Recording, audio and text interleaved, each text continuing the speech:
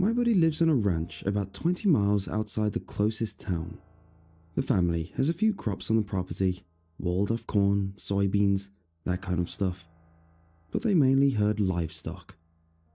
Allegedly, business is good, and it's always been good. But recently, they ran into a major problem. 2 weeks ago, they found a cow in the field with its entrails ripped out of its stomach. Last week, they found 3. Jeff called the police department and filed a report. He went through all the necessary paperwork with his insurance company to report the loss. It might sound heartless to a lot of people, and perhaps rightfully so, but at a certain point, farm animals become no more than property in the eyes of government and insurance scumbags alike. The cops decided the loss seemed sufficient enough to make a makeshift search in the woods around the family home. They sent in 2 guys with Dunkin' Donut cups. One decided it was probably a wolf, and the other insisted coyote, but both seemed convinced of the fact that the animal had moved on. The officers cited a lack of scat and track evidence and went on their merry little way.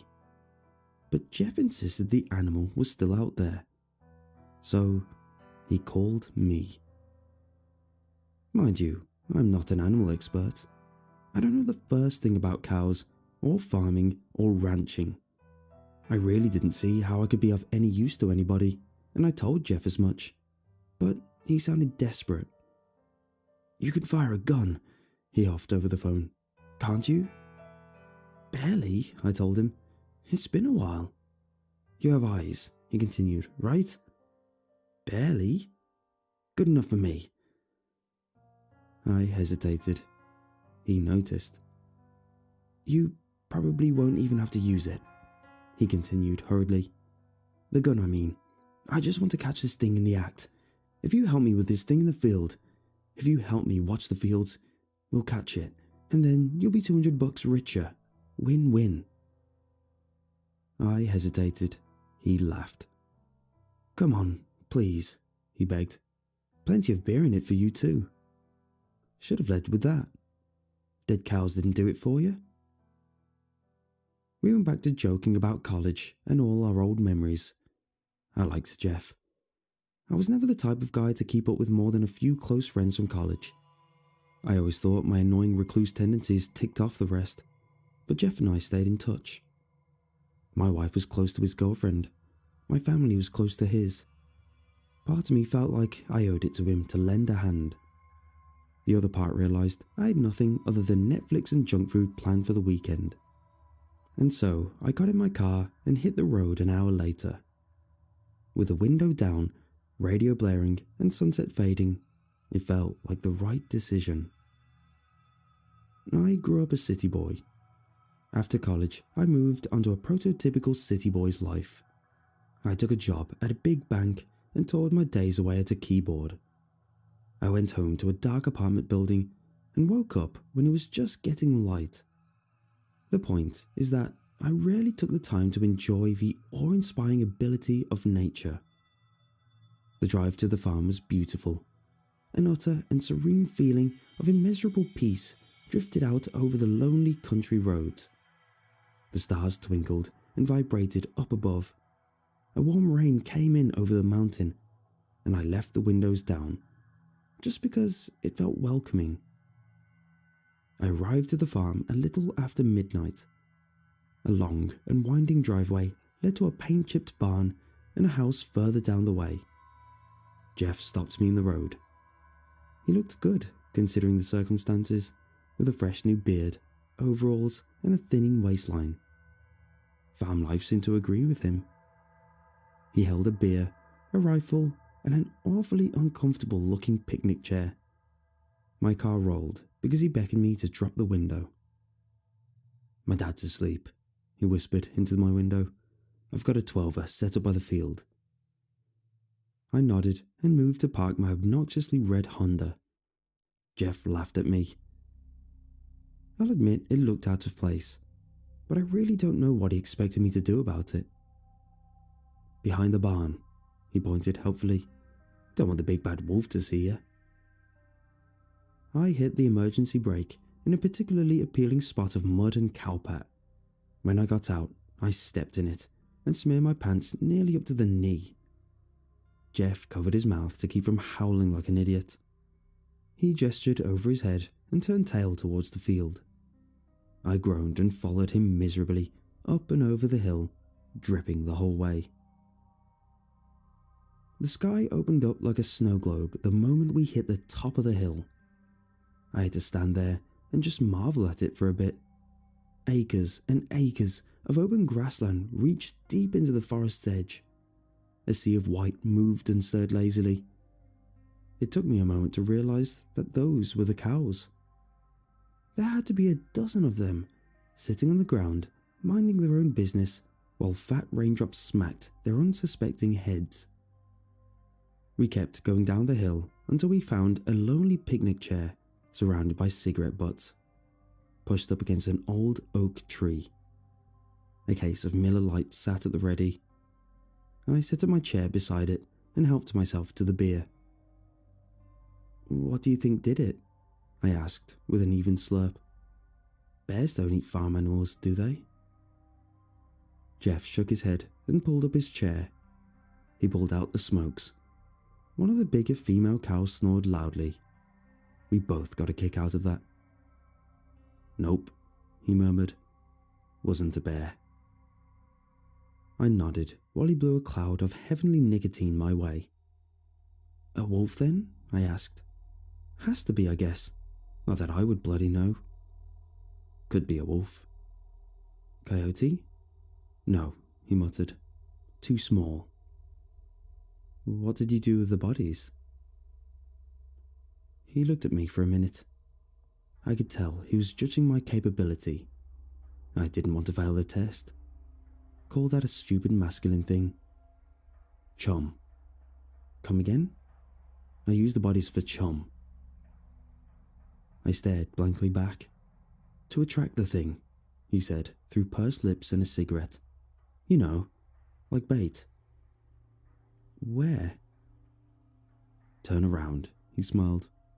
"By the barn." I turned, and soon after fought the urge to vomit. Pushed up against the barn were 3 gallows-like structures. 3 rapidly decaying cows hung from long meat hooks. All of the animals' eyes were open. Decay, rot, and insects ate away at what remained of them. Bits of bones and guts stuck out from underneath ripped black and white covering. I felt my gag reflex, and I had to turn back just to keep from vomiting at the sight. "Jesus, man," I groaned. "Why?" "Sorry about that," Jeff chuckled. "The smell will lure the animal." I swallowed the bile in my mouth. Maybe that made sense in some farmer linguistic I didn't understand. Maybe dead cows made great wolf bait. I salvaged the remainder of my dignity by grabbing another beer from the cooler, plopping back in my chair and changing the subject. "So, how's Claudia?" Jeff's eyebrows arched. He shifted in his chair awkwardly and pulled out another cigarette. It seemed like I hit a nerve. "You didn't hear?" he mumbled. "Split up." "No, that's awful." "Afraid so." "Mutual?" "Mostly." I nodded. I should have known the breakup, I thought. It was probably plastered all over Facebook. I should have been a better friend. I should have reached out and checked in. But I never did. "Do you remember senior year?" Jeff asked. "Right before you graduated, you and Claudia went out on a date, right?" "Barely a date," I laughed. "She needed someone to talk to. You guys had just broken up for the 100th time. I was telling her to take you back." He nodded and lit another cigarette. "I always appreciated you doing that," he muttered. "A true friend." "Of course." "And I appreciate you being here now." "Of course." "Not many people would have come out here in the middle of the night like this," he added. "And you're really saving my ass." The free beer helped. Jeff laughed. I nodded, uncomfortably, unsure of where he was going with this. I gotta show you something, he murmured, about the wolf. He got up and spit out the cigarette. Then he tossed his empty beer into the field. Tendrils of smoke and dribble dripped down from his dark beard. He looked worried about something. Follow me. I stood and followed Jeff to the barn. The cows mooed their goodbyes just as a fresh wave of rain opened up over the valley. The barn had one of those old-fashioned padlocks with a single key entry. Jeff dug into his pockets for a moment, trying to find it. I took my time waiting in the night. When you and Claudia went on that date, Jeff muttered, still looking for his keys. Did you screw her? I stared at him blankly. Jeff was one of my closest friends. The fact that he had to even ask me that question made me feel ashamed. And the worst part of all was that he wouldn't look at me. My only close friend in the world, and he wouldn't even look at me. No. Are you sure? What the hell, man? Of course I'm sure. She's been texting a Matt, he murmured. I saw her phone. The world's full of Matts, I snapped. Wasn't me. Okay, I'm sorry. He laughed back with his hands up. Had to ask. Jeff nodded and fumbled a bit more with the keys. Finally, he found the one he was looking for and pushed it into the lock. The old barn door creaked unevenly. I stepped through it and into the darkness. Jeff called out behind me. Hey, he shouted. Do you know the best part about sheep? No. I looked up into the barn to find 3 human beings hung up on meat hooks.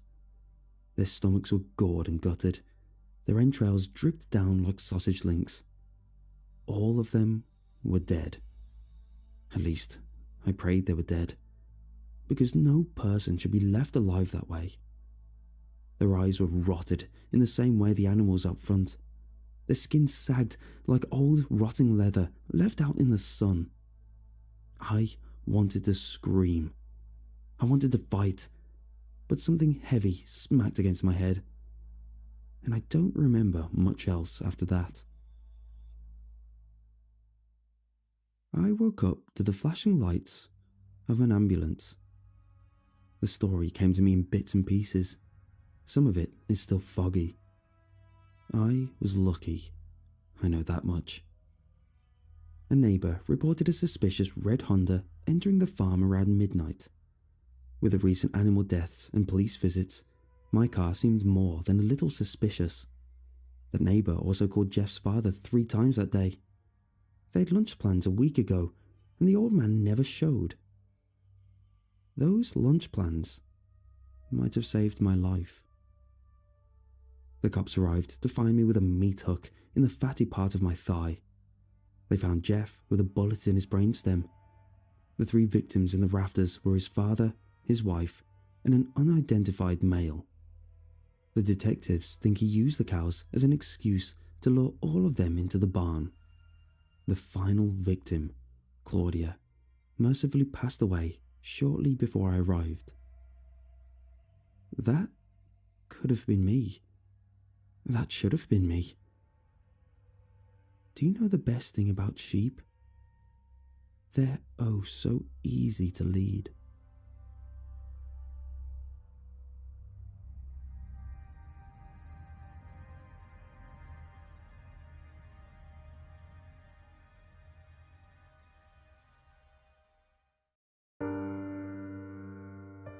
I'm an amateur astronomer.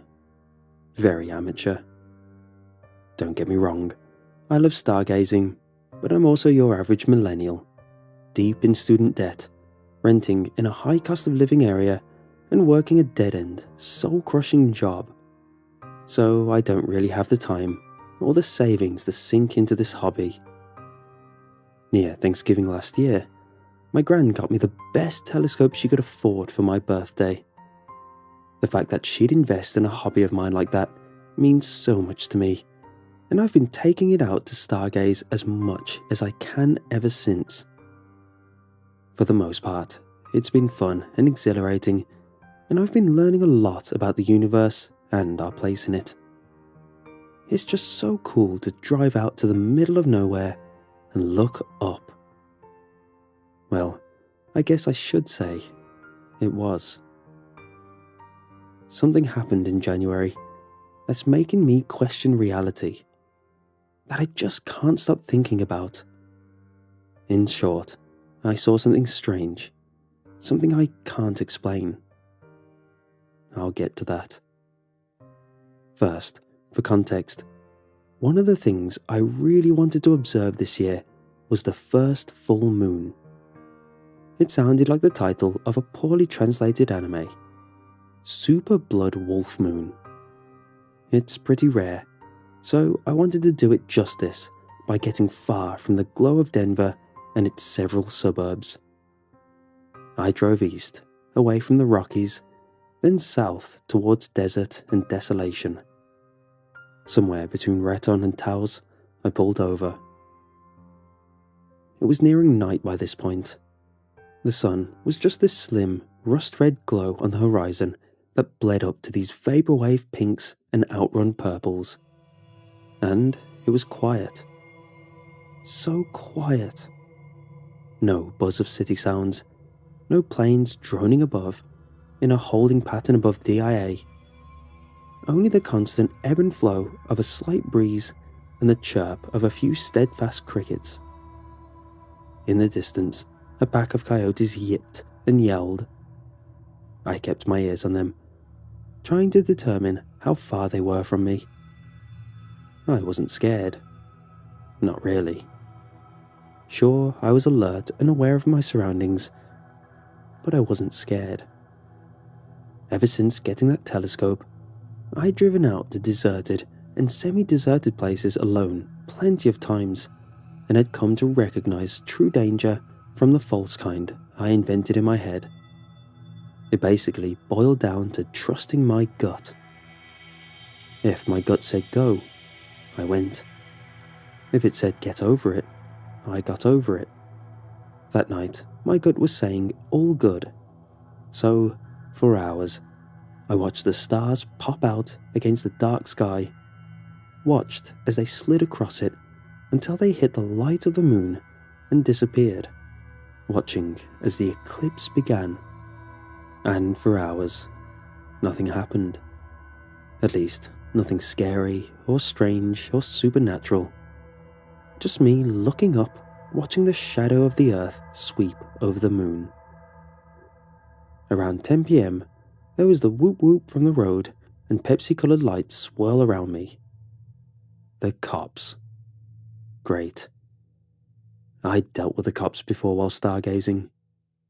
Most of the time they were reasonable and let me off with a warning. Sometimes though, there'd be an asshole whose night was made by ruining mine. I stepped away from my telescope and walked back towards the road, hands clear by my side. 2 cops, a brawny man and a woman with charcoal colour hair, both in plain clothes and their badges and guns clear in sight, stepped out of an unmarked black SUV. They eyed me, obviously wary, so I waved, making sure both my hands were visible, silently cursing my luck and the way their lights ruined my night vision. "Car troubles?" the woman asked, shining her light in my face, then behind me towards the field. I'd attached reflectors along the length of my telescope and knew she could see them winking in the beam of the flashlight. "No, ma'am, just observing the full moon," I pointed up. She lowered a light and smiled. A good sign. "Oh yeah, it's that one. What's it called? Super Blood Wolf Moon out tonight, right?" "That's right," I said, nodding. "Want to take a look?" Her partner made a small noise and the woman looked over at him, then up at the moon. "Oh, what the hell," she said, and stepped off the road towards my telescope, stooping slightly to gaze through it. "Whoa," she said. "It's kinda creepy. Hey, wanna look?" She glanced at her partner. "Come on, it's cool."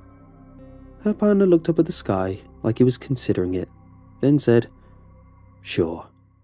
He stepped over and gazed through the telescope for longer than the woman had, but he seemed far less impressed when he pulled away. "Spooky," he said. The woman shot him a strange look before turning back to me. "Shouldn't stay out here too late," she said. I nodded. "I won't. Just waiting till totality hits. I'll head out after that." "When is that?" she asked. I pulled my phone out of my pocket and glanced at it. No service, but the clock still worked. "About 20 minutes from now." "All right," she said. "Well, be careful. Coyotes and such, you know." I nodded again. "I know." The woman sighed and said, "All right."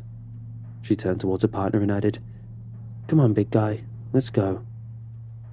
She walked back towards the SUV and stood, waiting by the driver's side door for him. The man hesitated, looking between me and his partner, like he wanted to say something. A few seconds later, he said, "Have a nice night." And they walked away too. I waved as the cops slid inside their SUV and waited for them to leave. They whooped their sirens again, flashed their lights, and pulled off, heading north. I watched them drive away for a few minutes before walking back towards my telescope. The light from the moon was slowly disappearing now, and the landscape around me was dark. I wasn't able to see much with my night vision ruined. On a whim, I decided to walk farther into the field and stare at the sky without any instruments. About 40 or 50 feet from my telescope and the road, it happened. I tripped and fell hard into the dirt.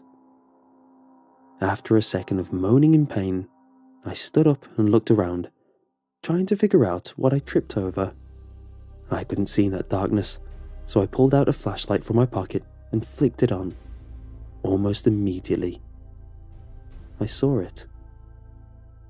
Despite the thick brush covering the field, it was hard to miss. A metal hatch. It was weird. I was out in the middle of nowhere and there were no structures, at least ones that I could see, anywhere around. The hatch was square with a tiny domed window near one side. It looked like it had come off the side of a submarine or something, and it looked old, like it had been out in that field for years. The metal was rusting, dull in the dim moonlight. I backed away, sweeping my light around the field, trying to see if there were any indications that somebody might be living nearby, like trash or footprints. But there was nothing. I was on edge now and decided it was time to leave. I turned back towards the road, towards my car and safety, but didn't get very far. I heard something I can only describe as tapping. It sounded strange, like when you hit one of those huge metal water tanks with a rock or your knuckles. The way the sound ricochets around it, all distorted and waterlogged. That's what this tapping sounded like. There were 3 quick taps, then a pause, then 3 more taps, but slower, longer. Another pause, 3 more taps, quick again. They were all insistent, all loud, all coming from the hatch. I stared down as I wondered if my fall had upset something inside. Maybe an animal had gotten trapped, or it was some sort of alarm system. I was scared now, sure, but I was also curious. Curiosity won. I flicked my flashlight back onto the hatch. The tapping sound stopped. "Hello? Is someone up there?" A voice. A damn voice. Something moved in the glass dome of the hatch, and I realized it was an eye. Bloodshot, and big, and blue. I think I screamed. I know I ran. Behind me, the voice called out again. It sounded odd, elongated and echoey, like whoever it was standing inside a water tank, or maybe a bunker. "Wait, wait," the voice pleaded. It sounded desperate. I stopped, half-turned, tried to hear over the sound of my own panicked breathing. "Please don't go, please." I took a step back towards it. "What the hell is going on? Who are you? What is this? Please, you have to let me out. Let me out, please. She'll be back soon." The eye was still watching me. It blinked. "Please," the voice said again. I couldn't tell if it was a man or a woman, if they were young or old. That's how distorted their voice was. I only knew that it sounded human. "Open the hatch." I don't know. How do I was stuttering, scared, unable to think. I took a few steps towards the hatch and knelt next to it. "The lock," the voice said. "What?" The voice sounded panicked, shaky. There's a metal lock on the side of the hatch." I walked around the perimeter of the hatch slowly, shining my light down at it. The eye squinted slightly in the light. Sure enough, there was a padlock on one side of it. It looked brand new. I bent down and jiggled it around a little bit, not really expecting it to budge. There was nothing else I could do, not without help or the right tools. I pulled my phone out of my pocket just to check. Still no service. I swallowed. "I'm sorry," I said. "I can't open it. I need to go get help or something. I'll be back, I promise." I stood up to leave. "No," the voice screamed, mad with panic. "No, no, no, don't leave me, don't leave me." "I'm sorry," I repeated. I have to go get help. I'll be back, I swear, I swear." "No, no, no, please, please." Whoever was down there started pounding at the hatch, pounding and pounding. It was so loud. I stood up and backed away, trying not to hyperventilate. "I'll be back. I promise. I promise." There was a whoop whoop from behind me, and I looked towards the road. The cops. I half ran, half stumbled towards them. It was the same cops as before. They were already out of their SUV and walking towards me. Both of them had flashlights this time, but they pointed them towards the ground, away from my face. "Hey," the woman said. "Thought we'd come up and watch the totality with you. Hope that's..." "What's wrong? What happened?"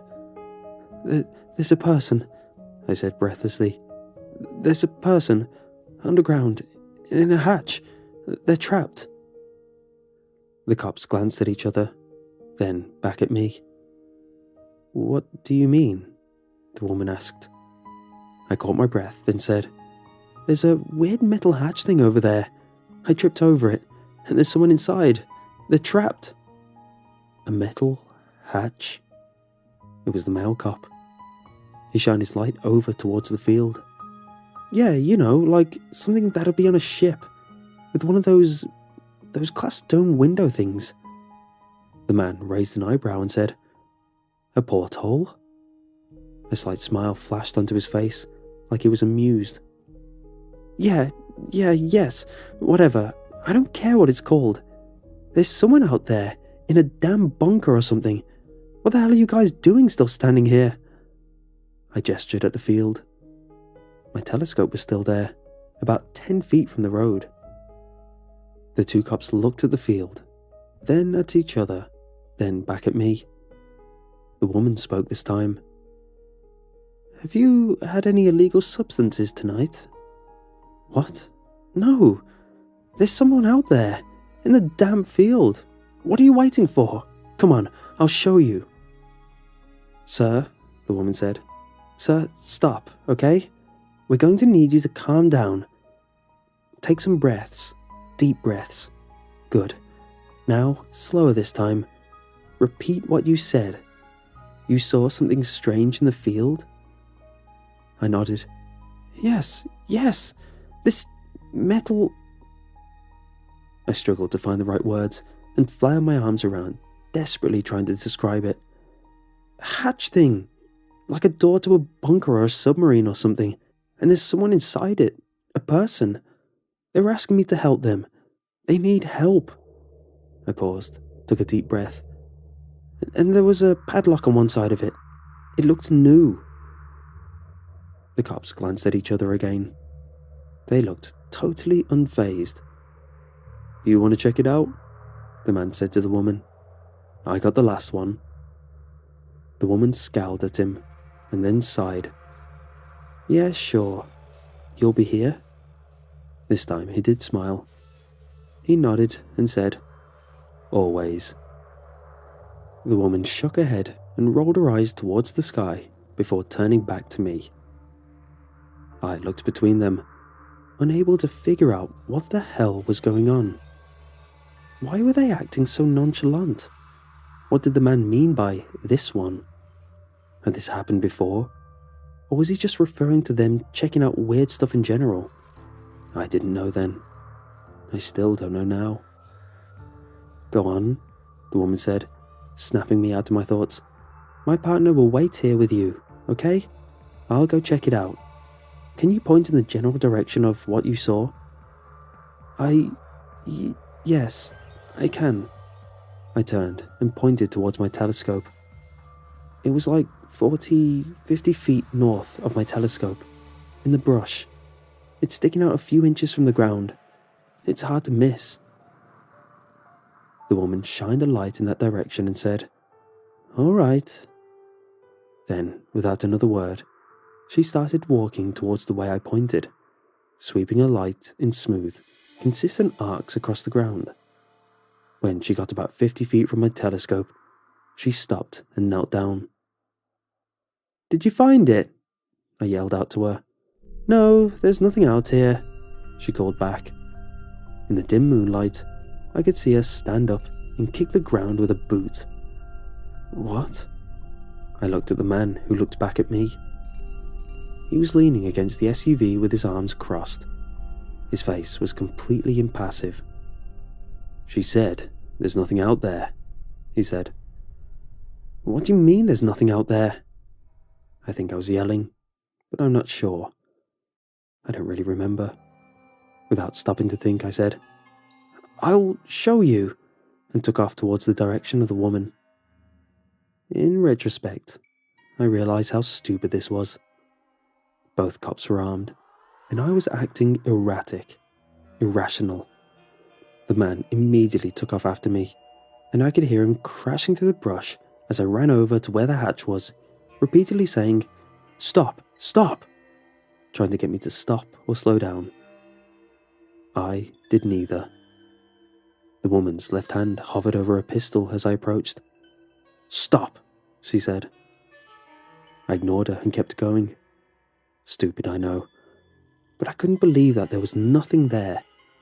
I wanted to show her she was wrong, that the person in the hatch, whoever they were, needed our help. It didn't occur to me to question why that person wasn't making any noise now or calling out for help. The woman sighed and shined a flashlight back at the ground, helping me look. But the hatch, it wasn't there. It was like some badly written urban legend. The vanishing hatch and the mysterious voice. I could clearly see the imprint of my ass in the dirt, proof I'd tripped over something. But the hatch was gone, vanished. It was impossible. It was right there. I knelt down and brushed at the dirt with my hands. Look, I said, pointing at the spot where I fell. You can see that I fell, right there, tripped over the hatch and fell. Where the hell is it? It has to be here. Sir, the woman said again, but this time she sounded mad. I don't know what you're trying to pull here, but you got about 3 seconds to explain yourself. I looked up at her. I was still kneeling in the dirt. You don't believe me? Believe what? She asked, stretching her arms out wide. That there's someone locked away out here, underground, in the middle of nowhere? She shook her head. You probably just fell asleep, had a bad dream. That, or you lied to us. I stood up and said, Lied? Yeah, she said, about the illegal substances. I looked at her, then at her partner. He was standing next to me, hands in his pockets, looking up at the sky, like he really didn't want to be there. Like he didn't give a damn. Seriously? I asked. The woman nodded. No, I don't do drugs. I don't even drink, for goodness sake. She raised an eyebrow, and I took a deep breath. Look, I know what I heard. I know what I saw. There was someone out here. A metal hatch with a lock on the side of it. It has to be around here somewhere. We should keep looking. Hey, the woman said, I'm not going to tell you again. Her partner looked down from the stars and cleared his throat loudly, cutting her off. I think, he said, that we should all just calm down, okay? Look, I'm sure you, think you saw something. Whether you fell asleep or were doing something you, shouldn't be doing. Something happened. I opened my mouth to protest, but he held up his hand and continued. Here's the thing. I'm not really in the mood for this tonight, so we're going to let you off this time, okay? Let's just pretend this never happened. Go home, get some rest. Clearly you need it. Without looking at her, he asked his partner, That okay with you?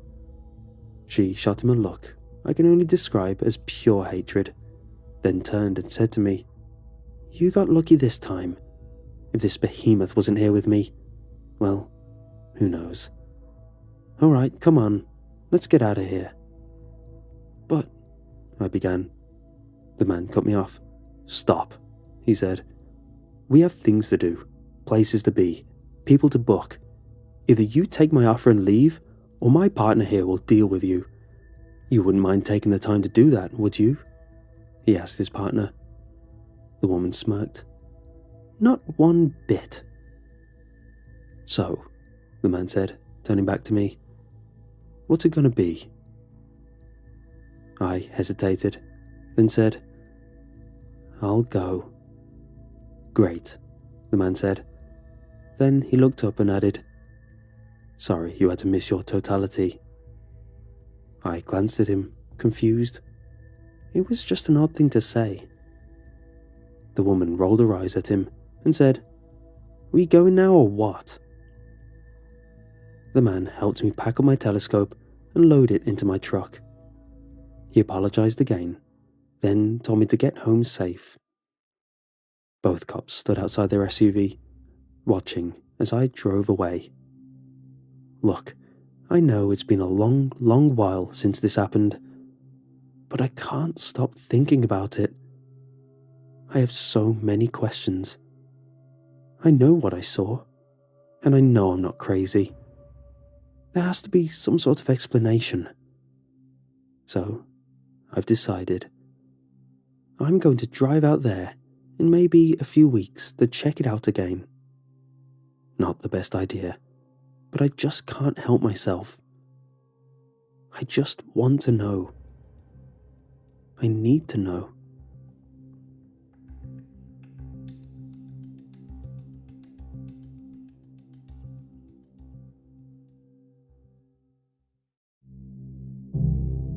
I immediately felt annoyed as I noticed my sister, Jenna, calling me.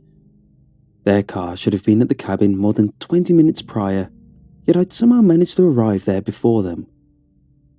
Hey sis, where are you at? I asked, half surprised, and a bit worried that they'd taken a wrong turn somewhere. which wouldn't have been too out of character for Jenna, with her absolutely non-existent sense of direction. What I got in response was a static mess of sound that blared from my phone at full volume before it quickly cut off and the call disconnected. Out in the middle of nowhere, it wasn't an uncommon occurrence, and I figured if I drove back down the road, I'd get a few bars of signal. Our lonesome cabin was situated only a 3-hour drive from the closest town, in the most desolate part of the country, only accessible by a road that had gone without maintenance for what seemed like a century. To most, it might feel like a post-apocalyptic wasteland, but for us, it was the perfect escape from the noise surrounding New Year's Eve. The plan had been to drive together, but with work keeping me back and them driving ahead, we'd split up. Even then, it wasn't the first time we'd driven there, so she should have known the way.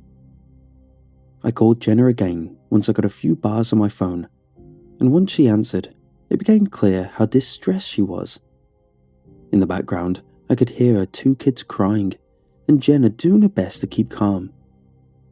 "Jenna, what's going on?" I asked, my annoyance quickly turning to worry.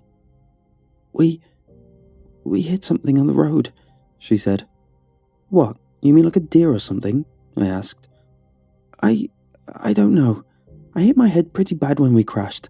Didn't get a good look at it. It fell into a ditch somewhere." Her voice shook with each spoken word, and whether it be from the impact or a rush of adrenaline, she sounded like she was on the verge of tears. "Damn, are you alright?" "Yeah, I'm just a bit shook up, but..." she trailed off. She stopped speaking, and I could hear her walking away, trying not to alert the kids to the situation. I can't get the car started again. Could you please come pick us up? It's dark, and the kids are getting scared." "Of course. Where are you?" "At the T-junction on Glover Road, but..." She stopped mid-sentence, as if something had cut her off. "Sis, you alright?" "Yeah, please, just come." I'd already started the car back up before she asked. It wouldn't be more than a 20-minute drive back to Glover Road, and though it was dark without reflective signs and frozen ground, I could get there before she started completely panicking. "Alright, I'm on my way. I'll call you when I get close," I said. She thanked me, and I hung up. The landscape around me was dimly lit up by my headlights, revealing frozen glass and leafless trees. During the day, it looked like any other winter wonderland, but in the dark, it could bring out the shivers in even the most seasoned adventurer. Once I'd gotten about halfway there, my sister's name lit up on the phone. I slowed to a halt and picked it up, not willing to drive and talk under these circumstances. "Hey, what's up?" Are you far away?" she asked nervously. "I'm about halfway. I won't be long. Why are you calling?" She paused for a second before responding, breathing erratically as she mulled over what to say. "It's just that..." she trailed off. "What?" "The thing I hit. It's moving." "The thing? You mean the deer?" "No, it's not a... it's something else. I don't know." "What?" "I don't know. Please, just hurry." Confused as to why she called me a second time, and annoyed that I would have almost been there if not for the disturbance, I hung up and kept driving. After a few minutes, I pulled onto Glover Road and continued towards the junction. I put on the high beam to make sure I didn't accidentally crash into my stranded sister or whatever she had collided with herself. As I arrived at the junction, I saw no sign of a crash and realized that despite my sister's instruction, she might be on the wrong road entirely. Keeping me company was nothing but the cold and an old wooden sign that read Glover Road, with Jensen Street going up from the junction. I sighed and called my sister for a third time. "Jack?" she said, sounding absolutely terrified. "Yeah, I'm here already, but you're not," I said. "You sure you broke down on Glover Road?" She didn't respond, but I could hear her trembling breath and crying kids on the other end of the line. "Sis, you okay?" "It got back up," she whispered in shock. "What did?" "The thing we hit. It got back up and ran off into the woods." "What was it?" "I don't know. I couldn't get my flashlight in time. It was too fast, but it was tall. It ran on 2 legs. It didn't look like any animal I've ever seen," she said.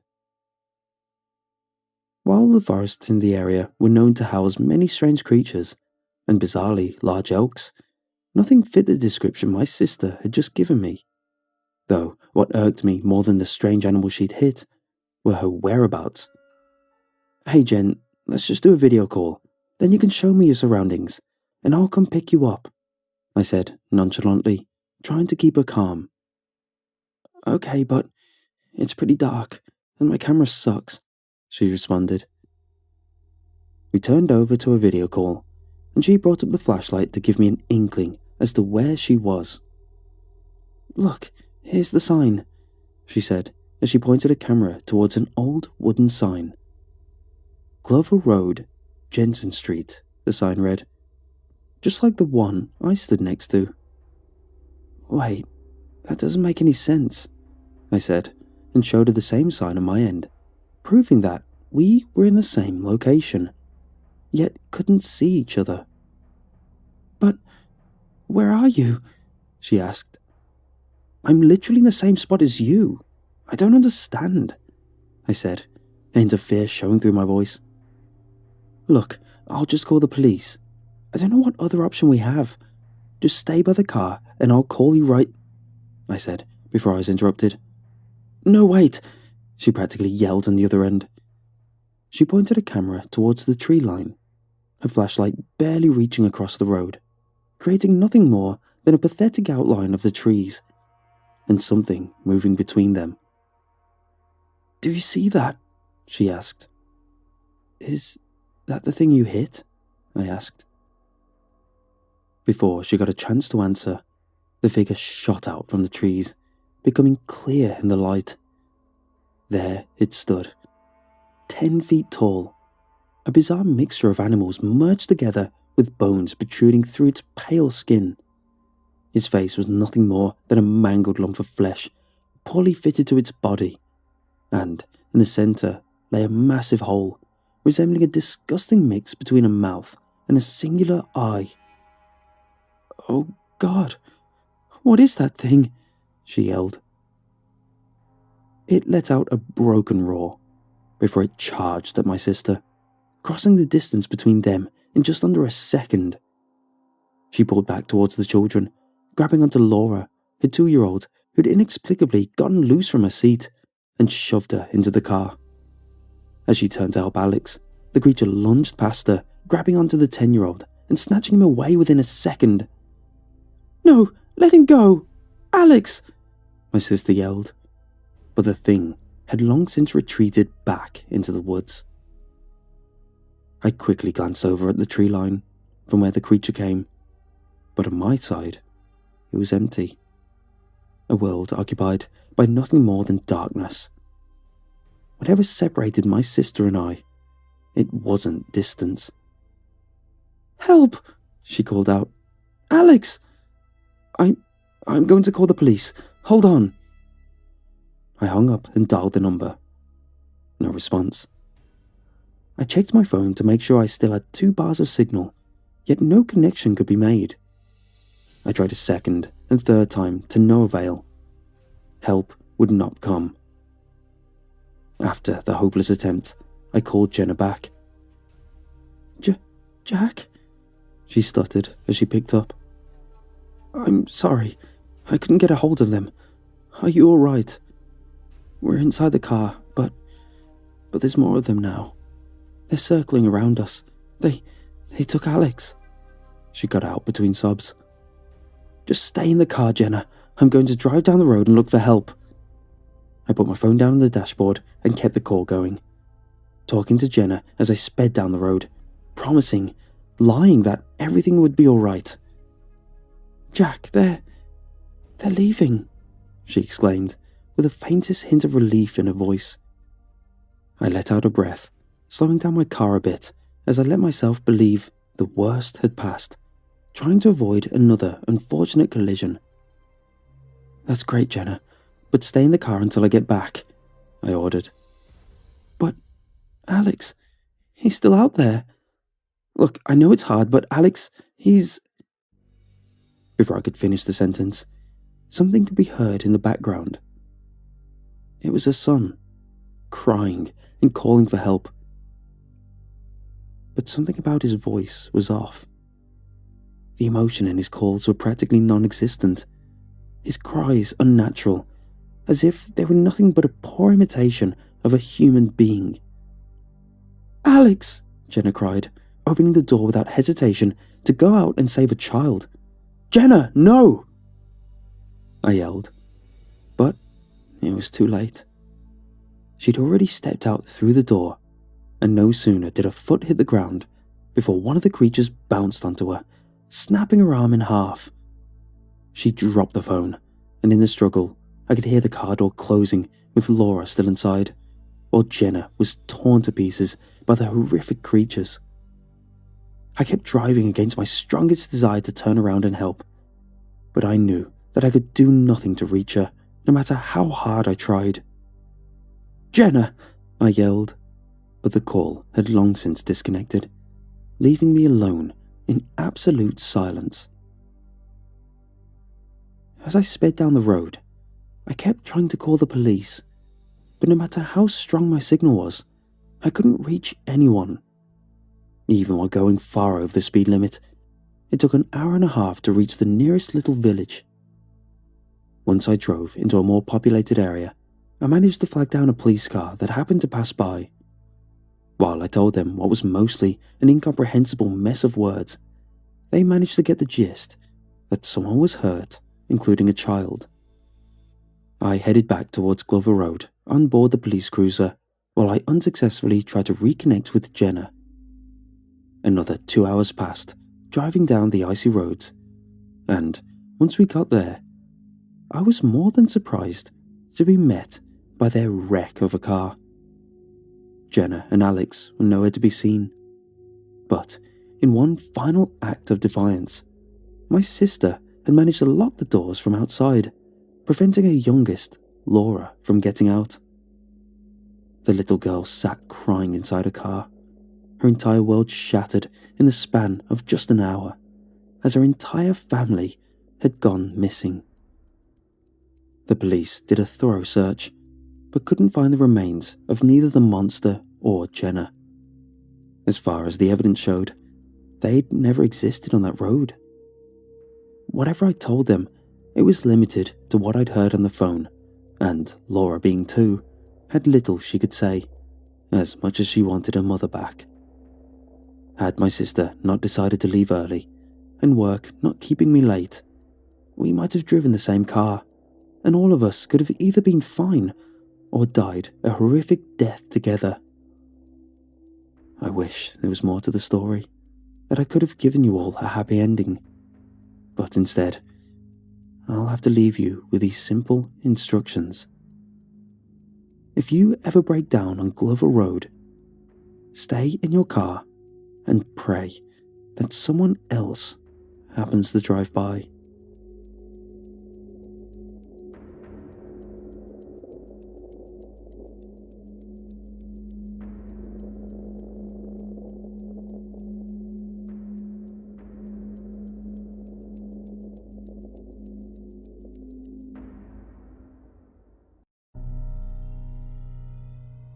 You won't find anything about it on the news or internet.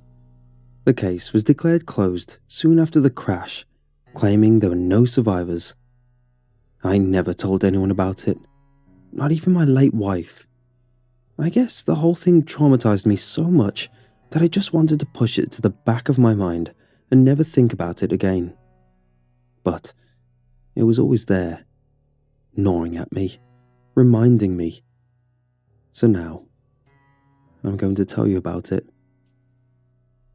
It was early fall, and I had just boarded the plane which would take me home from my 2-week-long business trip. The plane took off just fine, and since I'm so prone to jet lag, I decided to get some sleep. I'm not sure how much time had gone by, but I remember strong turbulence waking me up. I opened my eyes to see luggage falling down and around and passengers screaming in terror. What's going on? I instantly became alert, asking the terrified lady next to me. She outright ignored me, clutching her seat feverishly. Oxygen masks dropped from above, and I put mine on as soon as it did, buckling my seatbelt with trembling hands. I looked outside the window and saw the tops of endless rows of trees, dangerously close and getting closer by the second. This is it. It's all over. Those were my last thoughts before impact, and everything went dark. I awoke on the floor of the plane. Luggage, spilled food, and other items were all around me. I looked up towards the pilot's cabin and was met with a view of trees. The plane had apparently broken into pieces, but the fuselage seemed somewhat intact, despite the mess around me.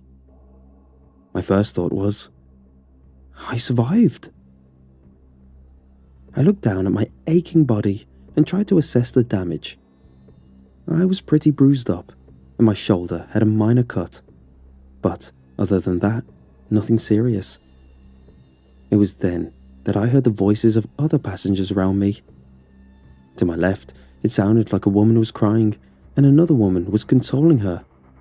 In front of me, I heard a moaning sound, while to my right was a man who seemed to be bruised up like me, but fine. I got up and realized that a handful of us were still alive, and some were already checking the dead bodies for their vital signs. We need to get help. We need to help the injured, now, one of the survivors shouted. I joined in to help them with that, checking the pulses of the passengers that weren't messed up so badly that they could potentially be alive. Linda, she's gone. I'm sorry, the consoling woman told the young girl, who was sobbing over what we later figured was her sister's disfigured body. A few minutes later, we saw a passenger who was alive in his seat, but just barely. He had a metal pipe hanging from his gut, and his legs were crushed beyond recognition. He begged us to kill him, and after some hesitation, Mitch, one of the survivors, took a hatchet and did him in. The rest of us turned away. We could hardly bear listening to the sound of the hatchet connecting to the man's skull, let alone watch it. What do we do? Linda asked. Basic rules say that we should stay put, and rescue will have an easier time finding us, I said. He's right, another survivor said. We need to set up an SOS signal and try to contact someone. Amber, are you getting anything? He asked the woman who was consoling Linda earlier. She was on her phone, trying to see if she could get a signal. Nothing. She shook her head in desperation. Not a single bar. Then we have no choice but to wait, another survivor responded. We have to set up shelter. It's going to get cold tonight, I said. Wait, we're not going to be here for that long, are we? Mitch asked. Tonight, and maybe a few more nights, I said. We have to ration our food and get cozy. What about the ones who died? We have to give them a burial, Linda said through tears. We will, sweetie, Amber told her. But right now, we have to think about our own survival. We went outside of the fuselage to see where we were. But despite having a small clearing, all around us were tall trees, blocking our view. A few broken trees lay around, as a result of the plane knocking them down upon impact. Since there were no major elevations nearby, there was no way of telling how close or far we were from civilization. We carried out the dead bodies and lined them up in front of the fuselage. we decided not to use our strength for digging, since who knows how long we'd have to stay here. So instead, we just covered them with sheets and clothes.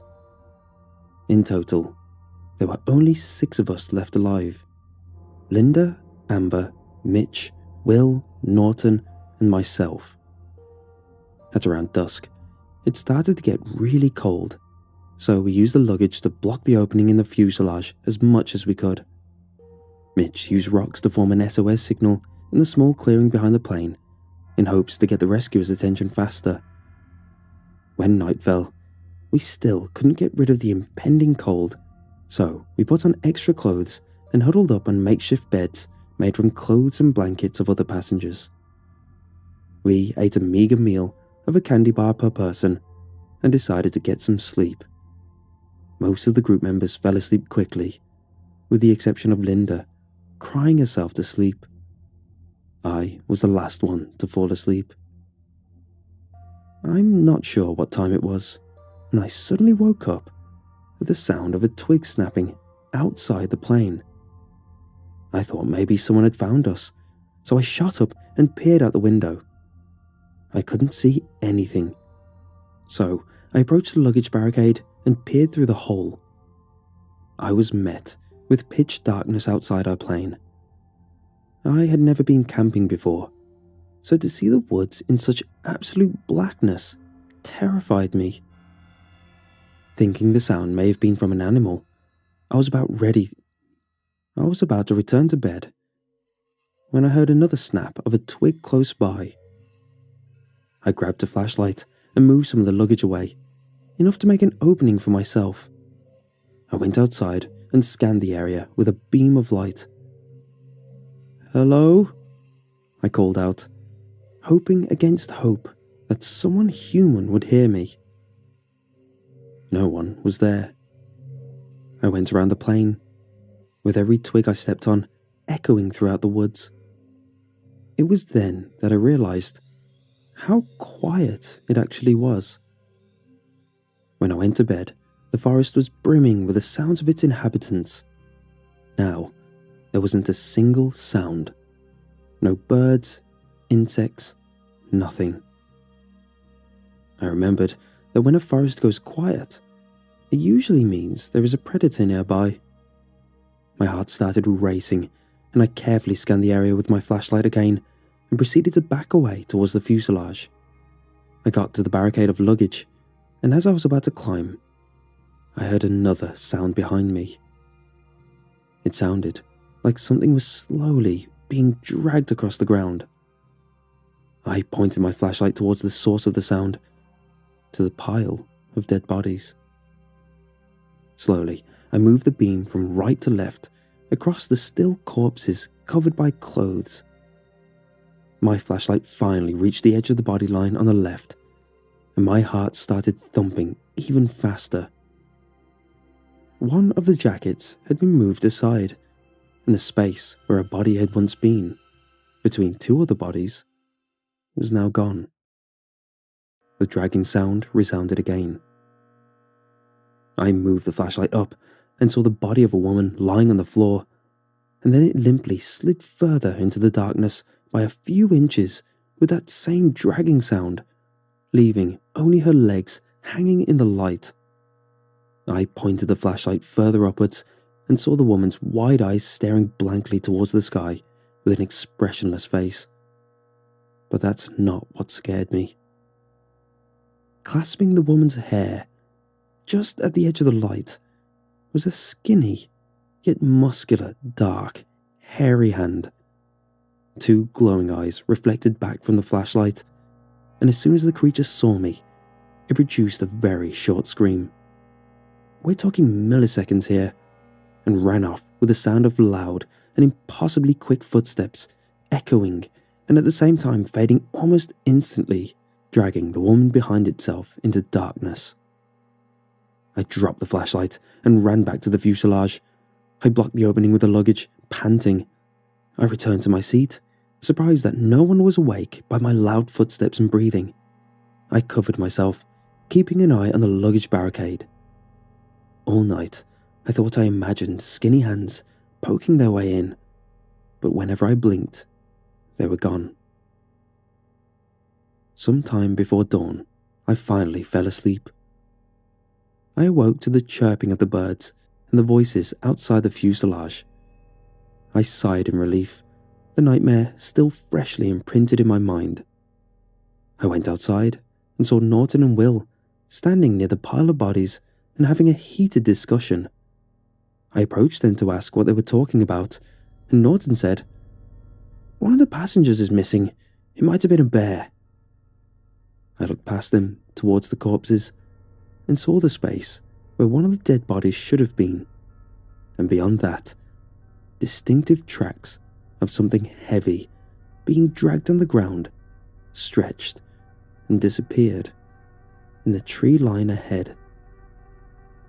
I know what I saw the first night outside the plane wreck made no logical sense, so I went along with Will's and Norton's theory that it was a bear that dragged the body away, opting not to tell them that I saw anything suspicious. I assumed that I was in shock from the plane crash and saw something that shouldn't have been there. On day 2, when everyone woke up, we gathered up in front of the plane and started making plans. We had enough food to last us for 3 days at most if we rationed it, but we assumed we might be stuck longer than that. It was a long flight, and the area we were stuck in was huge, so rescue was expected to be slow. Amber tried getting a signal on her phone again before her battery died, but no dice. I told her to keep her phone off until we find a more elevated area. On that note, Mitch decided to gather wood, while Norton prepared traps for rabbits or any other animals we could find. Will's job was to move the bodies further away from the plane in order to prevent the bear from coming near us again. My job was to find a hill or to climb anything that could potentially lead us to our freedom. Mitch told me not to go too far away under any circumstances, and he gave me a lipstick to mark the trees to not get lost. I put on a backpack and took a power bar and a bottled water with me and started heading in one direction. I wanted to bring a knife, but the only thing we had was the hatchet, which we assumed came from the plane for breaking down doors in emergencies, and the others needed it for chopping wood. "Besides, if a bear attacks you, we'll lose you and we'll lose the hatchet," Mitch said. "Now remember," Norton said as he escorted me out of our shelter, "if you run into a bear, just play dead. He may toss you around, but as long as you don't move, you should be fine. Now, if it's a grizzly—" "I know," shout at him until he gets offended and runs away, I said. "And assume a high power posture. You want him to feel threatened." "How do I know if it's a bear or a grizzly?" I asked. "Grizzlies have a hump on their shoulders, I think." "You think?" I raised my eyebrows. "Look, as long as you go on shouting, the bear will know to avoid you." "How do you know that?" "I watched it on that survival show with Bear Grylls. Oh, and don't run. Bears will see you as prey if you run, and then you're screwed." I went on my way, while the others attended to their business. As I went on, I'd occasionally shout phrases like, "Hey," or "Hello," to scare off any potential bears. I used a lipstick to mark the trees I passed by with an X every 10-20 steps or so. The terrain was uneven, and I almost twisted my ankle a few times. So, by the time 1 hour had passed, I realized I probably hadn't gone too far from the camp. All the while, I ran into slopes here and there, but no major hills or anything, so I reckoned we'd have to climb one of the trees to get a good view of the area. I turned back and started to retrace my steps, since I figured I need some time to get back. I followed the trees, which I marked for about half an hour, until I reached the tree, which made me stop dead in my tracks. The X, which I'd marked on the tree, was visibly smudged. Now, it could have been a squirrel or something, I know, but this was different. The smudge went down from the X in 3 even lines, as if someone had drawn their fingers across the tree bark. I held my breath as I checked out my surroundings, and I suddenly became aware of the stupid mistake I made once more. I didn't pay attention to the sounds, and the forest had gone silent during my walk when I wasn't listening. I suddenly felt like I was being watched. I didn't know if I should shout to chase the potential bear away or be quiet to avoid drawing attention, because something told me what I was dealing with here was not a regular forest predator. I opted for the second option and silently proceeded back towards the camp, painfully aware of every leaf crunching under my feet. I kept looking over my shoulder every now and again, always afraid that I'd been met face to face with something incomprehensible. The further I went through, the quieter it got around me. I felt like I was walking straight into the predator's arms. And then I heard something which made me stop. As I stepped on a crunching leaf, I heard a crunch 100 feet behind me. I wasn't sure if it was an echo or my imagination, but I shot around nonetheless and quickly scanned the area. Nothing was there. So then, why did the hair on the back of my neck stand straight, and I felt such primordial fear? I slowly scanned the trees again and stopped on one of them. Something was off about this one tree. And then my scream caught in my throat when I realized that I was staring at the dark figure, peeking from behind the tree. It wasn't moving, and it was staring directly at me, with one hand held around the side of the tree. It stared at me as if I wasn't aware of it, and it was stalking me. I stared at it in silence for a while, and it stared back, neither of us moving. I almost convinced myself that it was just my imagination, like the way you see your pile of clothes on your chair in the middle of the night. But then, its hand moved slightly down across the tree. I couldn't tell due to the distance, but one thing was for sure. That was no bear. I turned around and started running, not caring about the rules Norton told me. Screw the rules. Screw finding elevation. I just ran as fast as I could to find safety. After what felt like ages, I started hearing the voices of my fellow survivors in the distance, and the sounds of the forest came back to life. I soon saw the plane group gathered around a campfire. I ran to them and turned around to see if I was being followed, but nothing was there. "You okay, Sam?" Amber asked. There's something out there," I said, panting, not taking my eyes off the direction I just came from. Everyone was confused, and when I explained to them what I saw just now and the night before, some of them became visibly worried. We agreed not to leave camp, and Mitch suggested to make a barricade around in order to prevent dangerous animals from wandering in. Each survivor was to carry something for defense. However, since everyone was short of weapons, save for Mitch, who claimed the hatchet for himself, the others got makeshift spears from wood. No one believed my description of the creature I saw. Hell, even I wasn't sure what I saw, but they all agreed that it wasn't safe to go alone. After lunch, we gathered up some more wood for the fire and tried to pass the time by talking to each other. Amber was a businesswoman who was on a trip like me. She used to be married, but work came first for her. Linda was having the hardest time of us all, having witnessed her sister's death in the crash. The two of them were on vacation when it all happened. She racked her mind about how her parents would react, but Amber comforted her most of the time. Mitch was an athlete who had a knee injury, so he was visiting his physiotherapist in the country. He considered himself lucky to even come out alive, let alone avoid more serious injuries in the crash. Will was a programmer, and that's all we managed to get out of him, while Norton was an assistant professor. Like Linda, he was on vacation. It got dark and cold pretty soon, despite only being around 5 p.m, so we decided it was time to get back inside the airplane. Will insisted on staying outside and keeping the fire going, since it greatly improved our odds of being found. Although I didn't feel happy about him staying out there alone, I knew he was right, and I sure as hell didn't want to stay out there.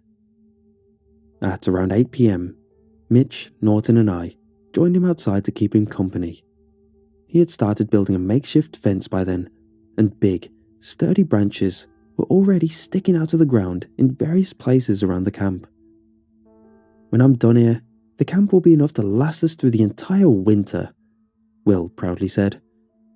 "Well, let's hope we don't have to stay here for that long," I replied. Norton went to take a leak. "Think they'll find us soon?" Will asked. "Shouldn't be more than 10 days, Mitch replied. This didn't seem to lift Will's spirits. Norton was done taking a leak, so he zipped up his pants. "Well, one thing's for sure," he said as he turned around towards us. "At least we're spending some time away from technology." Will poked the burning wood, while Mitch stared at the fire. The fire crackled violently for a moment, illuminating Norton's face and the area around him. In that split second, I saw something black and hairy behind him, slowly creeping up on all fours, before it merged with the darkness again. It was the same creature from before. It was on all fours, right behind Norton.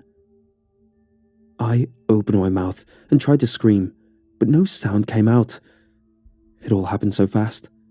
Norton's jovial expression turning into one of surprise as he got yanked backwards, and his sudden screaming mixed with the sound of dragging faded only moments later, as if he somehow managed to run 100 yards in mere seconds.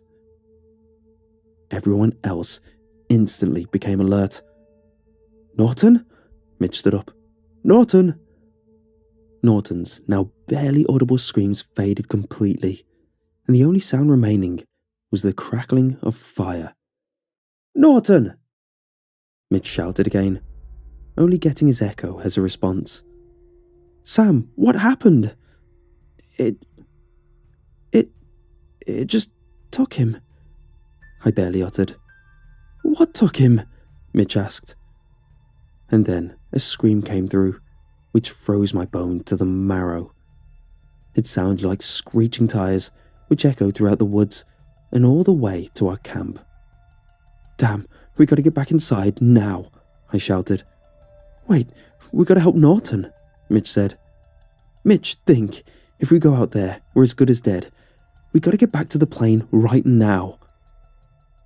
All three of us ran back to the plane and barricaded it with the luggage. The two girls were confused and distressed, asking where Norton was and what that inhuman scream was. But we had no time to explain.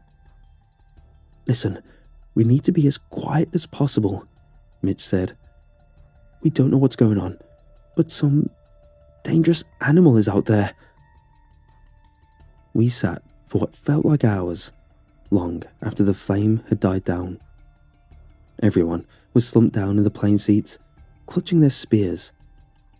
I started to get sleepy when a noise came from outside the plane. The snap of a twig. "Shh," Mitch said, lying across the seat with a hatchet held tightly to his chest. A sound of scratching came from my side of the plane, and I froze in place. A moment later, it stopped. I heard something that sounded like sniffing, followed by the sound of footsteps upon leaves, which faded away. I gathered the courage to lift my head, just enough to peek through the window. At first, I saw nothing. And then, through the darkness, I saw movement. A tall, hunched-over figure was standing where the bodies had been moved. It bent down to inspect them, before grabbing one with its abnormally long arm and dragging it away into darkness, just like it did the woman the night before. We got no sleep until sunrise. On the early morning of day 3, the chirping of the birds returned. That's how we knew that it was safe to go back outside. Despite that, we were still extremely paranoid when going out, and so we carefully observed the surroundings first. "Okay, I think it's gone," Mitch shouted to the rest of us. We followed him outside. Mitch turned to me with heavy bags under his eyes and asked, "Sam, what the hell was that thing?" "I saw it a few times by now, but I never managed to get a good look at it." I shook my head. "Will, did you see it?" Mitch turned to Will. "I didn't even see what happened to Norton until I heard the screams," Will said. We stood in silence for a while. "We can't stay here anymore," Linda said. "Well, we can't go wandering around in the woods with that thing stalking us there. We'll be sitting ducks," Mitch responded. "So what then?" Amber interjected. I looked around and thought for a moment. I knew what the right thing to do was, but I hated the idea every bit anyway. "We have to rescue Norton," I said finally. "We can't leave him behind." "Whoa now," Mitch raised his hand. "I didn't see it very well, but that creature looked pretty damn dangerous to me. We can't go against it. Not to mention how fast it is. Norton's screams are here one moment, and then," Will said. "I think we're going to be safe if we bring torches," I said. "The creature, whatever it is, stalked me from afar yesterday morning, and it was in our camp the night before, but it never approached while there was fire. And while I pointed my flashlight at it, it scurried away with the body of the passenger. It's a long shot, but it's worth a try." "Okay, but how the hell do we find Norton? He could be anywhere. For all we know, he could be dead." I pointed to the pile of dead bodies and said, "Last night it dragged another body away. It's dragging them in the same direction. I think it might have a lair. If we follow the tracks, we might find it." "Again, did you see how fast it is?" Will said. "It could take us days to find it, if we even find it." "Well, while it's alive, none of us are safe here," I said. "We got enough water, but food will run out soon. We have to start thinking of alternatives." "The creature probably needs water, right?" Amber asked. "There may be a creek nearby, and if there is, following it will get us out of the woods." We spent some time discussing it, and in the end, we came to the conclusion that we should make some torches, stock up on food, and follow its trail. We packed everything useful, and made torches by cutting a few branches and wrapping them in cloth. We had no oil or fuel to make the flames last longer, so we figured we just need the torches to last us long enough to ward off the beast, should we come face to face with it. The thought of angering that thing filled me with unspeakable fear, but also defiant satisfaction. One way or another, this would all be over soon. We inspected the place where Norton had been kidnapped, and it quickly became apparent that the tracks where he had been dragged on the ground were either clear of leaves, or there was an obvious sign of leaves being flattened in places. "If we wait too long and more leaves fall, we'll lose the trail. We have to go now," Will said as he picked up one leaf, inspecting it curiously. The rest of us agreed, and we let Will take lead, since he seemed to have the best eye in figuring out where to go whenever we lost the trail. Only 100 yards away, we saw two tracks emerging into one, and it didn't take us long to figure out that one was from Norton and the other was from the body the creature dragged off last night. It made all the more easy for us, since the trail became a lot clearer. It also fortified Amber's theory that it had a lair, since the creature seemed to always move on the same path. We walked for about 30 minutes before we saw a blue piece of fabric on a nearby log. Will quickly bent down to inspect it. "I think this is Norton's," he said. "He was wearing blue pants. This isn't good." "Why not?" Linda asked. "I think there's blood on it." He raised the fabric for everyone to see. Linda gasped, and Mitch inhaled through his teeth. Don't worry, it doesn't look like he was injured badly. But we better hurry, Will said. We went on for an hour before running into something completely unexpected off trail. A big piece of metal. We looked past it and saw more tiny pieces scattered around. Look! Mitch pointed at a tiny clearing, and then the rest of us saw it too. What was left of the pilot's cockpit was woefully sitting in the clearing, partially facing down with its nose. There might be something we could use there, I said. We approached the cockpit and immediately saw the body of one of the pilots. He was sitting in the chair in front of the cracked windshield, head slumped backwards. His abdomen was covered in blood, but we weren't sure whether the crash or something else killed him.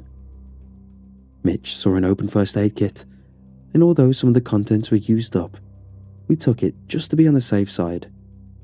I glanced to the floor and saw a small device that looked like an MP3 player of sorts next to the flare gun.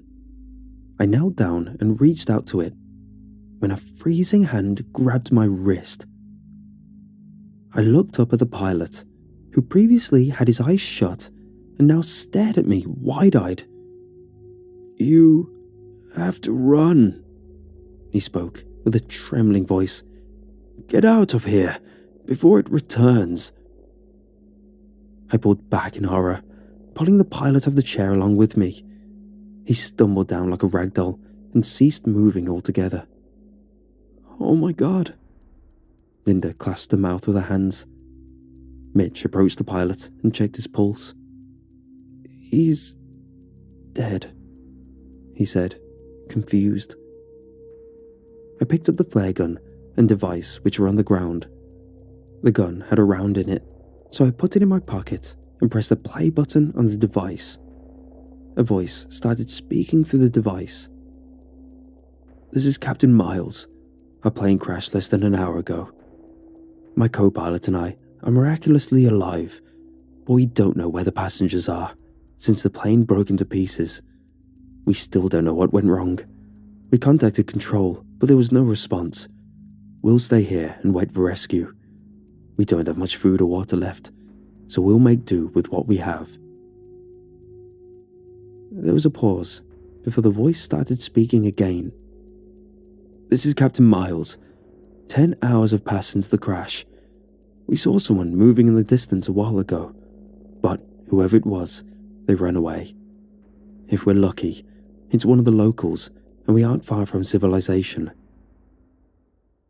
Another pause, and then, "This is Captain Miles. It's been roughly a day since the crash. We keep seeing someone in the distance, always hiding behind the trees. Whenever we shout for the person and ask for help, they run away.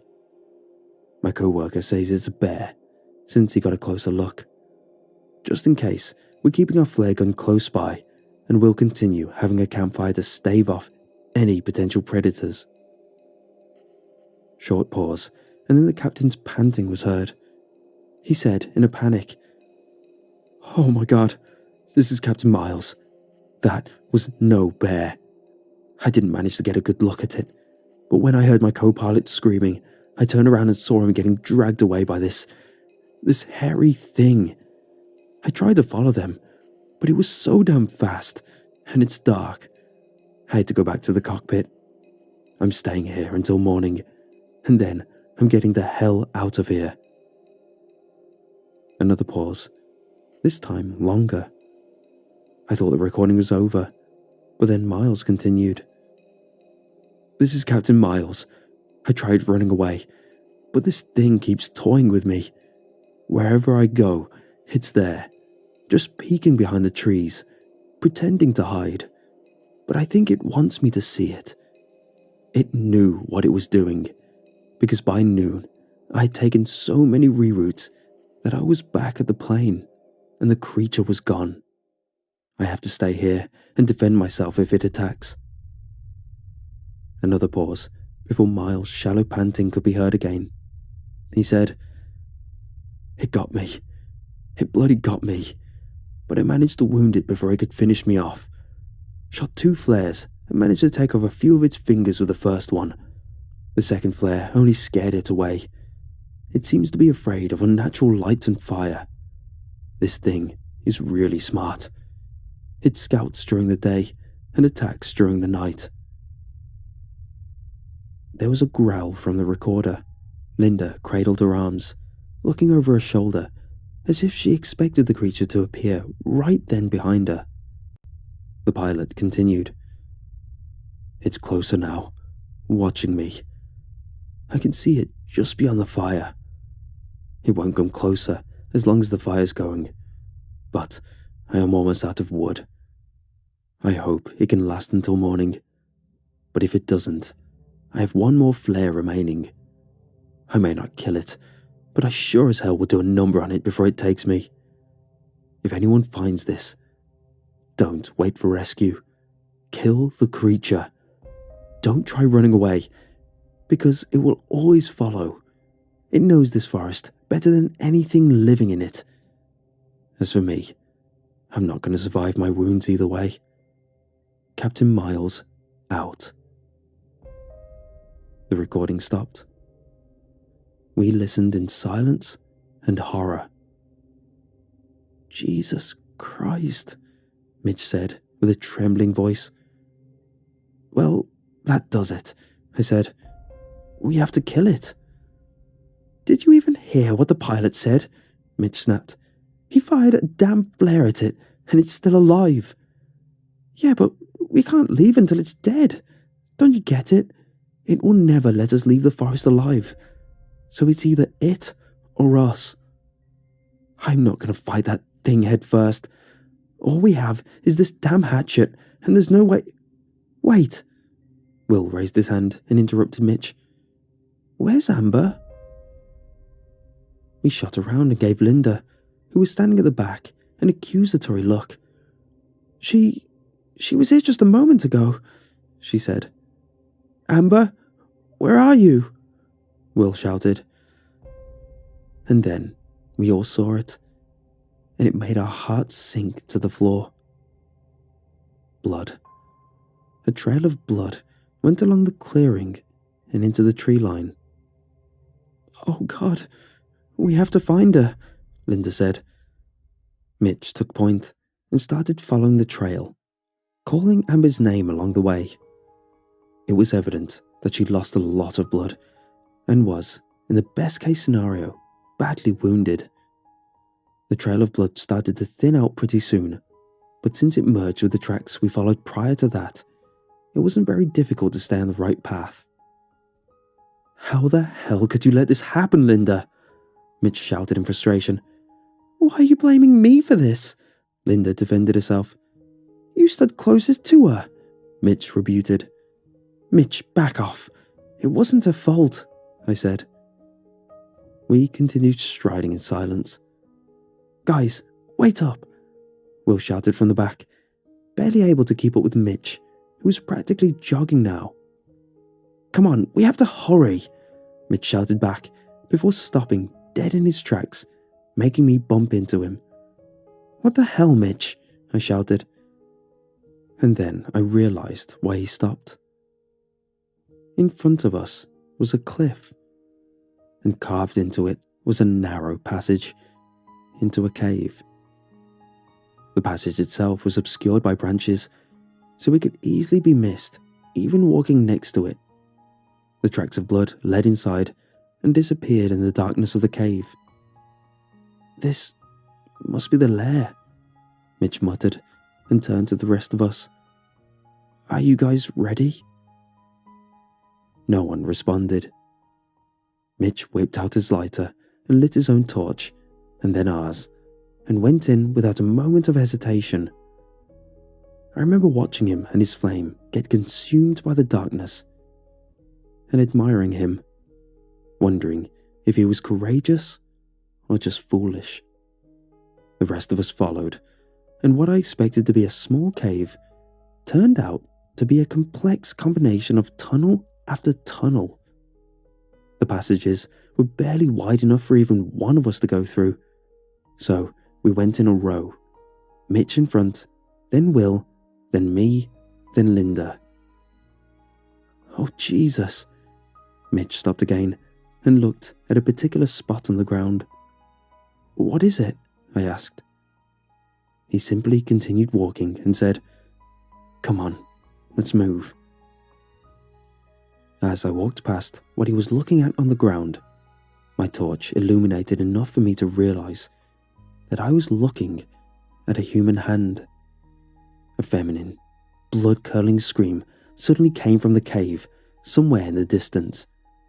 Amber! Mitch shouted again and started running. I followed him and Will closely behind, clutching the torch in one hand and flare gun in the other. The screams continued as if someone was being flayed alive, but it was impossible to tell which direction they were coming from. Mitch and Will rounded the corner and their flames disappeared out of sight, so I hurried after them, yelling at them to slow down. The ground was uneven and slippery, and I could barely see in front of myself. Another scream echoed. I turned around and realized that Linda was gone. Linda? Are you there? I asked, but no response came through. There was a low growl coming from the darkness in front of me, reverberating on the walls all around me. I started running back in the direction of Mitch and Will, completely forgetting about the flare gun in my panicked state. I couldn't see where my companion's torch flames were, and when I reached the forking in the passengers, I panicked even more. With the inhuman scream following closely behind me, I rushed to the left, now full on sprinting unsteadily. I kept losing balance due to the uneven ground, but I kept running for dear life, not caring where I was going. I just wanted to be as far away from the creature as possible. And then I felt the ground disappear from beneath my feet, and I stumbled forward, falling down somewhere and hitting my head. Everything went dark after that. I woke up with a throbbing head. It was pitch black in front of me, and as I felt my way around the ground with my hands, I felt pebbles and rocks shifting and sliding. I no longer had my torch. However, the flare gun was still in my pocket. The screams that followed me previously were gone now, leaving me only with the sound of my own heavy panting. I didn't dare call out to my fellow survivors, under fear of attracting something far worse. I still had my backpack on, so I reached into it and felt around until I felt the lighter. I steadied myself on the pebbles that kept sliding from underneath me and flicked it once. Immediately the flame sparked to life. I gasped in terror at the sight before me. Those weren't pebbles, but human bones. Hundreds, no, thousands of them on one big pile, covered in dry blood and dirt. I screamed and fell backwards, the light of my lighter disappearing instantly.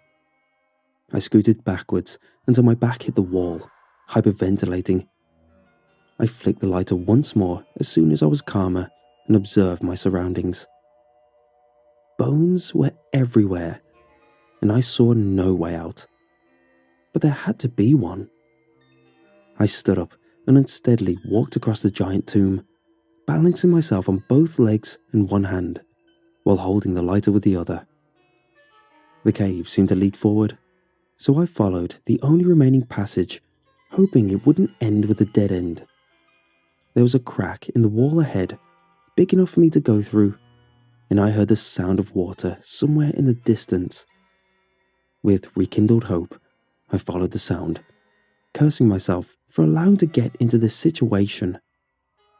I wondered where Linda, Will and Mitch were, but I was too preoccupied with claustrophobia and fear of being eaten alive to worry too much about them.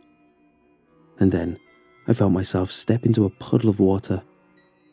I illuminated the ground and realized I was standing in a creek, which led to a tiny area contrasting the pitch darkness all around me. I hurried up, splashing my way through and breathing so loudly that my voice echoed throughout the cave. But then I remembered that I should probably be more quiet. The sound of water was getting louder, and when I finally reached the semi-illuminated part of the cave, I was in a more open area, with a crack on the ceiling, letting in a faint beam of moonlight. I thanked God for letting me out of the narrow tunnels, but my relief was short-lived when I heard a crunch echo from my left. I turned my head to the source of the sound slowly and saw movement in the distance. As my eyes adjusted, I saw a dark figure hunched over, facing away from me. My heart started to race. I realized there was no way that that sort of shape could be one belonging to a human being. It was eating something, and I dreaded to think what its meal was.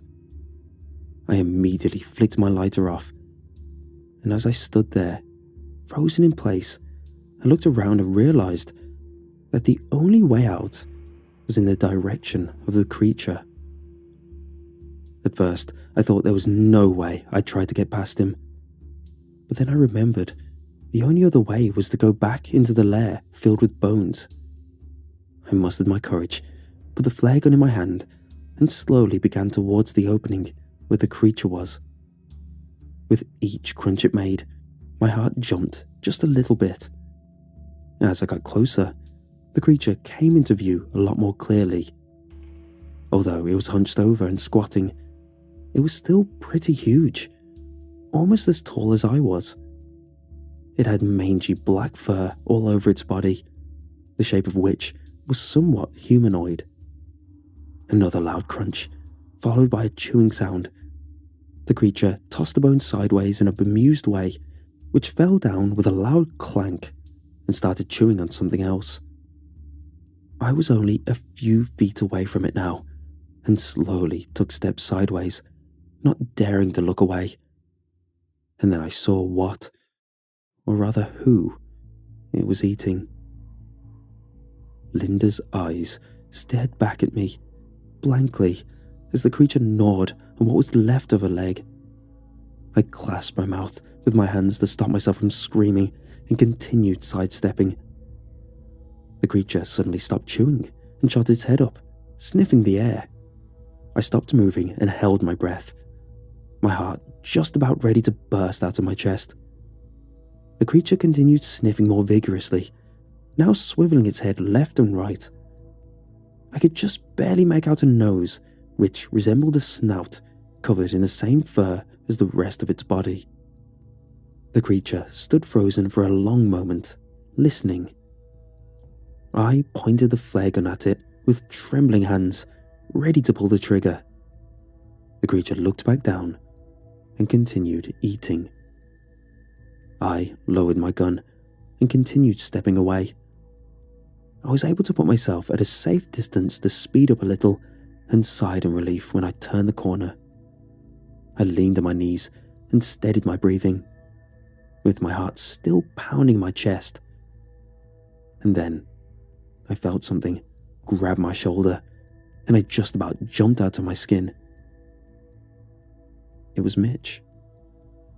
He was holding his finger up to his mouth in a way to tell me to be quiet. I leaned in and whispered, "Where the hell did you guys run off to? Where's Will?" "I lost him," Mitch said. "We were attacked right after we found Amber and..." "You found her?" Mitch shushed me and said, "Keep your damn voice down. Yeah, we found her. What was left of her anyway. She was missing a foot and her arm all the way to the shoulder socket. Poor girl was begging us to end her." "You killed her?" I asked. "I had to. She couldn't move, was in a lot of pain, and there was no way she'd survive. Will and I both agreed to do it. Listen, right now we have to find Will and Norton if they're still alive," I suggested. "No way, we gotta get out of here," Mitch said. "That thing is invincible. Will manage to chase it away with a torch, but it's too damn fast and always comes back." "I'm not leaving them behind," I said. Mitch stared at me for a while, before saying, "Fine, let's look for them. Where's the flare gun you picked up?" "Right here," I raised my hand. "Keep it close." We went through the cave, and luckily Mitch had his flashlight, so it was a lot more convenient than going with a lighter. The cave was practically a maze. and after what felt like hours, we agreed that finding an exit should be a priority. We had just about given up hope when we heard something that sounded like footsteps in the distance. Moreover, it sounded like boots or shoes, which rekindled our hope that it might be Will. I peeked around the corner and saw a person standing in the middle of the cave, pointing his flashlight around. "Will!" I whispered. He turned around, his eyes wide in fear, until he recognized us, and relief washed over his face. He smiled, and then we went out to meet him. "Thank goodness you're alive," Will said. "I've been trying to—" Will's sentence was cut off when a big, dark figure ran past right in front of our noses and took Will along with it. Will screamed as the creature held his neck with its teeth and rapidly jerked him left and right. Mitch ran up to the creature and swung his hatchet hard, embedding it in the creature's back. The creature let go of Will's neck, which was now at an unnatural angle, and screamed in pain. The entire cave echoed, and my ears started to hurt. Before Mitch could pull the axe out, the creature turned around, grabbing at his back, unable to reach the axe. It then turned its attention to Mitch, and with movement faster than the blink of an eye, swiped its claws across the air. I didn't even realize what happened until I saw Mitch bleeding from his throat and grabbing at his neck. The creature screamed again, revealing a row of sharp teeth, and tackled Mitch and sank its teeth into its neck, biting off a chunk of it and a few of his fingers in the process. All of this happened so fast that I barely had time to react. Plus, the whole thing put me in a trance. And then the creature looked up at me with glowing eyes, snarling, blood dripping from its chin. I pointed the flare gun at the creature and fired. The entire area was immediately illuminated with a bright red color, and the creature screamed even louder, grabbing at its eye, which had now lost its glow, flailing its arms furiously. I glanced at the bodies of my fellow passengers.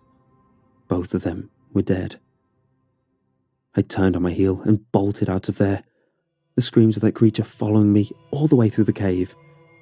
I ran for what felt like hours, tired but never stopping. The thought of meeting my demise like the rest of them did filled me with inexplicable fear. After a while, I saw moonlight peeking from a crack in the distance and hurried up to it. I felt a cold breeze as I got closer and squeezed my way through, breathing in fresh air and listening to the soothing sounds of the forest life around me. The scream of the creature echoed from inside the cave once more, this time sounding like a cry of pure anger, and although it was distant, I knew it could change any moment.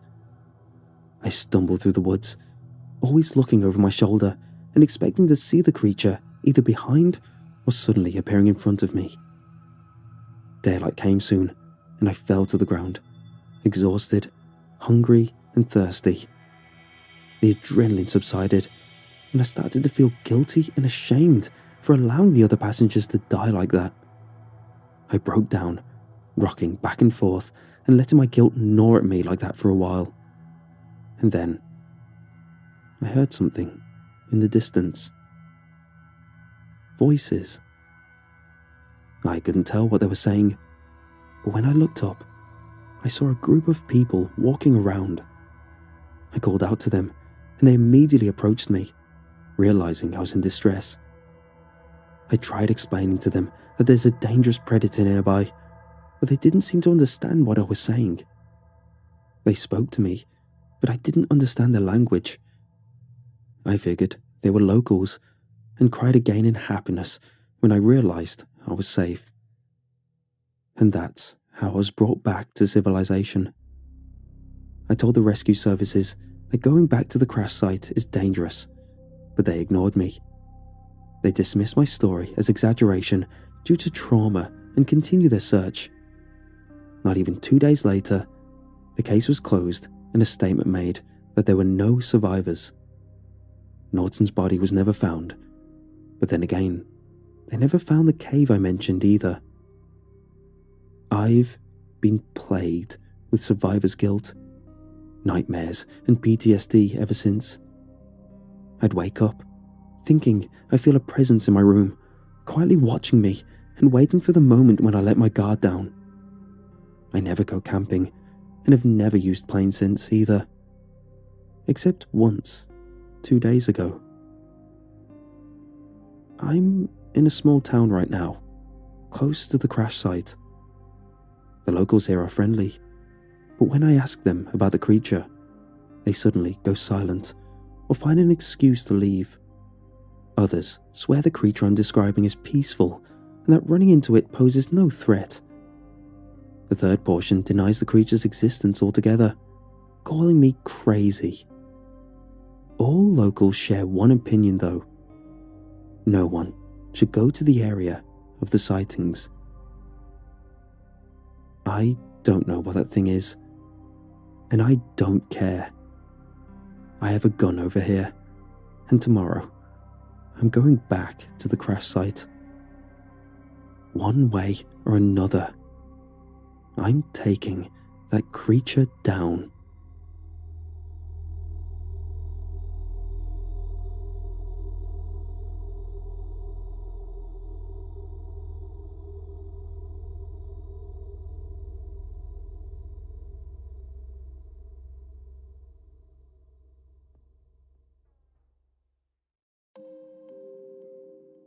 It's been a year since that day. That was the day. The one where I quit my job as a social worker. The call that started that afternoon, I remember it distinctly. It came from a man called Morris Hicks. He was a principal of an elementary school. Mr. Hicks had a stern voice, but I could hear the concern. He was worried. "I've talked to 5 different people, Mr. Wilkes," he said over the phone. He had been extra persistent the last few days, calling child services daily. That one including my boss, who decided to follow up by forwarding the case to me. "These kids are not being taken care of."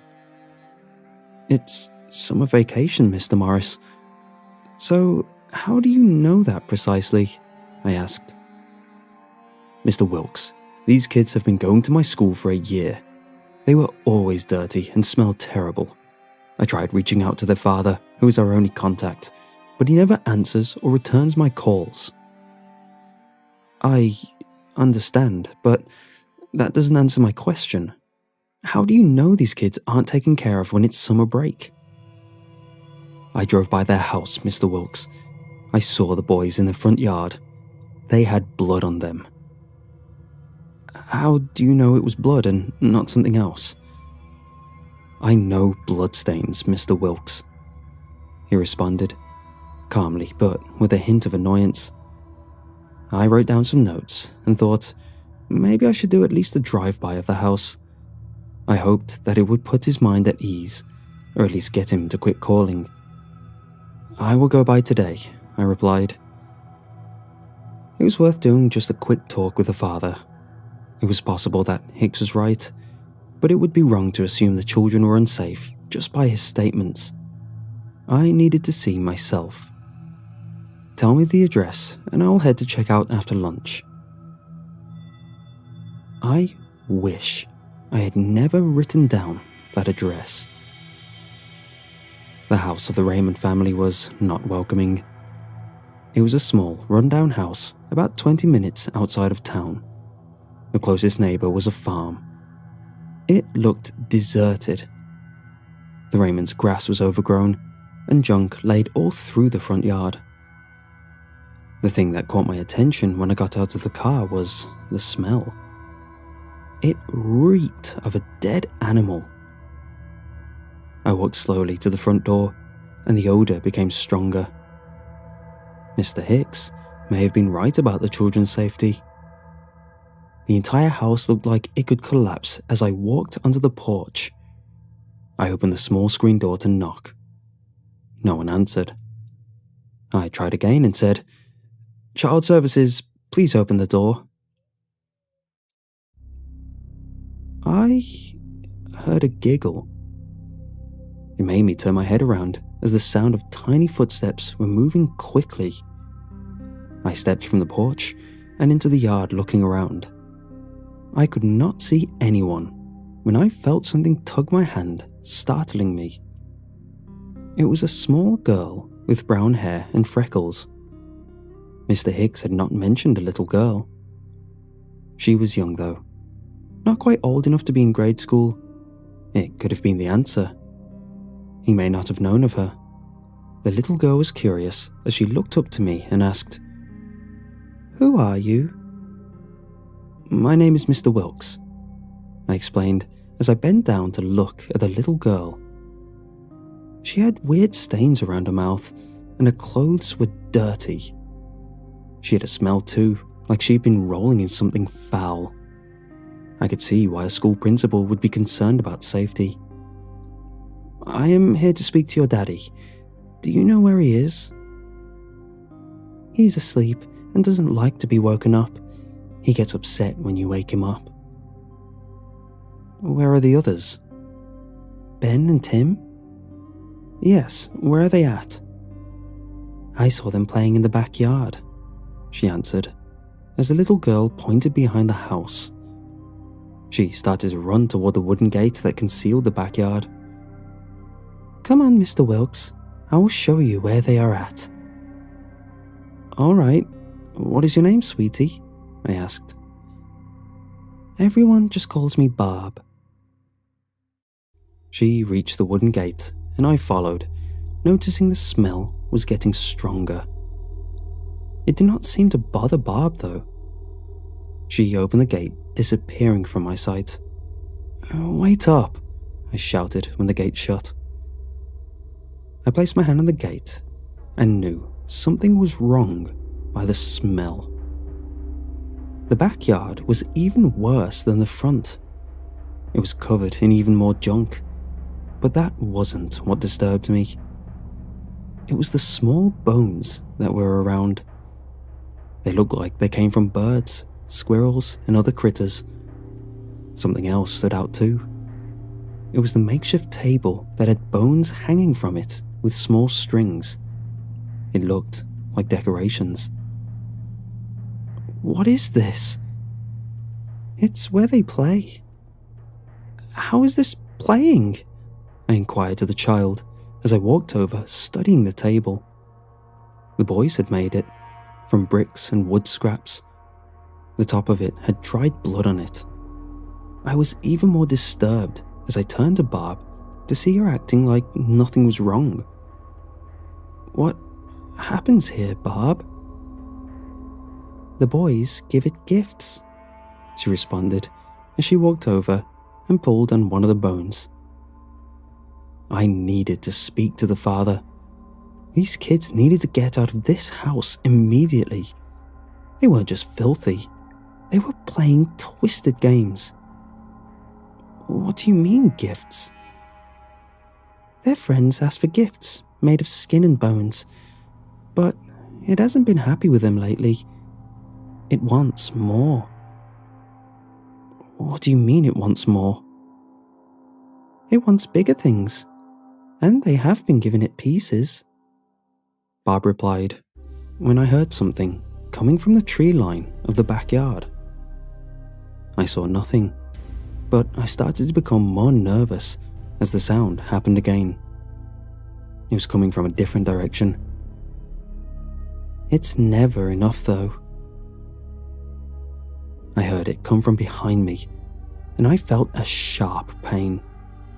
I looked to see blood running down the back of my leg, the look of a little brown-haired boy with an evil smile on his face, and then I noticed another younger boy who carried another sharp object.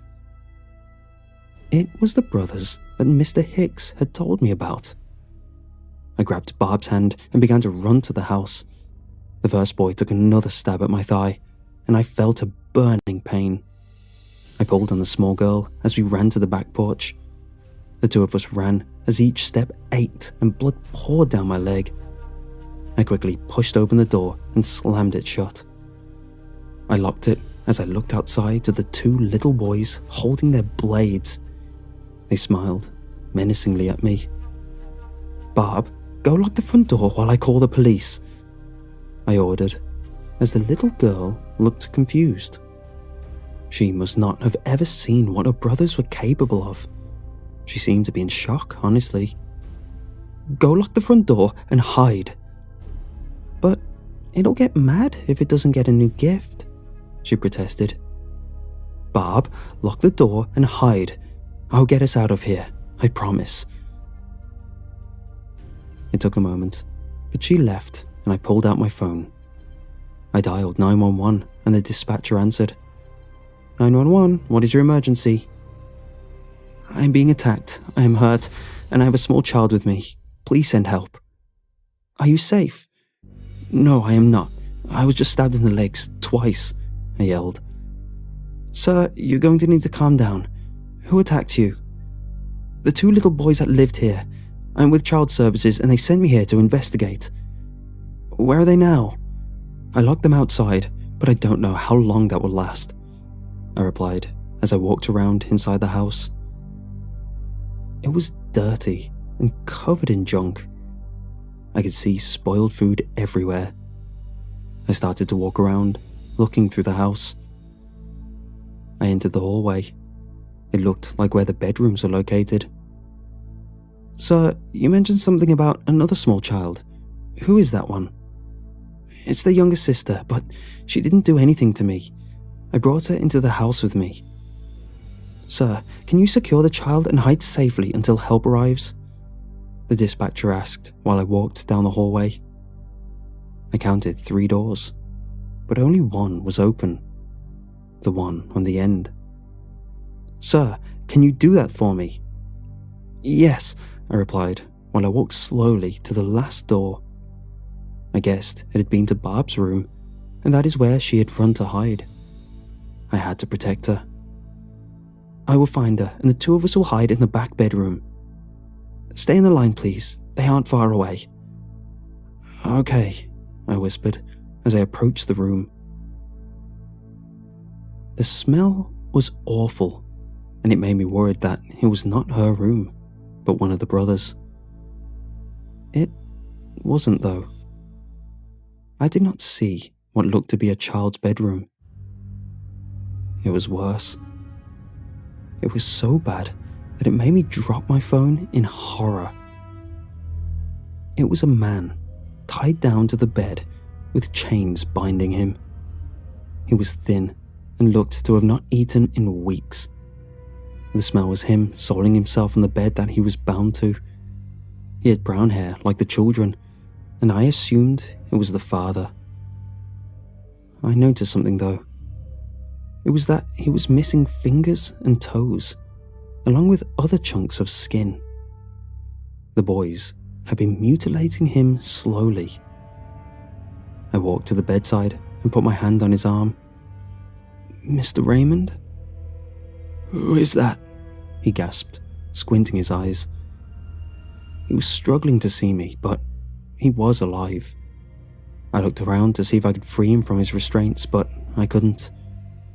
"Who are you?" "I'm with child services," I replied. "Get us out of here," he cried out. "Something is wrong with my boys, and they need help." "I've already called the police. They will be here soon. We just need to hang tight." That is when I heard a sound coming from the house. I walked into the hallway to see the front door. Someone was trying to open it. But I did not hear the police sirens. It had to be the boys. "Barb, where are you?" I cried out. The door started to shake violently, and I could see Barb finally. She walked to the door, looking at it curiously. She must have thought it was the police and was going to innocently let the boys in here.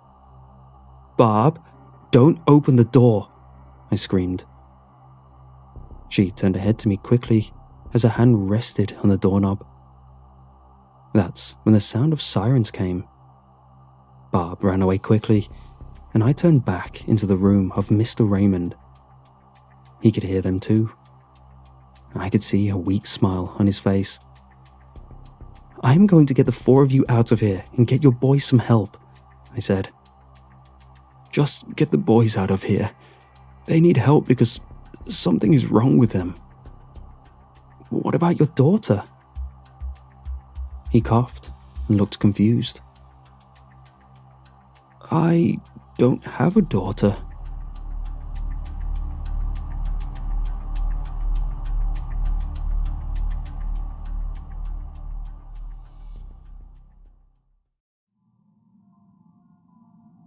I've always loved the sea. It's not that I'm a sailor or anything, but growing up around the coast means I've always felt close to it. My wife and I met for our first date at the beach at Rhodesia, and after we returned from teaching abroad in the 70s, we bought our very first house right by the sea in Wales. In that house, we raised 2 sons, 4 grandchildren, 5 dogs, and 1 stray cat, all over the span of 38 years. It's been a good life. I haven't regretted a minute of it. Not even as I watched my wife struggle with her chest, and not even when I fell asleep on the sofa and awoke to find her cold in her recliner. Losing her has been the biggest struggle of my entire life. I used to tell her that life wouldn't be worth living without her. It never even occurred to me I might have to face it. Doctors say it was a clot in her lungs, which is a bitter irony. How many years did I smoke? God, it was most of my life. And I never once saw her even look at a cigarette. The doctor said it was nothing to do with that, but it's not really the point. The point is that I smoked and drank and ate poorly, and every morning she'd wake up early and do the same exercise tape for the best part of 25 years. We even kept a VHS player, just so she wouldn't have to get a new routine. Even now, it just seems so absurd that she died first, and so young as well. I thought she'd live to be 100, just like her mother. But life's funny like that. After her death, I've spent the last year battling a dark cloud in my mind. My sons have worked hard to keep my head above water, making sure I do simple things like eat and bathe. I lived in a kind of fugue state for the first few months, barely registering who I was speaking to or what I was doing. It wasn't until the girl that things changed for me. I was sitting on my bed. This was about 2 months after the funeral, when I heard a scream. It was about 1 a.m, I reckon. I didn't sleep much back then. But this scream, it was awful. It wasn't a panicked scream. No, it was like this agonized screeching. Just a short burst of unspeakable agony. Before I even had time to process what had happened, I was limping out into my backyard with a robe on, shouting into the wind-whipped darkness. I remember walking up to the threshold of my yard, where it opens up onto a small bit of forestry before the sandy beach, and standing there, shivering and scared. I was so scared and confused, even as I shouted over and over, "Is anybody out there? Hello?" The only thing I ever saw that night were the trees lit up by my torch, looking like bright white sticks of chalk against the blackboard. I kept telling myself it was just a fox, but I knew damn well what a fox sounded like, and it wasn't that. The next day, as soon as the sun rose, I went looking, walking through the woods until I made it down onto the open beach. With the tide just pulling in and the wet sand reflecting the low winter sun, it felt like standing on a plane of glass that stank of salt and decay. I quickly found a small fire pit, close up to the trees and far from the water. It's not uncommon for teenagers to come and drink and smoke around here, so I figured that maybe some kids had been hanging around that night. The only other thing around was some dead crabs, bits of driftwood, and a braying tangle of seagulls. At first, I ignored them. But as I continued to scan the horizon, I glimpsed a flash of colour between their flapping wings. I hurried over and kicked them all away.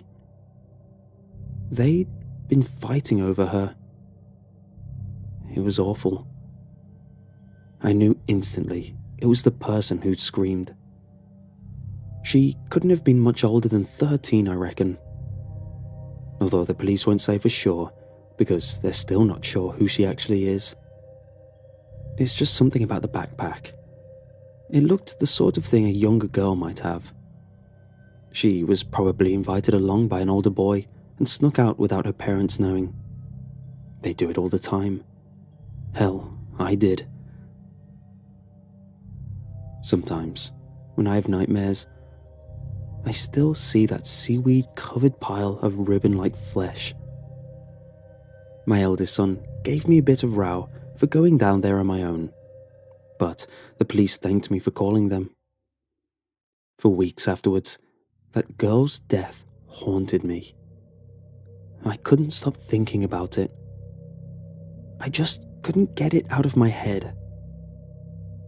I called the police every day for a week, hoping to hear some updates. But they never gave me anything. It's not that I was hoping for good news. I knew better than to expect good news. But some answers, maybe. I hoped to find some answers. And yet, nothing ever came. At least, not from there. What I did then was to start waiting in my backyard each night. I kind of hoped I might see something. A part of me, deep down, hoped I might be able to stop whatever had hurt her and martyr myself in the process. After a few weeks of nothing but wind, I started walking the beach each morning, worried I might find another victim. I felt like I was the only one who even really cared. I know that's not true, but in that house, all on my own, I felt like I was the only one even trying to stop it happening again. It was during one of those walks I first saw the line. I didn't recognize it for what it was. No, it just looked like seaweed. A plump piece of seaweed that lay on the wet sandy shore like half-chewed licorice, while a black stalk as thin as my wrist ran all the way into the sea. I stared at it for a bit, horrified by the smell and the way it seemed to writhe and bubble in the open air. I thought it might have been some strange, unseen animal. I was set to ignore it, but something about the pustule-covered oily surface piqued my curiosity so badly that I grabbed a nearby stick and poked it. I wasn't prepared for what happened next. I don't think anyone could be. The mass just disappeared. At first, I heard a loud twang, and then a splash. Then I felt a breeze around my face. And then I was just looking at a crater in the sand. But I cannot emphasize just how quick this thing was. By the time my brain had even registered the thing's absence, it was long gone. I didn't even see it move. It just disappeared. It was like someone had edited a camera to make it disappear from one frame to the next. At first, I sort of just suppressed the strange experience. I thought it was unrelated to everything, and I wasn't in a very good place mentally. So I just sort of forgot it. I was still hoping I might find out what happened to that girl, and as far as I was concerned, that thing was probably just a weird fish. Except the next day, I went for my morning walk, and it was back. This time, there were some feathers sticking out of it. Up close to it, I saw the mangled, half-alive body of a seagull. It looked awful. The bird was squawking over and over, and the brutal, half-broken flapping of its wing made a terrible racket. I didn't know exactly what had happened to it. I suspected it may have become trapped, maybe when it was looking for some food. I've always had a policy of being kind to animals, so I bent down to pull it out, and there was the sound of something going taut, the thronging of a rope, and then a crack, and then a whoosh, and then I was looking at nothing. It was so utterly bizarre and shocking, I didn't even react at first. I just stood there, trying to process what I'd seen. I decided afterwards that maybe it wasn't so good for me to go walking the beach during the morning. I half suspected I was going a bit mad. A few weeks passed after that. The girl was what occupied my mind during that time. I was happy to have a distraction from the death of my wife, and in some ways I thought that by worrying over this poor dead child, I was doing something nobler than just looking after myself. It remained like that for quite some time, until one day I woke up and looked outside to find my bins thrown around the garden. This sort of thing can happen now and again, of course, what with foxes being quite common. But foxes don't normally move the heavy wheelie bins. It would have been a struggle for me to drag them that far, let alone an animal. Going downstairs, I saw all my rubbish thrown around, and initially my heart sank at the thought of having to clean it up. But as I approached one bin that had snagged on a bush, I suddenly noticed that it wasn't actually a bin at all.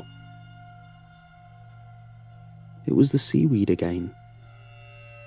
The way the plastic rubbish was dotted around and through it, and the way it looked so shiny and strange. Well, it looked very much like a bin bag. It was convincing.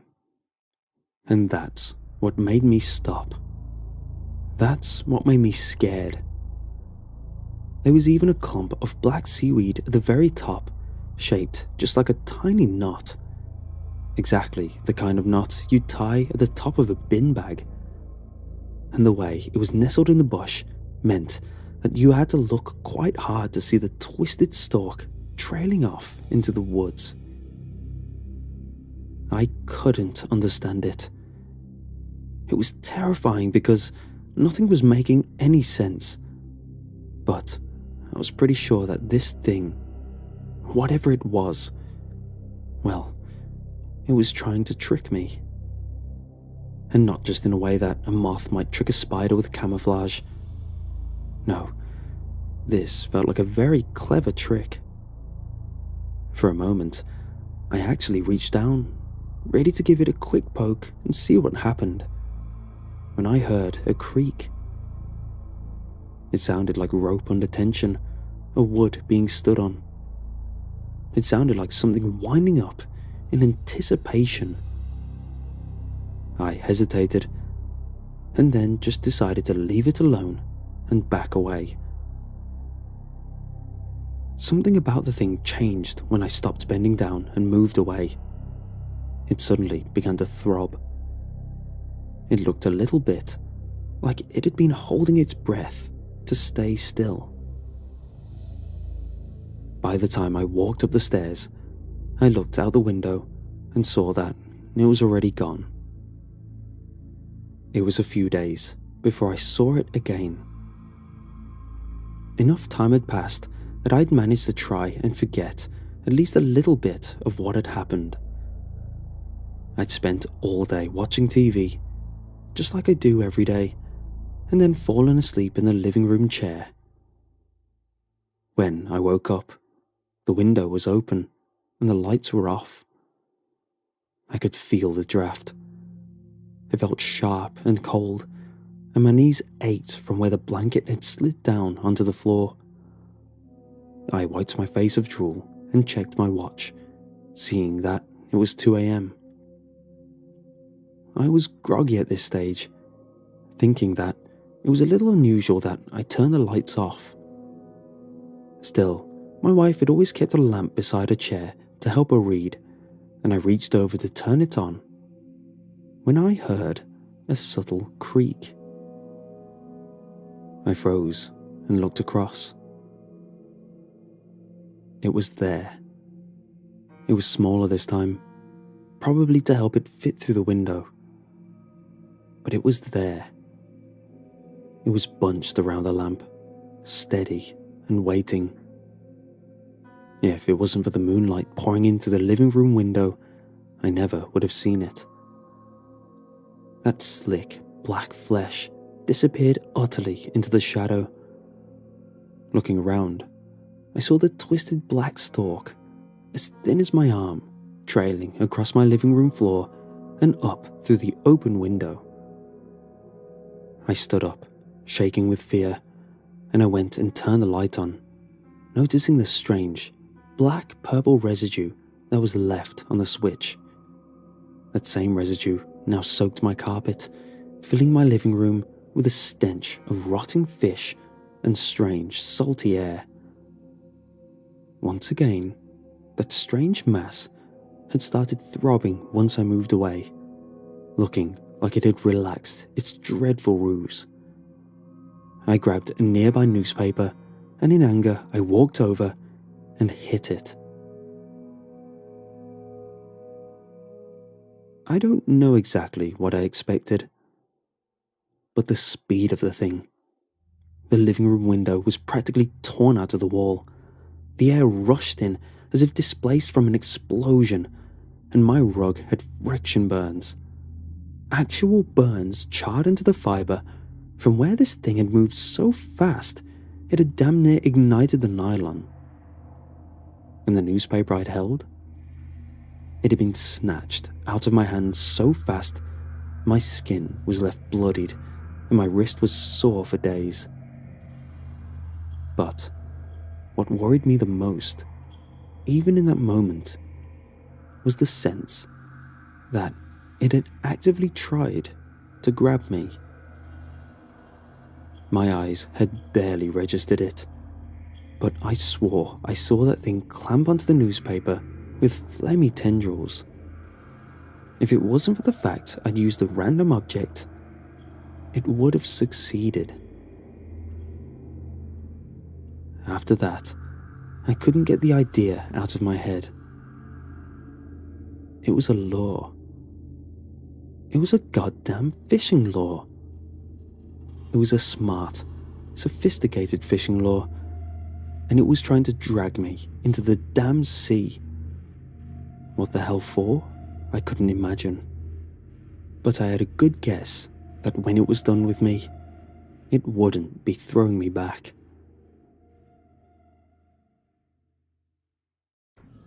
I became paranoid pretty quickly. I started carrying a flashlight with me at all times, and I never left my windows open. But there was this horrible sense. You see, I knew nothing about this thing, but it had known enough about me to switch off the light and then set the lamp up as my lure. I started double-checking every little thing. Would it rig the toilet paper for one of my many midnight bathroom trips? Would it rig the very rug I walked on to get to the light? What about my bed, my pillows, my clothes? How often do you wake up, groggy-eyed and barely sentient, and shamble into your morning routine? It wasn't just the fear. It was the false positives. It was the way I'd scold myself if I grabbed something without looking. It was the way I'd live in constant fear of messing up all over again. I made sure I knew just how much luck had saved my skin up until that point, and I kept telling myself my luck would not hold for much longer. That's not a healthy way to live, by the way.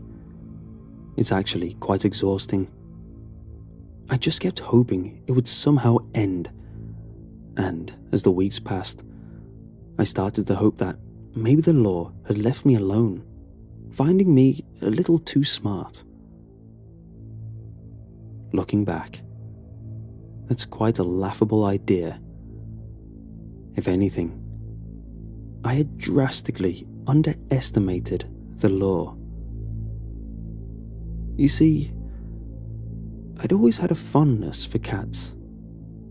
My wife had preferred dogs, and while I loved all animals, I'd grown up with cats, and I liked their company a lot, and secretly, I'd always wished we could have had more. It was late one night when I heard a strained meow coming from just beyond my window. It was a stormy night, and you could hear the sea battering the distant cliffs. I ignored it at first, because it's so typical for cats around here to fight and cry. But the sound kept coming. Sitting here, listening to this creature in pain, I couldn't help but get to thinking, wouldn't it be nice if I had a cat in my old age? I could find one and help it and call the vets in the morning, and then the cat would maybe stick around. I had images of a little ginger tabby cat sauntering around the kitchen as I pottered about. God, I was being so stupid. I rushed outside and followed the noise. It was almost regular, like a church organ. When I traced it, I found the tail's back end sticking out of a bush. It looked a little like it was struggling, almost like it had become stuck. I was so wound up, so broken from a lack of sleep, and distressed by the sound of pain that I came so close, mere inches away from touching the orange fur. But something within me told me otherwise. In the moment, I hated it. I hated that thought. I so badly wanted to help another living thing that I secretly loathed this part of me that suggested that maybe, just maybe, it was all part of the law. I took a deep breath and pulled back the brushes, and what I saw horrified me.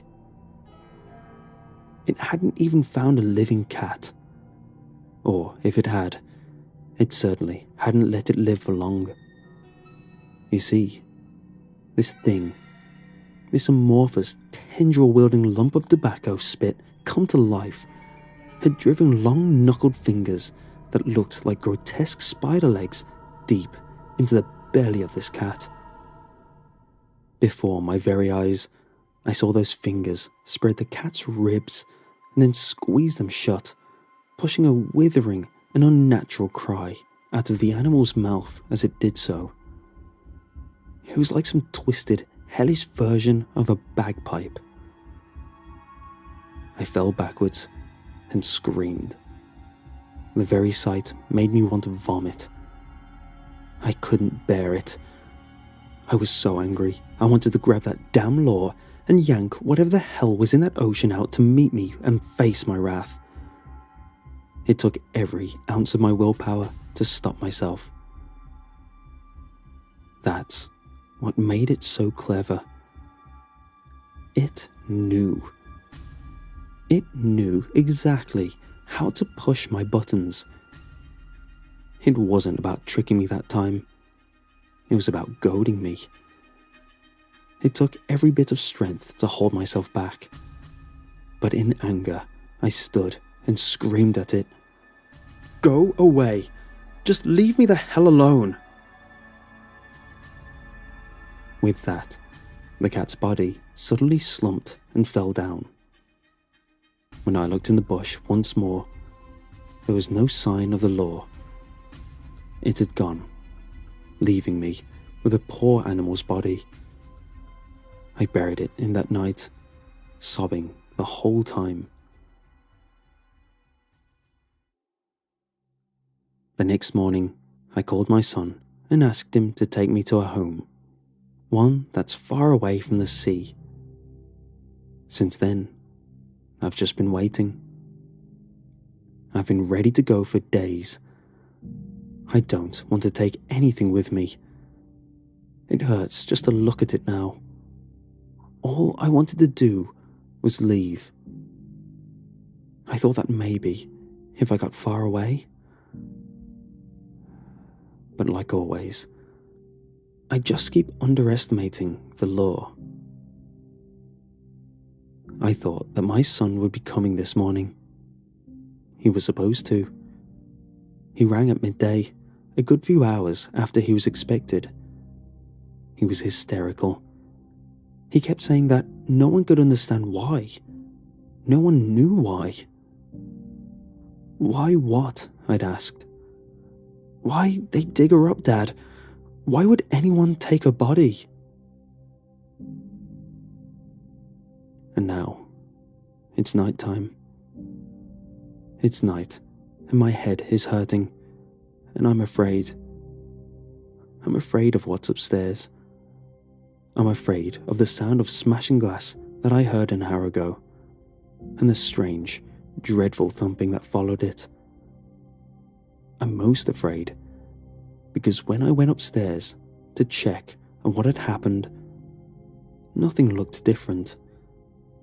It was the most normal thing in the world, a sight I've seen 1,000 times.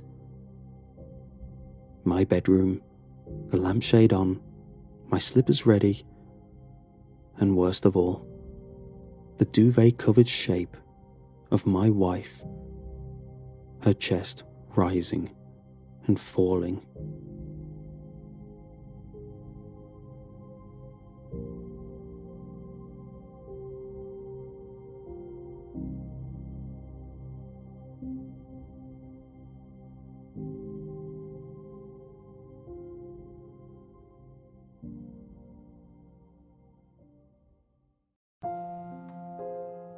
There was always something peculiar about my roommate Neb. Granted, we knew each other most of our lives. It wasn't until we moved in together that I realised something about him was amiss. We always had a lot of mutual interests, from hobbies, movies, video games, and recreational activities, to aspirations, foods, and alcohol preferences. We even looked alike. After we got our place together, a 3-bedroom single-family home, we contemplated what to do with the 3rd bedroom, which Neb eventually convinced me to let him convert into his personal art studio. We both aspired to become artists, but when I asked if we could start sharing the studio, Neb quickly said no, citing his extreme self-consciousness and need for privacy with his projects. "When the time is right, I'll show you everything I'm working on," Neb would say whenever I brought it up. Although our work schedules prevented us from being in the house at the same time too often, Neb always seemed to be cooped up in his studio, sometimes for days on end. I figured he was even sleeping in there, since his bedroom consisted of a chair and some boxes stacked against the wall. More so out of concern than frustration, I brought up the seemingly unorthodox amount of time Neb spent inside his studio to him, which was when he finally agreed to show me his sundry of work. I'll admit, I was a little envious over everything Neb had accomplished, which for me was enough to justify why he'd hold himself up in there for extensive periods of time. There were over a dozen paintings displayed on the walls and 2 canvas stands shrouded under white sheets. The L-shaped desk in the room was covered with papers, sketchbooks and a laptop, while the bookshelf was filled with a swath of art supplies. Neb's paintings were mesmerizing, as they were grotesque. Some were simpler, depicting animals, portraits, shapes and symbols, while the more elaborate ones featured abstract designs monstrous or mythical beings, and even unsettling illustrations of bodily scars, open wounds, and butchered limbs. When I asked Neb where he got his inspiration from, we went to his desk, where he showed me detailed sketches of photos of something that took me by surprise. Tattoos. I've always admired the craftsmanship that goes into making one, but they lack certain components that keep their depictions from being perfected, which can only be achieved through painting and drawing, Neb arrogantly explained to me as he flipped through one of his sketchbooks. It's sort of a niche in the art world that hasn't been previously delved into, nor get the attention it deserves. I grew more envious over my roommate's progression, but became bewildered and suspicious when he revealed the source of his inspiration. I don't recall specifically discussing this with Neb, but I did hold that same belief about tattoo art. Part of me immediately resented Neb for capitalizing on, or as I initially thought, stealing, my idea. On the contrary, we both practically thought alike, so it shouldn't come as much of a surprise that our unique approaches would overlap. Although I was a lazy, unmotivated procrastinator, which I ultimately blamed on my creative inaction, part of me couldn't accept this was nothing more than a highly improbable coincidence. In retrospect, Neb always had a proactive mentality when it came to his aspirations and interests. I was the dreamer. He was the doer. He never really encouraged or approached me when acting on something we mutually yearned, which I don't really blame him for, given my overall lack of ambition. Not that I didn't make an effort to mobilize my creative passion, but nothing I said or did ever stuck. It depressed me often, sometimes to the point where I wouldn't even want to get out of bed, especially knowing I had my own incompetence to blame. "Where on earth did you even come across all these tattoos?" I asked, flipping through the sketchbook. Smirking, Neb gestured with his head as we walked up to a white coffee table-sized container that I just realized was adjacent to the desk. I was hit with a burst of cold, dry air when Neb opened the top, realizing it was a freezer. When I saw what Neb was storing inside, my blood ran cold. The freezer contained strips of vacuum-sealed human skin that varied in shape and size. Some were sealed on their own, while plastic sheets held anywhere from 2 or 3 to over a dozen. Each strip of human skin contained some kind of tattoo. Neb retrieved one sheet containing 4 or 5 vacuum-sealed strips of human skin that he gestured for me to hold, causing me to quickly back away out of sheer fright and revulsion.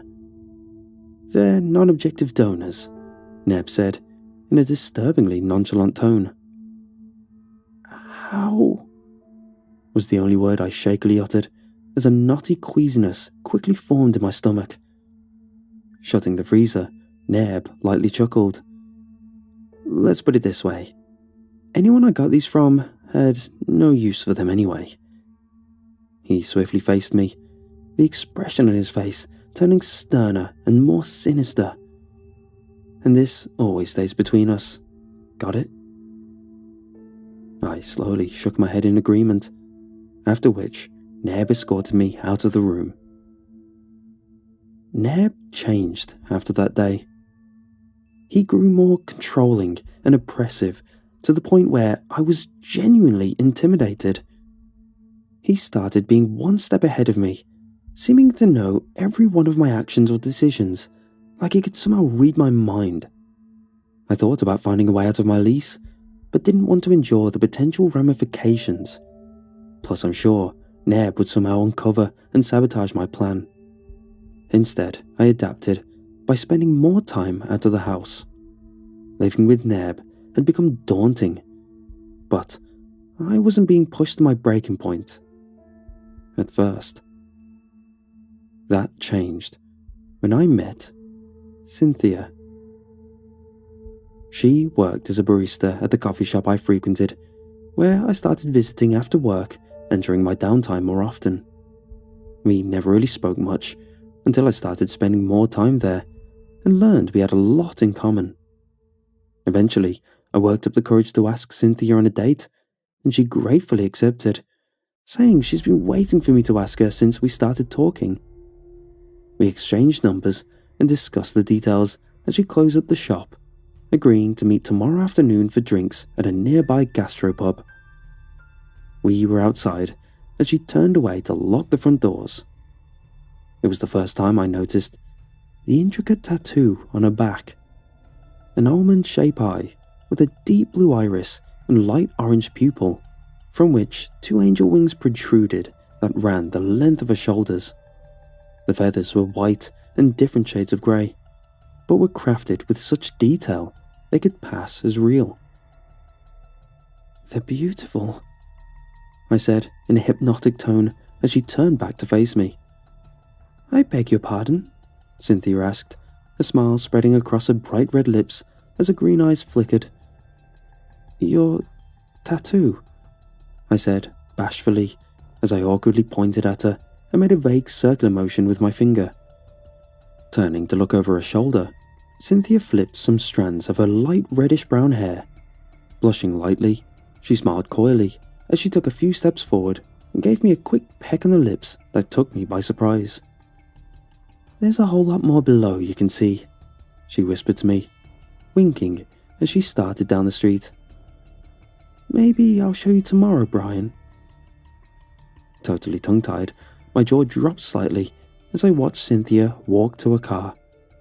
I probably stood there for about 5 more minutes after Cynthia drove away, while my brain registered everything that had just happened. During those first few minutes, I was completely consumed with thoughts of Cynthia and our upcoming date. My euphoria extenuated by a sharp sense of giddiness that ran up and down my chest and stomach. "She's something," I mumbled before I got myself to start walking. There was something about Cynthia that elevated my feelings about her tenfold. She was as warm, personable, and interesting as she was mysterious, compassionate, and vivacious. I kept replaying this particular image of her that reinvigorated my enthusiasm and flair I developed for her. I imagined facing Cynthia backside while she lay in the bed, resting her head in her palm. The dress I imagined her wearing completely exposed her back, and I kept zooming in on the tattoo across her back, which was when I realized that particular part about Cynthia was the source of my infatuation. As I pondered what specifically about Cynthia's tattoo prompted my wondrous adoration of her, the uplifting sensation quickly faded and was replaced with a sense of dismay and unease. Thinking about the tattoo quickly shifted my focus to Neb and his collection. There was no way he could ever meet or even lay eyes on Cynthia. I could never bring her to the house as long as I lived with Neb. There were only 3 months left on our lease. I figured if things got serious between me and Cynthia, I'd be able to avoid bringing her over to my place for that long until I found a new one. When I returned home that night, Neb was in his art studio. I didn't bother him and tried making as little noise as possible so he wouldn't hear me. Since I didn't have work the next day, I opened a bottle of wine and binged on my variety of streaming platforms late into the night. I wound up staying up much later than I wanted, 5 a.m. to be exact, before finally going to bed. I had a pretty strong buzz going, which was enough to repress my swirling concerns about Neb and focus solely on Cynthia. I went to bed feeling eager and optimistic about tomorrow afternoon, stopping in front of the closed door to Neb's art studio before entering my bedroom. Light from inside was spilling from under the door's crack, and I couldn't hear him moving around inside. Figuring he must have fallen asleep, I stepped inside my room and plopped on the bed, drifting off within minutes. Soon as I woke up, something didn't feel right. Grunting at the light aching in my head, I slowly turned over to face my nightstand.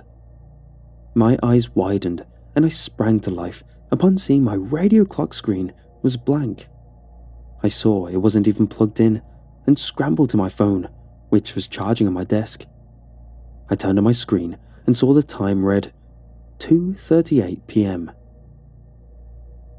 My gut twisted. I was supposed to meet Cynthia 40 minutes ago. I saw she even texted me and swiftly unlocked my phone to view her message. Her text had 2 words. I'm here. But what made me pause was the time it was sent. 1:29 p.m. Arching an eyebrow, I tapped on a message with my finger and realized an entire conversation had occurred. Shuddering at the possibility of texting her when I was drunk last night, I was able to recall everything I did from the moment I got home, which put me more at ease. The first text was sent around noon, which was even more perplexing. Me. Can't wait to see you today. Doesn't make sense to wait, does it? Her. Lol, what do you mean? What do you think I mean? I don't know. You trying to meet up soonish? How about nowish? Lol, I'm down. Come to my place. Short walk away. I finished some paintings I want you to see. My heart sank. I wanted to find Neb and strangle him until his neck snapped, but was anchored to the floor and continued reading. Me. It's a quick walk from the shop. 800 Taylor Lane, light blue house. Her. I didn't know you were a painter. Me. Artist. Her. Lol, of course. So, should I expect to see you soon? Should I bring anything? Just yourself, smiley face. Text me when you're outside and I'll let you in. Cynthia, 12:54 p.m. Okay, leaving in 15-20 minutes. Cynthia, 1:12 p.m. Leaving now. Be there soonish, lol.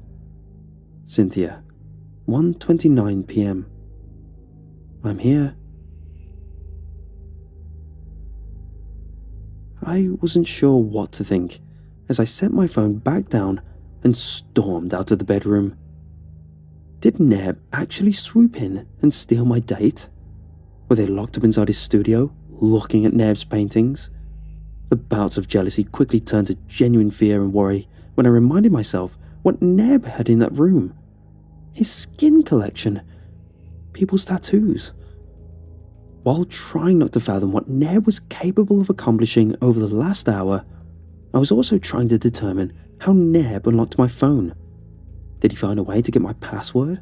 Hack it remotely?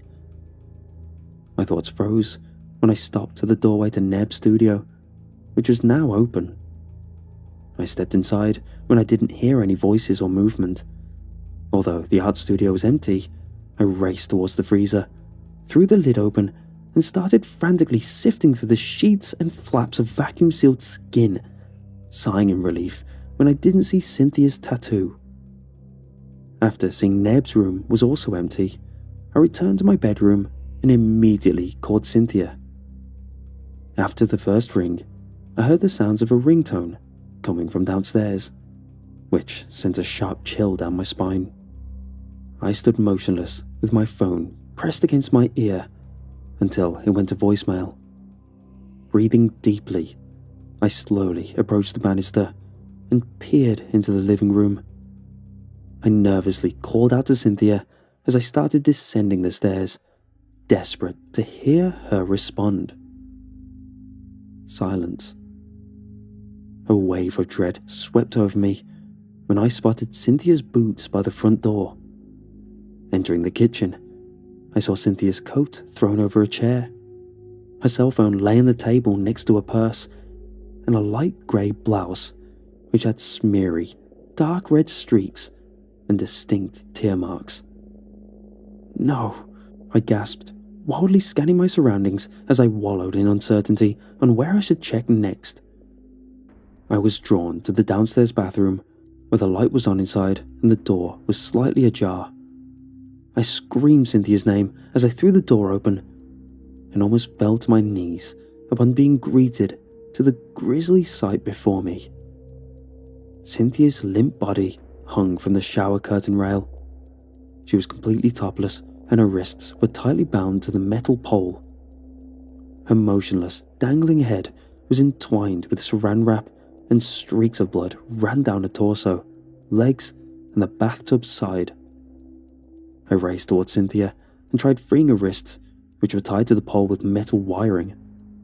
Her body collapsed on top of me as I cushioned her fall by catching and tightly wrapping my arms around her.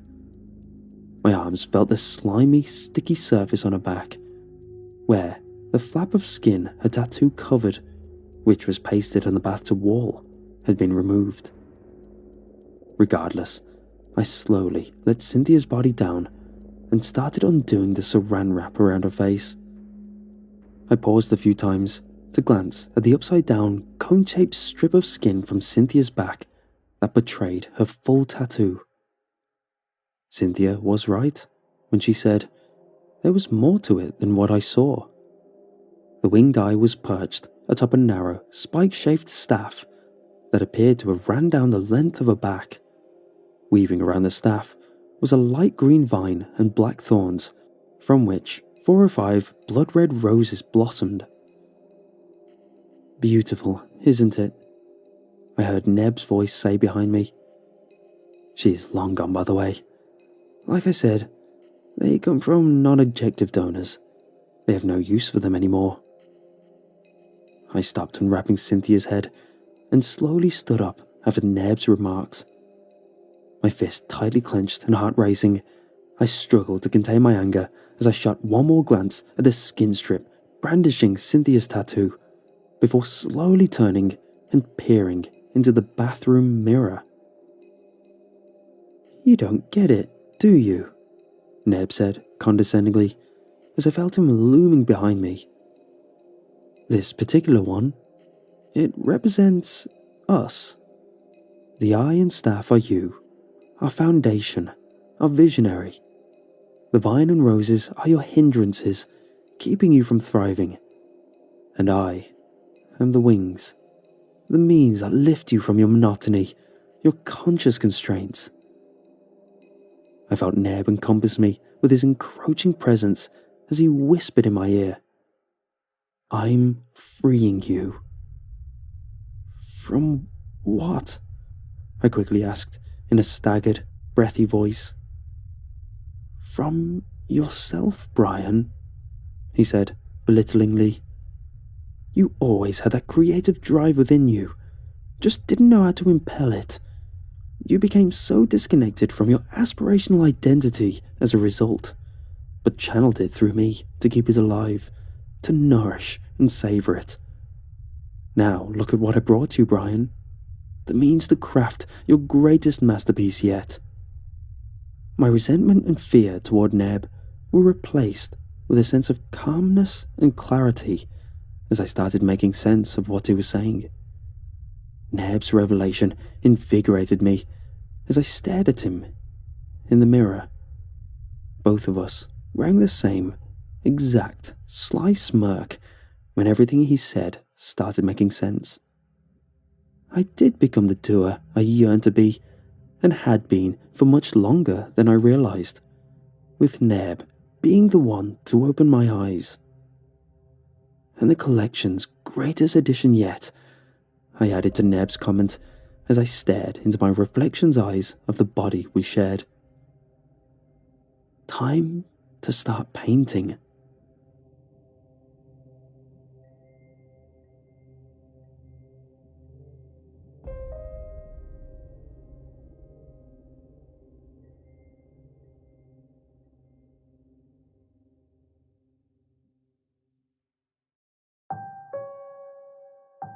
The year is 2019. I'm serving the 37th year of my life sentence in Louisiana State Penitentiary. For the longest time, I hadn't felt the need to tell my story. It had the perfect ending just the way it was. But now I feel that it is time for me to come forward with everything. I'm not getting any younger after all. In 1982, unemployment was soaring and finding jobs was next to impossible. Now, most 20-somethings would be ecstatic and grateful to know that they have a cushy job at their father's Fortune 500 company. But I won't lie, I couldn't stand the man. My father believed to have been better than anybody that crossed his path. Because he had more money, he was automatically of a higher standard. I guess that was the mindset he had when he laid off well over 500 of his employees when money was tight, including me, his eldest son. Oh, but not his precious youngest and his darling trophy wife. He created a sea of enemies to ensure those two were happy. Mom was too good for him, rest her soul. Obviously, this would lead me to a precarious financial situation. I was becoming desperate. I had grown into a lifestyle that would not qualify as luxurious, but I was comfortable.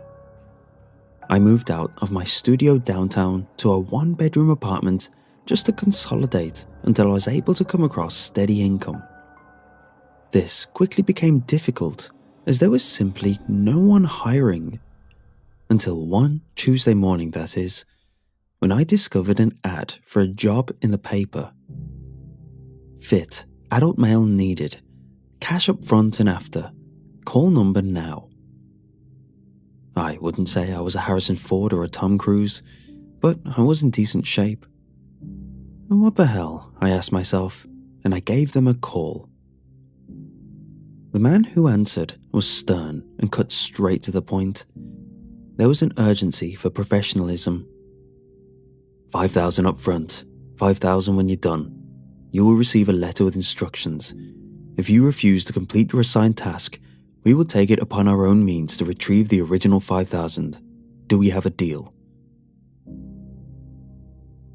I was desperate, running out of money, and to be honest, I was bored. You have a deal. Grab a pen to jot down my address. That won't be necessary.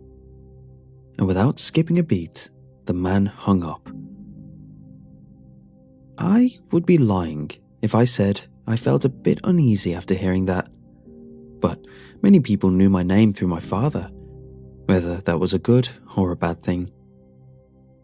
The following day, after running some remedial errands, I returned back to my apartment to be greeted with a large manila envelope on my dining room table.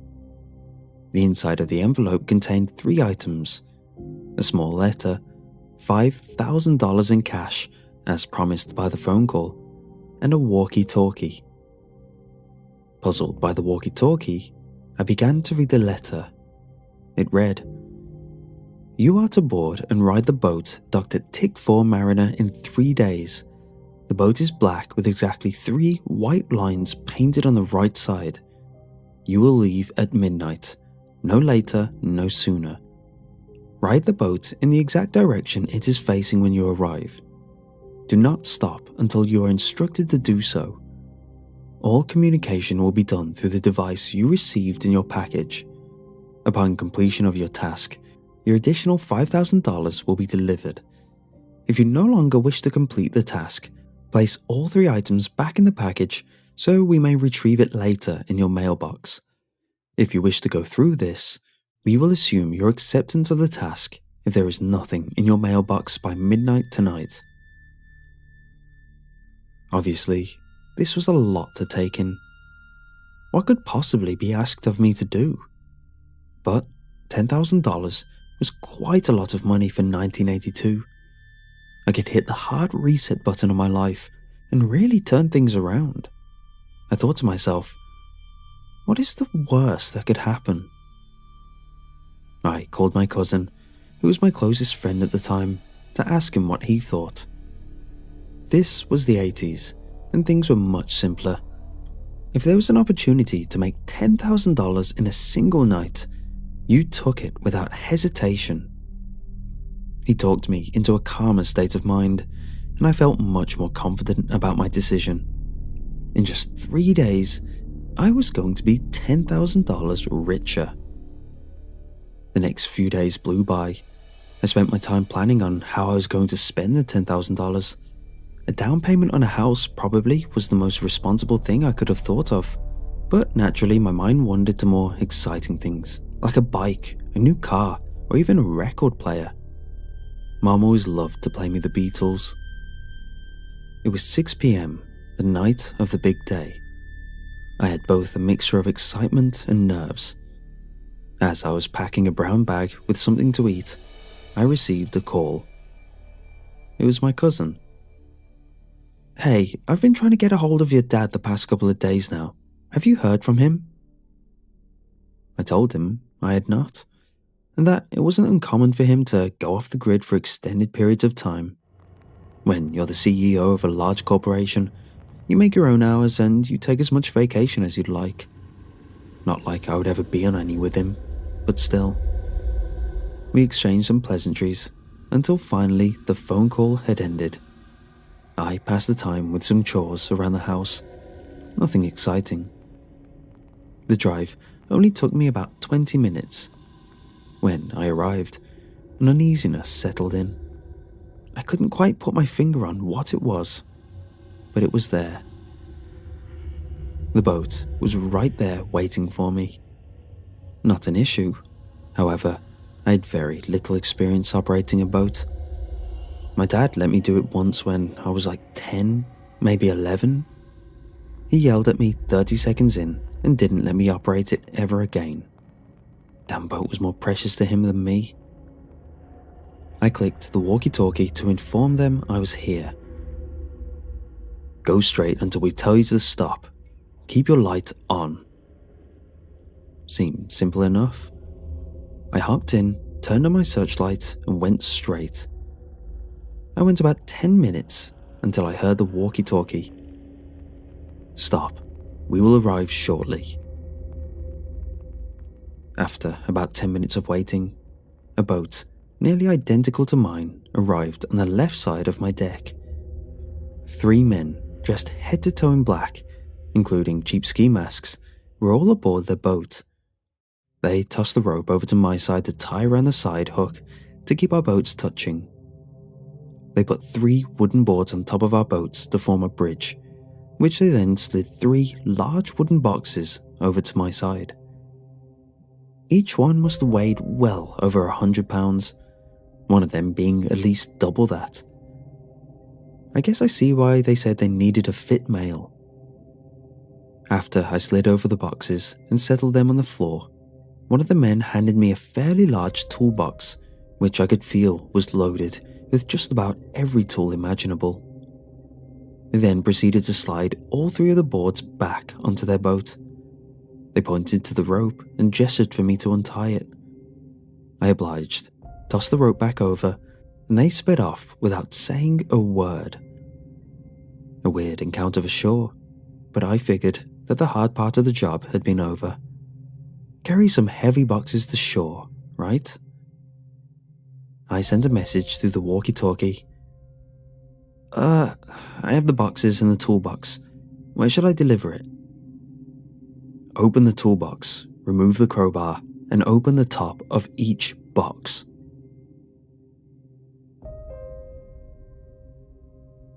The smell of death is a very distinct, in-your-face scent that cannot be mistaken. I found that out on that boat. Each box contained a body, all of which had their heads removed. There was 1 adult male, 1 adult female, and 1 male that looked to be in his late teens or early 20s. After several minutes of consistent vomiting, I radioed the anonymous man.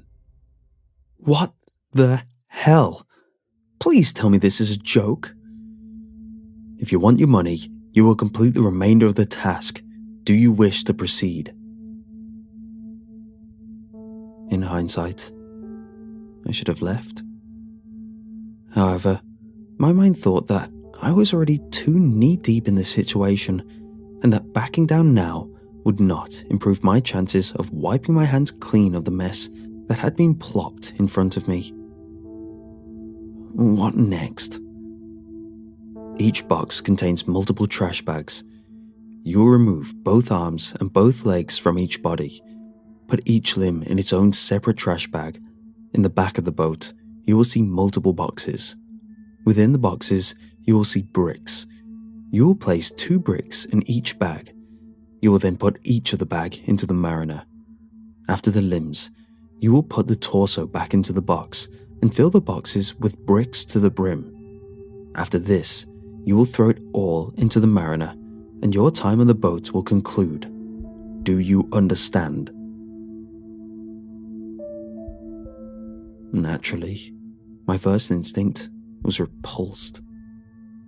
I quite simply could not find the words to describe how I was feeling in that moment.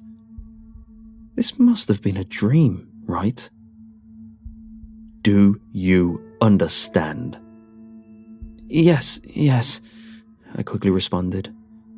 Again, I felt that I was already too knee-deep. If I do the job right, I should be fine, right? The toolbox came with every tool imaginable. I grabbed the saw first, and I decided to start with the biggest body. It was a male, north of 175 pounds, I would say. There was so much blood. With each rake of the saw, a unique crunch rang in my ears. Each time I would remove the saw from the wound, a different squirt of blood would come out. As sick as I am saying it, I can't help to admit, I almost enjoyed it to a degree. The adrenaline rush surpassed anything I had felt before. After about 3 hours of what turned out to be the best workout of my life, each limb was placed in its own trash bag along with 2 bricks, and each box filled to the brim with bricks. Each body part was safely on its way to the bottom of the mariner. It's done. Return to the dock. Your money will be at your house upon arrival. Job well done. Enjoy the show. As if the whole experience wasn't off-putting, something about that last comment made me feel uneasy. After 10 minutes of riding back to the dock, I noticed the 3 men waiting for me at the dock. Upon arrival, they were silent and business as usual. They watched as I reached my car, still covered head to toe in blood. It must have been 4 a.m. at this point. All I was hoping for was that I wasn't going to be pulled over. I saw the men pile into the boat to what I assumed was going to be a cleanup job. I turned around and headed back onto the highway. Bang! In my rearview mirror, I saw the boat exploded, flames roaring into the night sky. I guess I was somewhat relieved, considering the evidence was gone. Finally, I was home. I walked in the front door and sprinted to the bathroom. I felt that a deep cleanse was necessary before anything else. After a shower that felt like hours, I threw on a fresh pair of clothes and returned to my kitchen. I was starved. I walked in and noticed another manila envelope, same as the first on my counter. This one was much thicker than before. Like the last one, there were 3 items within it: a letter, $5,000 as promised, and a videotape with a sticky note reading in big, bold letters, "Play me. Thank you for your service. You have done us all a favor. Enjoy the show." I rushed over to the TV and immediately played the tape.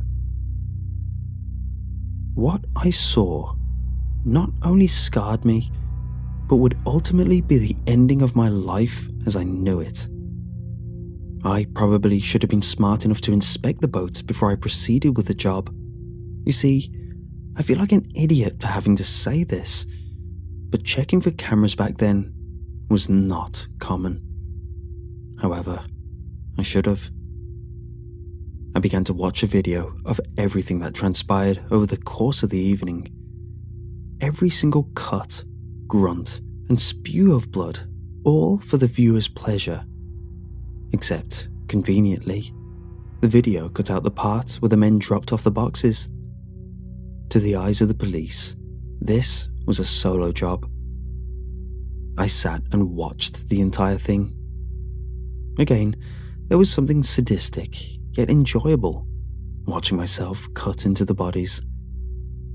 In the distance, I heard the walkie-talkie mumbling. I sprinted back into my room to retrieve it. "What the hell did you just say to me?"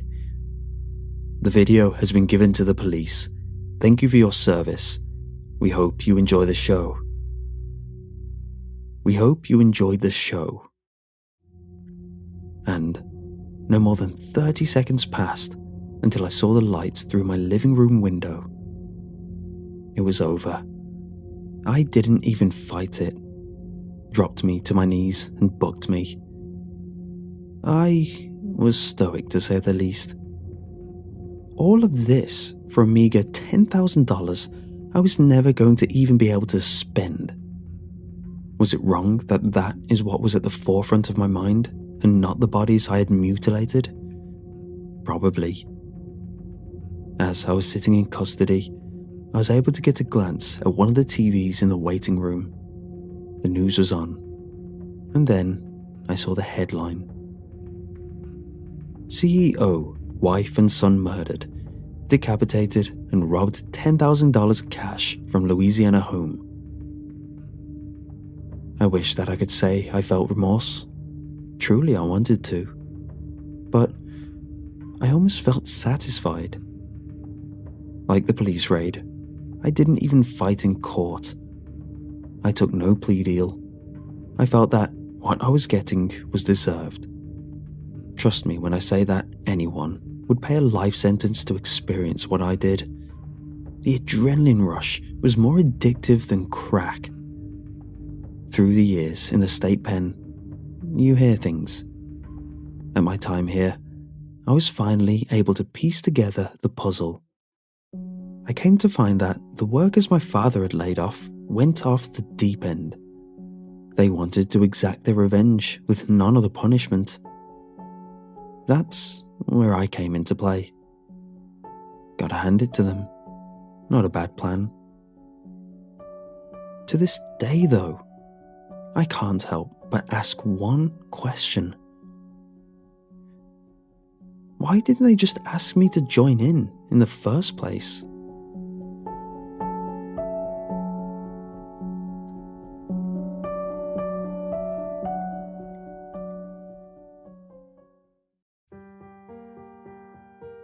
In the mid-90s, I used to be a photo technician. Those were the days when all you could do on your phones was dial a number, and if you wanted to take photos, you brought a camera containing actual rolls of film that you had to drop off at the store to be developed. Amazing how times change. As far as jobs go, I couldn't complain. The pay and hours were solid, and I was pretty much my own boss. But there was one thing I never really got used to. Looking at the photos of complete strangers always felt slightly intrusive, even if they knew I was doing it. Spending hour after hour in an ominously lit dark room filled with chemicals so you could take a peek at the memories of people you had never even met is inherently voyeuristic. It's almost like going through someone's stuff. So that's why I always made sure not to get too interested in what photos I was developing. Some days I like to pretend I was in the government lab developing film for some kind of top secret project, but the reality was nowhere near that. Usually the most exciting pictures I dealt with were holiday pictures of parents wearing ugly Christmas sweaters before they were a joke. One day I was developing some photos of a drop-off order. I had done the initial process. I was now checking my work to make sure it had come out okay. Everything looked fine. The colours were all normal, and the images were just as they should be. Since this was back when someone could have red eyes in pictures, they weren't exactly the model of clarity and detail we have now, but they were acceptable. I was just about to put these away and start on my next order, when for some reason, one of the photos caught my attention. Most of these pictures were shot of the outdoors that someone took near a park or something. There were some beautiful shots of a lake filled in on every side by dense pine trees. It was gorgeous to look at, but there was something a little off.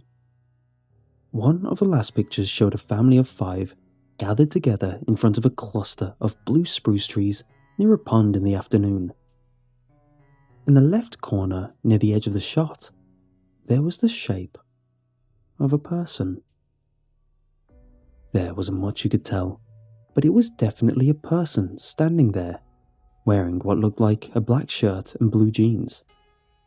It's clear from the picture that the photographer was either ignoring the person, or more likely, had no idea the person was even there. There was nothing obviously alarming about it, but it reminded me of those blurry Bigfoot pictures that were on the front page of some of the tabloids located out in front. It was something about the lone person lurking out in the woods that looked slightly creepy.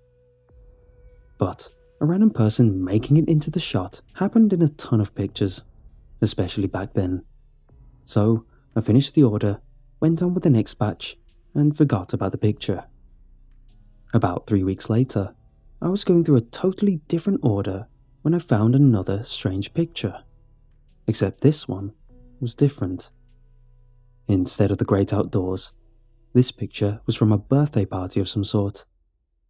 In the picture I was looking at, everyone was inside a massive dining room and clustered around a big dining room table, while the birthday girl, a blonde girl who looked to be about 20, was blowing out the candles on her extravagant white birthday cake.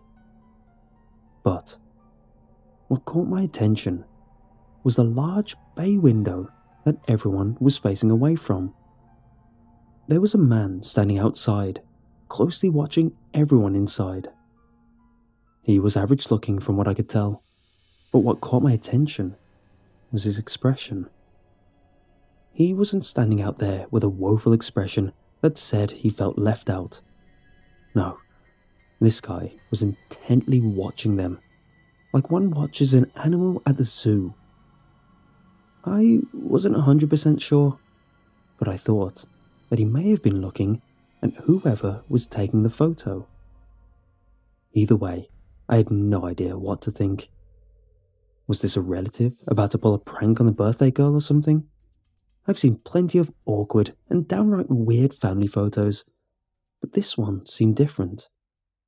I'd seen enough awkward family photos to know that you can recognize them almost immediately. They have a unique charm to them that gives you a good laugh, but in a heartwarming, "Oh, my family is just like that" way.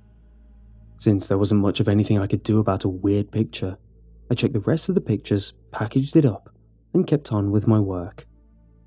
But this time, I couldn't shake the image. Over a month later, there was another weird picture. The setting this time was some kind of pool party. From the looks of the flag-themed decor, it was some kind of 4th of July get-together. It looked like a fun time. Plenty of people waving sparklers and eating grilled hamburgers and hot dogs in between taking a dip in an in-ground swimming pool. As the day turned to nighttime, the pictures now showed people gathered around a large campfire where they roasted marshmallows. My stomach dropped when I saw someone in a picture who looked just like the guy from the birthday party picture.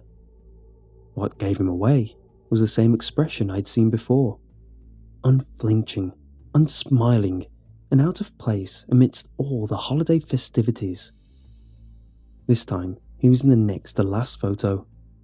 The picture was of a huge gathering at some public park, with all the people spread out on blankets and folding chairs. I figured everyone was there to see some fireworks. I didn't recognize the location or the other people in the shot, but there was no mistaking the man I saw peering at the group from far off in the background. Was this some kind of stalker or something? Because there was no way this was all a coincidence, especially because the orders were all placed under different names. The weird part was that the people in these pictures were completely different from the ones I had seen before. The only similarity I could tell, aside from the strange man, was that in both instances, he had only appeared when there was a photo of a large group of people. The old saying, "a picture says 1,000 words," is very true at times. but sometimes you wished they could say 1,000 more. I had no idea what the context was for the stranger in the picture. Worse, there was nothing I could really do. All I had was the name the respective orders was placed under, and that was it. Ignoring the chill that had just washed over me, I finished the order and went on to the next. I managed to forget about what I'd seen, until one night, about 2 months later. I was manning the customer service counter for the night, and was just getting ready to go on break when I heard the telltale bell clinging that meant we had a customer. Putting my stuff down, I strode to the front to take care of things. "How can I help you?" I asked of the customer, whose back was turned to me. "Hi, I have an order to pick up. I believe my wife placed it under the name Crawford." He turned to face me, and my stomach dropped to somewhere around my knees. It was the strange man from the pictures, same closely cropped hair and unreadable expression. Of course," I managed to say while checking the cartons of packages ready to pick up. Crawford was mercifully near the top. I wasted no time in grabbing it and returning to face the guy. "Here you are. That'll be $7.95. "Here you are." He gave me a 10, and I quickly made change. "Is there anything else I can do for you?" I asked over the deafening sound of my own heart rate.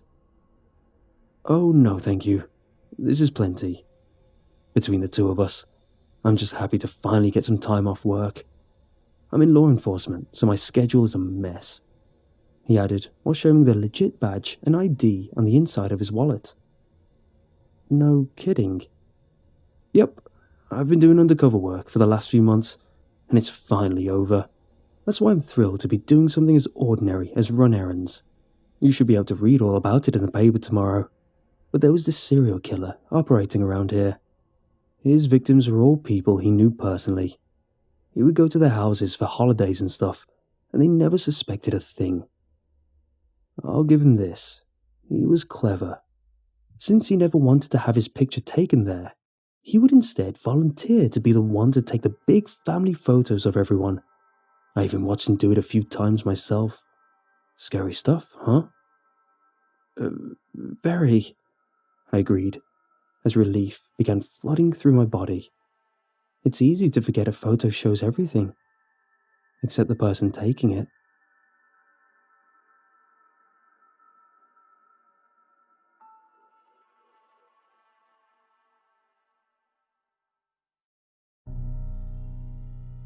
I first heard about the bargaining place when I was a kid. As usual, it was at a sleepover when I learned of this arcane knowledge. This was back in the dark ages when Fortnite was many years away. Our entertainment was ghost stories. As we huddled in our sleeping bags and told ghost stories by flashlight, Marvin, whose house it was, related a story he'd heard from the most reliable source, his older brother. If you go south past the town limits, the road eventually splits in two. At exactly 30 miles, there's a picnic area in between the lanes. If you stop there at 1 in the morning, you'll meet a stranger who will make a bargain with you. You'll get what you want if you turn around, go back into town, and do what you're asked. What does he want? I asked. It might not be a he who asks, answered Marvin. My brother says that Mike McAllister went out there last year, and it was an old lady. He wanted to be on the varsity team, and she told him to throw a brick through a church window. Did he do it?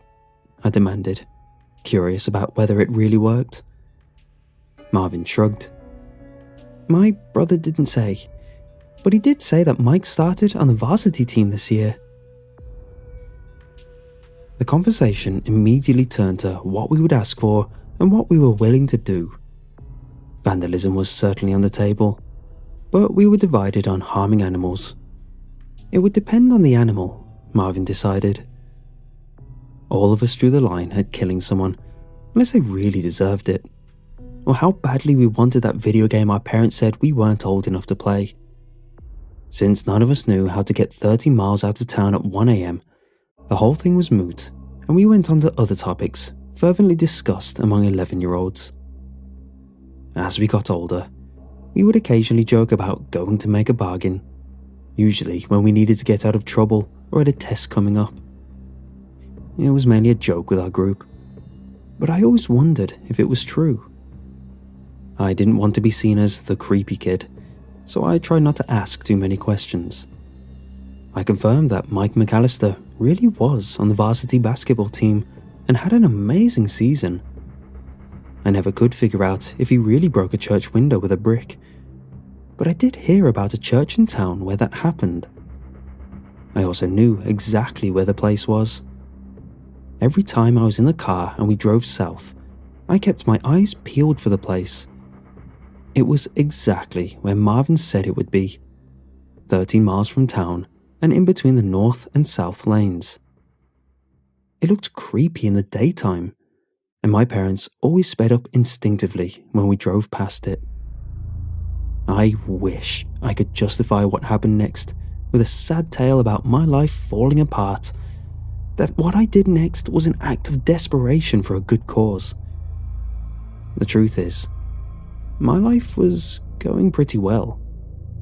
My friends and I were still close. My family was healthy and happy, and I was doing well in school. No, I just had to do it. I had to take the drive to that place and see if the story was true. I was 17 when I decided that I was finally going to see if this was true. Marvin was the only one of us who agreed to go with me. Everyone else was either too creeped out by the place or thought the idea was stupid. Marvin and I made our plans. I'd go to Marvin's house on a Friday night, and when everyone else was asleep, we'd take his dad's car and make the drive. Neither of us had cars, and his older brother was in college. We figured we could make the drive there and back without anyone being the wiser. The plan went off perfectly. Marvin's parents went to bed early and was sound asleep when we snuck out. His dad even left the keys hanging from a hook by the door. When we got into the car, it even had a full tank. Marvin and I was on the lookout for cops. None appeared, and we quickly drove out of town. As we drove, I could feel the place getting closer. I can't explain it, but I didn't need the mile markers to tell me when we'd gotten there, or that we were right on time. I didn't even wait for Marvin to turn the car off before I got out and headed straight into the center of the picnic area. Old trees surrounded a small, open area. 2 concrete picnic tables sat near each other, and there was a rusted grill nearby. I didn't spot any litter, and the trash barrel was conspicuously empty.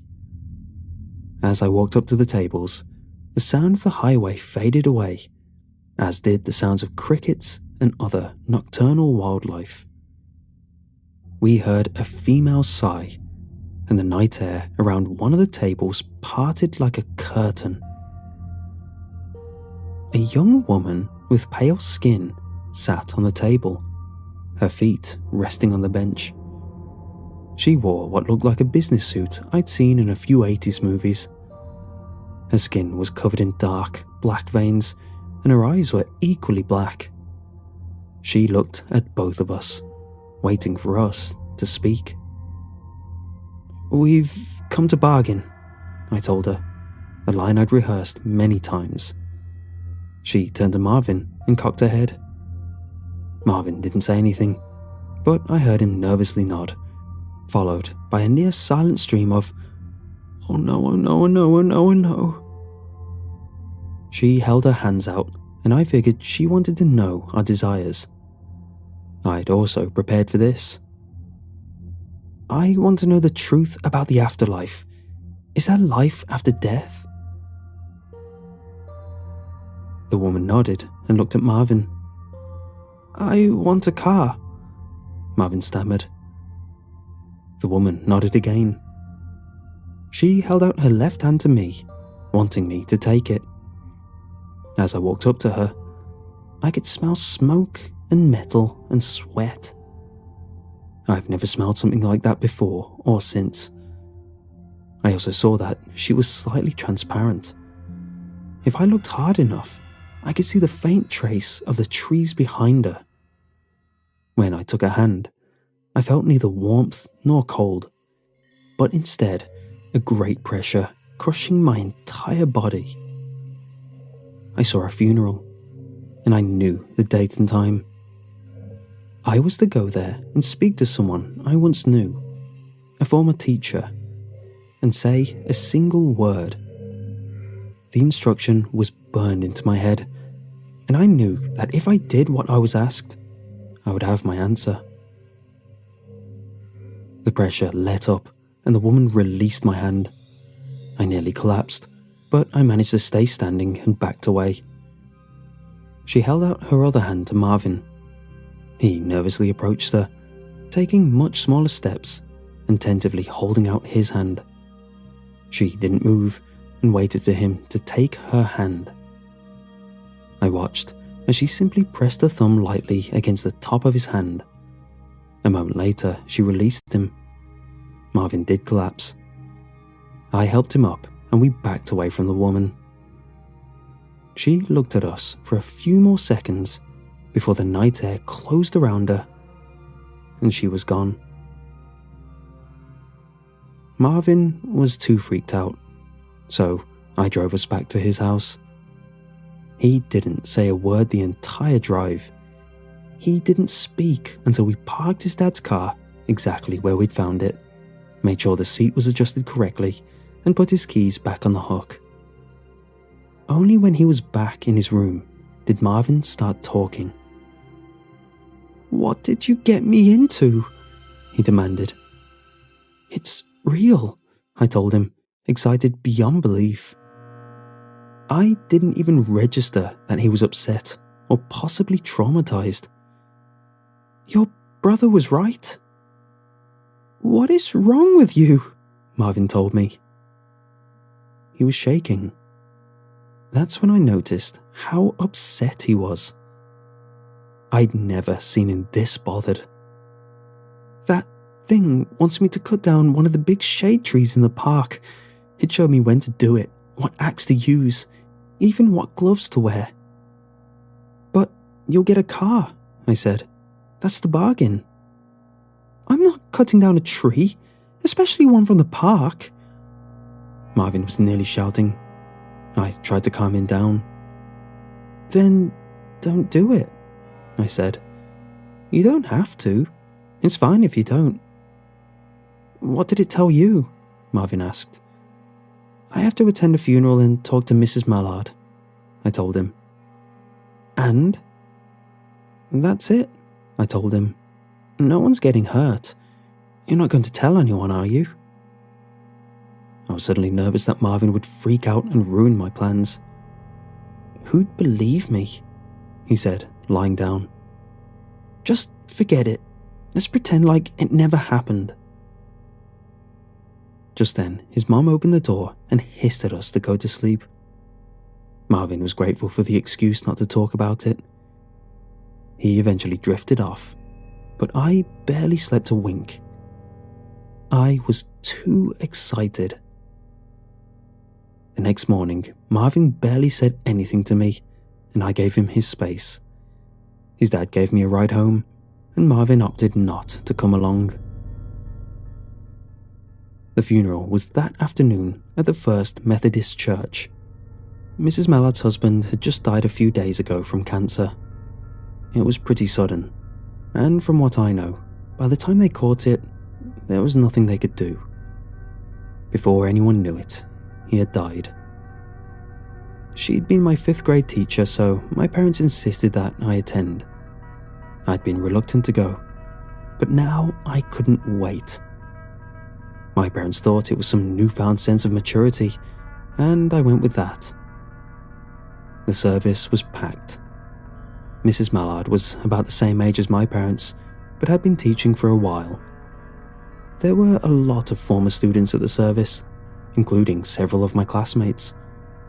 She was well liked and one of my favourite teachers, so the turnout wasn't a surprise.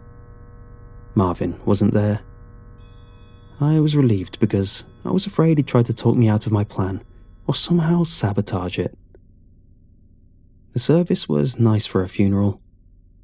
There was singing and people spoke about how great he was. There were some funny stories, and I was surprised that people actually laughed at a funeral. Even Mrs. Mallard cracked a smile. After the service, there was the reception. There was a long line of people waiting to talk to Mrs. Mallard. I was suddenly very nervous and made sure I was in the back of the line. I could see that she was holding back tears while smiling. As I inched closer, I considered if I really wanted to do this. Maybe Marvin had a point. At the same time, I'd come all this way. I needed to have my answer. I thought about how I could smoothly slip the word into a sentence. However, the closer I got, the more nervous I became. So, when I got to her, I shook her hand and just blurted it out. Diamondback. She jerked her hand back, and the look on her face will haunt me for the rest of my days. I've seen people cry. I've seen adults cry. But I've never seen someone look at me with such horror and despair and grief. The calm mask she'd been holding onto broke, and she just wailed in pain and crumpled to the ground. "No, no, no, no, no," was all she said. Immediately, everyone was looking at me, wanting to know how I'd hurt this sweet teacher at her husband's funeral. I was stunned and tried to back away. As soon as I began taking a step back, she sprang to her feet with such ferocity and grabbed my arm so tight I could feel my bones creak. "How did you know that word?" she demanded. "Who told you?" I shook my head. "No one told me," I lied. "It just came to me." A large crowd had gathered, and from the mood of the room, they were all certain that I was to blame. I figured I was already in trouble, so I decided to press it. "What does it mean?" I asked. "It can't be," was all she said. "You can't know that word. It can't be." She released me, and I was immediately pulled away by several older men who demanded to know what I'd said to her. I played dumb and told them I just said a word that popped into my head. I had no idea what it meant. They were very, very upset and decided the best thing was to just throw me out of the reception. I waited by my parents' car. My parents spent the next 15 minutes apologizing to everyone.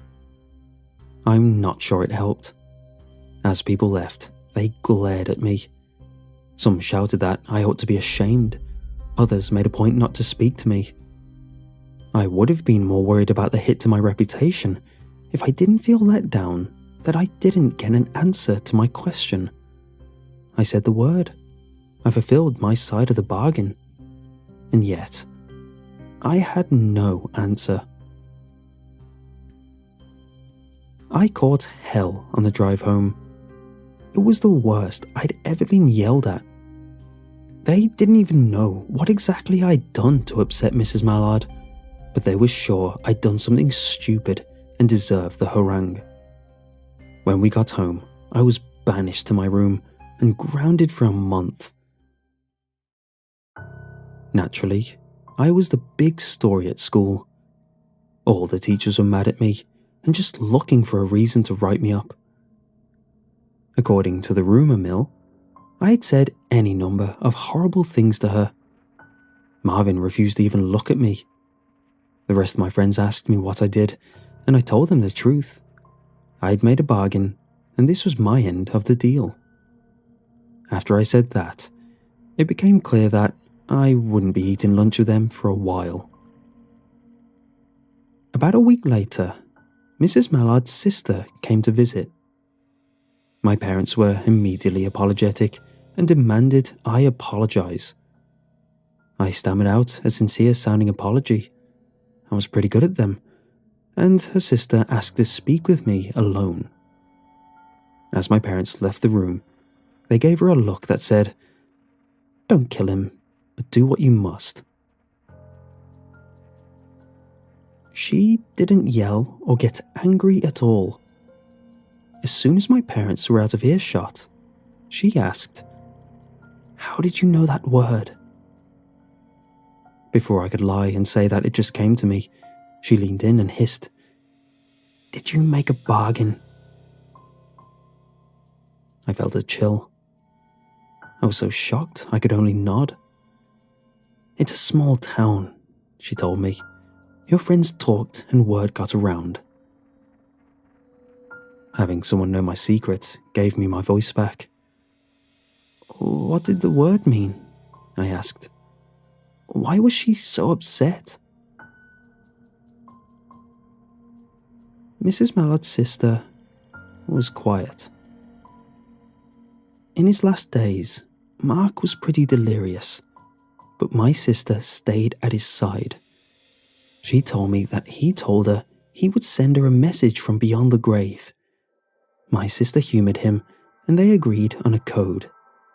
If he wound up in a good place, heaven or something like that, he'd send her the word Blue Bonnet. But if he was in a bad place, he'd send a different word.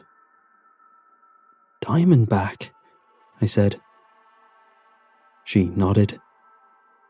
We didn't say anything else. There was nothing left to say. She sat for a while longer and then showed herself out. I just went back up to my room. I stayed there for the rest of the day. I didn't even come down for dinner. I had my answer. The bargain had been fulfilled. All I had to do was tell one of my favourite teachers that her husband was in hell. Not just tell her, confirm it for her. I tried to convince myself that it wasn't that bad what I did. At least I didn't murder anyone. But deep down I knew that I had destroyed this woman. I'd also destroyed myself. I was just too young and stupid to realise it at the time. You might expect this part of the story to be when my life fell apart, but that's not what happened. Eventually, the town moved on from what I did, and my friends started speaking to me again. Even Marvin. I graduated, went to college, and fell into a pretty good career. But I was never happy. The older I got, the more I understood the terrible price of the bargain. I never married or had any serious relationship because I knew that if they died, there was a good chance they'd also end up in that bad place. I cut myself off, never getting close to anyone, never daring to care about someone who could suffer for eternity. Every day I think about Mrs. Mallard and that look of anguish on her face. I hear her in my dreams. I have no idea how she could ever cope. I never tried looking her up for fear of what I'd find. I've done enough to her. Which is why I'm going to try fix it. I'm going back to make another bargain. I want to know if there's a way I can help her. This is a big ask, and while I don't know what the price will be, I don't expect to come back. If you're listening to this, I've already made the bargain. I set up this video to post the day after, because I want people to know what happened. I'm not doing this for myself. I'm too far gone. I'm doing this for anyone who has ever thought about going to a place like that and making a bargain. Just don't. You will regret it for the rest of your life. And probably for a long time after that.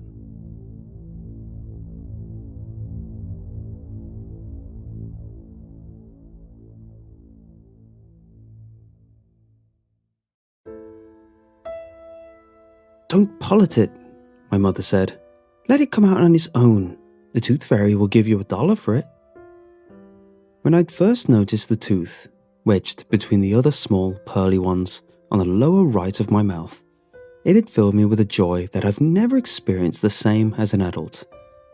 The occasion was special to me, as it had been my first loose tooth. Back in those days, my mother's word had been law to me. I had to wait. My little body ached with anticipation of waiting. Eventually, I couldn't resist the temptation of pulling any more. I gnawed on the hardest foods I could find. Taffy, apples, carrot chips, nuts, and the like. My fingers had tugged on it until I had lost sensation in them. I lost track of the countless times where I probed it with my tongue, desperate for it to finally be out so I could get a visit from the tooth fairy. But no matter what I seemed to do, the tooth refused to leave my mouth. It seemed that the harder I tried to remove it, the deeper it dug itself into my gums. My 7th birthday came and passed that summer, and it had been a good one. My parents had treated me to go go-karting at the local amusement park with cake and ice cream afterwards. The fun that I had overshadowed my anxiety about my loose tooth. It was already dark when our car had pulled into our driveway. I had stirred from the sleep I'd fallen into on the ride home and somehow managed to groggily drag myself out of the car and into the house and slumped down onto my own bed without a single hesitation. I don't know how late it was when the jangling woke me. There was a distinctly metal click to it, like the friction of a dozen small objects, all rubbing together in a cluster. It reminded me of the sound of my father's front pockets, always stuffed with spare change. I sat up in bed, half buried in my Thundercats bedsheets, as my bleary eyes adjusted to the darkness of my room. My heart clenched in my chest as a familiar childhood fear took over. The familiarity of the room, which I had taken for granted in the daylight, was now lost to darkness, and in my young mind, anything could be lurking out there. I was grateful for the light that peeked into my room from my half-open bedroom door. Something shuffled on the landing outside my bedroom door. Squinting closer, I could see the outline of a tall, shadowy figure moving about. I blinked. "Mom? Dad?" The figure stopped, inching its head towards the direction of my voice. A chill coursed down my spine, and I didn't even know why.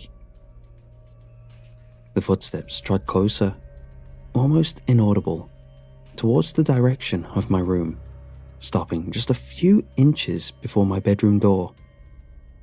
Then the door creaked open. I sagged in relief at seeing the dark, humanoid outline frame against the open light pouring into my room. It was tall enough for me to think that it was just one of my parents, and my chest sagged in relief. I expected some hushed words of comfort and to be tucked into my bed. Any sense of relief died the moment that figure stepped closer, and I saw it more clearly. The billowing outline, which I assumed were pajamas, were trailing weather-beaten red robes. A hood poured over its bowed head as it hobbled along my bedroom floor, its sleeves bearing its hands. It seemed to glide on its feet rather than walk, with a kind of fluidity that I'd only seen in professional ice skaters. Even at that age, I had the sense to know it wasn't natural. I couldn't see its feet under its tented clothes, but I was sure that they hadn't touched the floor once. It paused by the foot of my bed and just stood there, like a wind-up figure that had lost its momentum. Suddenly, it lifted its head towards me. It had no eyes. No nose either, or any normal facial features that I had come to recognize. It was as if someone had sculpted a human face from raw meat, the glistening bloody folds of its skin sagging over its bones, as if it was rotting alive, looking ready to fall off in meaty chunks. The only recognizable part of its face was its gaping mouth, filled with rows of mismatched teeth, some white, others yellow, of varying shapes and sizes. Its breath was sticky and laboured, as if it was drowning in its own lungs. A stale smell of mothballs and morphine filled the air. It grinned down at me, a thin trail of saliva slithering down its chin. Before I could scream, it was already on me. It materialized from across the room, pinning me to the bed with a large, fleshy hand pressed to my mouth. I knew that there was no resisting it. It was at least twice the size of me, with its forearm being almost as long as my torso. The sharp crack of bone rang out as it jerked its neck upwards, jaws unhinging so wide that I was sure its skull would rip apart from the sheer force. Frothy saliva flecked onto my skin as it let out a soft, choking sound. In the waning moonlight that peered through my curtains, I saw it didn't have rows of teeth. It had layers, dozens of misshapen teeth that ringed the side of its mouth to the pale upper palate, stretching down into its gullet. More than I could count at that age. It reminded me of a lamprey, the kind I'd seen in a half-remembered National Geographic documentary when I'd been flicking through the channels one day. My eyes widened with mute horror, glistening with tears. Every cell in my body screamed out for my parents to save me from this thing, but even if I could manage to move the massive hand from my mouth, my voice was lodged in my throat. It descended on my squirming form, engulfing my head inside the fleshy cavern of its mouth and muffling my cries for help. My fists battered helplessly against the spongy sides of its skull, but it didn't flinch. Vomit burned at the back of my throat at its rancid cabbage breath that blew into my face. Something long and dark coiled out of the pulsating depths of its throat like a black mamba, a forked tip flicking up before my helpless eyes. Just as I realized that the object was its tongue, it plunged into my own mouth. The ringed muscles of my esophagus tightened as the mass pushed deeper into my throat, squeezing the air out of me. The underside was covered in what felt like fleshy suckers that stuck to the side of my mouth as it slithered about. My head throbbed from the lack of oxygen, feeling ready to explode into fragments. After what felt like an eternity of it examining my mouth, it came across my loose baby tooth. It gave it a few experimental jabs, as fascinated by its slackness as I had been. The tip retracted from my throat, coiling around the area. Pain rocketed through my body as I felt the hooked edge of its fat, wriggling tongue hook to the underside of the tooth, deep into the gum, pulling upwards. I knew what it was trying to do, and my efforts to fight it off became frantic as claustrophobia weighed down on me, struggling against the inhuman body to no avail. The wet walls tightened around my skull. I was sure that it was about to swallow me whole. A wet pop resounded like a gunshot through my brain as I found myself falling backwards onto my bed, freed from the humid heat. Bloody drool mixed with acrid vomit was sprayed onto my pillow. I clutched the aching side of my jaw as blood seeped from the corner of my mouth, ribcage expanding with involuntary gasps and retching. It stood over me, balancing my bloody tooth on the sharp tip of its black, serpentine tongue, almost looking down at it with non-existent eyes. It slurped it back into the confines of its mouth, chewing down with a watery crunch of splintering enamel. When it opened its mouth again, I saw that the incisor on the upper left of its mouth had a new neighbour. A small white tooth stifled between it and a large cavity-pocketed molar. My tooth. Its mouth contorted into a sickening smile, its hand moving to rummage around inside the folds of its robes, looking for something. Reaching around, it tucked something under my pillow before pursing a bony finger to its skinless grin. Its fingernail cracked and blackened. I passed out with that horrible face still looming over me, burned forever into my mind. When I had failed to show up for breakfast the next morning, my mother instantly knew something was wrong. She had come up to my room to find me half slumped out of bed on the floorboards in a pool of my own half-dried blood. After rushing me to the hospital and getting my wounds tended to, they concluded that I must have hit my mouth on the side of my dresser while getting up in the middle of the night and passed out from the pain. From the concerned smiles on their faces, I knew that they hadn't seen it.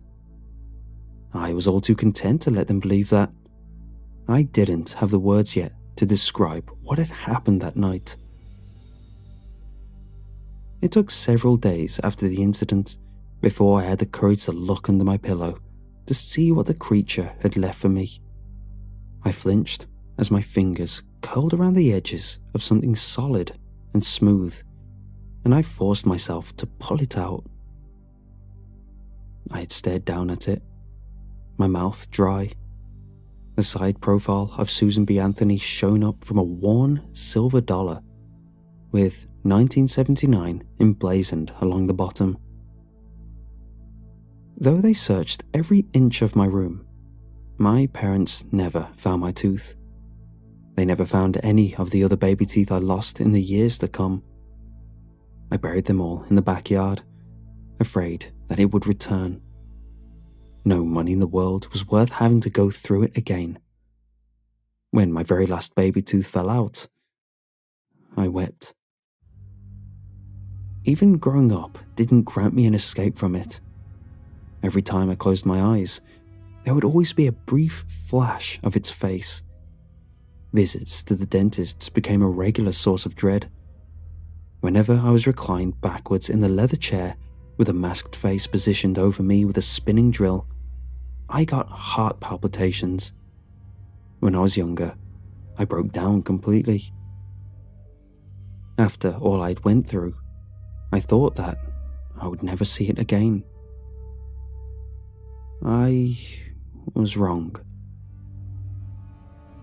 When my 6-year-old daughter, Mia, proudly poked at the loose tooth at the bottom front row of her teeth, I had smiled along with my wife, even as my heart had plunged into the pits of my stomach. That lifelong dread resurfaced in the back of my mind, reshaping itself into a question. Would it come for her? I'd wanted to believe that it was all a figment of my concussed imagination. It didn't stop me from installing motion sensor lights in our backyard. I told my wife it was for protection. I knew better. It was after I'd put Mia to bed, her rotating fairy lamp casting dancing shadows across her pastel pink walls. I had headed downstairs to fix myself a cup of tea before I settled in beside my already sleeping wife. As I was tapping my spoon against the edge of the cup, the light blinked on behind me, notifying of motion detected in the backyard.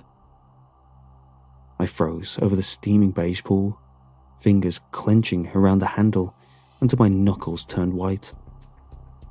Probably just a raccoon, I told myself. I made myself check, forcing my stiffened leg muscles to walk to the direction of the glass patio doors, where I'd hoped the concealed view would ease my fears. I found myself facing my own pale reflection in the glass against the outside darkness. I'd been just about to return to bed when the lights flicked on again. A figure was crouched in the darkness, dark and almost shapeless. A hooded head jerked in my direction, our gazes meeting for the first time in over 30 years, with just a pane of glass between us. Though its face was hidden in shadow, I knew exactly who, or rather what it was. My breath slowed to a halt as I looked at it. I only discovered that my cup of tea had fallen from my hands when the hot liquid singed my toes. The pinkish glow above, where it was fixated at, jolted me back into reality. My heart froze. Mia's room. Parental instinct overrode any sense of self-preservation as I charged out the door at it. It darted into the cover of the trees bordering our house, tripping over its elongated limbs. It soon slipped out of my sight, far beyond where I could chase it. I didn't find any peace in watching it leave, but a queasy dread pooling within me. This wouldn't be the last time. Something glimmered from the ground, having rolled out of the folds of its cloak. Without even thinking, I picked it up to inspect it. I let out a choking wheeze, almost dropping it. Somehow I managed to hold on, unable to let go of it, no matter how much fear it instilled in me. A single, old, silver dollar.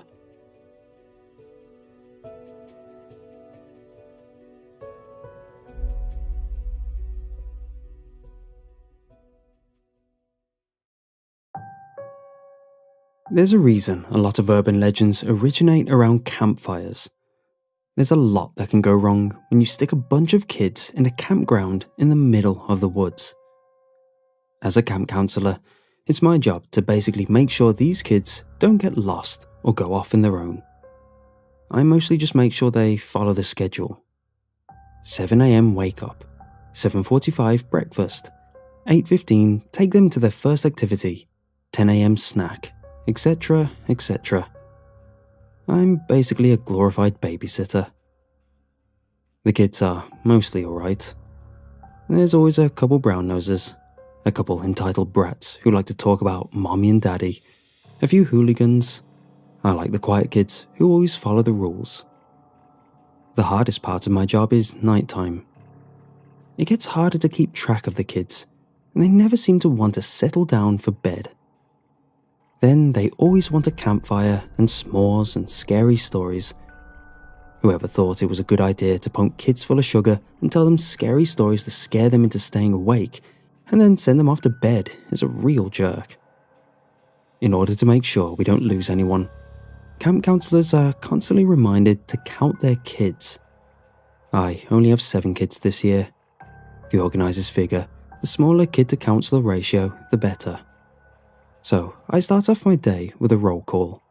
Make sure no one is still in bed or sick. Count them before we leave. Count them at the first activity. You get the idea. I've got a pretty good group of kids this year, so I'll admit, I haven't always done my count when I should have. Still, I haven't lost a kid yet, so no harm, no foul. One night, the kids asked me to tell a campfire story. Normally, this is more easily done with a second person. You talk real low and soft, tell a story warning kids not to do something like wander off on their own or go swimming without supervision. Then, when you reach the most tense part of the story, your cohort will yell really loud and scare the crap out of the kids. They all scream, then they laugh. It works every time. When you don't have a second counselor though, it's a little tougher. It's always a little difficult coming up with stories all the time, so sometimes the counselors will get together and swap some stories. One particular night, the kids were asking for a story. They already had marshmallow and chocolate smeared all over their faces, so I obliged. This is the story of Clark Thompson. 30 years ago, young Clark came camping here with his father to this very campsite. They even used this very fire pit to cook their meals. Like you, Clark had s'mores almost every night before bed. He loved candy and sugar, so much so that his father usually had to limit Clark to 2 s'mores a night. Some nights though, Clark would wait until his father was fast asleep, snoring loud enough to wake the dead, before sneaking out of his sleeping bag. He would go where they kept their food, a bucket strung up in a tree to keep it safe from bears. He would carefully untie the rope and lower the bucket, trying to make as little sound as possible.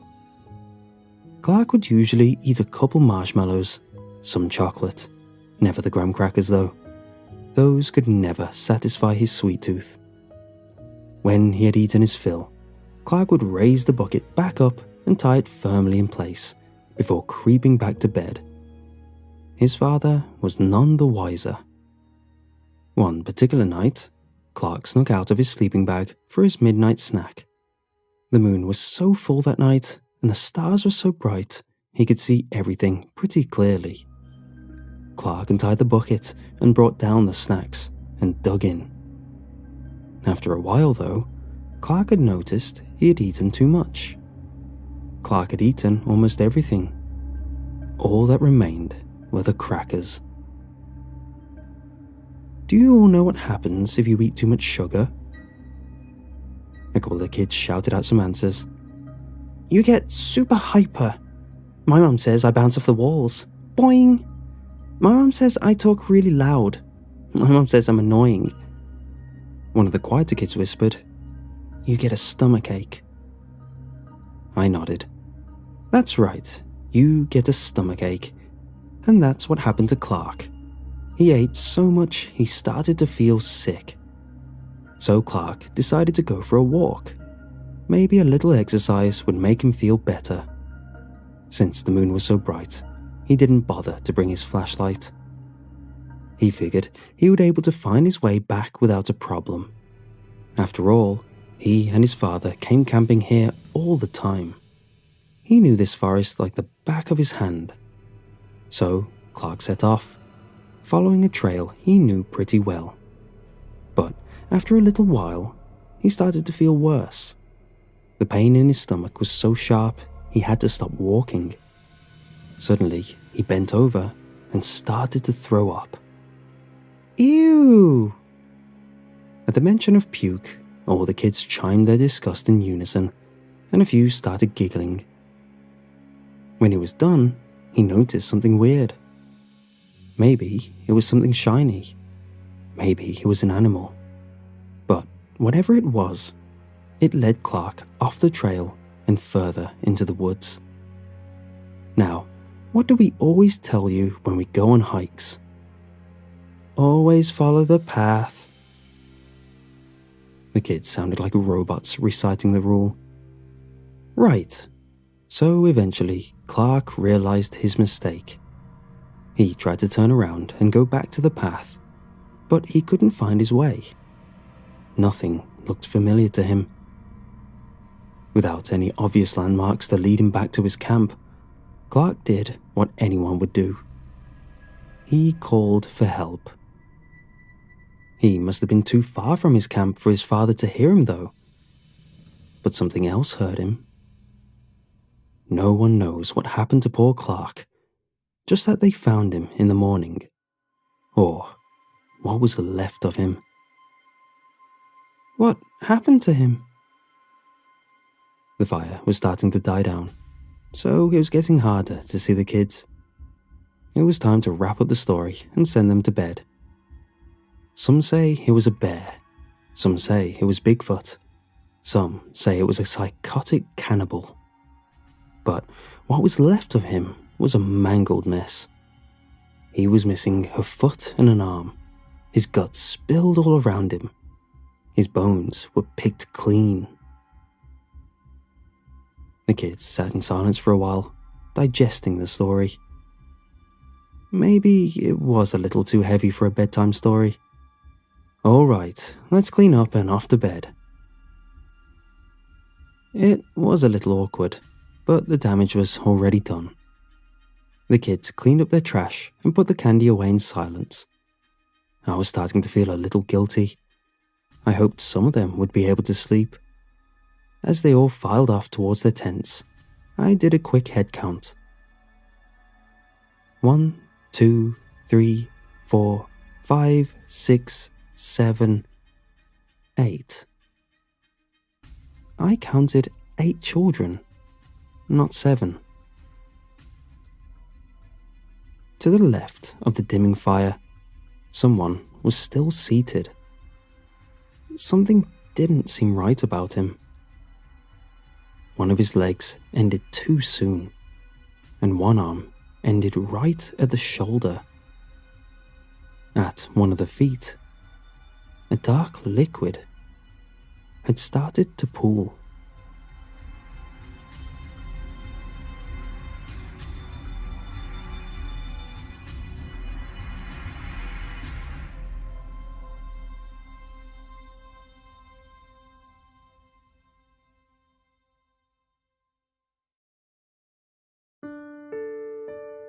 Everything begins with a red door. We knock. I straighten my collar. I pull up my pants. Jenny gestures wildly at my zipper. That zipper, and I realise with horror, damn, the fly is open. I fight wildly to get it in place. Sweat builds on my brow. The white hot valley sun beats down on my back like we're stuck in the Caribbean, and the fabric is stuck. Of course the fabric is stuck. The fabric always gets stuck. They make these goddamn pants just to get stuck on a schmuck like me. The zipper is caught in my boxers. I'm pulling. Jenna tries to help. She's making it worse. Stop making it worse. The red door opens before we have the chance to fix it. And then, I'm standing there, with my hands on my crotch and my girlfriend's hands there too.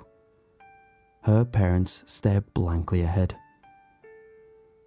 The holidays are a stressful time for everybody. We laughed it off and we step into the kitchen. I go in for the handshake. Jenny says it's better to shake hands when meeting people for the first time. You have to keep boundaries, Matty. People respect boundaries. Mr. Webber had a firm grip. He is the type of man to look you in the eyes when he does it. Mrs. Webber's handshake is dainty and petite. She asks if I prefer tea or coffee, and I say, "Tea, Regina, please. Coffee makes me jittery."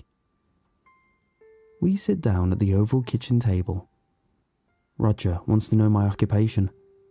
He is a professor just to pay the bills, you know. But it's independent study which intrigues him the most. White Valley University keeps their checkbooks open when it comes to research. He hired 2 new interns just this past fall, and you would not believe the things these kids uncover in the lab. Mind-blowing stuff, Matt. Really world-altering stuff. "So, what are your passions?" Roger asks in the crooked way only a concerned father could ask. "Where do you see yourself in 5 years?" I tell him about my company. Diner tap, maybe a small fish in the big market, but we have growth potential. Just this week, we received a report which stated that 3,000 people use our program daily. The free version of our app is booming, but we are working on a solution to move folks into paid subscriptions. I believe our next product will accomplish this goal. "Oh?" Roger murmurs skeptically. "And what is the name of this product?" I leap to tell him the name. I know the name. Of course I know the name. I live this product. I breathe this product. It consumes every inch of my life. I plaster the name throughout thousands of lines of code again and again, working night after night just to get it right. This product is my baby. My future kids will know its name. Why the hell can't I just remember the name? Just say the name, doofus. The man is waiting. I have to check my notes. Jenny laughs nervously. Regina looks on in despair. Roger is angry now. Not good, Matty, not good. Jenny said to never make Roger angry. You created a product that would change your company's future, he huffs quietly, and you can't even remember the name? Think. Roger is getting out of his chair now. Why would he get up? Oh God, we're in a booth. There's not a lot of room. I have to move just to get out of the way. The kitchen table is shaking. Oh God, he's mad. Jenny said to never make Roger mad. Think, Duvas. Think, Vest. Roger pauses. He sits back down. He lets loose a smile full of crooked teeth and thinning gums. Regina smiles too. She brushes back a tendril of styled hair and sets down the tea, 3 sugars, before sliding next to me. Regina wants to know about my mother. Regina says a good man always looks after Mom. My mother lives over on Andover Street, Mrs. Webber, I say. And I'm sure she would love to meet you too. Regina, please. Roger jumps back in. Roger wants to know more about the product. He loves tech projects. He loves the name. He loves the concept. I talk for hours about online banking capability, microtransactions, and minimum fees. Dinner comes and goes. Dessert does too. Roger is interested. Roger is impressed. He worked on Wall Street, you know, just for a little bit. Not everybody can hack it with those big number boys. Soon enough, my glass gets empty, and Roger is rushing to fill it with more beer. Good beer. The quality stuff. Think, Vest, eh? He gushes through a mouthful of high alcohol content IPA. Think, Vest. Couldn't have said it better myself. Jenny floats back to the table. She and her mother just finished the dishes. She's got the sleeves of that blue dress pulled up now, and dear God, she's a vision.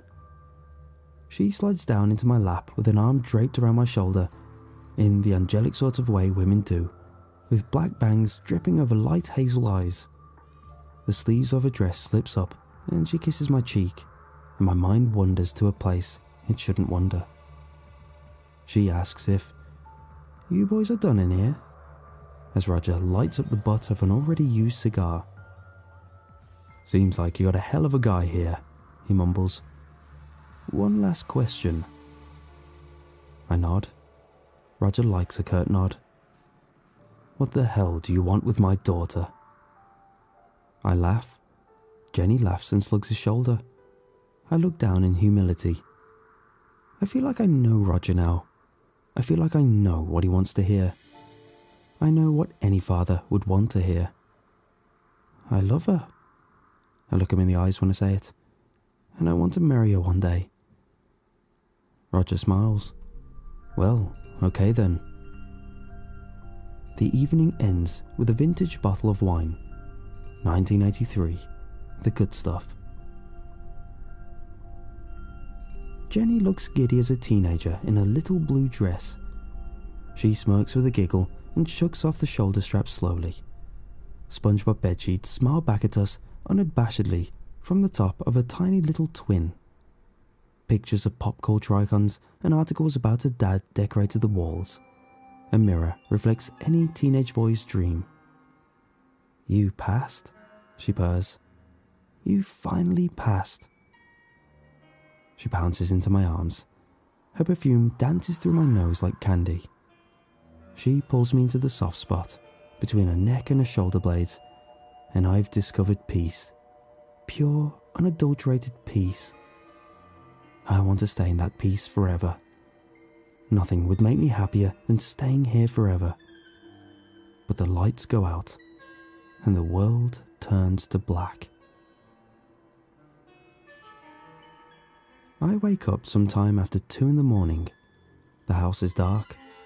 Jenny sniffles from the slightly far side of the bed. Roger snores from down the hall.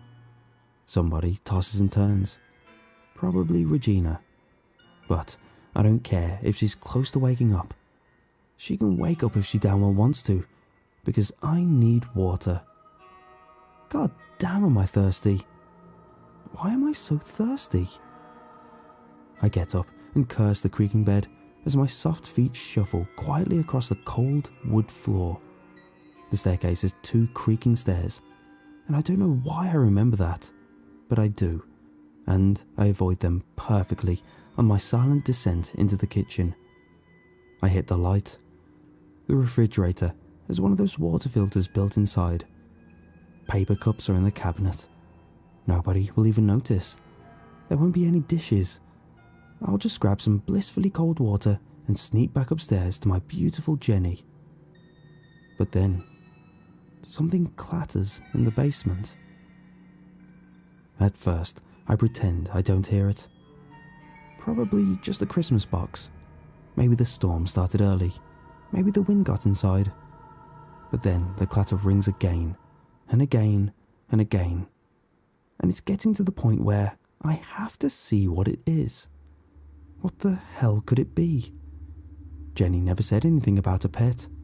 Jenny never said anything about mice or rats or any other critters living in that house, let alone the basement. But that sure as hell sounds like something living, because I can hear it shaking now. Did it speak? Thought I heard somebody speak.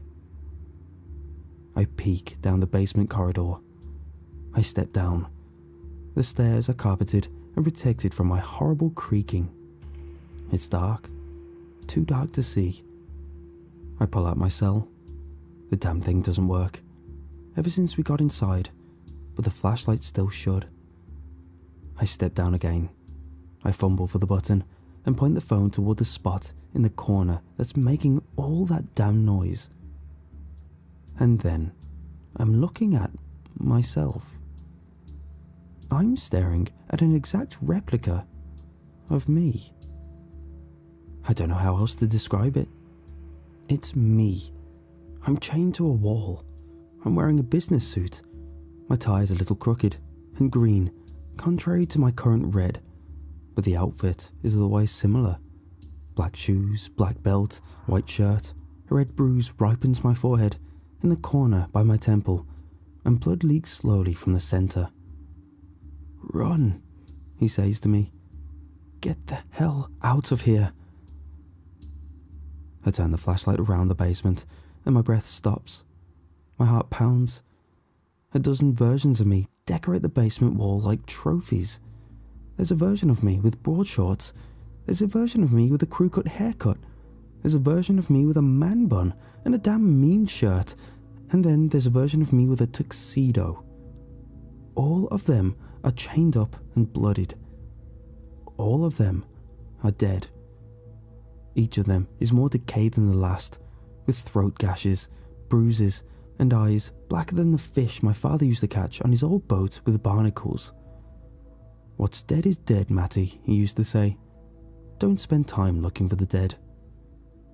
"Run," Greentie cries with thinning teeth. "They're going to wake up." Sure as hell, he's right. I'm right. We're both right. We're all right. Roger isn't snoring anymore. That's not good. Roger always snores at night. If he's not snoring, then Jenny is awake, and Regina's probably not far behind. Roger keeps a gun in the safe and pliers in the kitchen. Not good, Matty, not good. The door upstairs open. It closes with a bang. The window, I say to myself. Now. I'm running across the basement. I'm pulling desperately at the clasp. It's stuck, of course. The damn thing is always stuck. They make these windows just to get stuck on a schmuck like me. Roger is walking into the kitchen now. Not good, Matty, not good. He'll have the pliers soon. I can hear him cursing to Regina. Not good, sweetie, not good. The clasp breaks free. I can't believe it. The wailing wall breaks, and a breath of fresh air pours in over my brow. Roger is at the door now. Greentie tries to distract him. I leap up, sneak my fat butt through the narrow space. The fresh air feels so good. I don't remember it feeling so good. The night sky looks so beautiful. I don't remember it looking so beautiful. There's a struggle in the basement. Curses and shouting rip through an otherwise silent night. Roger rushes up the stairs. He stumbles outside. He rushes and fumbles for the keys while getting into his car. But he is too late. Too late. Because I am gone. Gone. Gone. It took a lot to try and start my life over. I moved out of state, I found a new job and a new name and a new apartment. I lived on my own, away from people, and I tried to put Jenny and her crazy damn family behind me, even if I still dreamed about her all the time. I want, more than anything, to go back to the person from before. I want to go back to the person who sat underneath his father's boat for hours and cleaned the barnacles. I want to go back to listening to his stories. But one day, it occurred to me, after a long time spent dwelling, the facts of my life are only that. Facts. I can't hear their voices anymore. I can't see their faces anymore. It occurred to me that I can't truly remember anything anymore. Everything in my life begins with the red door.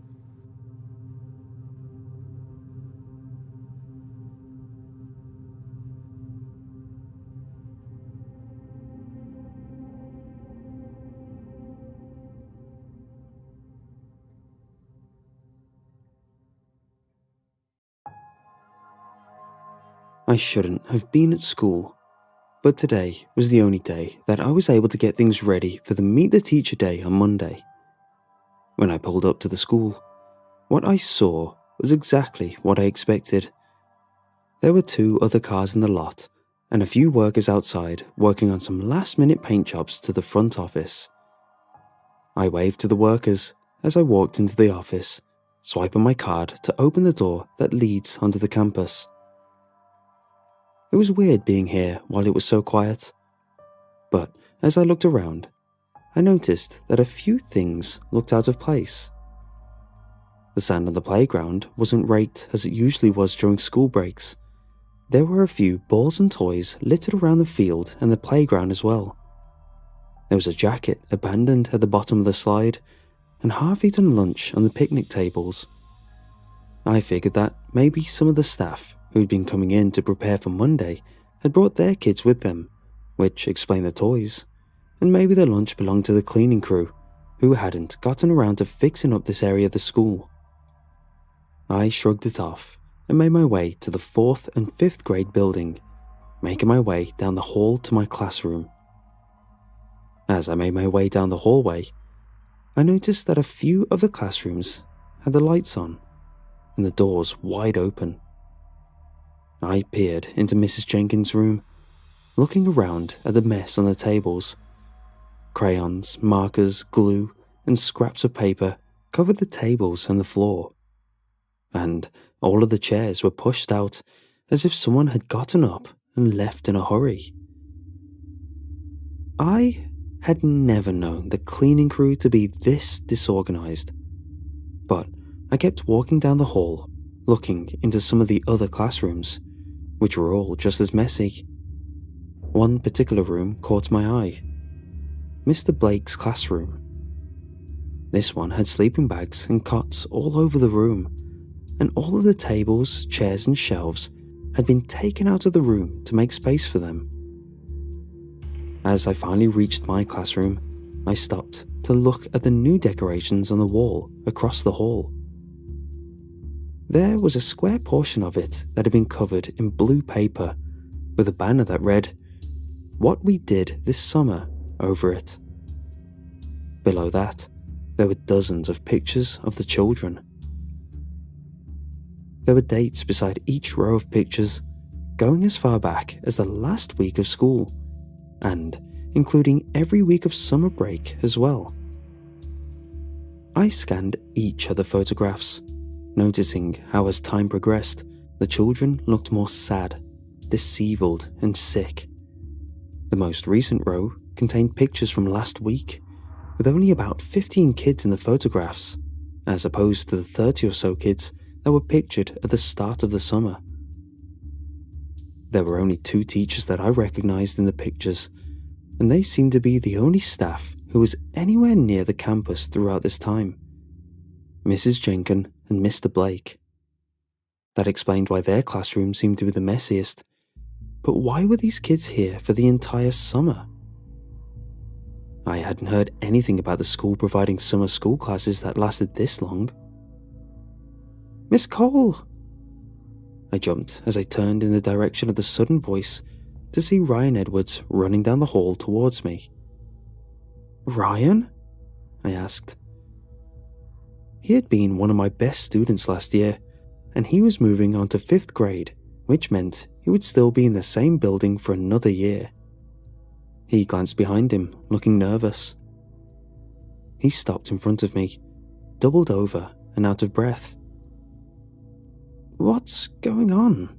I asked, looking behind him as well. There was no one there. You shouldn't be here, he said, panting. What do you mean? I asked. I looked at him, noticing that his face was covered in dirt, and he had bruises and scrapes on his arms and legs. The sole of one of his sneakers was loose, making the front of his shoe gape open. He smelled like he hadn't showered for the whole summer and looked like he had lost about 10 pounds. They didn't... I don't know what... All the kids... He gasped. Okay, alright Ryan, I need you to slow down. Just take a few deep breaths and then tell me what's going on. I watched as he closed his eyes and took a few deep breaths. Okay, I asked. He nodded. They wouldn't let us leave. Mr. Blake and Mrs. J, they kept us locked up in the assembly room for a lot of days. They just left us alone and we couldn't get out. When they came back, they told us we couldn't leave. They said it was summer camp or something, but they didn't let us call our parents or anything. Some of the kids disappear every few days, and no one knows what happens to them. We need to call the police, I said. No, he shouted. You can't. They won't help. It isn't the real Mr. Blake or Mrs. J. I don't know what they are, but it isn't them. They have some kind of powers. We tried to ask the cleaning people for help. Well, Jessie did. She speaks Spanish. But they did something, and the cleaning people just ignored us, even when Mr. Blake hit her. I stood there, horrified, staring at Ryan. All right, well then we need to get out of here, I said. I started walking back down the hall, but Ryan grabbed my arm. No, not that way. They were chasing me from that way. We need to go out a window. What? I asked. Ryan, are you in here? I heard a distorted voice call. Hurry! Ryan hissed. I pulled him into my classroom with me, and we made our way to one of the back windows. I opened it and helped him climb out at first. I could hear footsteps coming down the hallway. Ryan, you won't be able to get away, the voice said. It didn't sound at all familiar. It was in a weird pitch and almost robotic. I climbed out of the window and grabbed Ryan, running around the building. Where should we go? I asked. I don't know, Ryan cried, looking around. Well, what about the library? I asked. No, that's where the parents are. I don't think you want to go in there. What? The parents. They're all in there, Ryan repeated. Well, shouldn't we let them out? I asked. They're all dead, he said. What? How? They did it. Mr. Blake and Mrs. J. Except not them, because that isn't them back there. I glanced at the library. All right, so where are we going then? I asked. Ryan looked around. The cafeteria, he shouted, pointing. I grabbed his hand and we ran across the grass. I reached for the door, praying that it would open, and sighing in relief when it swung open. We stepped in and I closed the door behind us, moving 2 chairs underneath the door handles to jam it shut. I looked around at the empty cafeteria. This appeared to be one of the only places that they hadn't messed up somehow, which made sense, considering that Ryan looked like he hadn't eaten the entire time he was here. "Where are the rest of the kids?" I asked. "I don't know. They split us up. That's how I got away. They were moving us to the junior high building," he said. "I'm going to block the other doors. Stay here," I said to him. He nodded, and I walked to the other side of the room, checking to see if those doors were open as well. They were locked, but I moved the table in front of it just to be safe, and then made my way into the kitchen.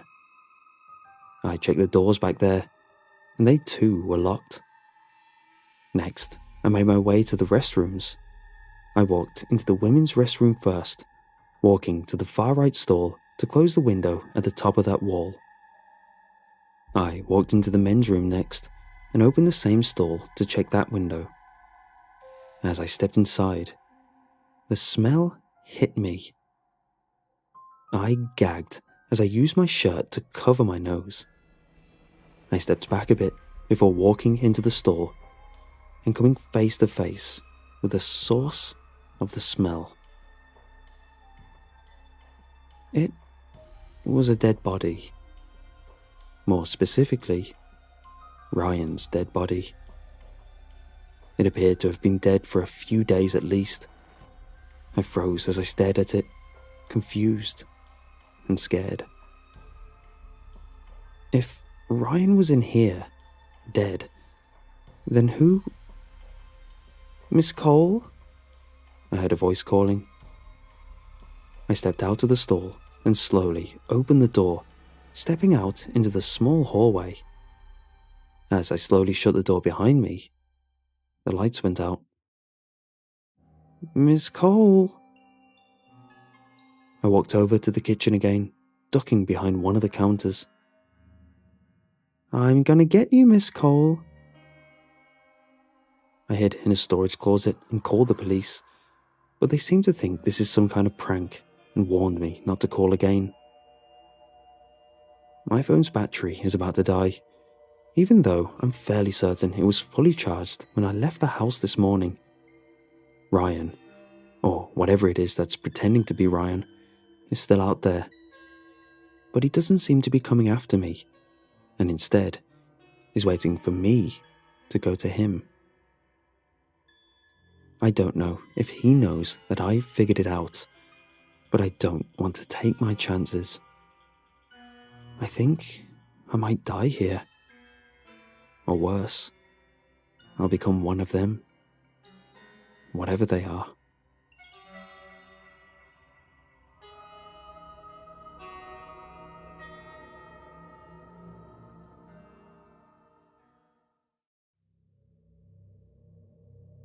When I was young, my grandmother used to tell me stories about the island we lived on.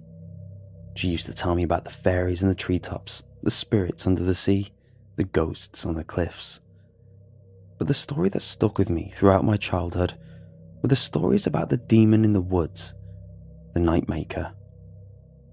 She used to huff and puff whenever I asked her to tell me the story. I was too young, she'd say. I'd have nightmares and keep her awake. She'd relent eventually, though. She always did. The stories went that there was a demon that lived in these woods, a thing who saw nothing in love or family. It would watch us from the dark with hateful eyes for all that was beautiful. The people who lived near the forest had to be careful. The Nightmaker had a black soul, and he would drive all to despair if you let him near. He had so many tricks, so many ways to torture the people of the village. No trick was played twice. Even survival was not enough. Meeting him even once would scar you forever, and you would end up taking your own life. The one thing that always struck me about the Nightmaker was how purposeless he seemed. He had no reason to do what he did. All he wanted to do was show the townspeople how horrible the world really was. At the end, cowardly little me would be shivering. My grandma would tuck me into bed. She'd kiss me on my forehead and tell me the world was cruel, but she would be there for me. The old woman cared for me. She really did. On my 10th birthday, she got me an old-timey radio. She knew how interested I was in tinkering in machines. If I could fix it, she'd give me a prize. I think that was what attracted him. 3 days after my birthday, after Grandma kissed me, I was tucked into bed when I heard a noise, a tapping on the window. On my bedroom floor was a shadow of a man. I looked up at my window. My father was smiling at me. It had been so long since I saw my father's face. I forgot what he even looked like. I thought he was dead, but at that moment, I recognized his smile. "Come on, kiddo, we gotta go to church." I didn't know what he was talking about. I didn't care what he was talking about. I got out of bed and opened my bedroom window. As I did so, he held out his hand, beckoning me to come outside with him.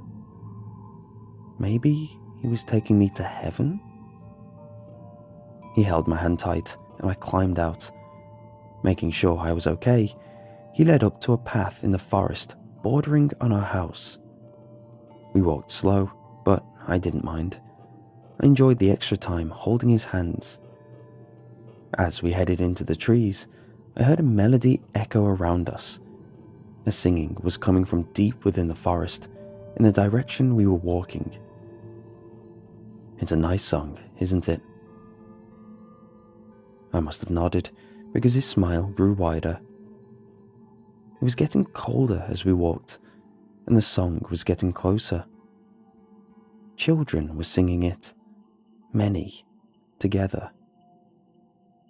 The trees, they were growing more twisted as we walked, their branches becoming more hand-like, like old men reaching out for me. His grip was so tight. His smile kept getting wider, stretching his skin as he stared into the dark. I gave slight resistance to his constraint. "Come on, John. We have to get to the church." "Dad, my name isn't John." His expression didn't change. If anything, his smile got wider. He raised one long, stretched finger and pointed it in front of us. "Look at the church." A cave in the distance. A cave in the middle of the woods. It led down into the earth. His cold grip pulled me as he led me, as I lagged behind him. This allowed me to realize a disturbing fact. His legs were run backwards. Whatever was holding my hand, it wasn't human. I jerked my hand away from him, stumbling back, ready to run. "Let's go inside the church, John." He turned to face me, and I screamed. The smile had grown and twisted the features of his face around it. His lips were ended around his eyes. So many teeth, in a jaw that curved at me. The horrible grinning thing reached for me. I turned and bolted down the path. I glanced back to see the thing behind me, following me, walking at that same awkward pace, walking with those twisted legs. "I can see you." The tree branches snagged at my clothes, clawing at my skin as I pushed through them, leaving red marks as they cut into my face. The cold air turned into a rotted wind of stale air and pushed me back. It felt like hours, my time in that forest. Hours seeing that thing behind me. Hours hearing that tune. Hours struggling against the branches. All I could do was run. away from the singing, away from the thing coming near me. When the light of my house came into view, I was about to collapse. My bedroom window, my grandma's house, my safe haven. I climbed in and locked the window after me. Crawling into my bed, I pulled my bedsheets up and waited, hoping to go to sleep or wake up from a nightmare. Slowly, after a few minutes had passed, I peeked out my covers to see a new shadow on my bedroom floor. It was there, standing outside the window. He was so horribly deformed now, a living, rotted tree smiling at me through the window, full black eyes and 2 red pinpricks in the center. It tapped on the window with those long fingers. "Let me in." I kept dead still. The finger pointed to the radio. It cackled to life. "Jack? Jack? John? Jerry? Come out, Jerry. Come out. You'll be safe with us, Jack. Come out." His voice. It was so wrong. It made me sick. "Come to the church. Open the window. Open the window. Open the window." "Go away!" The radio burst into a mad chant. "Open the window. Open the window. Open the window. Open the window. Open the window. Open the window. Open the window. Go away!" It stopped. For a moment. "One day, you're going to leave the window open, and I'll crawl in, and I'll remember what you did. I'll make you remember too. Open the window, and I won't hurt you." It stood, dead silent, waiting. A melody came from the radio. The same song I'd heard in that forest, from that cave. "Let's sing along, Jack." A horrible series of animal noises and shrieks echoed from the set. A woman in torture, a man laughing, all while the singing played. It was all such a horrible noise. My ears, they were being mutilated. Somewhere from upstairs, through that black cacophony, I heard a voice calling down. "Jack? Jack, is that you? What's going on?" The noises stopped. A frustrated voice came from the radio. Demonic howl. No presence of friendship left. "You're going to be nothing. Nothing. You know where I see you in 10 years? I see you fat and dirty, hanging by a noose in your own room because you are so much of a failure." I was just sobbing at this point. Just go away. Please, go away. "Let me tell you the truth, Jack. The world is horrifying. It is empty and dark. In the end, it won't even matter if you came with me or not."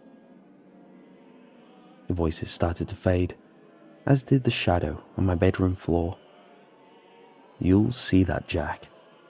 You'll see that." My bedroom door flew open as my grandmother came in. She hugged me, but didn't say a word. She stayed by my side until I stopped sobbing and went to sleep. That night, I had a horrible dream. Something was holding my hand and dragging me through the woods to that cave deep within the forest. We went inside, and I saw the source of the singing. There were dozens of children, all naked and chained, lying on the cave floor. Their mouths moved up and down. All their chains led to a hole in the cave floor. As I stared into the hole, my twisted father emerged from the depths and reached for me. I jolted awake, trying to get away from that cold grip. It turned warm, and I saw my grandmother's face in the morning light. My grandmother had fallen asleep in a chair beside my bed. She was still holding my hand. Every night after that, for a week, she would stay with me. She wouldn't ask me what happened. It was like she just understood. I would never hear from my father again. Every so often, I'd be looking out the trees bordering on our house, and I'd see his face among the dead trees, smiling at me. One day, you're going to leave the window open. After the first time, I jammed the window lock, so it couldn't be opened. After that, life continued. Life went and hit me unprepared, like a turtle belly side up. Living was hard. I was alone a lot. After school ended, I went through the lowest point of my life. And I'm not about to go through my entire life story here, so I'll keep the details. But it was bad. Sometimes I could almost hear him. You know where I see you in 10 years. I see you fat and dirty, hanging by a noose in your own room because you were so much of a failure. This was the first time I'm admitting this to anyone. But there was a moment, I believe the words I heard that night, that I was going to end up in a noose. Through it all, even when I left the house, my grandmother would call me. She'd ask how I was doing, and I'd tell her I was all right. I'd be lying if I said I didn't feel like a loser, having my grandma as my only friend in the world. But it got me through a lot of weeks on these phone calls. It was around 15 years later when I got the call. It was a doctor. She was sick. She'd been taken to the town hospital and was on life support. I got there within the night. It was there, on the white hospital bed. My grandmother let me know the truth. I wasn't exactly a planned baby. Her daughter, my mother, had been 15 when she met my father. He was a man, a trusted man of the town. She trusted her like an uncle. So it was easy to lure her into the trees where he would defile her. For 5 weeks after, my mother didn't say anything. It was only when it became too obvious, when she began to show, did she break down and talk to my grandmother. My grandmother wanted to call the police, but my mother begged her not to. My father was a horrifying man. She swore he would find her, even in prison, even in death. There was a fear so bad in her, she couldn't speak properly. She said he had promised her he would take care of her son, that he had a place in the woods for them to live in. Against the tears of her daughter, my grandma relented. They got married. The wedding took place in an empty church in the woods. For the next 4 years, my grandmother didn't see her daughter. When she did, it was sudden. She was bringing groceries when she saw a body lying near the edge of the woods. My mother was still alive, but just barely. She had lost so much in that time, so much hair, 60 pounds, 3 fingers. She still had me though. She held me tightly like a little life vest. Grandma had to pry her fingers open to get me some food. Over the next few hours, my grandma tried to get out as much as she could from her poor daughter. For half a decade, my mother had been dying in a nightmare. She wouldn't talk about where she'd been, only mutter about a church. She was broken in all of her spirit. Only the tiniest spark had still resided in her body by the end of it, the spark she had used to escape with me. She left him when he called me by the wrong name. My grandma finally called the police. She locked all the doors, closed all the windows, and let her family sleep in peace for the first time in years. It was only later she learned the true extent of the monstrosity her daughter had escaped. The cops had found the cave in the woods, my father's church. So many bodies, so many children, all chained, all dead. They were emaciated, but not all had died of starvation. The chains led to a dark pool where they found my father floating, naked, and smiling at them. They electrocuted him. My mother would never stop having nightmares. My grandma would wake to find her muttering in her sleep, talking of how scared she was of him, the nightmares she had of his corpse standing outside her bedroom window, asking to be let in. Near my 5th birthday, my grandmother thought she might have been getting better. She had grown quieter and more cheerful. There was a feeling about her that her suffering was about ended. On my mother's birthday, my grandmother brought home a small cake to celebrate. She found a daughter hanging from the ceiling fan. She told me of how helpless she felt that day.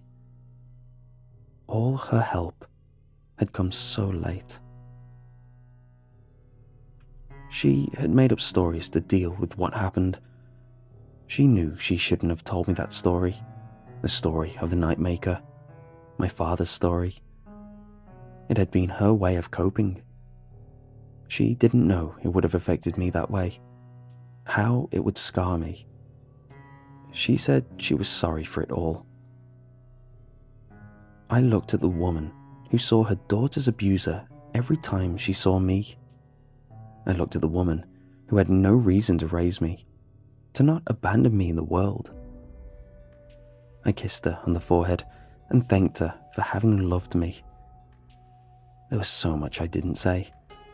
How many times she saved my life, but I hoped it was enough. I held her hand and stayed with her till the day she died, 3 weeks later. I don't want to say anything good about this place we're born into. It's such a horrible, cruel place to live in. The world was cruel, but my grandmother made it so much brighter for me. Her eyes were like 2 pinpricks of light in the immeasurable darkness. The world is horrifying. That is the truth.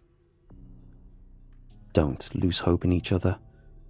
Sometimes it's the only thing keeping each other alive. Don't lose your goodwill. Don't lose your soul.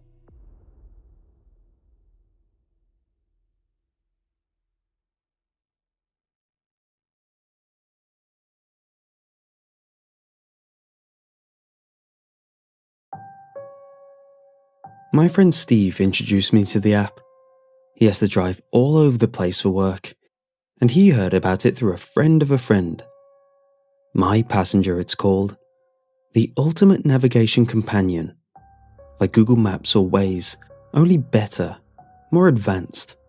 Steve told me he shaved hours off his driving time since he started using it. I can understand the appeal. I only used My Passenger on a handful of occasions, but I noticed the difference straight away. It's not so much the speed, although the app does seem to always choose the quickest route. It's how aware the thing is. It's almost spooky. Waze will tell you about hazards up ahead, sure. A vehicle stopped at the side of the road, a pothole, that sort of thing. But this was in another league. The first time I used it, the app told me to consider switching my windshield wipers on, less than a minute before it began raining. On my second trip, cutting through the countryside on my way home from work, the app advised me to drop 10 miles per hour before the speed limit because animals had been spotted ahead. 1 minute later, a deer jumped out in front of me. I kid you not. The thing froze on the tarmac and I slammed on the brakes, skidding to a stop about 10 feet in front of its muzzle.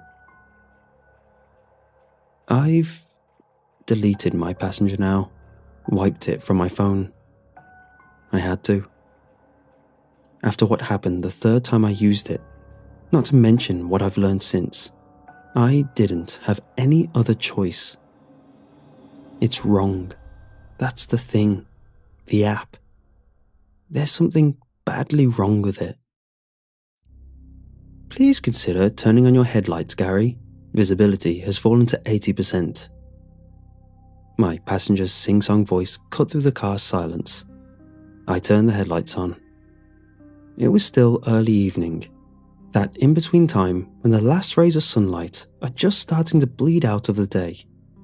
But my passenger was right. It was getting a little harder to see. I smiled to myself. This was another surprise function.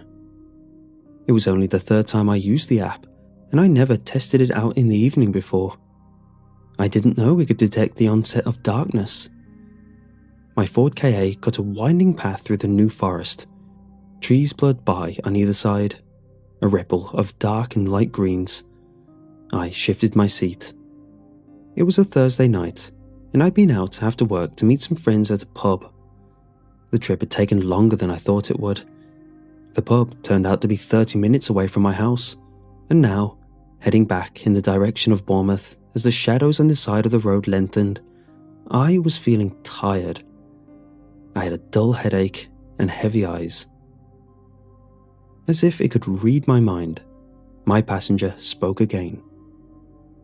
A faster route has been detected, Gary. In 200 yards, turn right onto Mill Lane. I glanced at my smartphone. It rested in a little holder that attached it to the windscreen using a suction cup. My passenger's bright display lit the screen, and I could see my car as a red arrow on a snaking grey line. Dark green blocks of colour, representing the forest, pressed in on either side. My suggested route was a bright blue line. Up ahead, near the top of the screen, the route suddenly cut away from the road I was on at a right angle. I only hesitated for a second. It was true that I'd never driven back from this particular pub before, but I'd spent a lot of time in the New Forest. Countless trips. I'd definitely driven on the road I was currently winding through before, too. But I didn't recognise the shortcut my passenger was now suggesting. Mill Lane rang no bells. Still, what was the harm? The app had shown me new routes before, and it hadn't been wrong yet. I slowed the car and indicated. Pointless, of course. I hadn't seen another car for 15 minutes, but a force of habit. The right turn came up so suddenly I almost missed it. Mill Lane was a narrow opening in the road, a road that seemed to be more gravel than tarmac. The trees crowded closer on either side too. Please consider putting your headlights on beam, Gary. Visibility has fallen to 40%. My passenger wasn't wrong. Mill Lane was dark. The tops of the trees joined together above the road, creating the effect of a shadowy tunnel. A dark green passage that was rapidly fading to grey. I took one hand off the wheel and rubbed my eyes. My heartache was getting worse. It felt like an invisible hand was holding my skull in a steadily tightening grip. I was only rubbing my eyes for a second at most, but when I took my hand away from my face again, I was forced to grip the wheel, hard. I twitched my hands to the right, correcting the car's course and narrowly avoiding the trunk of an oak tree. Stupid idiot, I thought, and then after that, shortcut my arse. This was the problem with sat-navs. Sometimes they were so bloody concerned with the fastest route that they'd practically take you off road to save 30 seconds. Mill Lane was not going to be any fun. I already knew that. I'd been hoping the road might widen out the further along I went, but that didn't seem to be the case. If anything, as I slowed down to take the first bend, the trees seemed to press in closer on either side. Their branches reached towards me like fingers. Any closer and they'd be scratching the paintwork. Up until this point, I thought my passenger was different. The app seemed to be very aware of driving conditions as well as speed, but maybe I'd been wrong after all. I squinted in concentration, doing my best to ignore the headache. Rounding another tight bend in the road, I was suddenly aware of just how quiet things were. I could hear the hum of the engine and the crunch of my tires on the road's gravelly surface. But nothing else. No other sounds at all. Not completely unusual, of course. One thing I like about the New Forest is how peaceful it is. But the start of my journey had been different. When I left the pub, what now seemed like an age ago, the road had felt full of life. Birdsong, the roar of a tractor in a nearby field, the wind in the trees. Turning off into Mill Lane, though, it was like I really had entered a tunnel. The forest seemed to be so dense here that it muffled outside noise. A faster route has been detected, Gary. My passenger's voice cut through the silence, almost making me jump. In 200 yards, turn left onto Twilight Avenue.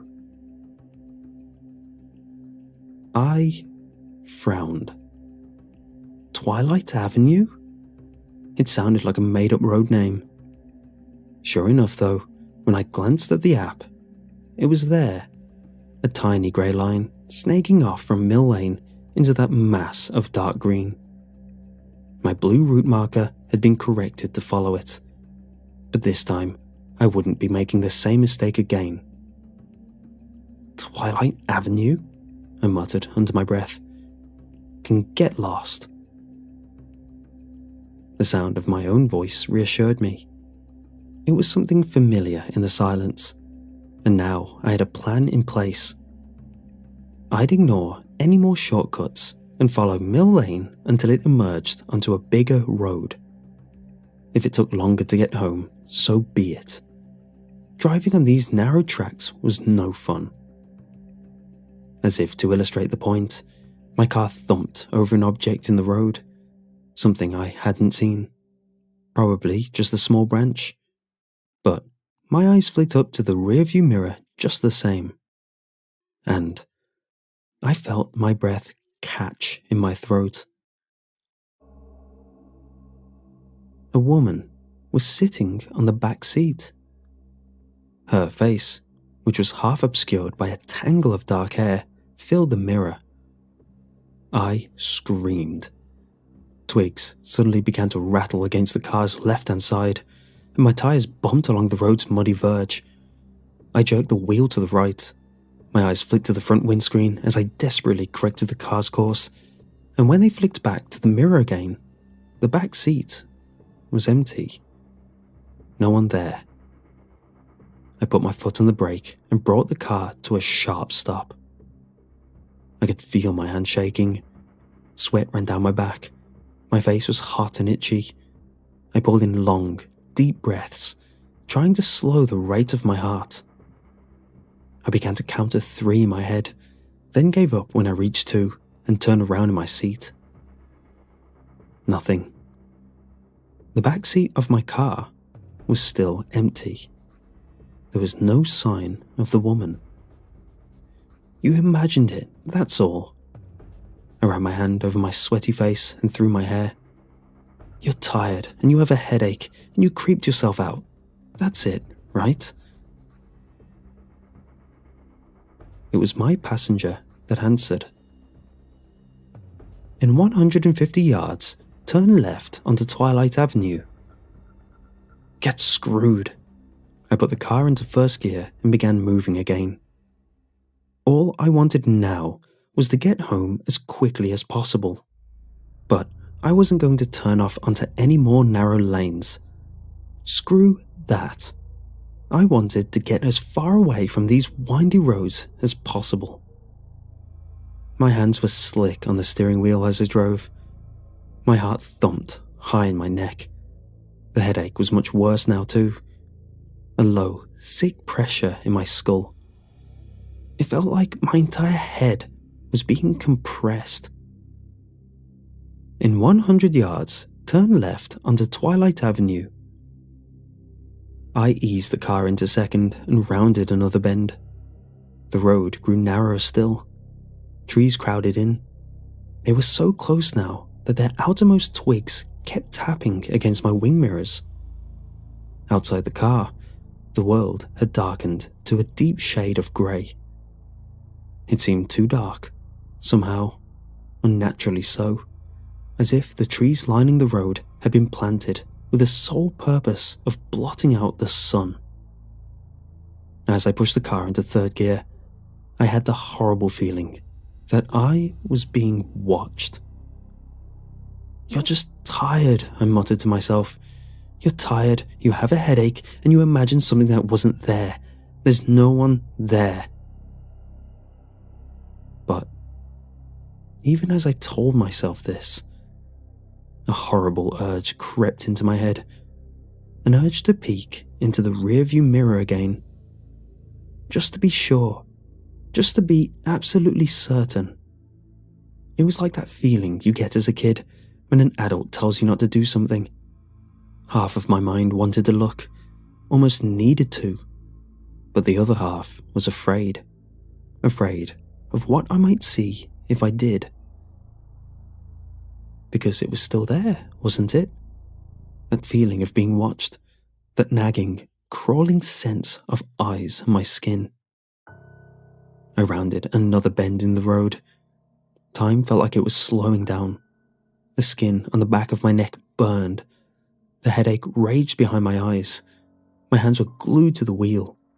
Twigs scraped against the car in a steady tick, tick, tick.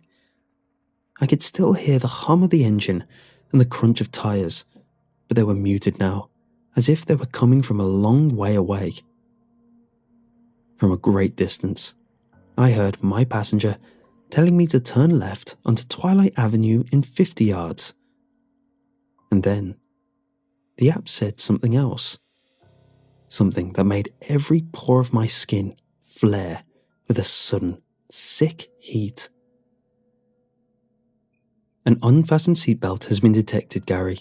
Please ensure all passengers in the vehicle are buckled up." I glanced down at the polyester band across my chest. My seatbelt was on. I knew it was on. It had been since I left the pub's car park, and I was the only person in the car. "Turn left onto Twilight Avenue. Turn left." My eyes moved to the front windscreen. Up ahead was a gap in the crowded trees, a small opening. There was something wrong with it, though. The air around the opening seemed to run and shimmer. It was like the air above tarmac in a heat wave. I blinked my eyes, trying to shake the vision, but it stayed. My headache pounded. Fear sloshed my stomach like poison. I increased my foot's pressure on the accelerator, willing my car to travel faster. But it didn't seem to make a difference. Time was moving impossibly slow. "Turn left onto Twilight Avenue, Gary. Turn left." The wheel in my hand was starting to twist. To turn left. I could feel it, a subtle pressure, and I tightened my grip to try and stop it. But my hands were still sweaty, and it was hard to keep the wheel in place. The tendons of my forearms stood out as the car began to drift to the left-hand side of the road, towards the opening in the trees that we were now almost level with. A defense barrier in my mind seemed to crumble. Terror like I'd never felt before, and I hoped to never feel again, surged through my body. I started screaming. I clenched my hands so tightly on the wheel, the pain shot through my palms. I hardly felt it. I pulled my hand to the right, as hard as I could, but it was like an invisible, iron hand gripped the wheel. The pressure was too great. The car drew level with Twilight Avenue. We were on the far left-hand side of the track now. The car angled to take the left turn. I stared in horror at the lane I was about to be forced into. It was nothing but darkness. All darkness. The trees that lined the side of the track faded away into a yawning, black throat. The air at the entryway to that blackness shimmered and writhed, as if something invisible waited there. As my panicked eyes searched for a way out, of a means of escape, they found the rearview mirror again. And I saw her. The woman was in the back seat once more, grinning at me. One cracked yellow eye stared through the tangle of black hair. I screamed again. With every last bit of strength I had, I jerked my hands to the right, and time suddenly sped back up. The force of my action didn't budge the wheel, but it did cause my sweaty left hand to slip. My palm lost its grip and flailed through the air, knocking into the phone holder on the windscreen and dislodging my phone. It tumbled out of its cradle and bashed against the driver's side door on the way down, before disappearing into the footwell. My right hand, which had stayed on the wheel, suddenly found that there was no more resistance. I twisted the wheel to the right, away from the gaping darkness of Twilight Avenue, and the front tires careered across the dirt verge and back onto the gravel of Mill Lane. Tree branches scraped the paintwork, dead fingers struggling for a grip, and then the car suddenly had all 4 tires on solid ground again. I slammed down the accelerator, still screaming. The trees blurred past on either side of me. I almost lost control of the car at the next bend, but somehow, by sheer blind luck, I managed to keep from spinning into the trees. When I finally worked up the courage to glance in the rearview mirror again minutes later, the woman in the back seat was gone. The first thing I did when I got home was delete my passenger, wiped all traces of it from my phone. I called in sick for work the next day and spent the entire weekend locked in my house, not answering the landline, not speaking to anyone. I did do some Googling. I managed to find Mill Lane on Google Maps easily enough, but there was no trace of Twilight Avenue. It didn't exist. There were no roads or tracks leading off from Mill Lane at all, for that matter. When I finally worked up the courage to turn my smartphone back on, I went straight to the App Store. My passenger was gone. I couldn't find any trace of the app anywhere. I suppose I might have given up there. I guess, with time, my exhausted and frightened mind might have been able to convince itself that what I saw on that drive wasn't real, that it was all just a product of tiredness and a bad headache. But then, on Monday night, I got a phone call. That same phone call that prompted me to share this story. It came from Steve's wife. She wanted to know if I knew where he was. She said he'd driven off to the pub to meet some friends straight after work, and he still wasn't back. She said she was starting to get worried. That was 2 weeks ago now. Steve never came home, and no one has seen him since.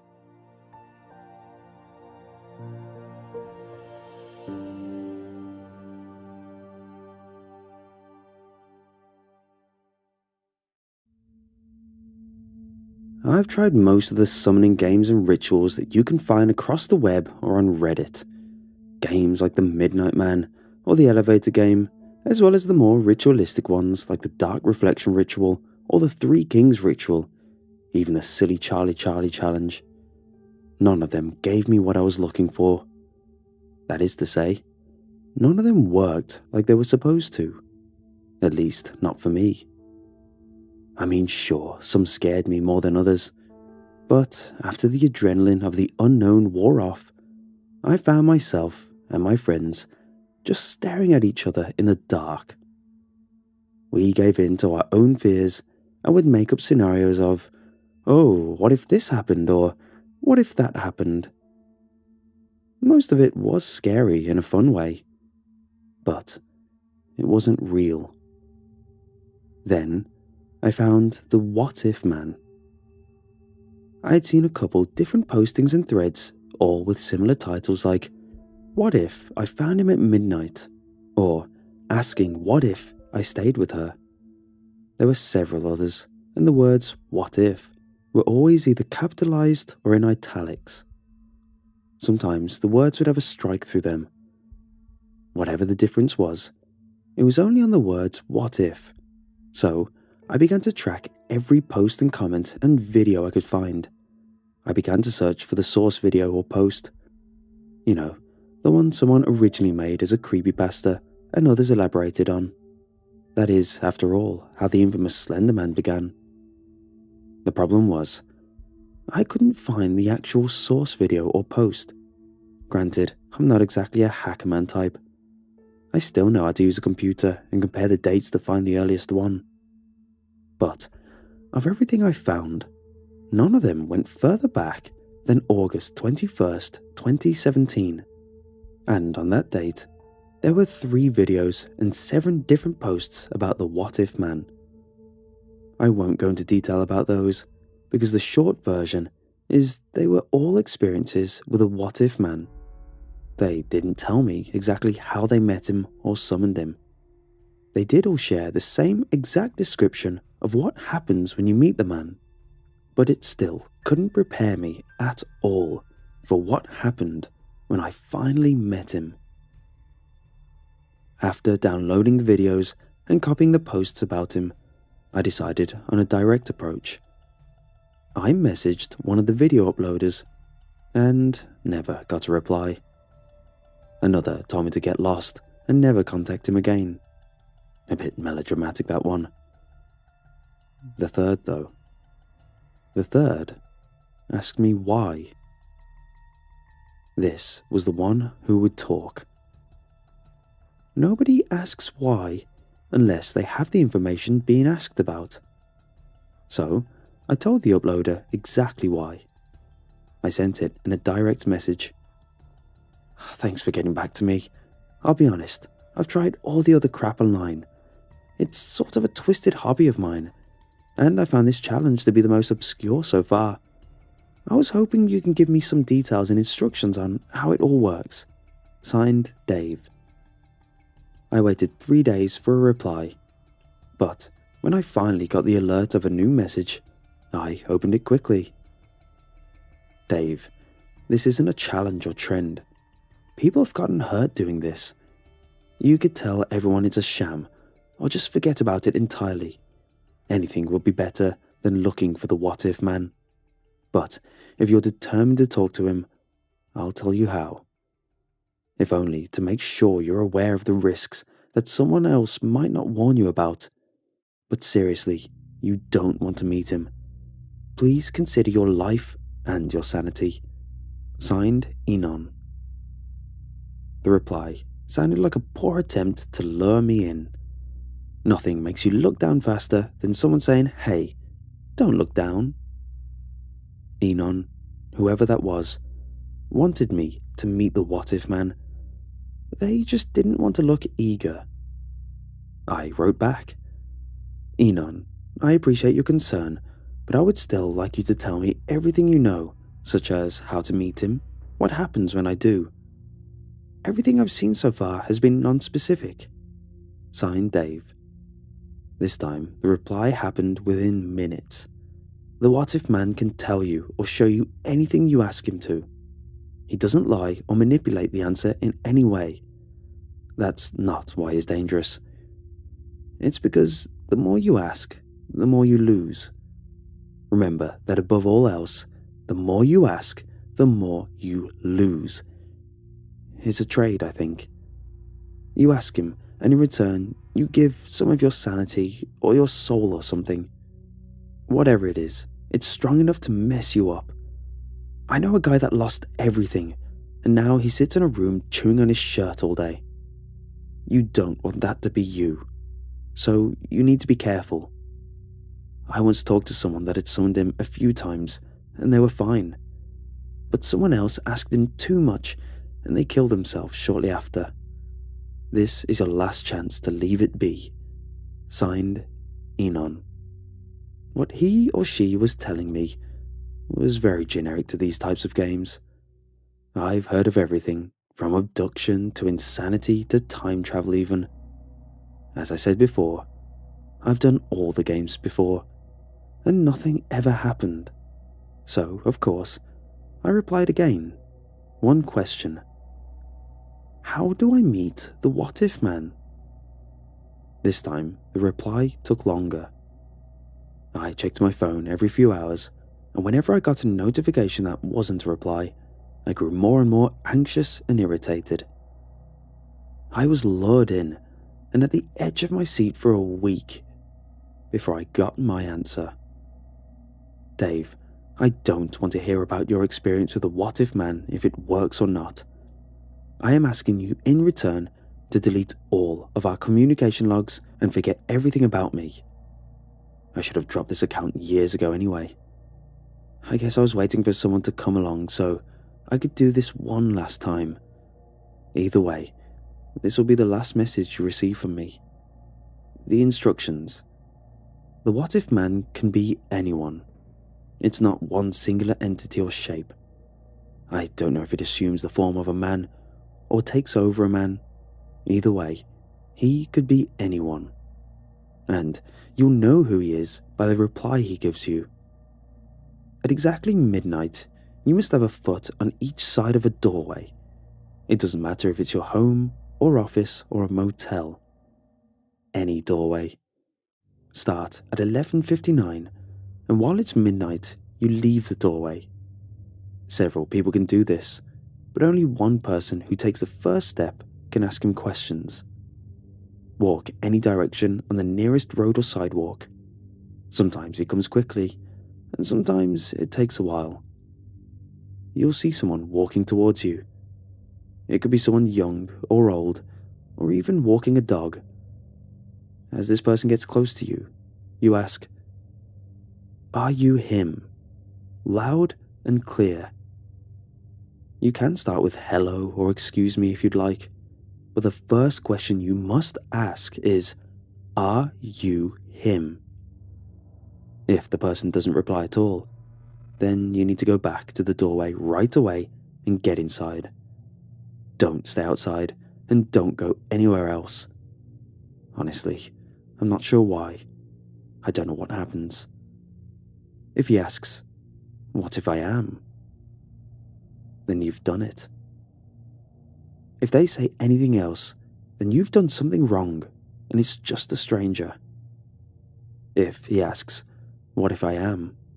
then he will stop walking and wait for your questions. You've got him. He will only answer questions beginning with "What if?" And if he can't tell you the answer, then he will look directly into your eyes and show you the answer. You won't feel the trade at first. It takes a few days, so you must be very careful how many questions you ask. It takes more or less from different people. You won't be permanently changed if you don't go over the limit. You'll just have migraines and maybe high anxiety for a few days. But every time you go back to him, it costs more. So again, be careful. And when you're done asking questions, thank the What If Man for answering your questions, then you leave him and don't look back. Good luck, Dave. Whatever information you share with others is on your own. It's your burden. Signed, Enon. I read the reply another time, really absorbing the instructions. I copied the instructions to a new document, printed out a copy to hold, and reread at my leisure. And, as part of the bargain, I deleted the message thread and Enon's contact. Probably a useless action since Enon said they wouldn't be using the account again.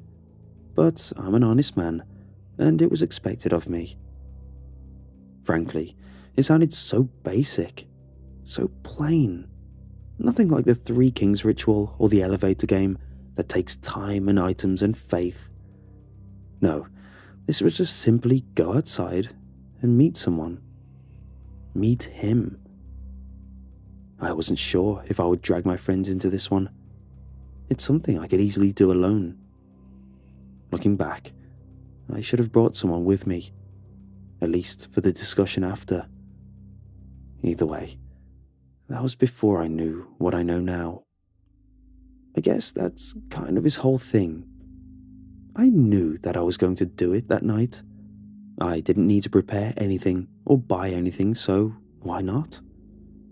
It was already 6 p.m. when I read the reply, so I had time to go get something to eat, and most importantly, think about what I would ask, or how many questions I would ask.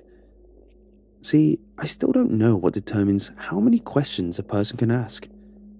I got my favorite fast food for dinner, a little bit of Taco Bell. I made sure my phone was fully charged, and to kill the remaining time, I searched online for anything else about the What If Man. This is where things began to turn. I couldn't find anything. Nothing at all. No videos, no posts, nothing I had bookmarked before, and not even my downloads that I saved to my computer. I couldn't find a damn thing about the What If Man. It didn't make any sense because Enon didn't post anything else, so he couldn't have deleted them. And not only that, but whatever goes online stays online. Except this. After I exhausted my search engines, I decided to make a quick list of what I would or should ask. It was 11:30 now. I eyed the door eagerly and wrote down a couple questions. I'll list them here. What if I had stayed in college? What if I had not broken up with Jenna? What if I had $1 billion? What would that be like? I wondered how the question in a question would work. What if my father hadn't died? That one I was most curious about, but also the most nervous to write down at all.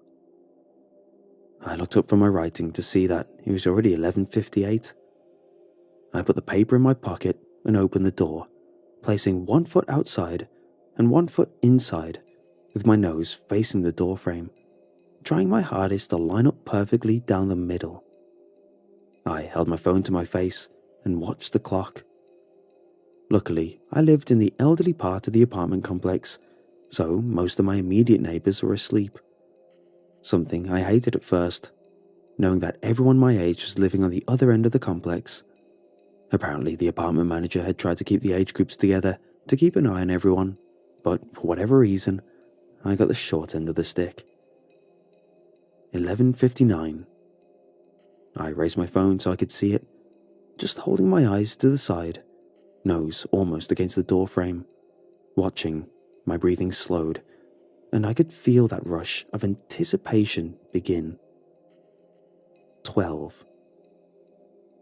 I stepped fully outside the door, hesitated. Should I close it? What if I needed to get back inside quickly? I didn't want to ruin this chance, so I left the door open and walked casually towards the sidewalk. I never even considered which way I would turn, so I instinctively turned right and began to walk. My eyes searched every window, every door, every shadow behind the trees. I looked for any sign of movement. I walked nearly around the entire complex. Didn't see a soul. I'll be honest, I felt a little foolish as always. Another internet game ending with nothing but wasted time. But no sooner had I given up than I saw ahead of me someone walking. Too far to make out any features, my heart began to race. The person was walking at a slow and steady pace, with a bit of a hobble. Maybe it was one of the older folks living around here on a midnight stroll. Or maybe it wasn't. Who I could now see was in fact a man, was now close enough for me to see his face. He wasn't elderly and smiled at me as if to say hello. He was just ahead of me. He was beside me. My heart was thundering in my chest, and I blurted out, "Excuse me, are you him?" The man stopped walking, the smile still on his face. We looked at each other for what felt like minutes, and he just stared blankly at me, until finally he said it. "What if I am?" I felt my stomach drop and my lungs began to work excessively. I forced myself to calm down before saying anything else. "You're really him?" I muttered. He, of course, did not answer. He merely smiled at me, waiting for the proper phrasing. Shaky hands pulled the piece of paper from my pocket. Thank God I had brought it, because in that moment, I couldn't remember anything I was going to ask. I looked down, then back at the man. "What if I'd stayed in college?" I asked. He nodded, a bit absently, as old people do, then replied, "You would hate it. You'd be working hard hours for good pay, but at the cost of your social life and your connections. You would know every day that being a physical therapist sounds good in theory, but it's not who you are. But you would stay and work because you earn that job, whether you like it or not." I was stunned. Hell, that's an understatement. I was flabbergasted. Anyone could have replied with a generic answer, but he knew. The what-if man knew exactly what I was asking. I glanced at the paper again. The other questions seemed a bit irrelevant. If I could know the answer to anything at all, why the hell would it matter what I would do with $1 billion? I asked the real questions I wanted answered. What if my father hadn't died? I asked. The what-if man slowly reached up towards me. At first, I thought about stepping back or pulling away, but I didn't. I couldn't. He touched my face. His hand rested on my cheek, and I saw it. I saw it like flashbacks in a movie. That night he died in the accident, he instead came home. He picked me up and hugged me like he had always done. He kissed my mother. Next, I was a few years older. I stormed away from him and slammed the door. He walked up to the door and rested a hand on it, apparently deciding against arguing with teenage me. Next, he was at my high school graduation. Next, I was hugging him and congratulating him on... He was expecting another child. Next, she was born, and I hugged and cried with my parents. Next, I shook his hand as I left for college. Next, they were at my graduation. Next, I was introducing them to my girlfriend. It stopped. The memories had apparently caught up to what would have been right now. The emotions all hit me at once. Every feeling from sadness to joy, happiness, excitement, all of it hit me as I buckled to my knees. Then, it was all ripped away from me as reality came crashing back. I threw up on the sidewalk, on my own hands, and I couldn't even stop it. The emotional pain was something I had never felt before. I wiped my hands off on the nearby grass, then stood up. He was unfazed by my reaction. He merely stared at me with a smile. "What if I asked you what you are?" I asked quickly. The what-if man responded. "I would tell you that I am as old as possibility itself. I would tell you that I see and feel everything I show people. I would tell you that I have seen the possibilities of pharaohs and kings. and I've seen the possibilities of the rich and the poor, I would tell you that I am the keeper of the unknown and the thief of hope." His answer set me back. The thief of hope? What the hell does that mean? At the time, I had no idea what he meant. I do now, of course. I looked around the street, empty except for him and I. I wanted to ask him one more thing, something that now seems stupid, but at the time, I really did want to know. What if I hadn't broken up with Jenna? You would have been together for 5 years. You would have loved her more than you would ever love another. You would do anything for her, and after 5 years, she would leave you. She would leave you a broken man. She would leave and find the man she will marry. She would leave you an emotionally empty man filled with anger, and you would hate her forever.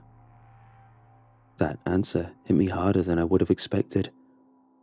I felt confused and a little angry at the what-if man and myself for what I have allowed her to do.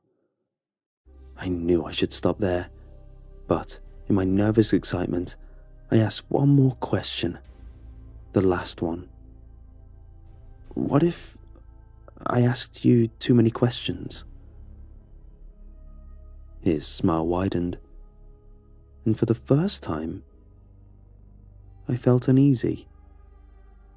His smile didn't fit his face. He looked so eager, so wide and terrible, that I took a step back. Thankfully, he did not move. Your mind would decay. You would think about the things I have told you. You would dwell on them. You would despise the bad things, and you would pray to relive the good things I have shown you. You would come to learn that everything you hope for is gone, because now you know how things could have been. You would come back to me several times, until all that you are is consumed, and the last question you would ask me would be, what if I had never met you? And I would show you your answer.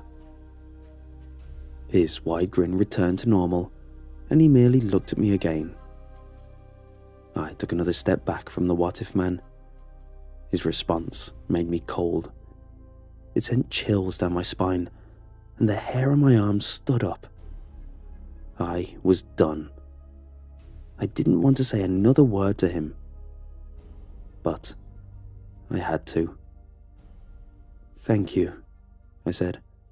"Thank you for answering my questions."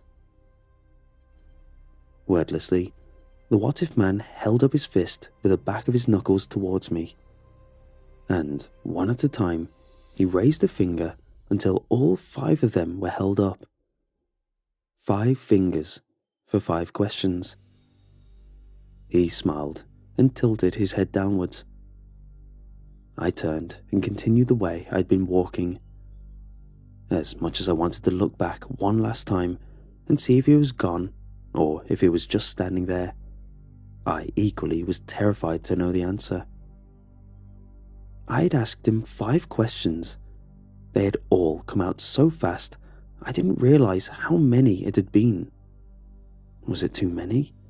Was it just enough? Thoughts raced through my mind as I walked. I finished the walk around the complex and made it back to my open door. I stepped inside, closed and locked the door. I felt sick and unclean, like I had just been somewhere I wasn't supposed to go.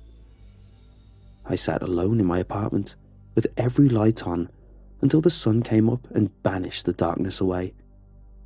Then I began to write this, because everything I'd found online about the what-if man was gone, and I can't keep this just in my head. I had to tell someone. I had to get it out, because I know that someone out there has questions that they want answered, and they deserve to know, whatever the cost. So, now you know how to meet the what-if man. Just be careful how many questions you ask. I asked him 5 questions. I don't know if it's lack of sleep or the adrenaline crash, but I can feel a headache starting, and I'm sure it's just a paranoia right now. But I can't help but wonder, what would happen? No, what if?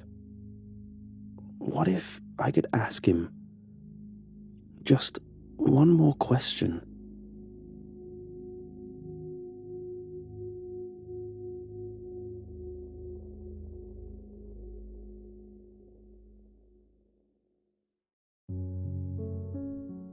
Do I have a drinking problem?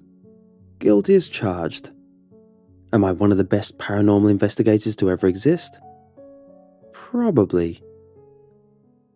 I still remember the first time I encountered a spirit. It was prom night, and the first time I ever got actually drunk. I was throwing up in the restroom when suddenly I could hear sobbing coming from inside another stall. I wiped my mouth and turned to look around. I almost jumped when I saw her, but I immediately caught myself, only allowing a small gasp to escape from my lips. If I hadn't puked it out already, the shock would have sobered me up by then. There, in the stall, right across from me, was a girl. The lid of the toilet was down, and she was sitting on it, hanging her head. Her long dark hair obscuring her face, but by the sounds she was making and the shaking of her shoulders, it was clear to see that she was the one crying. I cleared my throat.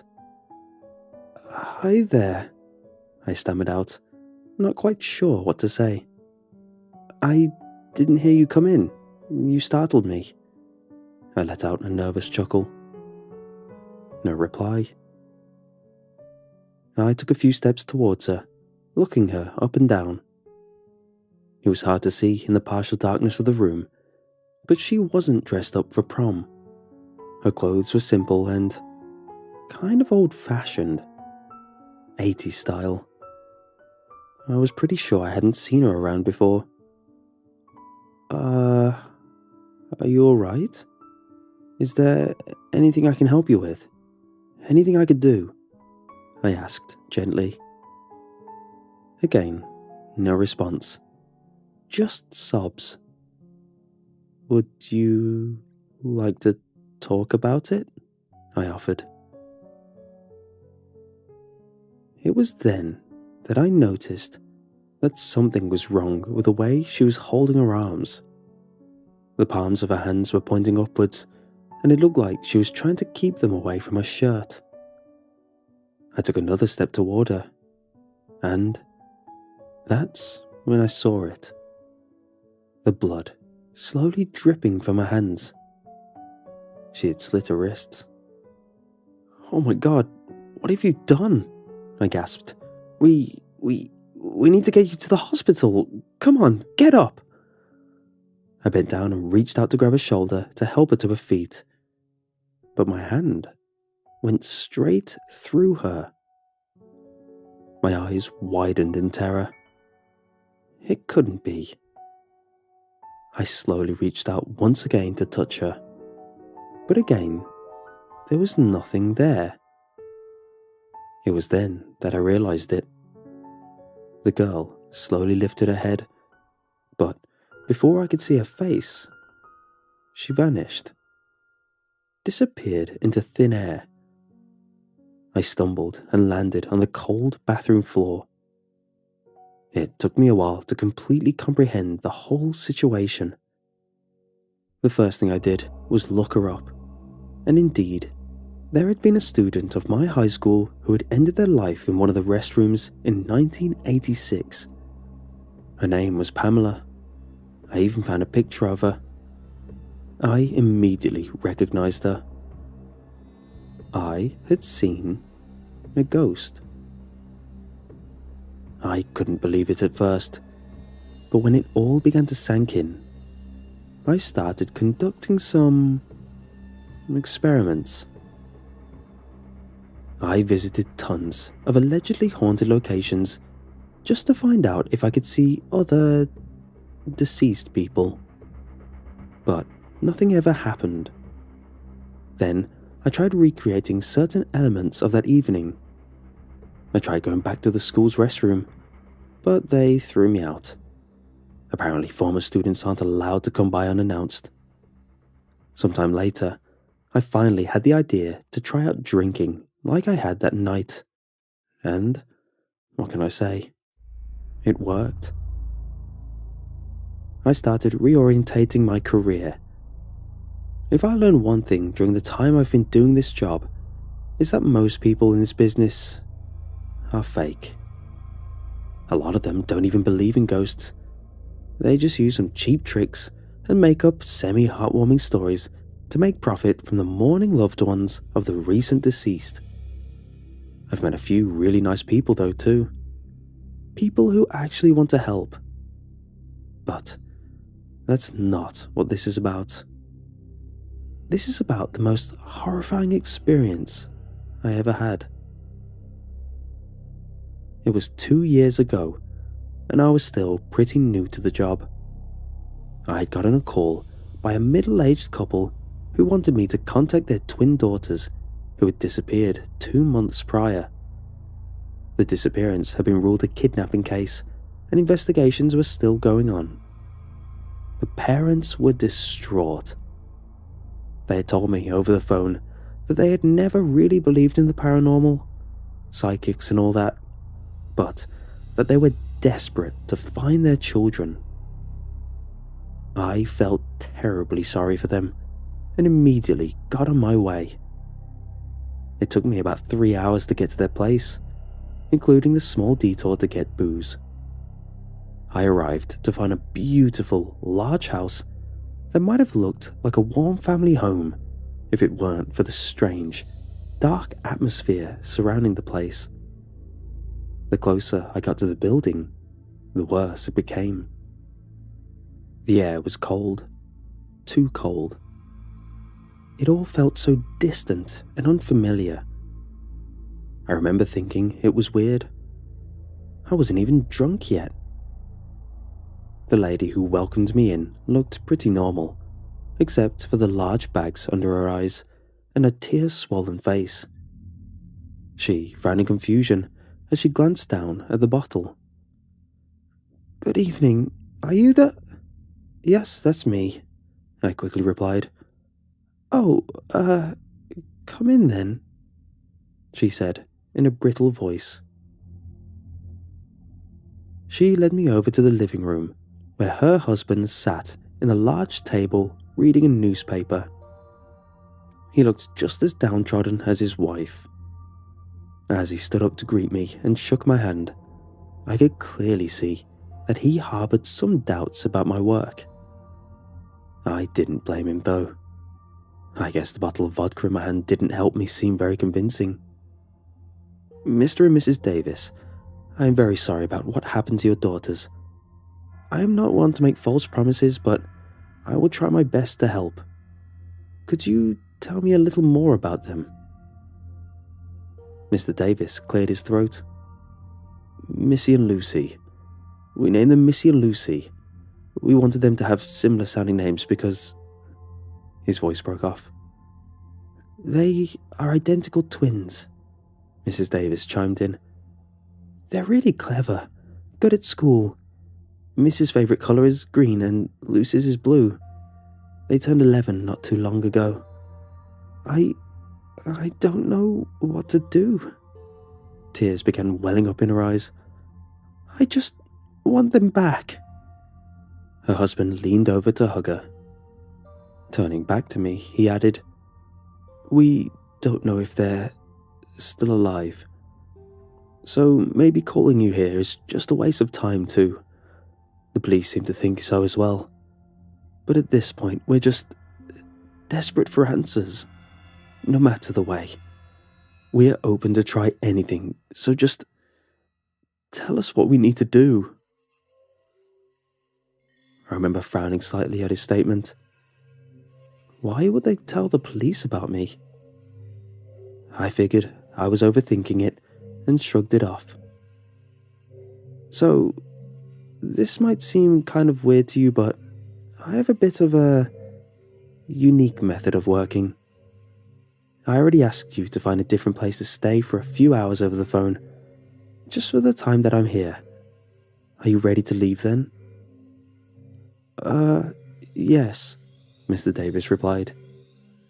He looked like he wanted to add something, but I interrupted him. I already know you locked away your valuables.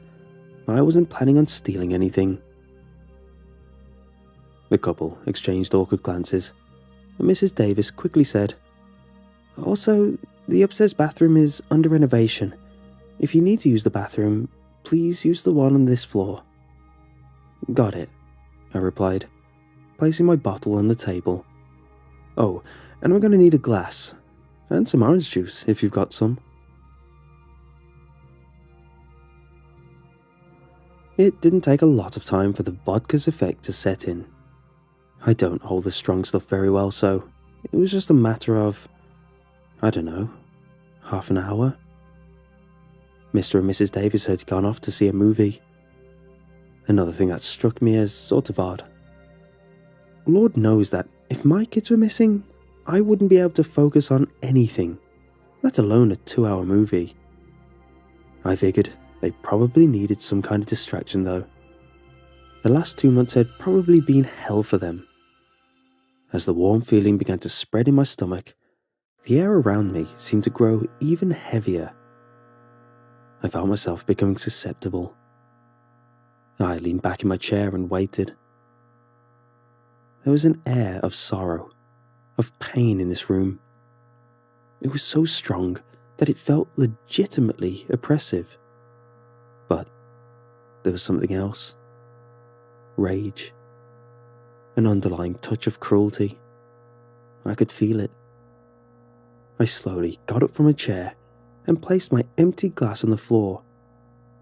I hadn't drunken enough for any of my motor skills to be impaired.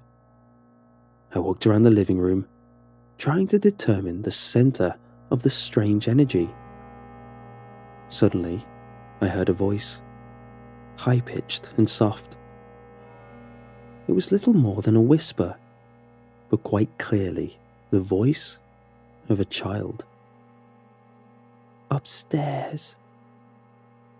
I spun around to see the wavering, unclear outline of 2 girls standing behind me, right next to the living room door. I swallowed down my surprise. So, they were dead indeed. But why were they here? Did it mean that the kidnappers had killed them inside the house and then taken away their bodies? Missy? Lucy? I asked, trying to suppress the quivering of my own voice. Needle and thread, they spoke in unison this time, their voice just as fragile as their flickering silhouette. I squinted my eyes. Something about the way they were standing was off. So close, right next to one another. But I just couldn't put my finger on it. Their image was just too faint, like a faded drawing. And suddenly, they were gone. Wait, I shouted. Then I remembered. Upstairs. Up the stairs, up the stairs, up the stairs. My mind seemed to scream as I rushed to climb the steps to the 2nd floor.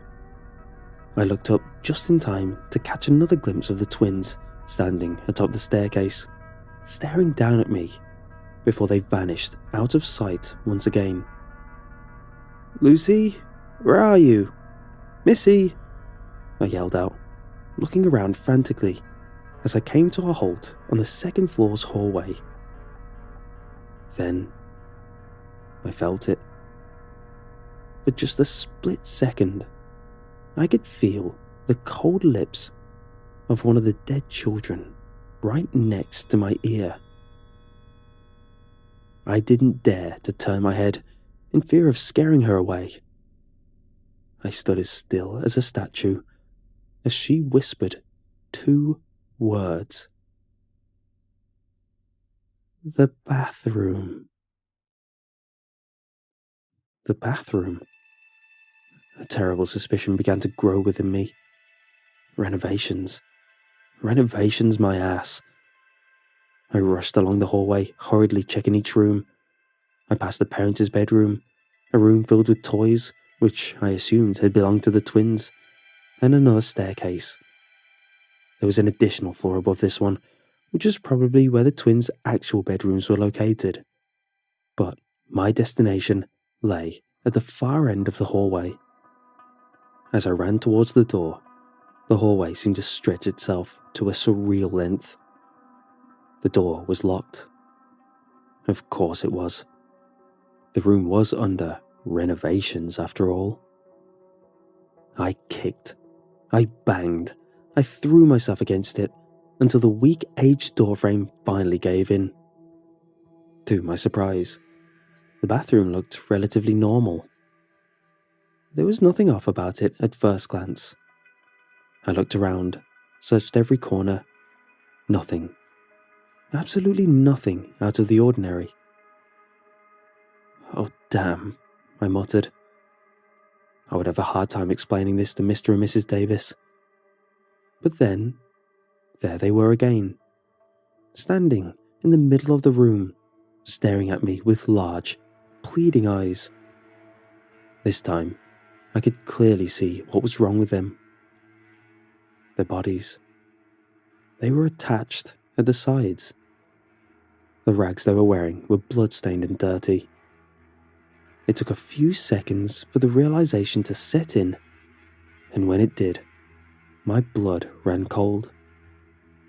Needle and thread. No. Please don't tell me that's how you died, I whispered. One of the girls gently tapped the bathroom tile she was standing on with a bare foot. I looked down, and my eyes widened. There was a set of tiles in the floor that looked much newer than the other ones. They were cleaner and didn't have any scratches yet. The plaster holding them together was fresher too. I took out my pocket knife and hastily began scraping away at it. The twins still standing over me, watching. I don't know how long it took me. My knife went dull pretty soon. I found a screwdriver in one of the cabinets and kept at it until finally I had scratched off enough for the tile to be loose. Using the blade of my knife as a lever, I lifted the tile. I gagged as I stared into the empty eye sockets of the decomposing head underneath. The stench that wafted out of the hole was almost worse than the sight itself. I looked up at the sad, watery eyes of the twins. They'd sat down in front of me. The girl on the left reached out to touch the remains of the face I'd uncovered. "That's me," she breathed. I felt tears welling up in my eyes. Who did this to you?" I already knew the answer, but I had to hear it from them. "Daddy does bad things," the girl on the right said softly. "But Mummy's worse," the girl on the left added. I nodded and pulled out my cell phone, dialed 911, and upon being asked what my emergency was, I simply said, "I found the 2 missing girls." After hanging up, I looked back at the girls. "They said they're going to be here in 10 minutes. Would you like to tell me what exactly happened?" The twins exchanged pensive glances before the one on the right spoke up. "Mummy didn't give us anything to eat. We were hungry. We wanted out. We tried to flee, but they caught us. Mummy was really mad at us. She said we wouldn't go anywhere again. Ever. Needle and thread. Needle and thread."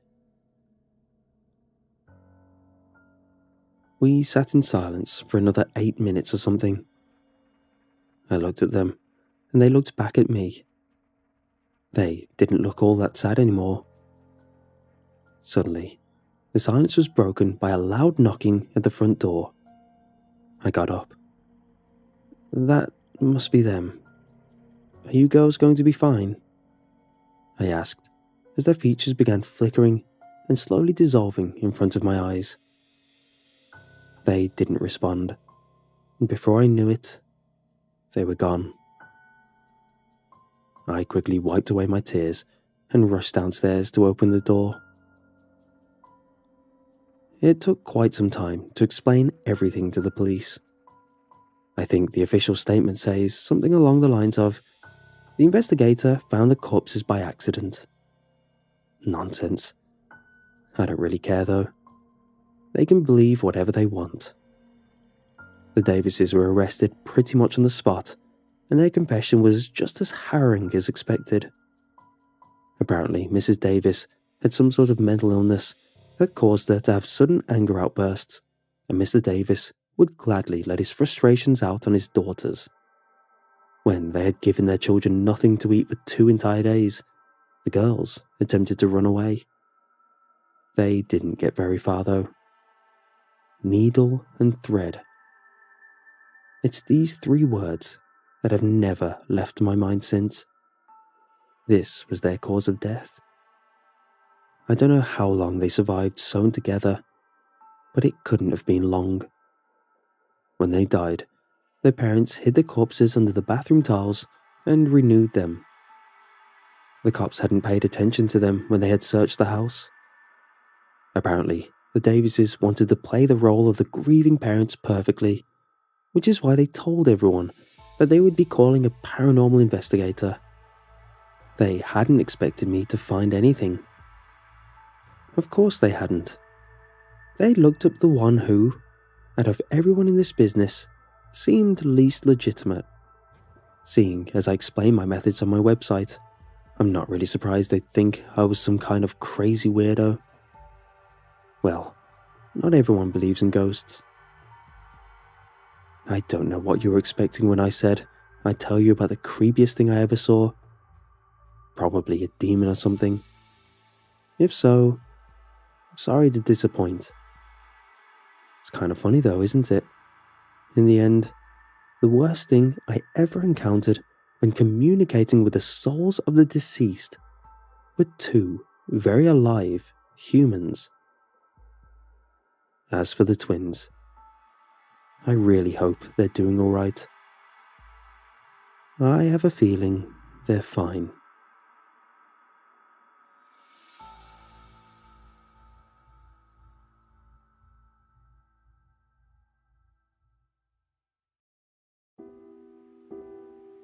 It's different for each person.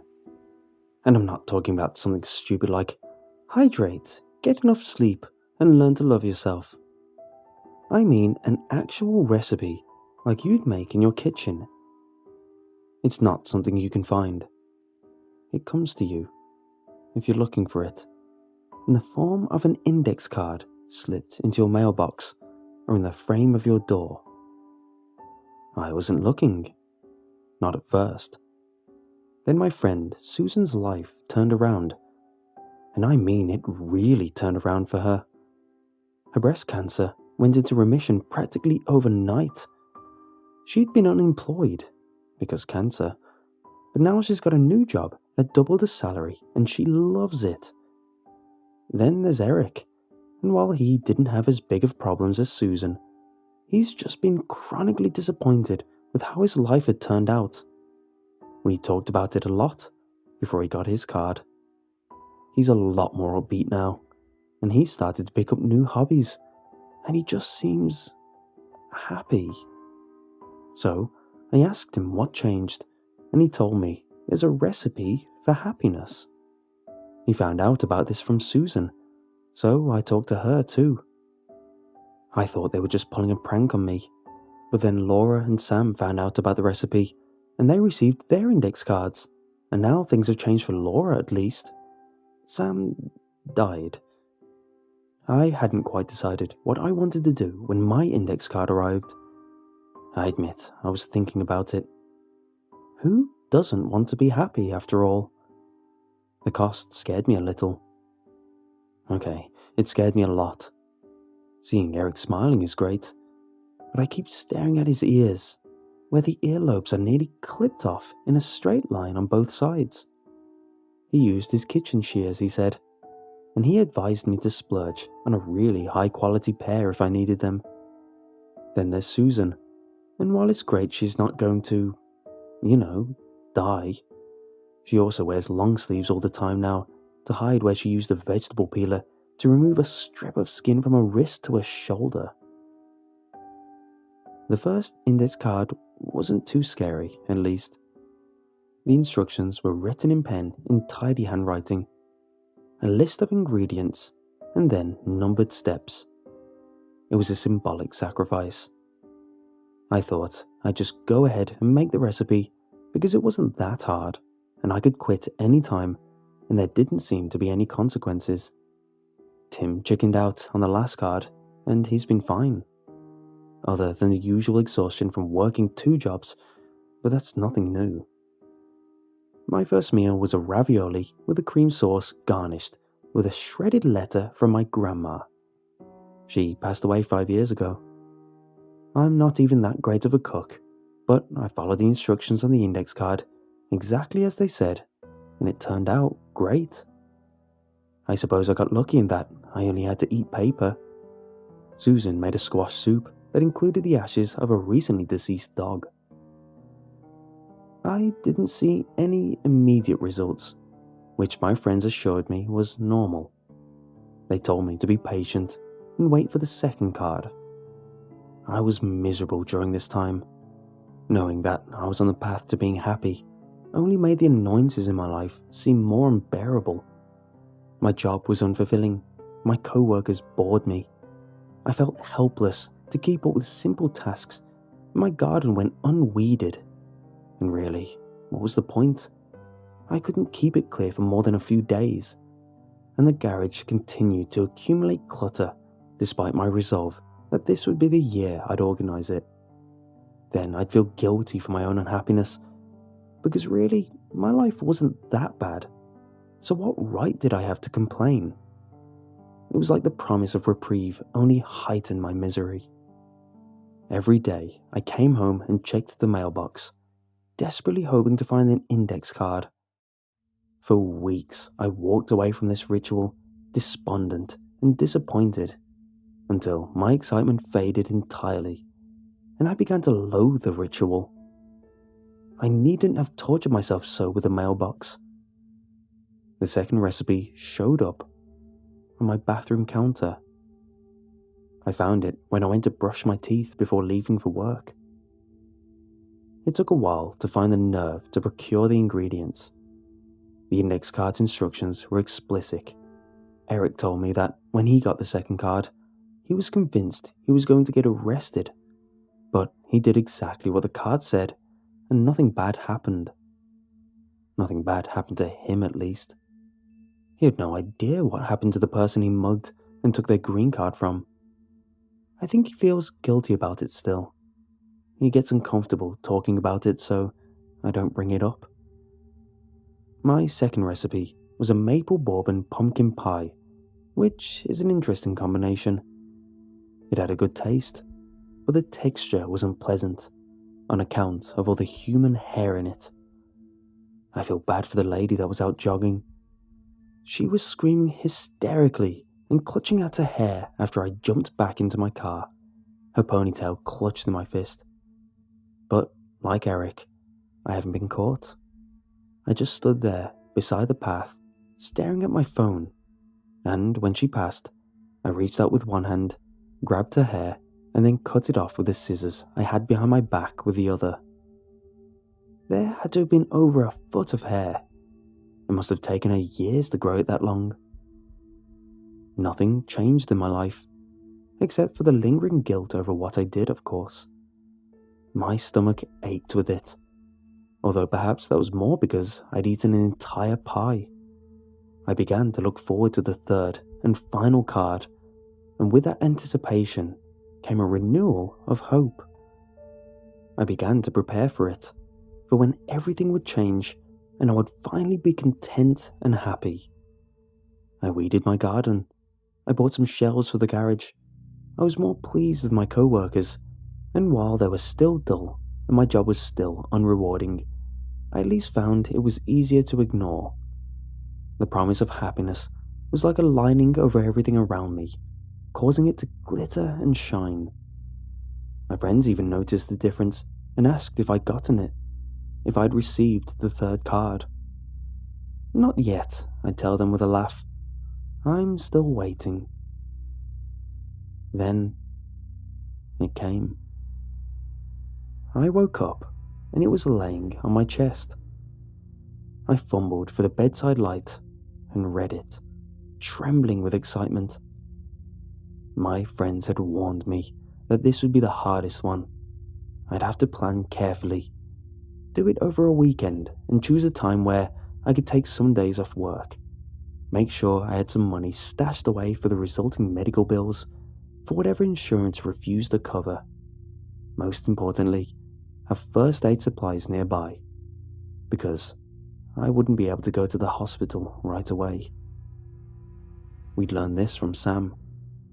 The index card is explicit that the recipe has to be prepared in one go. You can't harvest the ingredients and come back later. Sam bled out while waiting for the tamales he'd stuffed with 5 inches of his intestine to steam. I suppose he made the incision too big. You know, that thick pad of muscle right at the base of the thumb? It's a group of muscles, one of which is called the abductor pollicis brevis. I had to look that phrase up to understand what the index card was telling me. I think I removed some of the neighbouring muscles as well by accident. I don't regret it. I didn't want to mess this up after all, and it was so hard to see what I was doing with all that blood and being dizzy from the pain. I thought I was going to pass out while the meat was simmering, and I had to lean on the wall, stirring with my remaining good hand, taking deep breaths and telling myself to just fight through it, just keep going, because I was so close. I made a sloppy joe. I diced the muscle from my hand and mixed it with ground beef and sauce and served that up in a bun. I ate it voraciously, my stomach twisting with every bite, and I fought down the nausea when I was done. Then, after I swallowed the last of it, I called 911 and told them there'd been a kitchen accident and I was bleeding badly. I think I passed out after that, for I only remember bits and pieces of everything else. My memory clears much later, when I'm in the hospital bed, with a hand wrapped up and an IV dripping pain meds into my vein. The doctor told me there wasn't much they could do. The muscle was gone. The worst injury she'd ever seen in a kitchen, and they had nothing they could repair to restore function. That hand was crippled. I told her that it was okay, that I was going to be happy now. I think it was the pain meds that made me slightly delirious. She looked skeptical and went away. I am happy now. Sure, the thumb on my left hand doesn't work that well anymore, but I think that's just a small cost to have paid for what I got. Happiness is something we spend our whole lives chasing after all, and so few of us obtain it. So few of us even know what it feels like. Well, I can say confidently that I understand what it means to be happy. After I got out of the hospital, I applied for a new position, one that would be more people-oriented, so I wouldn't have to type as much. And I got it. I enjoy it. It's made me get to know my co-workers better, and they're not as insipid as I thought they were. I fixed up the yard at home, so it looks nice when I have friends over now, which is a lot more often because we're all happy and actually feel like doing things. Except Tim, on account of being miserable with his 2 jobs. I try to remember to invite him anyway, but sometimes I forget. Last we talked, he's reconsidering his index card, because a teaspoon is such a small amount compared to how big an organ the liver is, really. It's such a small sacrifice. I tell myself this every day after I get up in the morning. I go look at myself in the mirror. I smile, and I say that it was worth the price. I'm happy now, I tell myself. I mustn't ever forget that. I'm happy now, and my sacrifice wasn't in vain. I wish I could tell you how to start this whole process, but I don't actually know. I started thinking how great it would be to finally be happy, truly happy. And a few days later, the index card was waiting for me. I guess the most advice I can give is if you're lucky enough to find a recipe in your mailbox, do whatever it says, whatever it tells you to give up, whatever it tells you to take from others. Do it. It'll be worth it. You'll see. It will be worth it.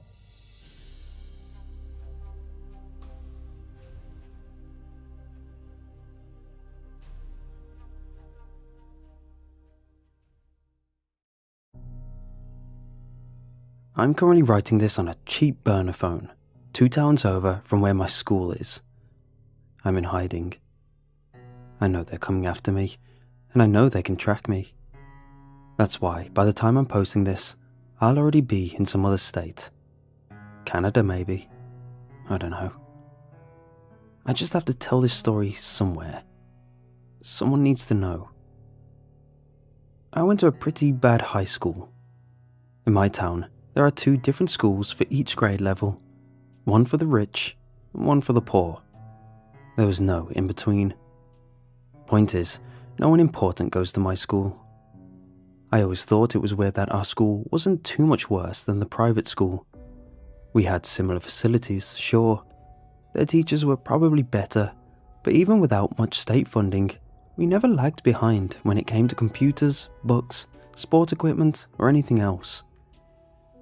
Weird things never happened to the kids on the other side of town though. Over here, we have 2, sometimes 3 students go missing every year. Always around June, right at the end of the school year. It's like clockwork, I swear. No one could ever figure it out. Police have no idea. No one knows. In fact, every year in June, we are pretty much on lockdown 24/7, in school and out of it. Kids always went missing during the day. They said they were probably taken on the way to school or on their way home. I know the truth. The reason I got to where I am is so damn stupid.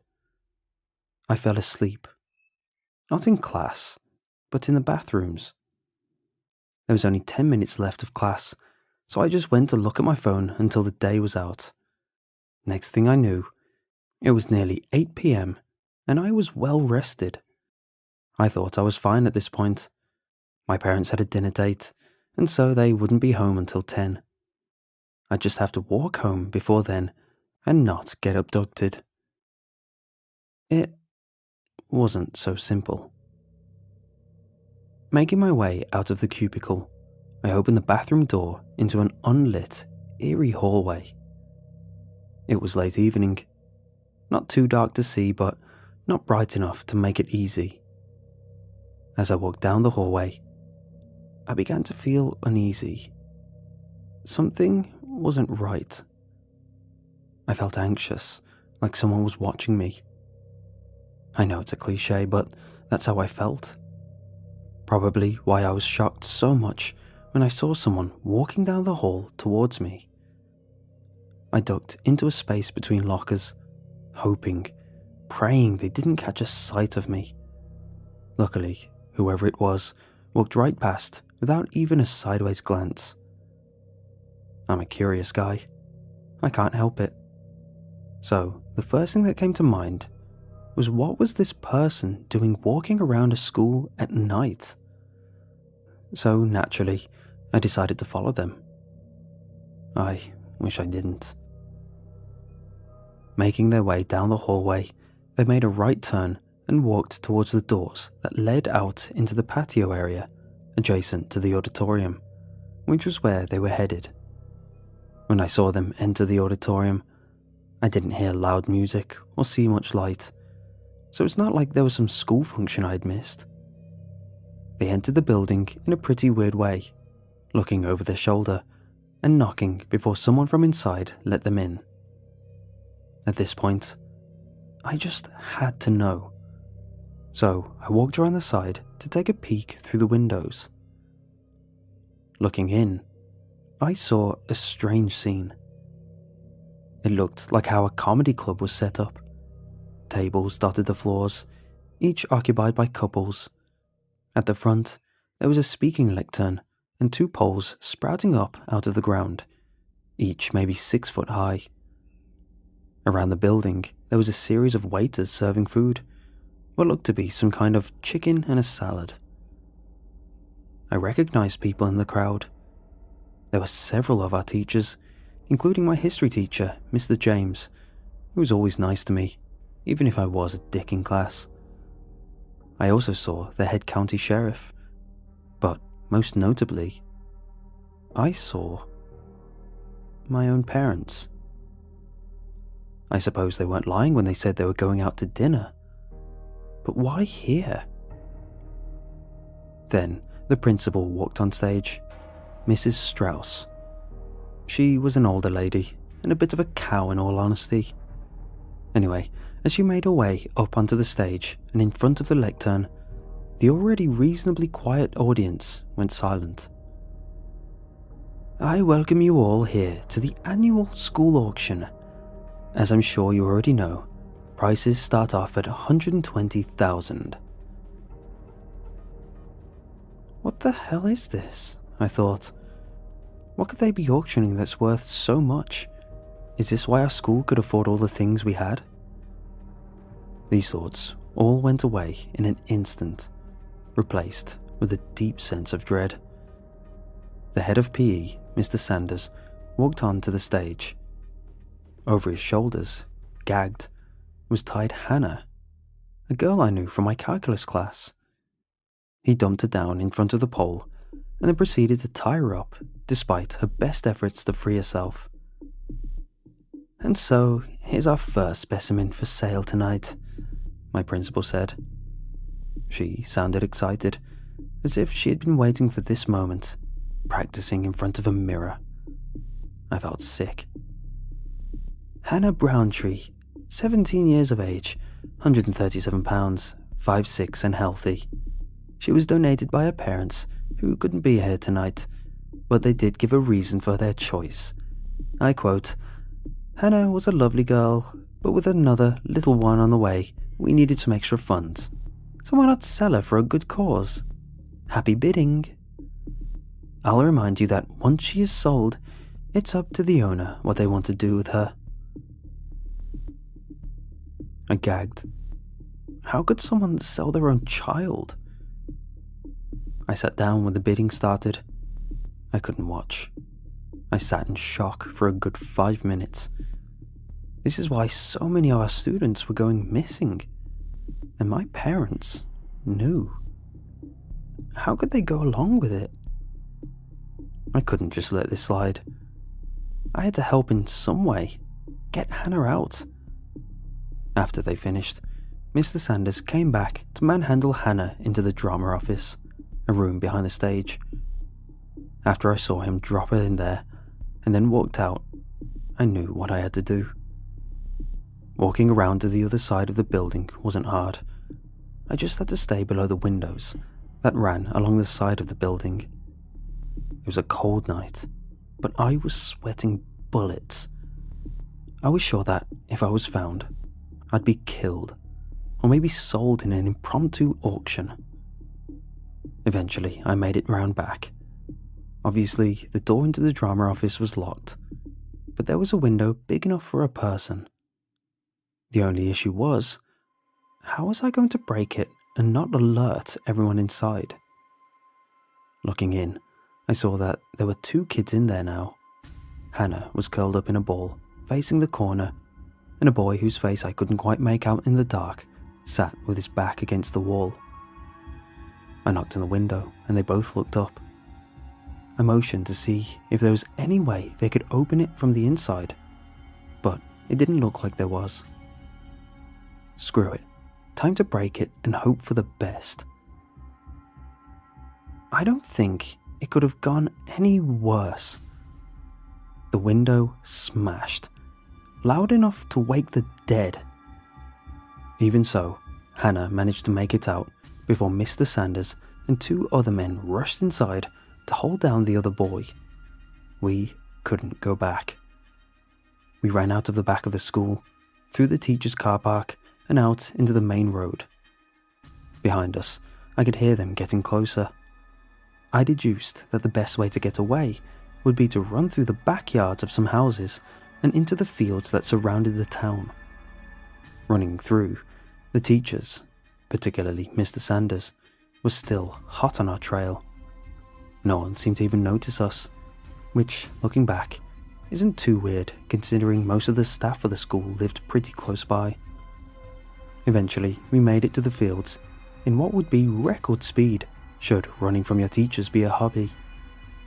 But then Hannah tripped and twisted her ankle. I got her up onto her feet, but was spear tackled by another teacher.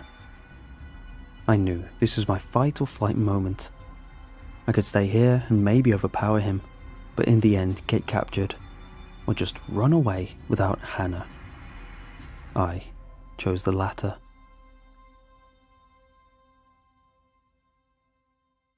I expect my parents now know. I expect everyone who was there that night knows who I am, what I've seen. I can't call the police. I can't do anything. They're coming after me. I know it. My bank account was just frozen by my parents, so buying a plane ticket and leaving isn't on the cards. Not that I could afford one anyway. But, as I said, by the time you're seeing this, I'll either be dead or far, far away from where I am now. I'm sorry I couldn't save you, Hannah.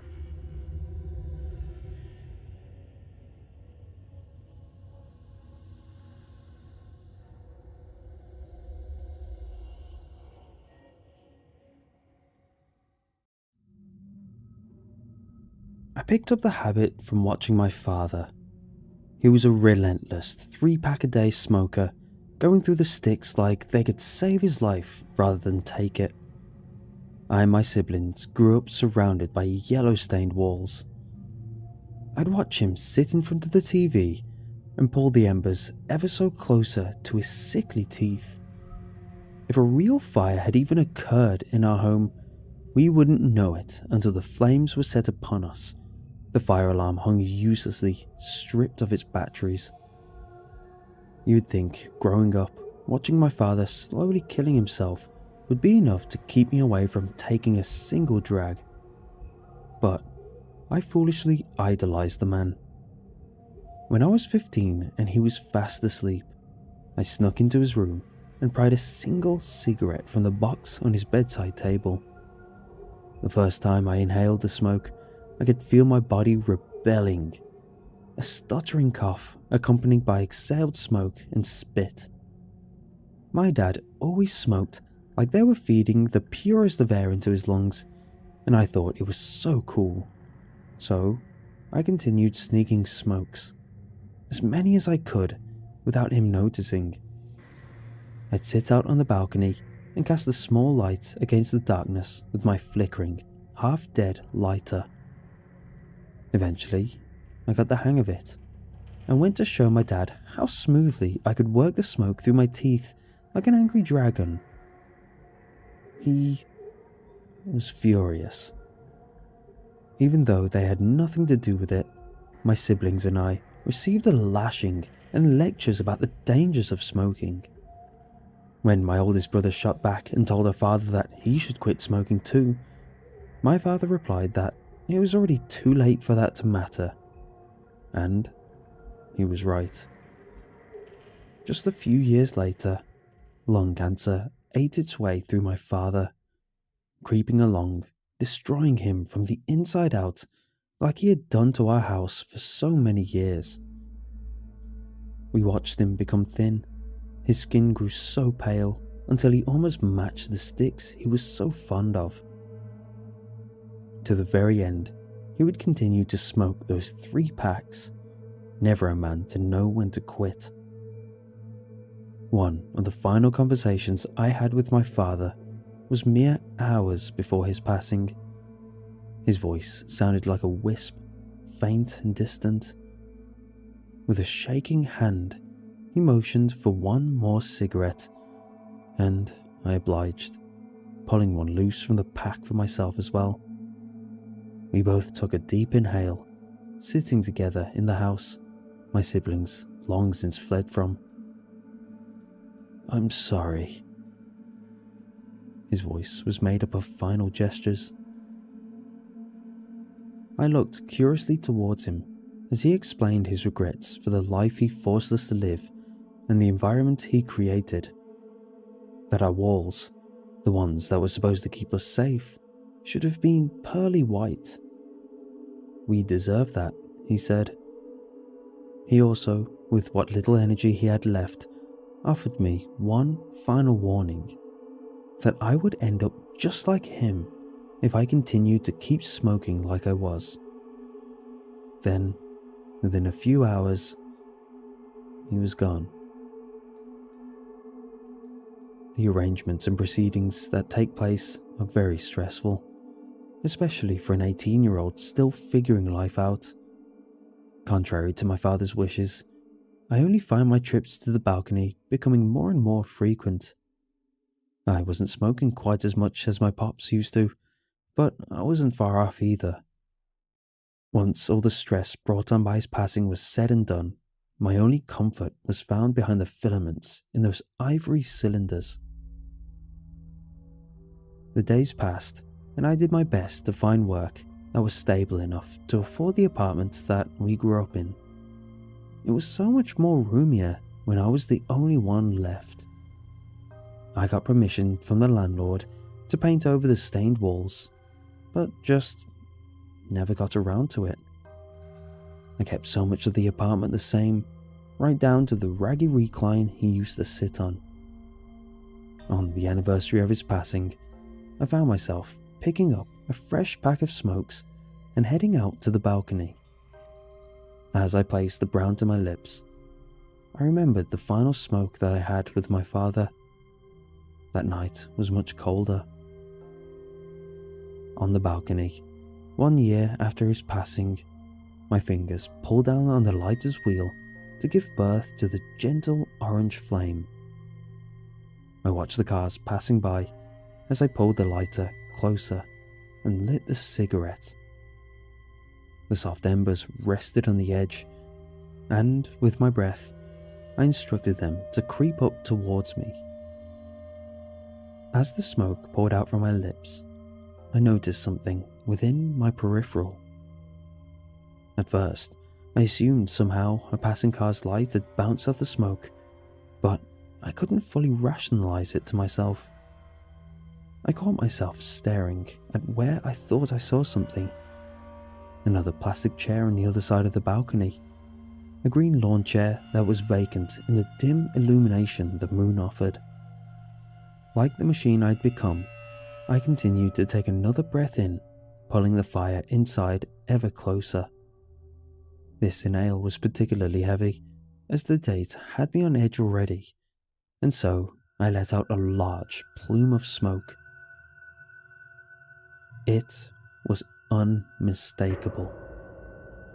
Through the column of smoke rising towards the dark sky, I could see something sitting on the chair across from me. When all the smoke had been expelled from my lips, the vision vanished with it. The cigarette hung unaltered in my lips as I stared intently at the empty chair, trying to process what I had seen.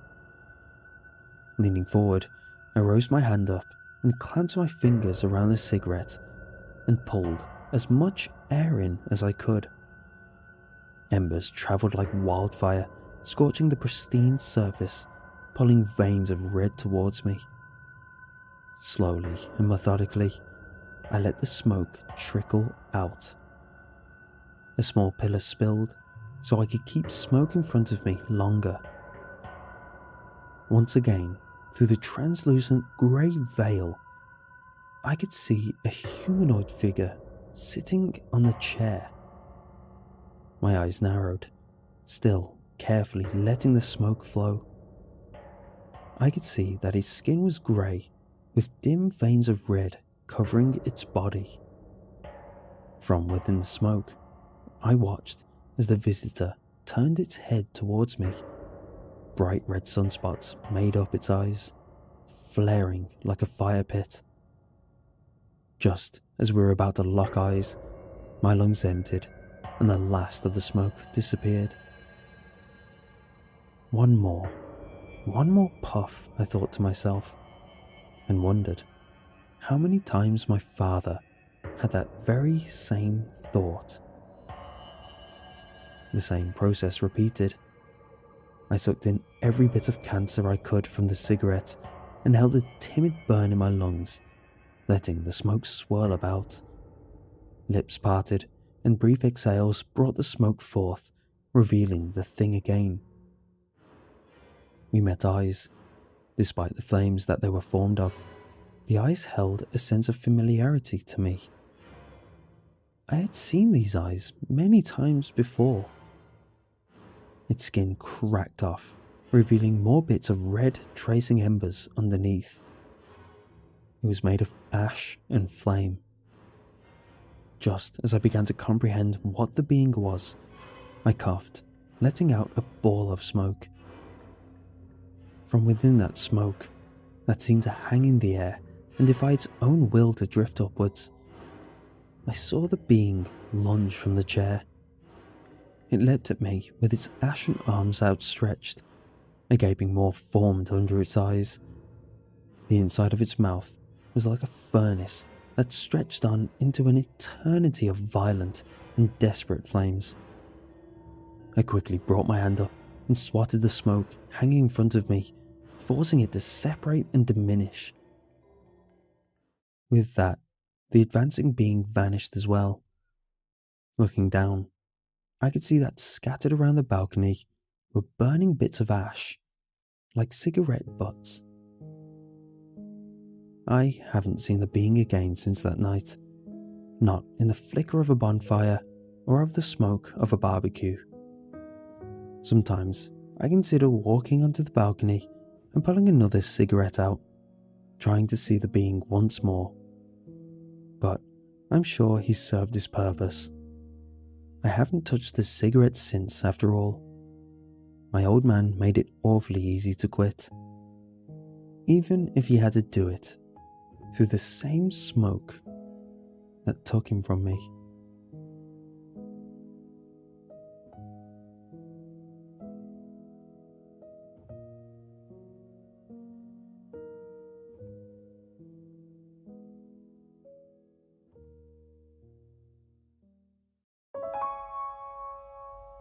I don't drive at night anymore. At least, I don't drive anywhere that isn't very well illuminated. I know that sounds silly. Trust me when I say that my friends tease me to no end about it. They're the types that love going for late night cruises out around the outskirts of town to go stargazing, both activities I used to enjoy. That was until that one night. After that, I couldn't bring myself out of the light ever again. It was about a year ago in late July. I was living in a small town at the time in northern Alberta, staying there to get the most out of the cheap community college and low rent. I had just finished my finals and was looking forward to visiting family out west for my week-long vacation. It wasn't exactly a short trip, a total of 4 hours at least, just to even get to the next town over. To get to where my parents were was an additional 6 hours of travel. Driving through Alberta isn't exactly exciting either, not unless you enjoy wide open spaces and a lot of empty fields at least. It was about 4 a.m. when I got into my car. The bright idea to leave early that I had had the previous night was now leaving me bleary-eyed and full of regret. I headed over to the closest gas station and stocked up on the usual road trip supplies. Energy drinks, chips, pretty much anything that looked good at the time. The coffee I'd brought with me was starting to kick in, and I began to look forward to at least the initial first few hours of the trip. That was typically how it was with long car rides for me. The first few hours were great and relaxing, with the rest of the trip just slowly getting worse as I got those fun cramps or stiffness in the body from sitting too long. Before heading out of the city, I checked my phone, queuing up my playlist of music that would be keeping me company and double-checking my route out of the city on Google Maps. Damn, a red bar sat halfway between me and where I was heading. Construction ahead. Expected delay, 45 minutes. Great. That was just my luck that the main road itself was getting worked on, but there wasn't anything I could really do about that. Finally, pulling out of the gas station, I headed out, starting my long journey. The music pulsed through the speakers as the light pollution of the city slowly faded behind me and the night sky grew even brighter. It was a full moon out tonight, and one that complemented a sea of stars quite nicely too. That helped raise my mood up a bit, and I soon got lost in thought as I cruised down that dark road. After about an hour of driving down the open highway, the sky seemed to quickly darken, the moon becoming obscured, and the illuminated plains around me fading away to an inky black. The only thing that was visible now outside of my headlights were different twinkling lights off the horizon and the city lights far behind still in my rearview mirror. The lights ahead pulsed between orange and reds, with the occasional flash of a vehicle's headlights. That had to have been construction, I figured. It was another joy of driving out in these flat areas.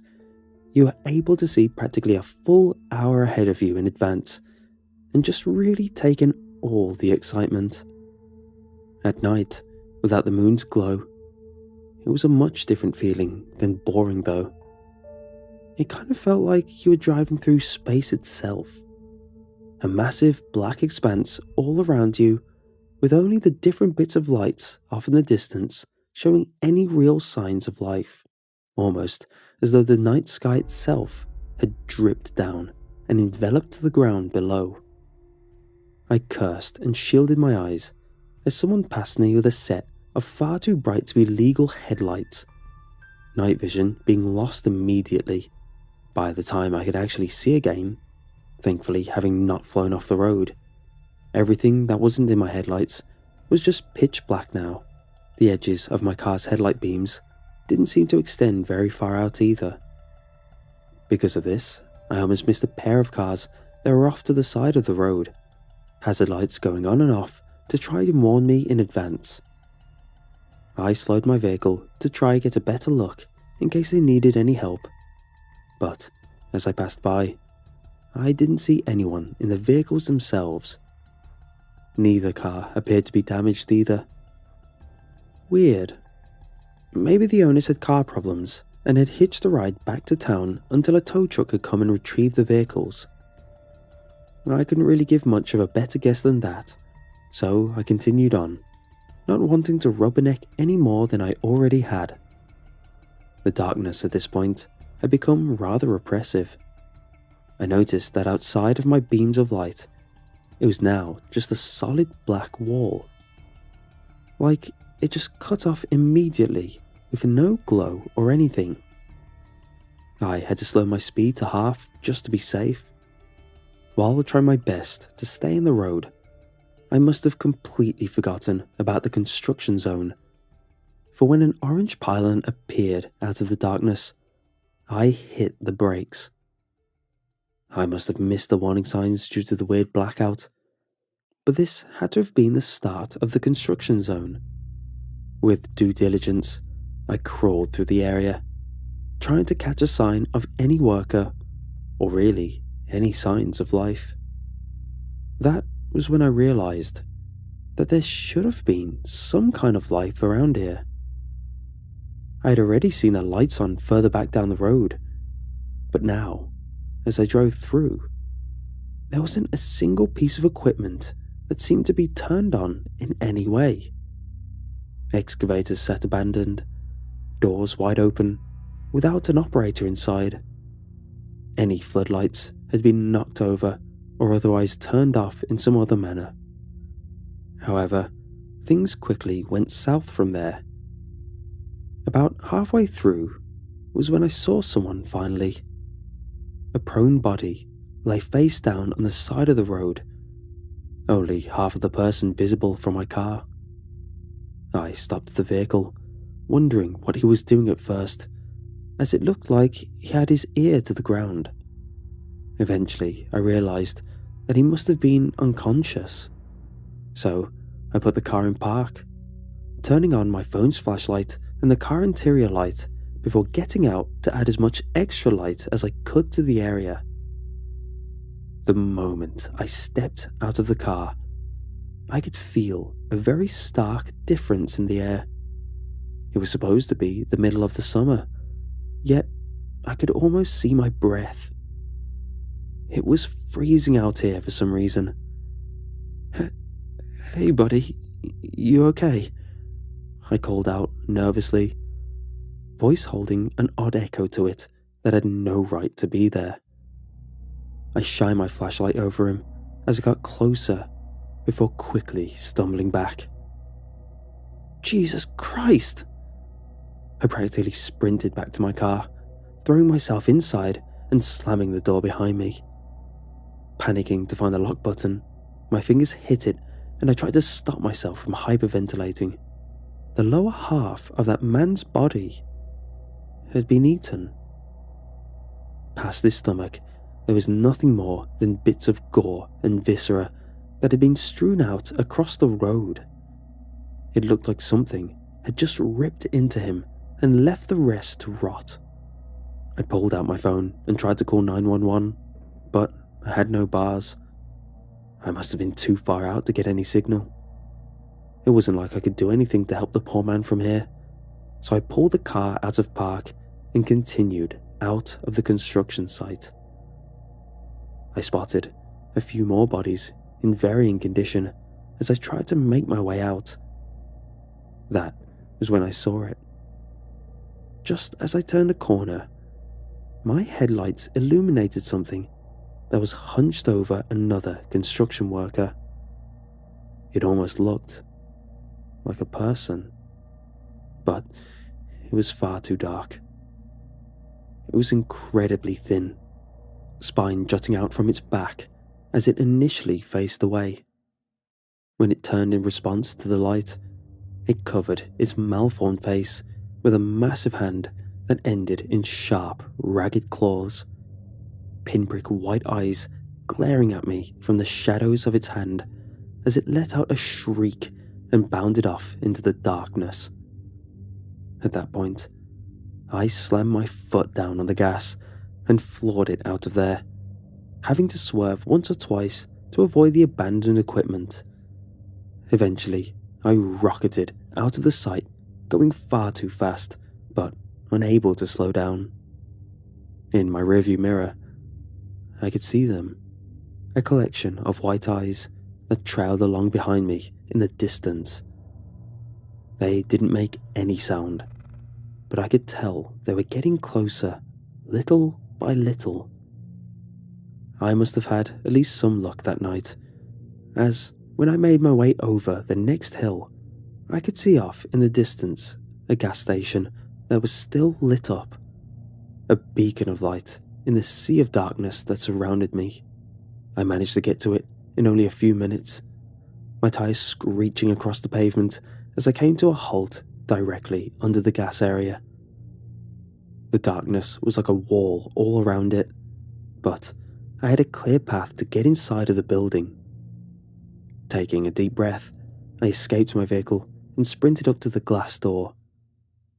When I got to it, the attendant inside was already unlocking it and pressing a button on the side to power it on, letting it open enough to get me in before he closed it again with a lock in place. "Are you alright?" he asked me as I stumbled away from the door, trying to put distance between me and the numerous windows that covered the front wall of the station. I felt vulnerable, there in that little store, the panes of glass being the only thing between us and all that darkness outside, just waiting for the lights to go out. I started to try and explain to him what I had seen, when outside, the bulbs began to blow one by one around the top of the gas station, and the darkness encroaching closer and closer until it pressed up against the window. The light that was inside didn't seem to faze it at all now. Almost as soon as it had reached the glass, I could see them again. Small sets of white eyes dipping in and out of the darkness. "What the hell is going on?" the attendant cried in a panic as he too backed away from the glass.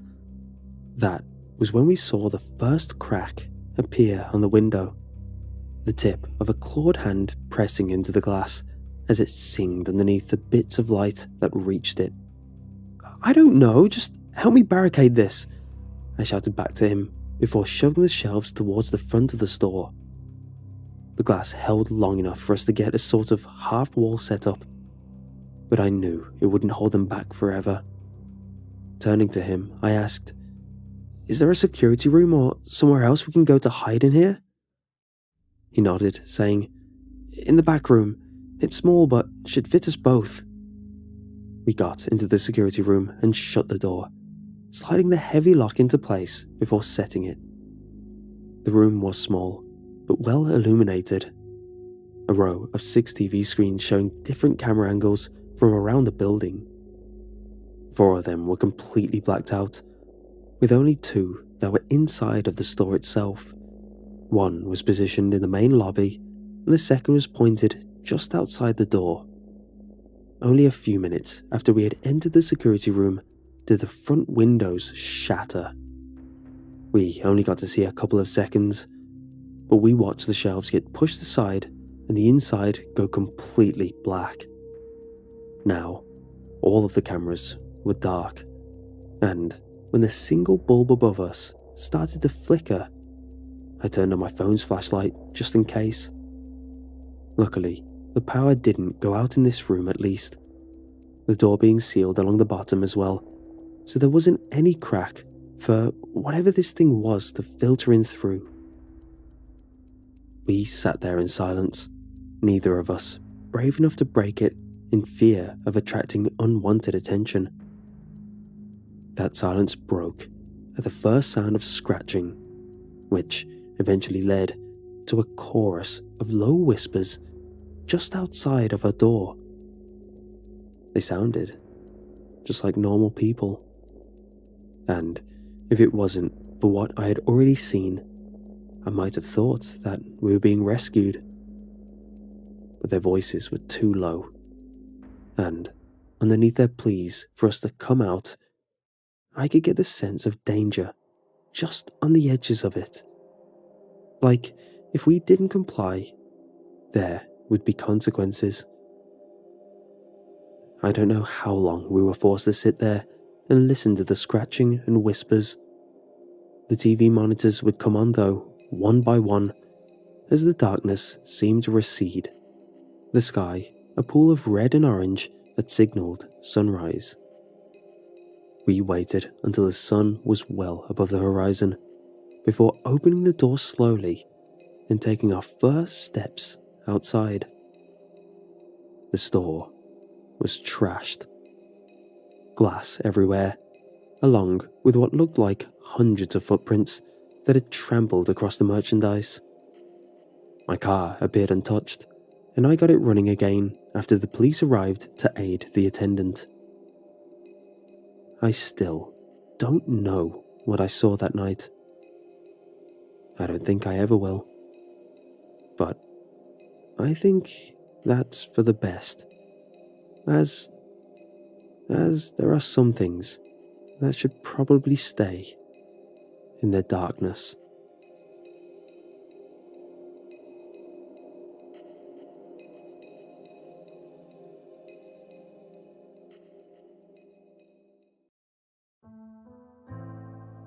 In a small Massachusetts town 9 miles from downtown Boston, past a thicket of balding trees and roads less traveled, an epidemic has effectively wiped out half of its residents, but the population remains the same. I'm a reporter, freelance. You've never read anything by me. I've only just graduated from a small university in the area with a journalism degree. All it cost was my dignity and the indefinite forfeiture of all contents of my bank account.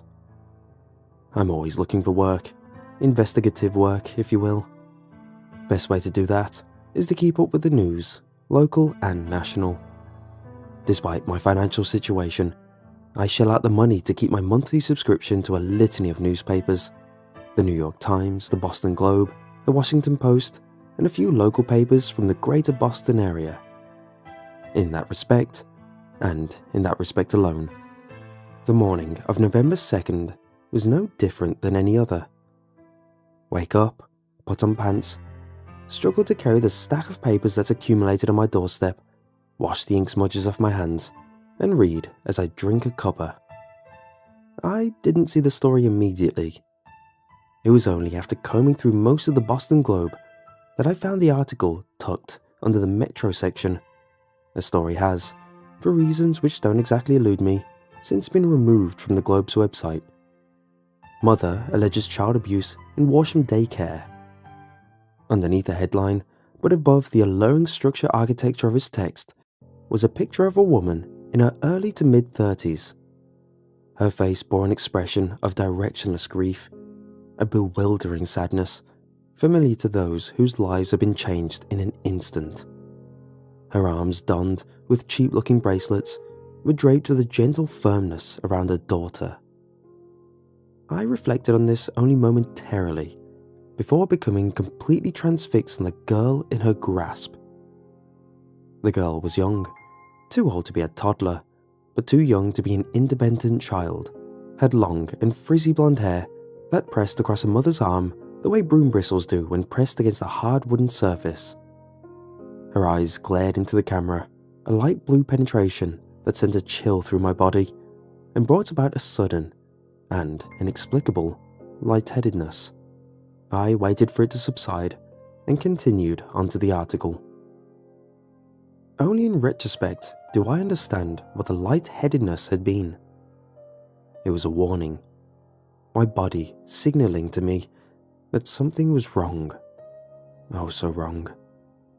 A nudge from the primal, unknowing but unconscious and involuntary corner of my brain that links us to our primordial survivalist ancestors, the very same that galvanized them into action when the choice in front of them was often between fight and flight, between life and death. On some level, I must have known this. So why did I continue to look? For the same reason drivers will rubberneck as they pass a gruesome and likely fatal pileup on the highway. It is a light and distanced brush with death, the inevitable unknowability. There is something attractive about encroaching the unknowns and the unknowables, to dip one toes into the void. What was that quote my philosopher major and pretentious jackass college roommate had written on our shared whiteboard? The one by Nietzsche? If you gaze into the abyss will gaze back into you. Or something to that effect. In the girl's eyes was an abyss, and my eyes were gazing with a focused intensity I've never known before. But Nietzsche was wrong. It felt as though the abyss was looking through me, and that was far, far worse. I trudged onto the article. My stomach was now a solidified mass in the pit of my abdomen, and acid began to sting my throat. My heart beat loudly, as though in protest, but I ignored it and read on. Brenda McCarthy, a 32-year-old Walsham resident and mother, took a 5-year-old daughter to the same daycare last week as she had done every workday for the past 3 years. But something deeply troubled her when she picked up Ellie McCarthy that afternoon. It wasn't her, Brenda told me in her home as she fought the onset of tears. My baby girl looked so confused, so distant, and she just didn't seem like herself." When asked what she meant by that, Brenda fell silent for a few moments, perhaps in hesitation, before calling her daughter to me. Ellie McCarthy walked up to her silently, without any of the energy typical for a 5-year-old child. She turned her face upwards at me, with no emotion registered on a young face. Her mother burst into tears. After she regained her composure, Brenda told me that Ellie had exhibited a series of strange behaviour since the car ride home from the daycare.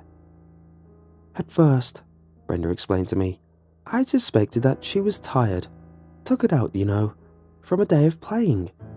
She is, or she was, a social and sweet girl. But she wasn't sleeping.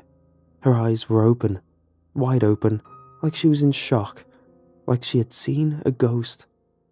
I thought, oh, she must have gotten into an argument with Lexi, her best friend from the daycare. So I asked her if she was okay. You know what she said to me?" The tears once again pooled in her eyes and threatened to spill again, but she persisted through them. She said, "There's something strange about the daycare lady. She was acting all funny." I asked Brenda if she had said anything else, and she shook her head. "She just repeated herself, over and over. Her face, she looked so scared, like she was traumatized, hopeless." I pulled the car over and got out and went over to her side. She had no visible bruises or scars, but her stare remained. She trembled at my touch. I observed Ellie as her mother recanted these events. Her eyes remained fixed on me as her mother sobbed and held her. Her mother continued describing her suspicion that the so-called daycare lady, a 23-year-old Mary Harris, had psychologically damaged and abused the young child. She intends to litigate and believes she has standing to sue the daycare for damages. She says she's working to get in contact with other parents of children in the daycare to build a stronger case.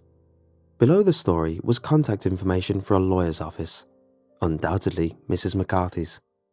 I looked at the byline and was not surprised to see the story had been written by Elizabeth Collette.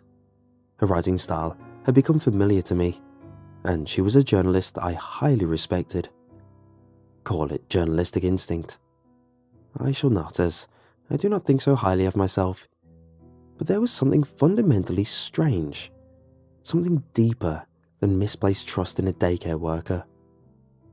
I didn't know what it was, but my intuition nagged at me and assured me there was. If I had known what I was going to uncover, I would have immediately packed everything I could fit into a suitcase and left everything behind. But journalists do journalism for the same reason a mongoose will attack and eat snakes. It's instinct, and instinct pays little regard to safety, because not every mongoose lives through an encounter with their food. With this in mind, I made my way to grab my keys off the kitchen counter. As I did, I took another look at the article, looked into Ellie's eyes, and shuddered. Begin with what you know and fill in what you don't. For me, that was the first and only rule of journalism. What I knew was that I needed to speak with the McCarthys. I found their address with relative ease. On my way to my car, I searched for Brenda McCarthy under the property search tab on the county appraisal website, found their address and, lucky for me, they lived 5 minutes away. I made it in 3. I parked on the street, locked my car, and approached what would have undoubtedly made the cover of the fall edition of Middle Class Suburbia magazine. A garden of wilting brown roses peppered the front of the house next to a doormat, asking the Lord above to bless this mess. I made a mental note of what I saw. A good journalist is never off duty, and raised my hand to knock on the door. Brenda McCarthy opened the door as my fist was raised to knock on it. This didn't surprise me as much as her appearance did. In the day since the interview, she looked as though she had aged 30 years. The bags under her eyes were in printed markings, and veins painted a map-like navigation system across the pockets. Her eyes bulged out of her skull, beady and glazed over marbles that seemed not to register my presence. The skin on her face was pressed against her skull, pulled taut.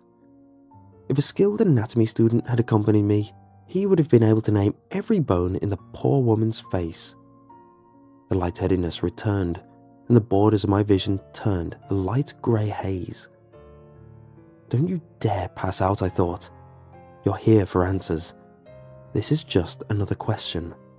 I did my best to stabilise myself before I could produce any sound. Hi, Mrs. McCarthy. My name is Eli.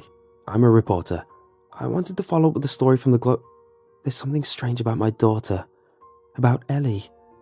She's acting different. Her lips had barely moved as she spoke. If a skilled ventriloquist observed alongside the skilled anatomy student, he would have been green with envy, as the expression goes. Strange. How? I paused, then added, May I come in and ask you a few questions? Under her breath, I heard a nearly silent, There's something strange about my daughter, about before it trailed off, although I had a guess as to the rest of what she said. She turned and walked with an unsettling gait, extending her left foot outwards and scuttling her right foot along. She continued to mutter under her breath as she did so. And stupidly, I followed her. Without a word, Mrs. McCarthy sat on the lover's seat in a sofa, placed her hand gently but dispassionately on her lap, and set a gaze once more on me. The sinking feeling of looking into that little girl's eyes returned, and anxiety moulded itself into a ball and settled deep into my stomach. It was like peering off a cliff at the top of a large mountain and acknowledging that, with one misstep, life ends and death begins indefinitely. That feeling of slow recognition that it could all end and a pull towards that end. The nerve endings of my fingertips began to tingle, and then, in a flash, raced down my arms like lightning striking a metal rod. But I had to fulfill my stupid journalistic duties, and so I sat down on the coffee table directly in front of what was left of Brenda McCarthy at 201 Bedford Street. I grabbed the pen and small journal from my coat pocket. I suddenly felt stupid for bringing it at all. How the hell was I going to write this? I looked at Brenda, just below her eyes. It was easier than looking into the abyss. My stomach settled a bit, and my head descended back onto my neck. I gulped once and asked the question again. Mrs. McCarthy, what exactly is happening with your daughter? She said nothing. Her eyes said nothing, and she seemed as though she withered to nothing. I tried a different approach. Quite frankly, Brenda, you look like a mess. You've lost an impossible amount of weight, and I need some answers. Not as a journalist, Brenda. I'm concerned for your safety. Manipulative, sure, but not untrue. She looked emaciated, but I'm not proud of saying what I said. Not like it ended up mattering anyway. She gave me nothing. Not a single damn facial expression or flicker of discernible emotion. The only movement on her face was a light pulse of her eyes as they bulged from their pulled-back sockets. Nothing. A blank stare, emotionless, and so eerily still. The tingling in my fingertips returned, and my heart began to thrash wildly in my chest as my breath became shorter and shorter still. Something was wrong with this woman, and she needed medical attention. The thought exited my mind as quickly as it entered, because it was replaced by the incomprehensible reality that I was forced to immediately accept. To my right was the pale and starved and decaying body of 5-year-old Ellie McCarthy. A trail of blood stained the carpet under what remained of her head, as it was dragged into the room where her mother and I sat. Her mouth was fixed in a constant gape, and her eyes stared lifelessly, listlessly, towards the ceiling, a fossil of a final moment on this earth. My mind processed a disordered and uneven array of thoughts, of flashes that came with the intensity and duration of muscle spasms. Not in words, but images, intangible neon danger, alerting the psyche. Shots of fear signaled alongside my neural pathway in frantic and unfamiliar patterns. The tingling was all over now, and my head felt light enough to float several yards above my body. My mouth began producing excess saliva, and I feared I would expel my stomach contents on the floor. Thud. The hand released the body of the little girl, and it produced a damp thud that made me jump in my seat. Brenda McCarthy kept as still as the deceased. I calmed myself, looked at the figure that brought the body into the room, and immediately screamed. Next to the corpse of the younger McCarthy was a figure that resembled Ellie McCarthy. Her hand dirted with the leaking blood of the body next to her. It was a very much alive Ellie McCarthy, dragging an obviously not alive Ellie McCarthy into the room. But there was something strange about her. They shared the resemblance of twins, perhaps even clones, if that technology indeed exists. Physically, in other words, they were damn near identical. The frizzy blonde hair seemed to cut and paste. The bridge of her nose arced the same way as the girl in the picture. Hell, I'm pretty sure the number of freckles she had matched the number from the dead girl slumped next to her. But it wasn't her. I could tell. I knew from looking at her, into her eyes, into the abyss, that it was not Ellie McCarthy. It was a caricature, a cheap, off-brand imitation, meant to pass off as a living and breathing and thinking and loving human being. Conscious thought awoke again. Only a sliver of it, but enough, and I realized I needed to get out of here now. I made quickly for the door, stopping once to look over my shoulder. Just like Lot's wife, I thought hysterically. Brenda's lips were pulled back.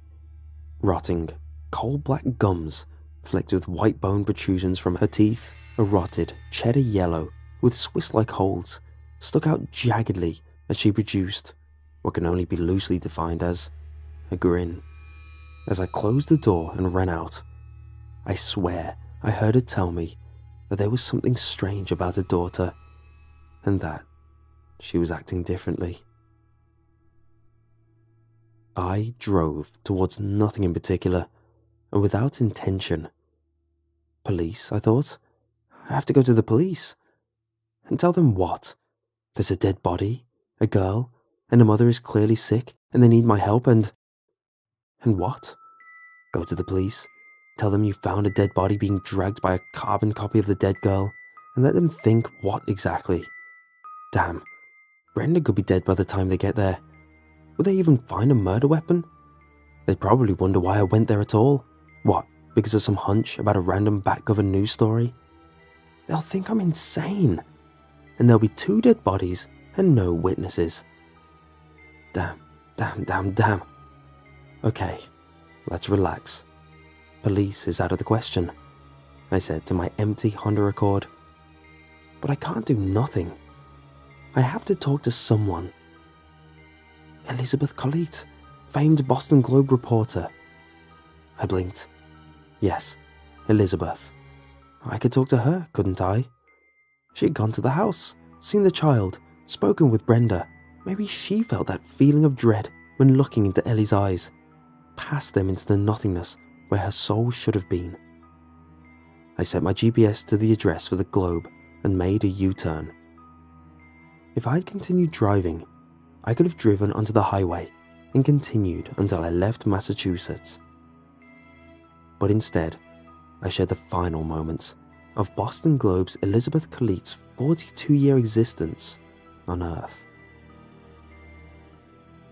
You don't understand." Nor had I expected her to. But there was a certain Boston area reporter that I had to see. Much to my chagrin, the front desk lady stood her ground. "Sir, I'm sorry. Unless you have an appointment, you'll have to leave." She wrinkled her nose as she said this, then extended a hand towards the door. I was getting nowhere with her, and time was marching forward, and the body of a little girl rotted and chilled not 10 miles from here. So I went ahead anyway. The surprised cries of "Sir, sir, you can't go in there," barely registered through my determination, and before I knew it, I had found the room with a door-adjacent plaque labelled Elizabeth Khalid. As I placed my hand on the doorknob to open it, a cold hand grabbed my shoulder firmly and spun me around. It was her, in the flesh. Under different circumstances, I would have been starstruck, a journalistic giant in my presence. But I was on a mission, and lives depended on me. "Excuse me, can I help you?" She spoke with a thick Boston accent. Her eyes narrowed at me, and her brow furrowed. Her tongue stuck out the tiniest bit and licked the right, then left corners of her thinning lips. The front desk lady stood impatiently behind me, arms crossed, an expression furious. Yeah." Her hand still locked onto my shoulder, with the clammy grip of an arcade claw. The name's Elijah Diaz. I'm here about the story you wrote about Brenda McCarthy and Ellie McCarthy." I gulped, my mouth suddenly dry and my throat suddenly raw. Her eyes remained fixated in a suspicious slit, her hand on my shoulder. But across her face was the tiniest flicker of emotion. Was it validation? Did she see as I did? I thought it might be. If she had survived, I think I might have asked her. Yes, the daycare abuse story practically wrote itself." Daycare came out as daycare, something I would have found mildly amusing under different circumstances. What struck me was what I detected beyond her words. Her voice sounded aloof, but her eyes remained interested. "What about it?" Elizabeth Khalid was invested and wanted to have the whole story. She was a good journalist. So I provided a SparkNotes edition of the past several hours, omitting the unnecessary and focusing on the crucial.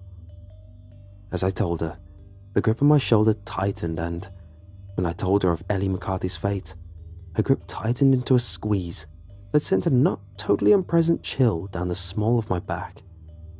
When I concluded, there was silence. There was no movement. Out of the corner of my eye, I saw the front desk lady standing completely still, arms dangling at her sides. Finally, Elizabeth Khalid spoke. "Let me see if I understand. You expect me to believe that some barely graduate college student playing journalist tracked down a grieving mother and an abused daughter based on a hunch about a news story he read?" She loosened the grip a bit. "And when he gets there, get this, he finds the dead daughter and the mother looking like a Holocaust survivor. And, oh wait, let's not forget the best part, next to the body of the dead little McCarthy child was the same kid, but alive. Deborah, you hearing this?" The front desk lady, Deborah, didn't respond. "I'll give you this. You got balls, but they're good for nothing if you don't got the brains too." She released her hand from its resting place on my shoulder and spoke her final words as Elizabeth Khalid, Pulitzer Prize nominee and human resident of Massachusetts. "I'll grant you something though. I smelled something peculiar about that house, but if I saw two of the same person, you bet your ass I would have written about it. Deborah, let's see about getting this young man..." As she turned her face to look at Deborah, her mouth opened as if she was yawning, and her eyebrows cocked downwards. I turned to look. The whites of Deborah's eyes had been stained a deep black that streaked across in irregular patterns like spilled ink on clear canvas. Her face had turned paper white, her lips translucent and cracked in jagged, vein-like patterns. Her gaze was fixed on a point somewhere between and beyond where Elizabeth and I stood. Elizabeth looked at me and then back at her. I think she looked into her eyes and began to sway as I did when I peered into that abyss. And, without change to her expression or stance, she began to vomit. Her expulsions had a bulby, yolk-yellow appearance, hard centers amidst runny goo. It made a sickening splat as it landed on the ground, and a wave of nausea flooded my senses. I thought I might faint. The feeling worsened when I realized what it was that Deborah was projectile vomiting. I shadowed a surgeon for part of a surgery for a story I was writing in class for college. I had seen this before. Adipose tissue. Fat. She was throwing up her fat. Her face began to thin, her skin pulling back taut on her face as though held back by clothespins. The black in her eyes danced like clouds during a thunderstorm. Yet she stood still. Oh, so perfectly still. Motionless. Then, all at once, the vomiting ceased. A shallow pool of fat had amassed underneath her feet. A shallow, bubbly pool of organic mass. At first, the tissue remained formless. Until it didn't. Slowly. So slowly, in fact, that I was unsure if I had imagined it. The fat began to pull together and amassing in smaller clumps, then bigger ones.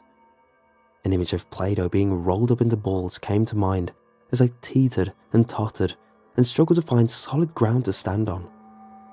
The lightheadedness had returned, and I suddenly felt myself at a distance from my body. My heart began to beat rapidly, and my breath became shorter. A surge of adrenaline shot through me, and I remember one lone conscious thought. I have to get the hell out of here. I screamed, completely involuntary, and turned to Elizabeth, intent on grabbing her and running to my car with her. She stood completely still, eyes fixed on the mass of organic matter in front of her that was beginning to vaguely resemble her former employee. Oh no. I managed to speak as loudly as I could muster. It came out as barely louder than a whisper. Elizabeth. There's something strange about my employee, Deborah. She's acting strange. Her Boston accent had completely disappeared. Her voice delivering a line like a bad high school drama student. Monotone, dispassionate. Oh no, oh no. I looked into her eyes and found myself sinking into the same abyss I discovered at the McCarthy household. On the border of her eyes, I saw trails of blackness circling around like a whirlpool, flushing closer and closer to the middle of her vision. There's something strange about Deborah. She's acting all strange. Elizabeth was gone. I knew that, but I hesitated before leaving her. She looked the same, for now, but something was wrong. And so I took off. I gagged as I stepped into the puddle of what would become Deborah, the front desk lady. A smell I'll never forget. I ran to my car, fumbled for my keys and got in. A bit of Deborah's fat had stuck to the bottom of my shoe, and the smell lingered. I took off my shoe, lowered the driver's side window, and tossed it. The smell was never coming off. I sped down the parking lot, hitting a few parked cars in the lot. I didn't care. As I turned onto Needham Street, a sight imprinted onto my brain. Globs of fatty tissue molded, various models of humanoid beings in various configurations and expressions. All were represented, different phases of development abound. Many were embryonic, in relative terms, recently vomited adipose cells that had begun to clump at the heel of the foot to create the base of the human they just left. Others were legs and a bottom, torso either missing or in the works, but sure to come soon. Some were fully formed beings, standing next to the emaciated corpses of their previous owners who now lay dead on the street. The coloration step seemed to be the last one when they began to adopt the skin tones of their owner. I saw very few that were anything other than the sickly egg yolk yellow with flakes of dried blood peppering the hardening tissue. The ones that were fully formed stood there, as still as the dead. Motionless, their dead selves lay next to them. In a disjointed chorus, I heard several names, followed by some iteration of acting strange, or seem peculiar, or look quaint. Cars were strewn about, trails of yellow guck lining the still open doors and amassing at a critical point. It was a massacre. I turned onto I-90 and drove non-stop until I thought it was safe to stop. In other words, I drove for a while. If I had to estimate at this point, I would say nearly half of the residents of Walsham have been replaced.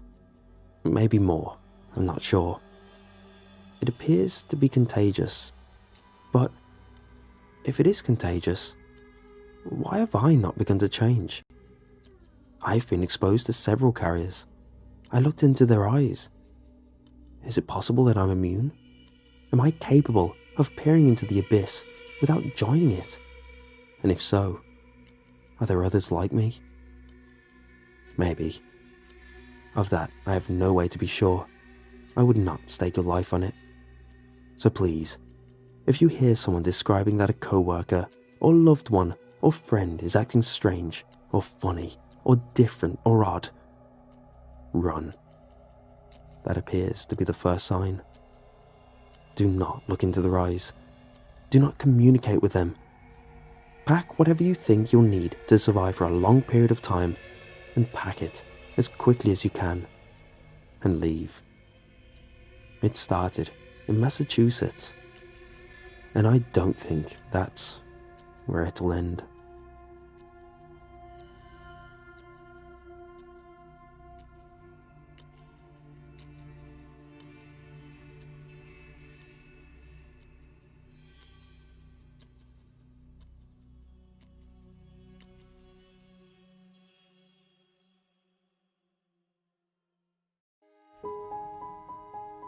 You ever stare into a mirror for a long time?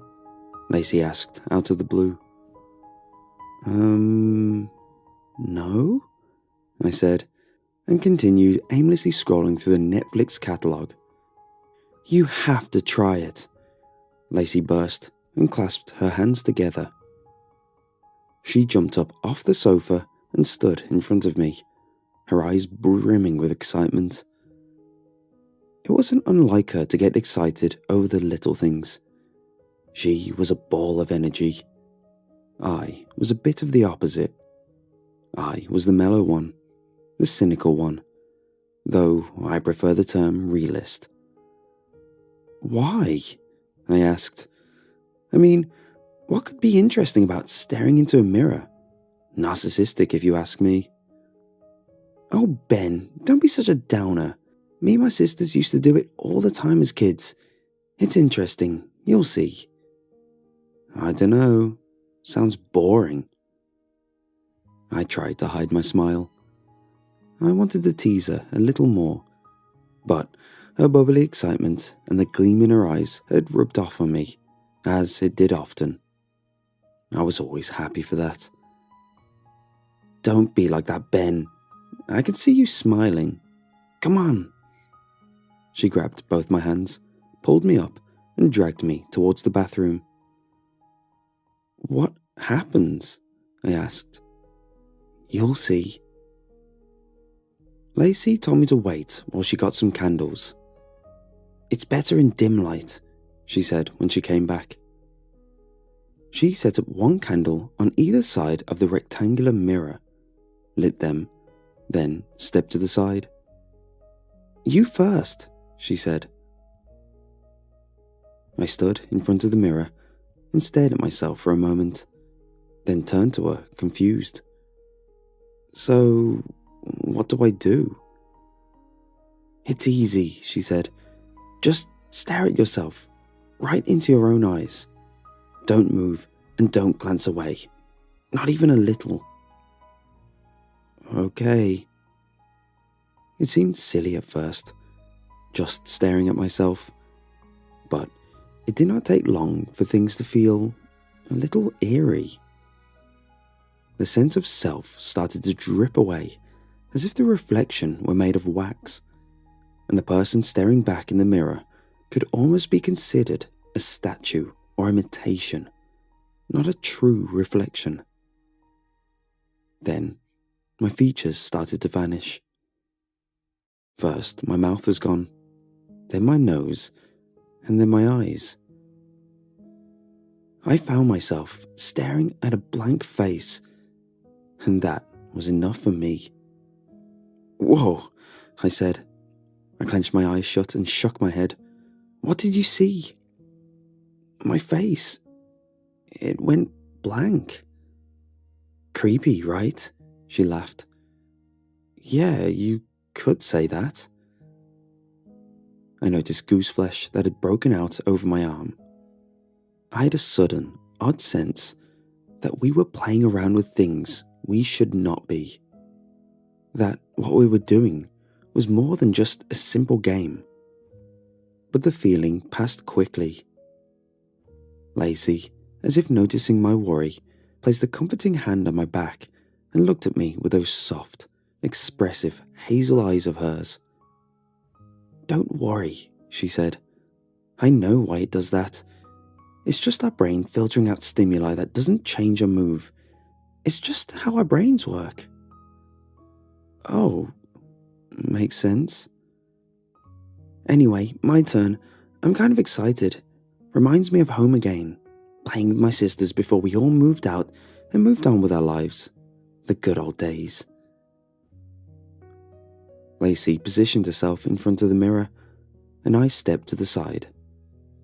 I stood behind her and to the right, in a position where I could see her reflection, but not my own. "You know," Lacey began, "if you stare at your blank face long enough, it starts to morph. You see completely random people in the reflection." "Seriously? Why does that happen?" "I think it's your brain freaking out for staring at something blank for so long. It needs stimuli, you know, or we'd go insane. So, I guess it makes its own and morphs our reflection into something. Anything." "Oh yeah. Again, makes sense," I said. Then I said something I would come to regret for the rest of my life. Sometimes I tried to convince myself it was Lacey's idea. Not that that would bring her back, but at least it would lift this crushing guilt off my heart. The grief is bad enough, but the guilt is like the point of sun through a magnifying glass, sharp and burning it all. But there was no use trying to trick myself. It was my idea. I had said it. Have you ever tried this in the dark? Lacey turned to me with a gasp, her eyes wide with excitement. No, that'd be interesting. Before I could say more, she blew out the candles. The room went dark, the only light coming from the dancing bluish colours of the television down the hall and the pale moonlight creeping around the edge of the window curtain. I looked at Lacey in the mirror.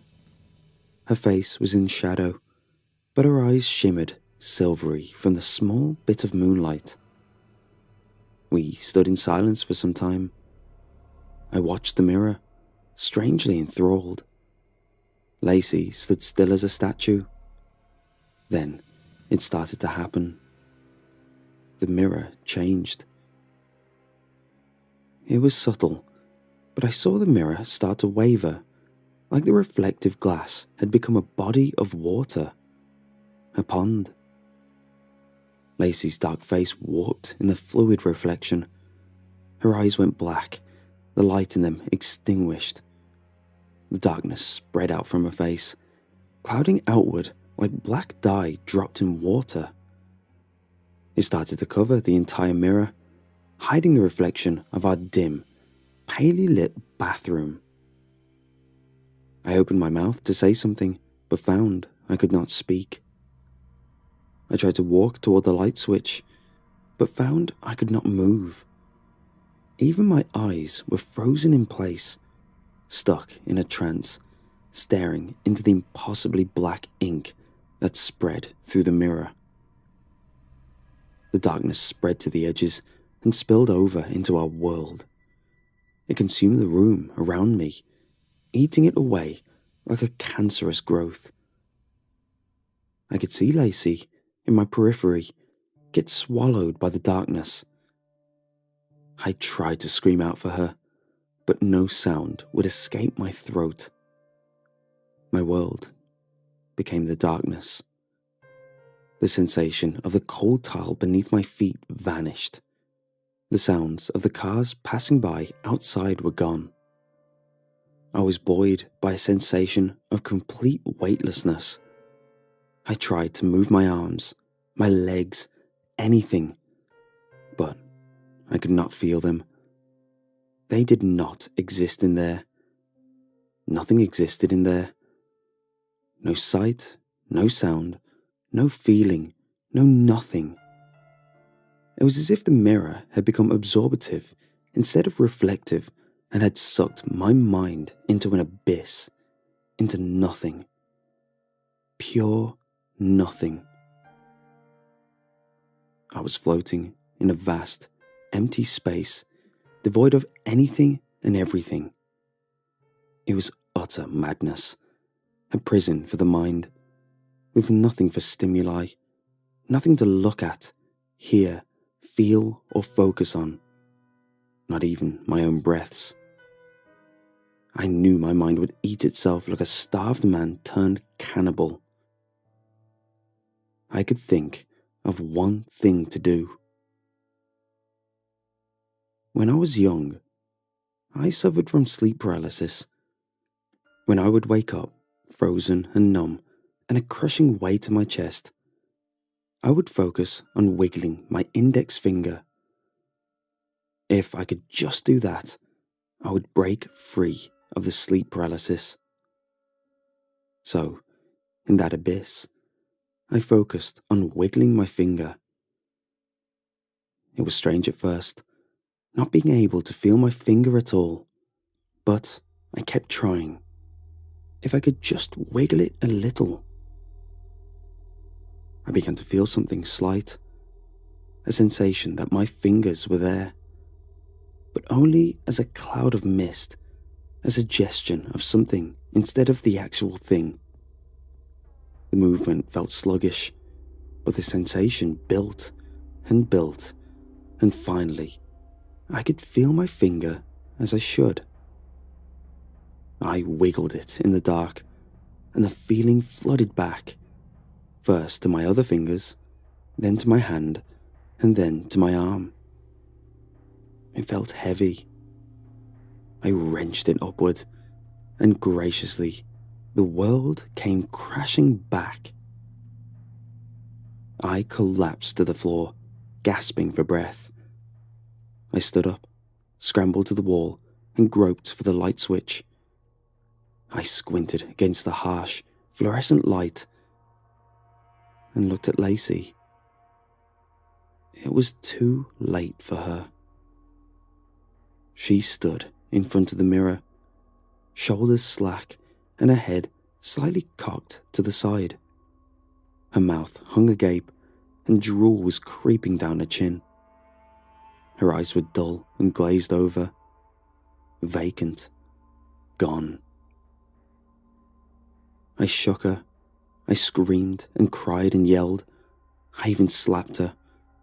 She did not respond. I don't know why I broke free, yet she couldn't. Maybe it's because I wasn't staring directly into my own face like she was. Maybe it's because I knew about the sleep paralysis trick and she did not. Either way, She lays in a hospital to this day, stuck in a comatose state. The doctors don't know what happened to her. It's like nothing they have ever seen, they say. But I know. I know what happened. I have not told anyone. I fear they would not believe me. I'm sure they would only call me insane. But I know what happened. I know that complex, bubbly, and lively mind is lost where I was lost, floating somewhere in that eternal abyss, that prison for eternity, stuck in that torture chamber of endless nothingness. Her mind is rotting. So, her body just lies there, in a hospital bed, comatose and wasting away, kept alive by machines, her eyelids stuck open, and worst of all, her eyes. Her once expressive, loving eyes, now glazed over and empty. Forever.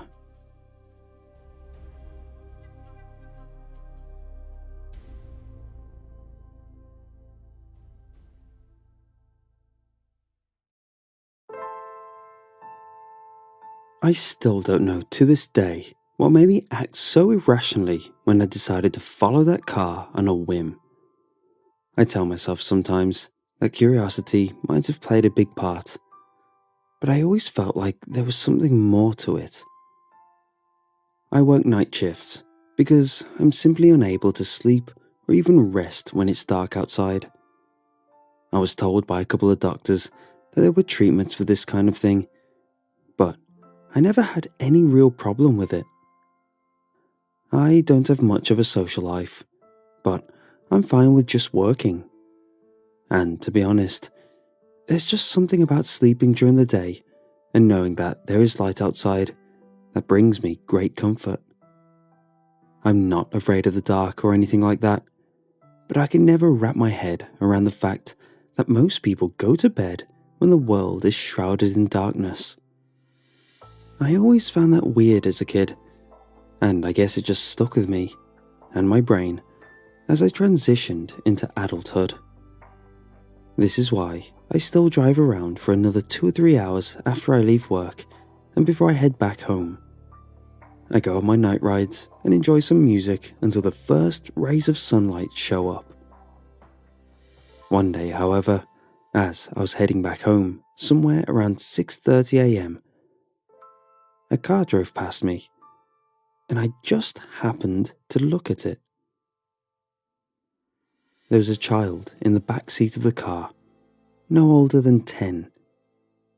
She had something over her head, like a jacket, or maybe just a drape of some kind, possibly meant to keep her hidden, but doing a very poor job at it.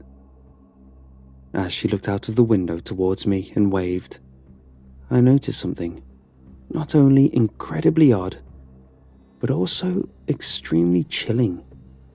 She had bandages all around her face, covering her eyes as well as the bridge of her nose, and I saw 2 crimson spots where her eyes should be. It only lasted for a few seconds at the most, and yet it felt like I had latched onto a non-existent gaze for far longer than that. I then watched the car drive away, threatening to leave me behind as dozens of questions lit up my brain. It surely was none of my business, but the more I thought about what I had just witnessed, the more I felt like I was entitled to some answers. You ever seen someone have a meltdown at the mall, or witness something that just makes you stick around for a little too long just to see what's going to happen next? It was exactly like that. Except that in this case, I couldn't just stay put. Not only did I have to keep driving, I would also have to follow whoever was driving that car with what appeared to be a recently blinded child. And that's what I did. Against any possible good judgment I might have had at that particular time. I knew right away that it wasn't a disguise or makeup of any kind. This might be hard to believe, but there was something about that kid and her whole demeanor that made me so sure of that fact. If she had just been through some kind of surgery or medical procedure, I couldn't imagine her being released from hospital care so soon, and especially in that condition. Of course, there was also the possibility that she was in need of care and being driven to a hospital on that Sunday morning.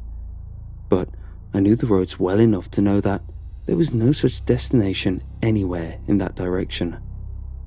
Not only that, but whoever was driving the car didn't appear to be in any kind of rush either. I tried to keep my distance, since there were barely any other cars on the road at that time, until a gas station eventually came into view. One I don't think I had ever spotted before that day. And sure enough, the car I was tailing seemed like it was going to stop by, so I pulled over as well. I was a little worried and hesitant at first, because the gas station appeared to be abandoned, which might have been why I'd never actually paid much attention to it in the first place. But sure enough, there were other cars and people there, coming and going about their business.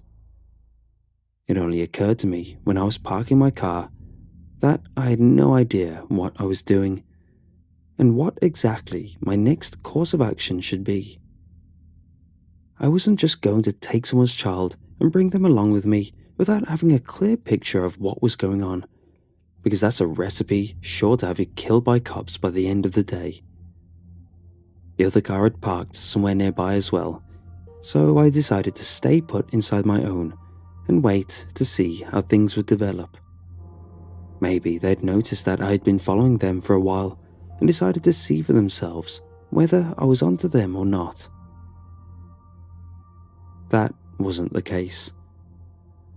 After a couple of minutes, a woman wearing a black veil and dressed in all black stepped out of the driver's seat.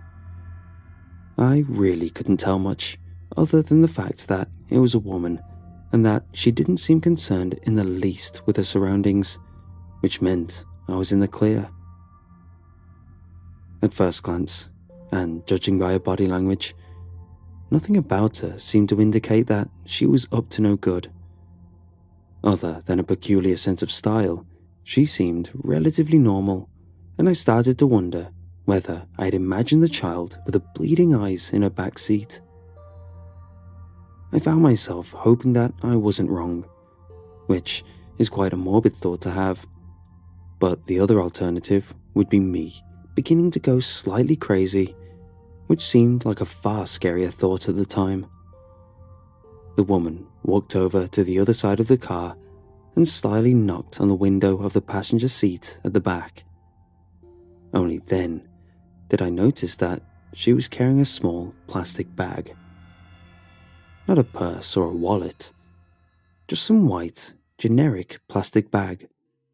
She bent over a little so her eye level would match the window of the car and stayed like that for a minute or two before leaving.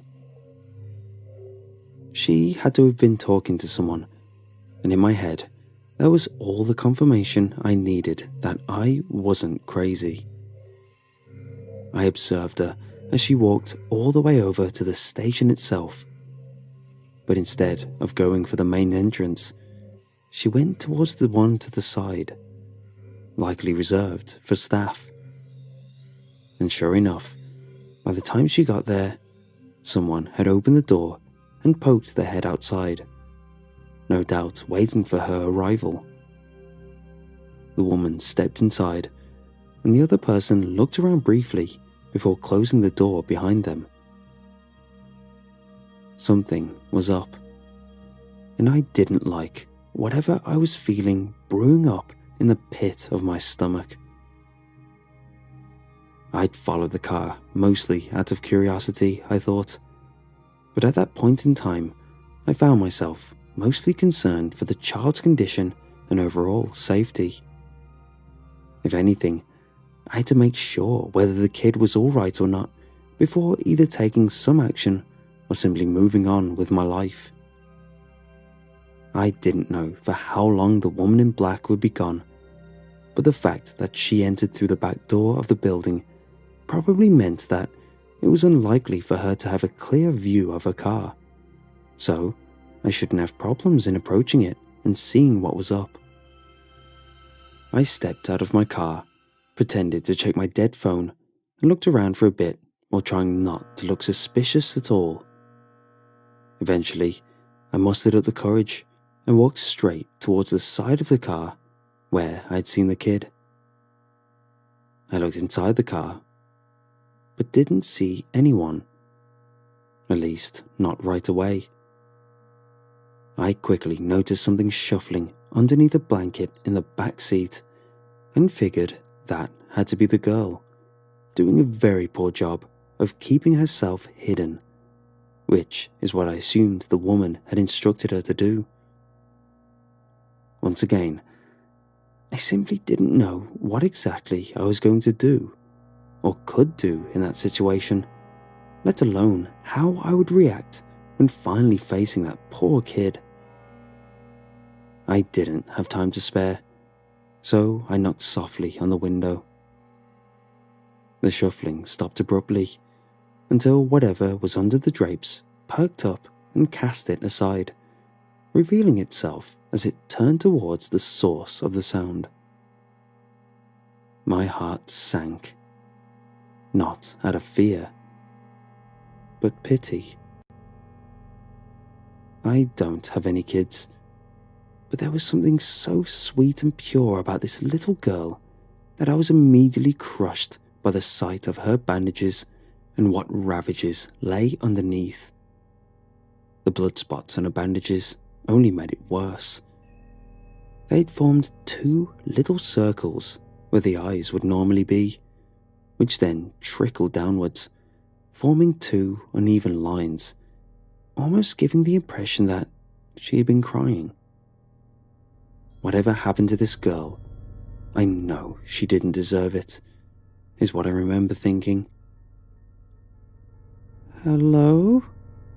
she said, with a voice that didn't seem to indicate that she was in any kind of pain or distress. "Hey, hi."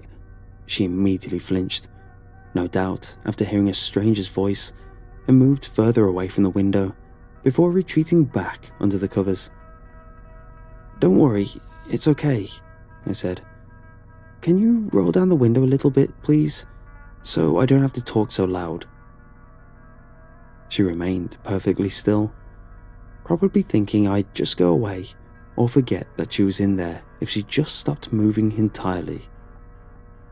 I didn't want to put too much pressure on her because I didn't know what exactly she had been through, except of course missing her 2 damn eyes. But I also couldn't just drop it. "You waved your hand to me a while ago. I saw you on the road. Are you alright? Is everything okay?" I said, as gently and concerned as I could. Only when I said those words out loud did it finally hit me. When I first saw her, I could tell she was waving to me. I knew that she knew I was there, in my car, driving alongside hers. But how could that be, if she was indeed missing her eyes, which, from the looks of it, was really the case? And I know she wasn't merely responding to the sound of a car nearby. No, it wasn't just that. I could tell she was communicating with someone she knew to be there, on the receiving end. I barely had any time to process this realization when I saw her immediately come out from under the blankets as soon as I had spoken. She then moved back to her original seat and rolled the window all the way down, now seemingly and inexplicably no longer afraid of my presence. "Oh, you're the nice mister," she said, implying that she knew something about me. I didn't know this girl. In fact, I don't even know when was the last time I interacted with a kid. But from the way she talked, you'd believe she knew me to some degree. But she couldn't possibly know me. And more than anything, she couldn't have possibly seen me or recognized me from anywhere. Not when she had those bloody bandages over her eyes. Realizing this made me snap back to reality and ask her the only question that mattered. "Hey, are you okay?" "Yes, mister." "Are you sure?" "Yes. Is something wrong?" Was there something wrong? I thought about it for a moment and considered the possibility that I was prying far too much on someone else's business. If there was a logical explanation for this girl's condition, then I was just being a creep who could very well be traumatizing a kid over her physical injuries for nothing. I don't know if I simply didn't want to be in the wrong and considered the bad guy, but something about the whole thing just didn't seem right. Something was off, but I couldn't quite put it on my finger. "You don't look okay to me. Did something happen to your eyes?" "Oh, today's my birthday, so my mother took them," she answered, beaming with a smile. It wasn't so much what she said, but how she said it that made me feel sick. For all intents and purposes, she truly believed she had given me a fairly normal reply, and that no follow-up whatsoever would be needed. The lack of correlation between one thing and the other made my stomach churn. I didn't understand, and hoped that the girl had simply expressed herself in a wrong way. And yet, there was no denying that this child was missing her eyes. That much had become obvious to me. "I don't understand. Was there something wrong with your eyes?" "Mother said I was chosen to make way, so she had to take them out." I paused for a moment, which allowed me to finally take notice of how badly I started to sweat. I didn't know what the hell was going on, and asking further questions would likely just push me further down this mess of a rabbit hole. I just wanted to leave. I wanted to get back in my car, get back on the road, and drive straight home for a much-needed drink before hitting the sack and cursing myself to sleep for not minding my own business. But as I looked at the young girl, I couldn't bring myself to just abandon her like that. I couldn't leave without having a clear picture of what was going on. Somehow, it just felt like I already knew too much by then, and if she was in need of help, and I happened to be in a position where I could provide it, I would never forgive myself for turning my back on her. And so I asked, "Make way for what?" I still remember her words to this day, because it's not just something one would easily forget, and yet I cannot bring myself to actually write it down, not word for word at least, because the way she spoke of it was just so... Anyway, what I'm trying to say is that my own wording will have to do. From what I understand, it was all mostly about blood. Not her blood, but someone else's. She referred to her eye sockets as gates, from where, quote, their blood would flow onto our land. Despite how obviously insane it all sounded to me, I could tell it wasn't something she was just making up on the spot, just as much as I knew that she wasn't delusional. No, she was very clearly reciting something that she had learned by heart, something someone had taught her, and pounded into her little brain until it became a truth, a belief. She never gave up any specific information, nor did she mention actual names, only weirdly sounding ranks. But it was all more than enough for me to come to the conclusion that it had to be a crazed cult of sorts, or something like that. I've never been much of a religious person, and I've always thought that people should be allowed to believe in and pray to whatever they want as long as they're not hurting anyone else. But this, removing a child's eyes under the belief that someone else's blood would come pouring through from who the hell knows where. Unfathomable, unforgivable, insane. Those are the words my brain kept screaming. Being faced with this strange reality was a shock for sure. But by this point, I was angry above all else, and I was determined to save her. I had to take her with me. Where, I did not know. But it didn't matter as long as we got the hell out of there. Just as I found my resolve to act, the girl spoke up almost immediately, even before I said anything, almost as if she knew what was going through my mind. "No," she said firmly. "You can't." I was at a loss for words, and whenever I tried to say something, she'd be one step ahead. "You will die," she continued. "The only way for you to be alive by the end of the day is to go back to your car alone." I shook my head and tried opening her door. "You have to go. Mother is on her way back now." I'd completely forgotten about her. In fact, I'd forgotten about most things completely, due to the nature of the discussion I was having. I immediately shot up and looked around, but there didn't appear to be anyone heading our way. "I can't let you stay with these people. Something is very wrong with them. You understand?" I said. "You need to come with me. I'll get you to the police or a hospital or something, but you have..." "They're all a part of it. Most of them are around these parts," she replied. "You can't do anything because you don't really know anything. Only one person can save me, and it's not you."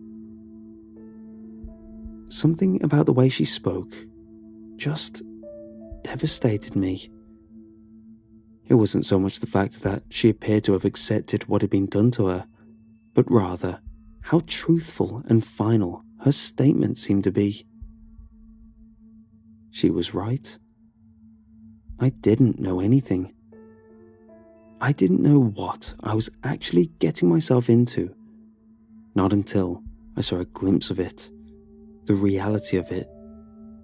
And yet, "I know you can't possibly want this," I told her. The next words I heard were uttered from behind my back. "Step away from the car." I turned around and froze. Just in front of me, not 20 feet away, was the woman that had been driving the car, the one dressed in black, with a dark veil still covering her face. The woman the girl referred to as Mother. And just beyond her, neither too close or too far from where she was standing, were another 15 people or so, all just standing perfectly still. I recalled what the girl said about me dying, and fear suddenly took over me.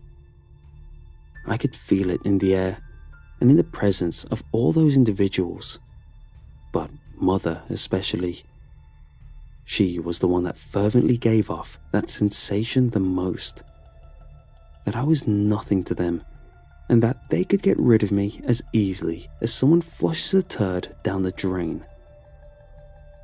They looked at me, almost as if I wasn't human like the rest of them, just an aberrant, lowly life form that had trespassed upon their affairs.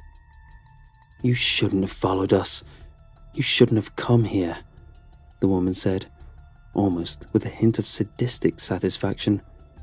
And you definitely should not have talked to the living gate, maggot.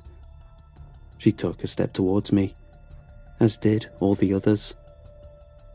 I instinctively took a step back, but immediately hit the side of the car, as I had nowhere else to go. For a brief moment, I really thought I was going to die then and there over something that was so beyond my comprehension. But I was saved. "Mother!" the girl in the car shouted. I immediately turned around to see what had caused her to shout, and the sight I was met with was enough to make my legs go numb as I hit the ground, horrified. The girl had removed the bandages, and through the crimson, fleshy carved holes where her eyes used to be, an impossible amount of blood appeared to be spilling out. "It's time. We have to go," the girl continued, seemingly unfazed by what was happening to her. I tried to look away, but I just couldn't avert my gaze from what I was witnessing, and that's what allowed the mother to approach from behind without me taking notice right away. The girl is the one that alerted me to it. "Leave him. Do not touch him," the girl said. I turned to see the woman in black towering over me as she appeared to be staring intently at the girl inside the car. "Of course," the woman replied as she turned to face me. She lifted the veil that covered her face only slightly enough to reveal her lips and promptly spit on me. I couldn't react to anything that was happening, as it felt like it was taking everything I still had left in me to hang on to any semblance of sanity. "Rejoice, filth," the woman said to me. "The drowning has begun. Soon you will be washed away by his blood, along with all of this," she said disgustingly as she waved her hand around towards the barren landscape in view. And just like that, without saying any other word, she got back inside her car and left, along with the girl who seemed to have waved at me one last time as they drove away. All the other bystanders quickly got into their cars as well and followed, leaving me behind in a cloud of smoke and dirt, as if I'd never been there in the first place. I don't remember much of what happened next, but I do know that it took me a while to collect my thoughts, get back on my feet, and drive home. As you might have guessed, I never mentioned this to anyone, ever. Not until now. Even though I knew perfectly well that I hadn't imagined anything that happened on that early morning, I found myself trying not to dwell on it, see if I could forget some part of it, no matter how small. Now that I think back on it, I can see that I was simply trying to forget that I wasn't able to save that girl. It ate away at my conscience, constantly, whenever I tried picturing just what might have become of her. This sensation of helplessness and guilt haunted me for a long time, until the day I broke down and finally decided to investigate on my own, see if I could find any information whatsoever about any of it, that religion or whatever it was, the people involved, as well as the girl and what had become of her. My investigative skills didn't amount to anything, but one night I ended up overhearing a conversation at the bar by pure chance. A couple of guys, truckers I think, were arguing about weird stuff they'd seen on the road. It was almost like a drunken game to them, each trying to one-up the other at every chance they got. But then one of them got real quiet all of a sudden, right before he started talking about a strange incident from a few years ago. He wasn't there to see it for himself, he said, but a guy that he knew from the local police force told him about it. A car had crashed. 2 fatalities, a woman and a young girl. He mentioned that the police swept it under the rug as an accident, like so many others, when everybody involved knew that it was anything but normal. First, he said, it was obvious that this poor girl was missing her eyes way before the crash, but for some reason, the official version is that the crash itself caused all their injuries. Don't ask me why, he said. And second, he paused, took a sip of his drink, and then continued in a hushed tone. And second, the car had to be nearly overflowing with blood. Either that, or there had to be some other passengers or deaths that remained unaccounted for some reason. Why, you ask? Because there's no way a couple of bodies, one of them belonging to a wee kid, mind you, would result in such a spillage of blood. He waited for his buddy to say something or react in some way, but he just stared at him with his mouth hanging open. Yeah, I think he said something about signs of a struggle, but like I said, only the girl and the woman were found in that wreck. All that blood painted an impossible area of the road. My buddy's exact words, I tell you. Wasn't roadkill either. Had to be something else. Deep down, I think that was all I needed to hear. Learning of a death crushed my soul, but I can't say I ever held out much hope. It wasn't until I got home that night that I recalled what she had said to me. Only one person can save me, and it's not you. I could be wrong, because I'm just a guy that doesn't know much about anything. But I think she was talking about herself. I think she caused the car to crash, but that was a decision that she made on the spot. Or was it something she knew it would happen, or that she could make it happen? Like I said, I don't know. But I do think about this from time to time. Either way, the truth is that whatever was put into motion that day came to a sudden halt with her death. And my gut tells me that she was somehow responsible for it. And yet, I can't say I'm at peace, because I worry that, in time, there will be others trying to bring about the exact same thing.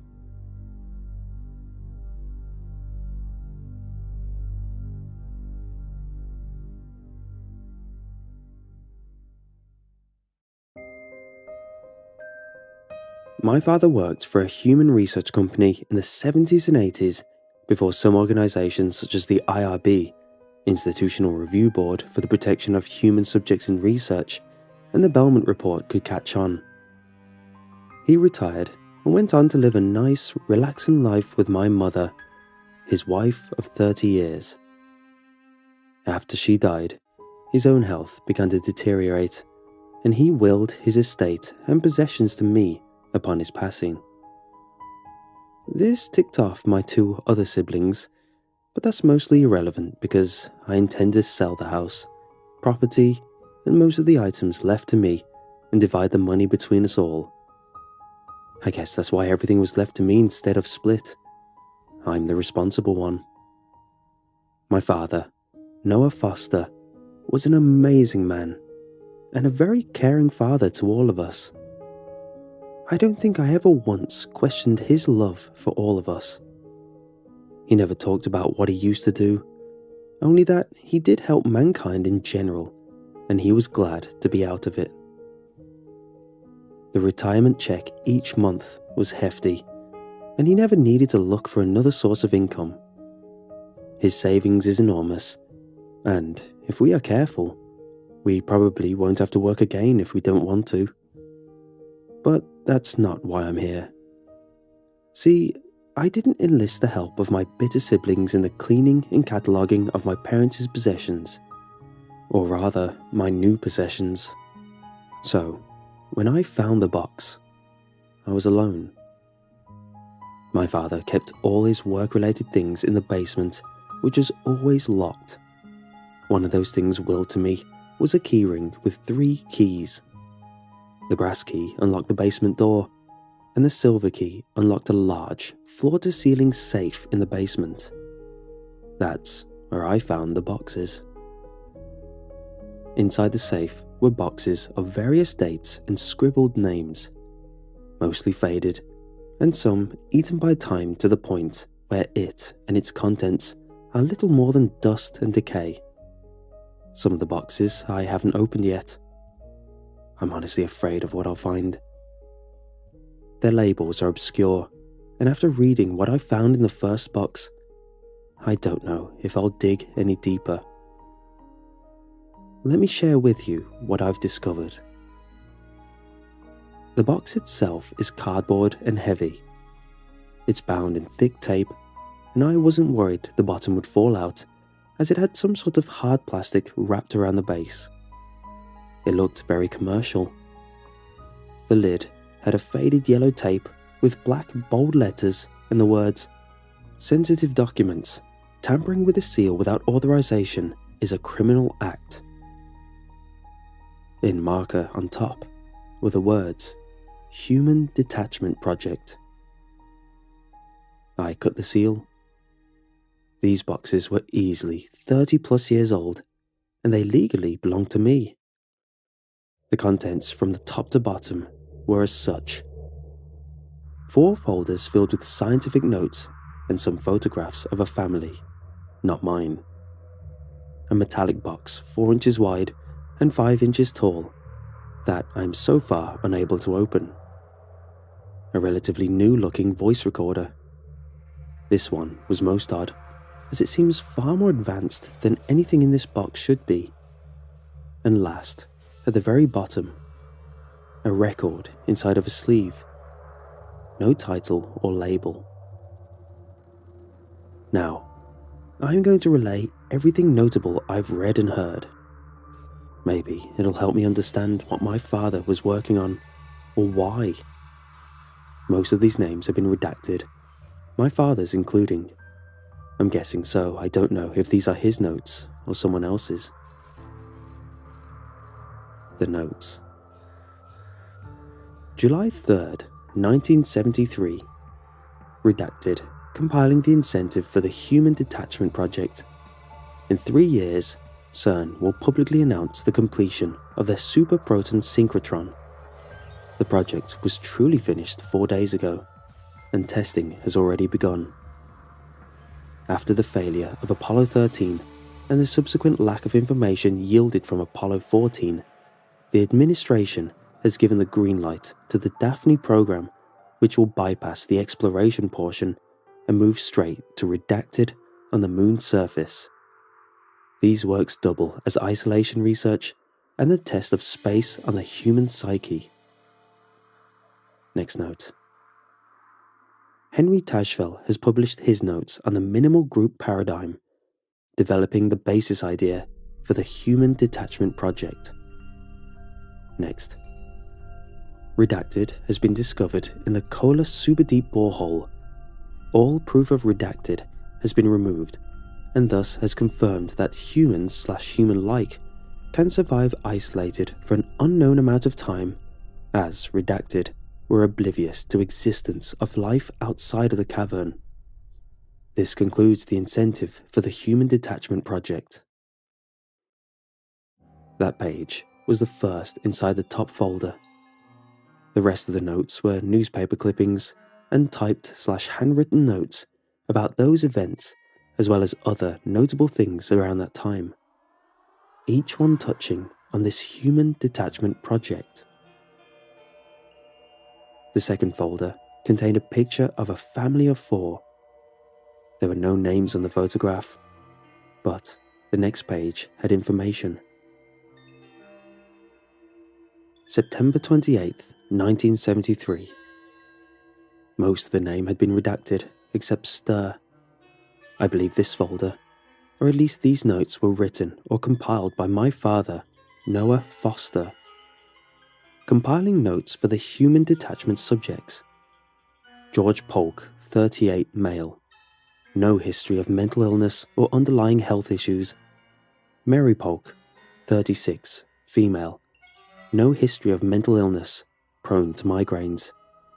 William Polk, 12. No history of mental illness or underlying health issues. Deborah Polk, 5, female.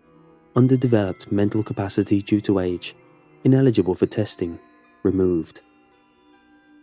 Subject family offered the sum of $50,000 upon completion of the trials. Subject family agreed in the understanding that Deborah Polk be put under the care of outside family. The next item is a missing person poster dated October 10th, 1973. Deborah Polk, age 5, missing from grandmother's care since late September. The rest of the folder contained detailed medical records of each member of the family, apart from Deborah. The third folder is dated December 1974. The first page is handwritten and worn to the point where I can't read it. I skimmed a few pages, but most of the notes seem smudged or blurred. Towards the end of the folder, I can read parts of it. It appears to be a woman's handwriting. Phase 3 began early this morning. After keeping the subject family separated for 6 days of the week and together 1, we then separated them into 2 weeks alone and 1 day together. Phase 3 consists of 1 month in isolation, followed by 1 hour of forced community time. This will continue until the final phase in 6 months. The remainder of the notes are observations of the 3 subjects. Inside the last folder are things I would have never believed people could do to another person. I almost don't want to share this in the event that it could harm my father's reputation, but I fully believe my father was not involved in the actual testing. I'm hoping to God the partial redacting on the previous folder was his part in the initial screening only. The first page of the folder is a printed email. July 5th, 1976. Charles Lynn, compiling summary of the Human Detachment Project. The project officially ended 2 days ago after it was forgotten for several months/years longer than it should have continued. The initial grant was for 1 year of human isolation in singular peoples only. The use of children and families were never approved. The following are excerpts from the various sources inside the Human Detachment Project. It has been deemed a success by some and a massive failure by others. My supervisor, redacted, believes that this information can help thousands, although I personally fail to see how it could benefit anyone, as the methods were little more than torture, and the executors of the project have since been reprimanded. I will be taking a copy of my report to the head office in hopes of finding Deborah Polk. Next note. After extreme isolation, followed by increasingly limited community time, the father has attempted to kill subject's son on 5 separate occasions, each one with more extreme violent outbursts. Subject's mother attempted to lobotomize herself on 2 different ways, which resulted in the now constant restraint of her hands. Subject's son's mental health saw the fastest decline as he began to develop extreme split personality disorder. Next note. Subject's family was introduced to a looped recording of prayers spoken in Latin after the urging of Dr. Geddings. I believe this was more of a personal experiment than a necessary addition. Next note. Subject's son has now begun speaking fluently in Latin, even words that are not on the looped recording that has been played for 17 weeks straight. Subject's mother was found dead in a room. Her hands remained bound, but bruising and a crushed windpipe were the cause of death. Subject's father claims to have killed her because, quote, she begged me to. Neither subject had seen each other in over 3 months. Subject's father killing subject's mother, deemed impossible. Subject's son was found in the community room. His room was still locked, and as there are no doors or windows, it is unclear how he escaped. He was found standing in front of subject's mother's now empty room, whispering to her in Latin, holding a small metallic box. Origin unknown. Subject's father was released into a sealed room with 2 interviewers for final assessment before release. Upon being told he would be released, subject's father took his own life with a pen of an interviewer. His last words were, "Don't make me leave. You can't make me leave." Subject's son remains in isolation. It is unclear for how long. Interview recorded shows clear psychosis and mental breakdown.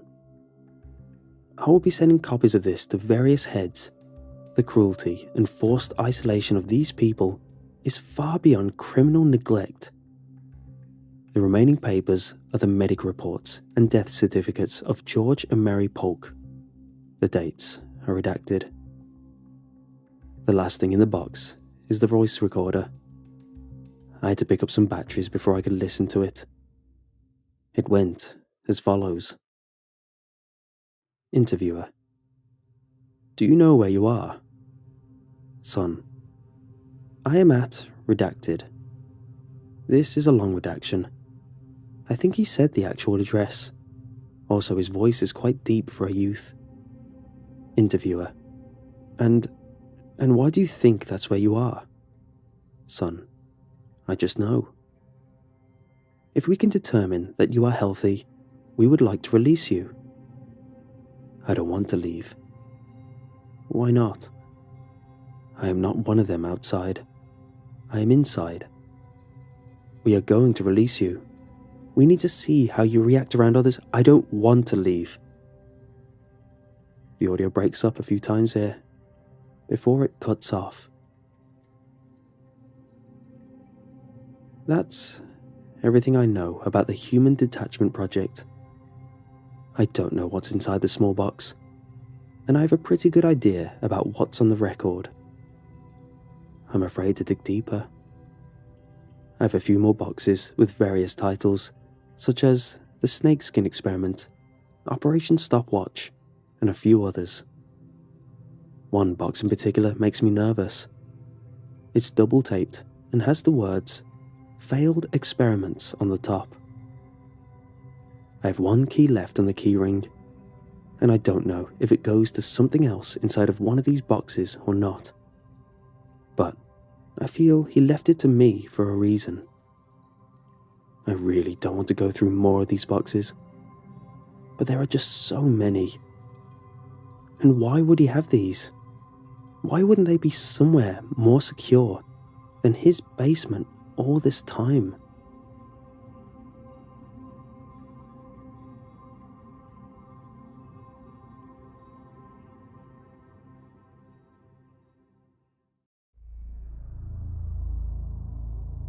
I was the first to notice an extra person had joined our group.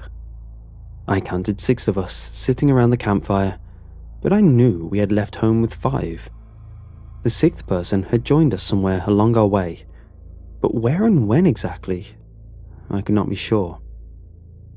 All the glowing faces looked familiar, like I had known them for all a lifetime. That was why it took us so long to find the man out of place.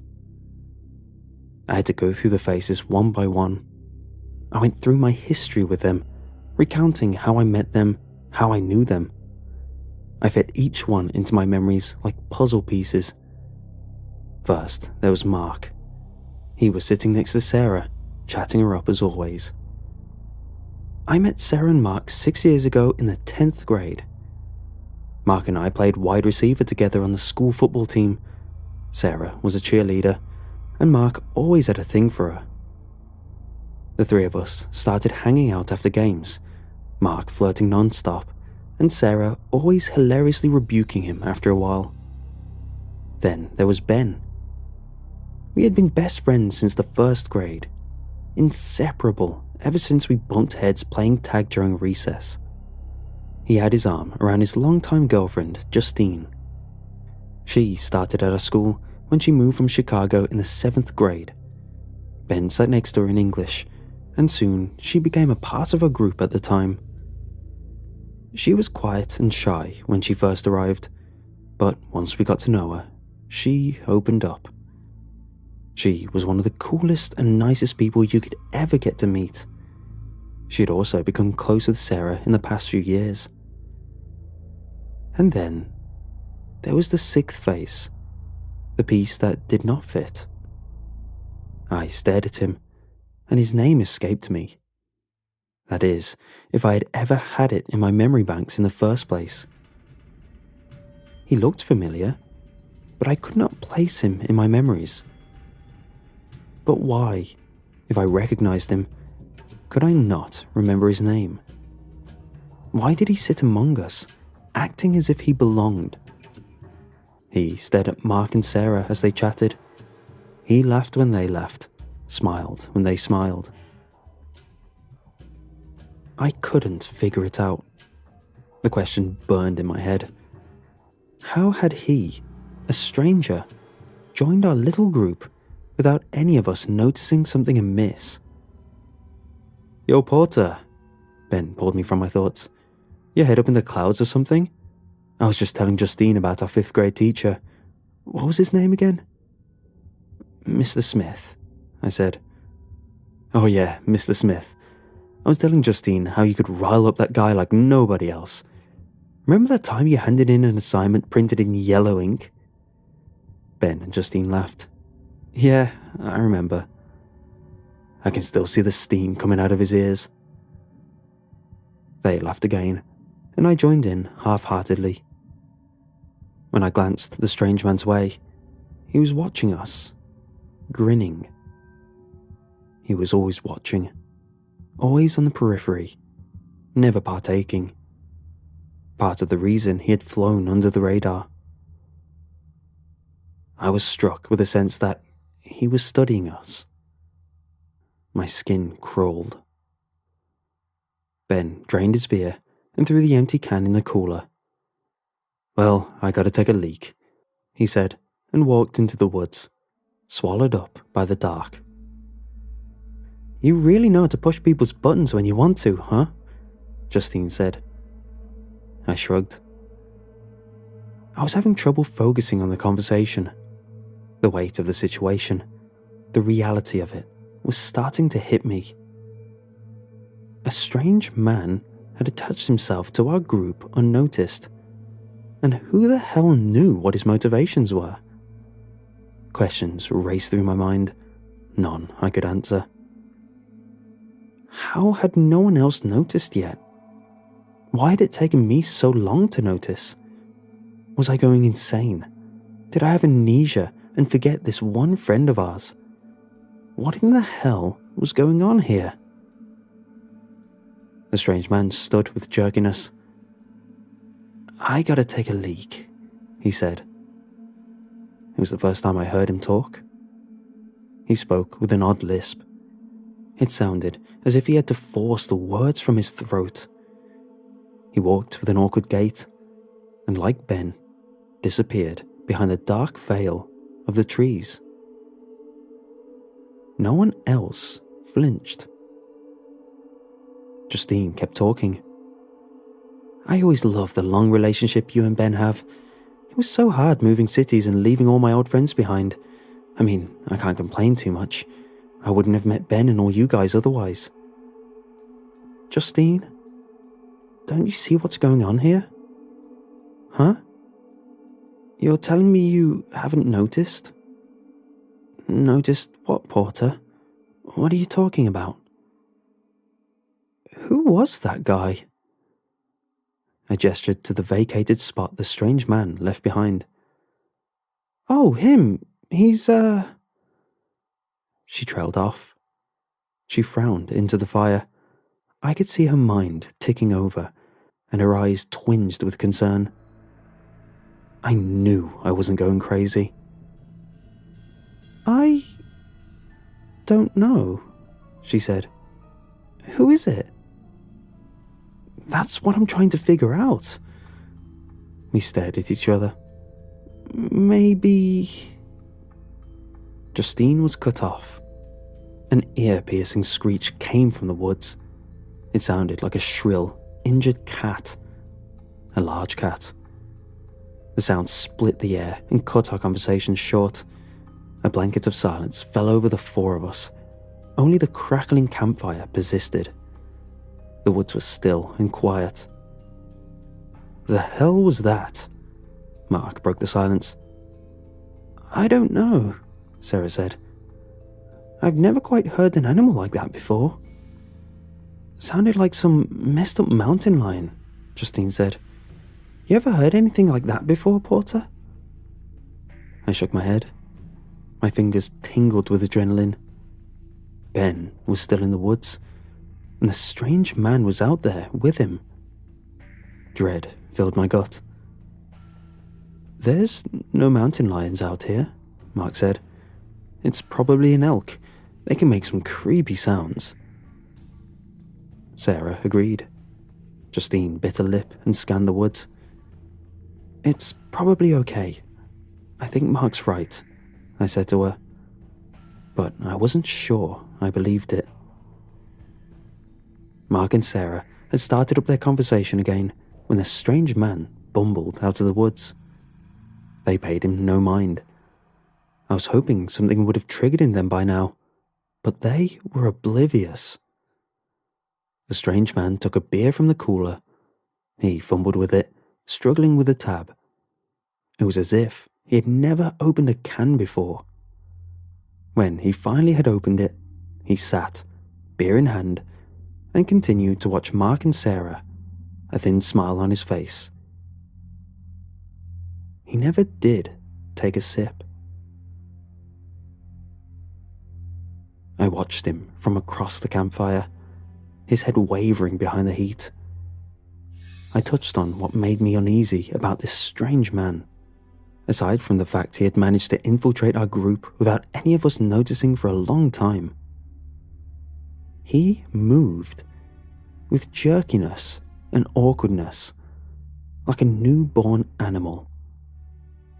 Nothing he did was smooth or well-practiced. It made everything he did look like an act, an imitation. I didn't make the connection at the time, but I should have seen this man was not quite human. But at the moment, I wasn't sure what to think. I guess I just thought he was a freak. I considered calling him out then and there. I wanted to ask him just what the hell he was doing. But I'll admit, I was scared. I had visions of this guy being some horrific serial killer, and I didn't know how dangerous he was, or if he was armed. I didn't want to push him into doing something drastic that got us all killed. As time went by without any sign of Ben, I became convinced the strange man had done something to him. I watched him plotting, planning, and marking his next target. Anger sprouted from my fear, and I started to see red. I needed to stop him. We used an axe to chop firewood for our campfire, and it was leaning against my seat. This man was dangerous. I was sure of it. I convinced myself I needed to do something before another one of us was next. I clutched at the axe's handle. The smooth wood felt reassuring in my hand. Justine touched my arm. Porter, where's Ben? I'm getting nervous. It's okay, I lied, patting her hand. I'm sure everything is okay. I stood with axe in hand. I'm going to get some more firewood, I announced, more awkwardly than I hoped. Okay, dude, Mark said. Porter? Justine's voice wavered. Speaking up was a mistake. I had drawn the attention of the strange man. I walked past him, trying to act as nonchalant as possible, but I was never a good actor. He watched me the whole way. He maintained his glare as I reached the perimeter of the woods, and as he looked back, his head rotated around an unnatural distance. That was enough to chill my spine. I was hoping he would turn around, to look away and give me an opening. But he never did. I'm not exactly sure what happened next. I never saw him stand up or walk over to me. I never even saw him move a single muscle. But in an instant, he was standing in front of me, inches away from my face. It was as if he teleported. A metallic smell stung my nose. The strange man stunk of blood and copper. The axe trembled in my hand.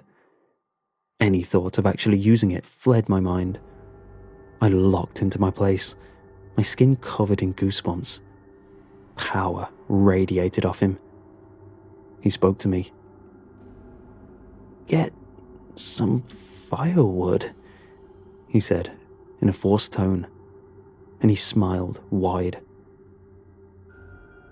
At that moment, Ben emerged from the woods. "Ben!" Justine cried. "Jesus," Ben said as Justine squeezed him. "Did you guys hear that cat thing?" "We think it was an elk," Mark said. "Where were you? Why did it take so long?" Justine asked. "I guess I wandered off too far, and I lost sight of the campfire. Took me a bit to find my way back. For a second I thought I was going to have to freeze my ass off out there alone tonight." The relief washed over my body like a wave, crashing into my muscles. I felt each one relax. At least Ben was safe. I looked for the strange man, but he was gone. He somehow slinked away while I was distracted. He was good at going undetected when he wanted to. My thoughts turned to getting out of there. Even though Ben was unharmed, that guy was still trouble. I started back towards the group and caught the middle of their conversation. "I don't know, actually. Yeah, who was that guy?" Ben said. "I thought he was with you guys," Sarah said. "Yeah, isn't he your friend?" Mark added. "I thought he drove over with you three." "No," Ben said. "I don't know who he is." The panic spread over everyone's faces. They were finally feeling what I was feeling. The realization had set in.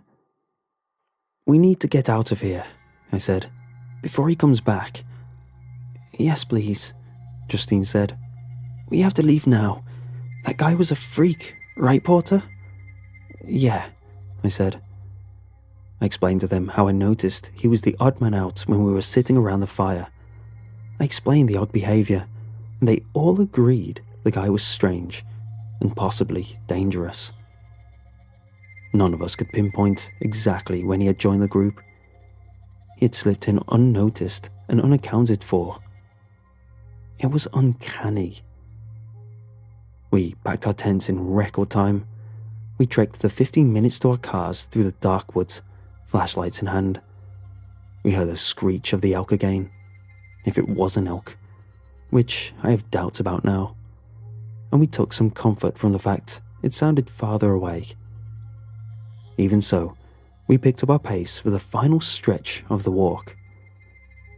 I felt like I could finally relax behind the wheel and lock the doors of my SUV. Justine and Ben sat in the back, while Mark and Sarah followed behind Mark's beaten-up Ford Laser. We were heading out of the woods and were planning to shack up in a motel for the night before heading home in the morning. I thought we were free and clear. we wound our way around the dark roads that snaked through woods. I let a smile open up on my face when we finally reached the exit road. It was an arrow-straight stretch of asphalt that split through the last few miles of the woodland. I pressed on the accelerator. I couldn't wait to get the hell out of there, and I think Mark was feeling the same way because he sat close on my rear bumper. I remember thinking, at least we'll have a strange tale to tell after all this. I didn't think it was about to turn into a horror story. The trees and the dashed lines on the road blurred past us. My headlights reached out for the seemingly endless road, and my speedometer needled its way towards 100 miles an hour. I don't know what possessed me to go that fast, and I wish Mark didn't follow my lead. It was a mistake. The man appeared from behind a tree. He walked into the middle of my lane. I slammed the brakes. It was too late. The next sequence of events happened so fast, it played like a slideshow in my mind.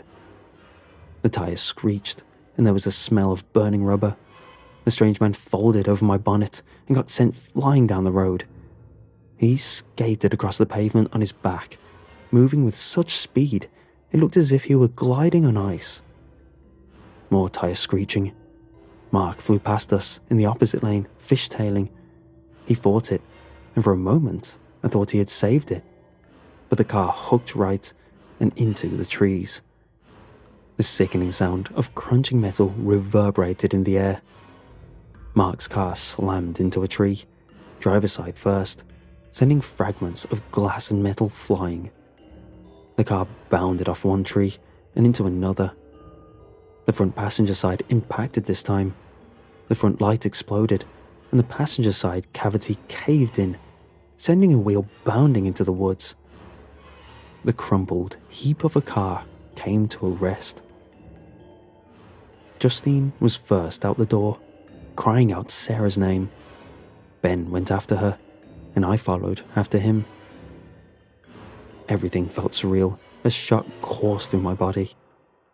It was as if I was watching through a screen. I floated over the asphalt as Justine and Ben sprinted towards the steaming wreckage. The crash seemed dimly lit by my SUV's one remaining headlight. There are two screams I will never forget. They imprinted themselves on my brain, and I'll hear their echoes at night forever. If I happen to get Alzheimer's later in life, I know the last thing to go will be these screams. The first one I heard when I was 13. It came from my mother. It flooded the house, splashing off the walls. I ran out of my room to see her crumpled at the front door, with two police officers standing by. They had notified her that her eldest son, my brother, had died. The second came from Justine, when she saw what was waiting for us in that Ford Laser. Mark was unrecognizable. He was a shattered mess of bone, skin and blood, melded and intertwined with a crumpled steel. Sarah was blinking slowly, her breathing laboured, her one arm shattered, broken in too many places to count, her legs crushed at the knees from the front of the car, which crumpled back into a leg space. Her legs would have been flat if I could see them. Justine turned away and fell to her knees, face buried in her hands, shoulders heaving. Ben tried to comfort her, but he had to turn away and throw up off the side of the road. I pulled out my phone and struggled to dial 911. With my fingers shaking, I kept pressing the wrong numbers. My voice was small and distant as I tried to explain what happened to the operator. She told me to stay in the line, but as I looked down the road, I dropped my phone. The strange man was standing there, his grin reaching from ear to ear showing a grandstand of teeth. His shoulders shrugged up and down, as if he was laughing. In fact, that asshole was laughing.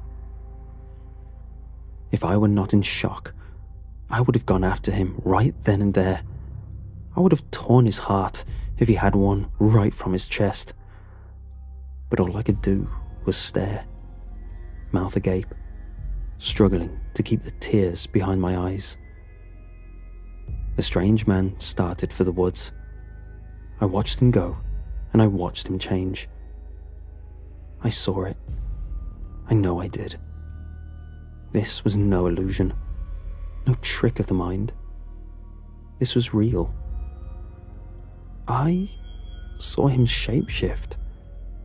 I saw its true form.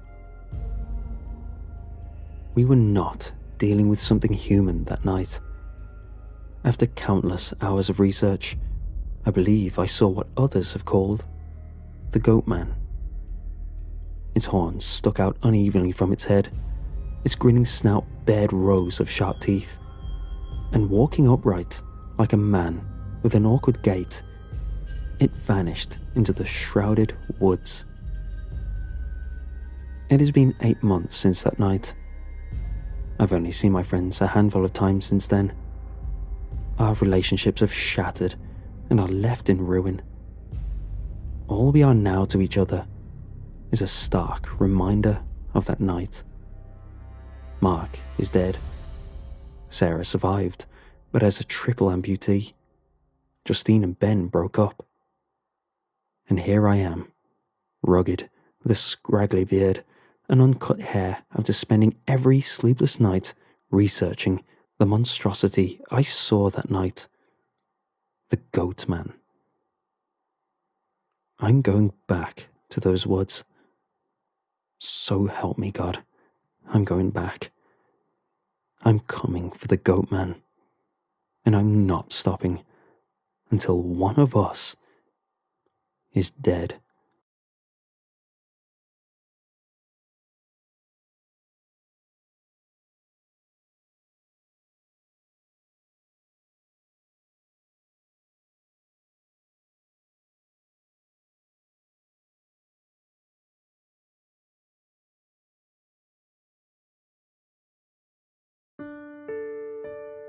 I'd never heard of the brand before, but it was cheap and I needed one.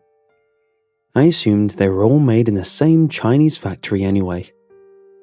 It was shrink wrapped to protect the screen and had no manual, but something about it appealed to me.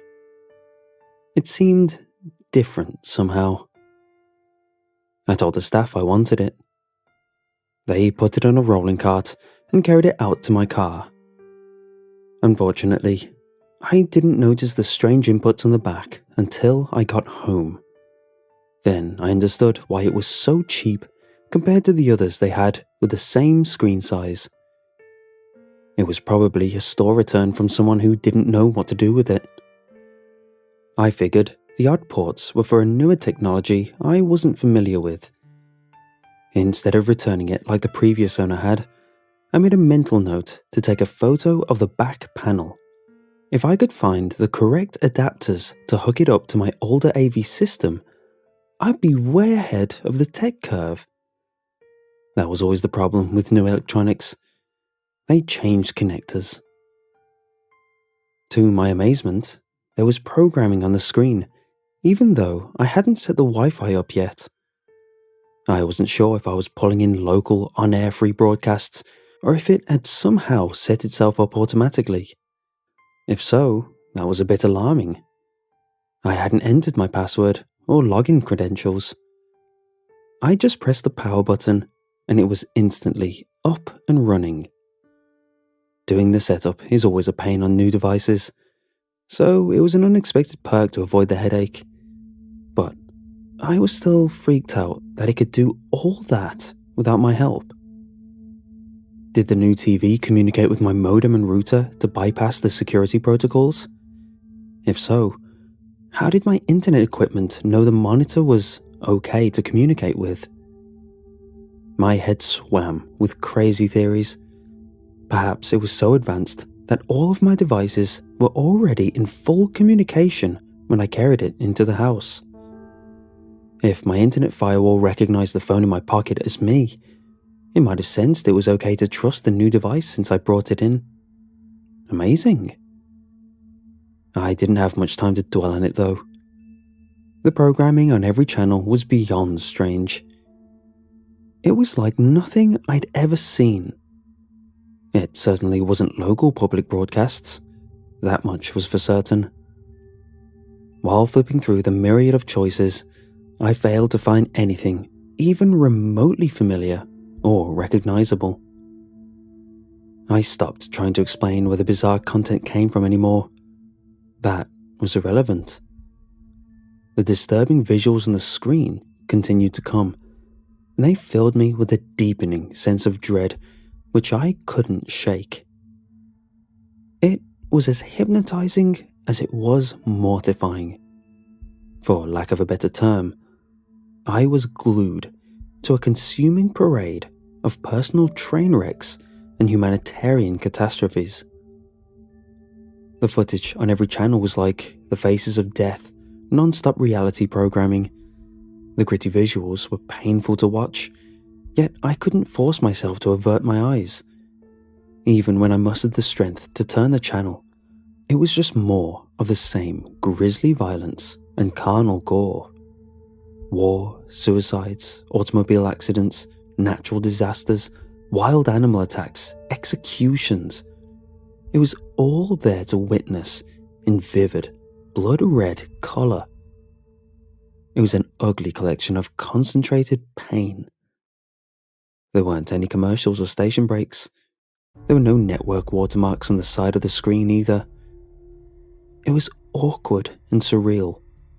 Channel after channel of inhumane atrocities flashed in front of my unblinking eyes and leached into my brain like a deadly drug. It was a constant stream of raw negativity that I wanted to recoil in horror from, but couldn't. Somehow, I managed to look down at my watch and did a double take. At first, I assumed it was broken, but I looked past the flickering carnage and saw the unmistakable darkness outside my window. 6 hours of my life had simply evaporated. I'd been entranced by bloody mayhem and unapologetic violence to the exclusion of all else shown in every shade of the rainbow. The shock of lost time was enough to temporarily break the hold it had on me. I reached for the remote to shut it off. I had to act fast before I was reluctantly drawn back into the addictive oblivion of the mystery footage. I pressed the power button. Nothing. The visceral bloodletting continued on, unabated. I set the remote down. They always provide those cheap, no-name batteries that are almost dead when you get them. I had to turn the TV off, manually. Another 4 hours transpired in zombified trance. My eyes watered and my throat grew parched. I'd witnessed more evil and unnatural death that a person should see in 20 jaded lifetimes. I leaned forward and pressed the physical button on the front bezel. It, too, failed to shut off the unit. Part of me didn't care at all. I didn't mind if I never ate again, or if I watched it all day and lost my job. I was transfixed on the eternal glow of the 50-inch screen in front of me, with an unknown broadcast source. With the remote and manual button not working, I struggled to get up and unplug it from the wall. It wasn't easy to tear myself away from it, but I felt as if the constant stream of dark atrocities was physically draining me of life. To my dismay, the plug wouldn't come out of the socket. A closer inspection of the receptacle and power cord revealed they had melted into an organic-looking solid connection. Stranger than that, all of my HDMI and AV cables were also joined with the unknown ports at the back of the unit. It was like vines genetically spliced to their mates. I couldn't begin to explain the unnatural technology fusion that had occurred, but my new flat panel didn't want to be disconnected. That much was obvious. It was some kind of life form, and it was feeding off my bewitched attention. Like a hard slap on the face, realizing the depth of what was going on served as a much-needed, sobering influence. It did no good to tug on the cords. They were permanently fused together. Knowing that all living creatures have defense mechanisms in place to protect them from harm, I didn't waste time trying to sever the cords or cables with a knife or scissors. That would probably result in some serious retaliation on its part.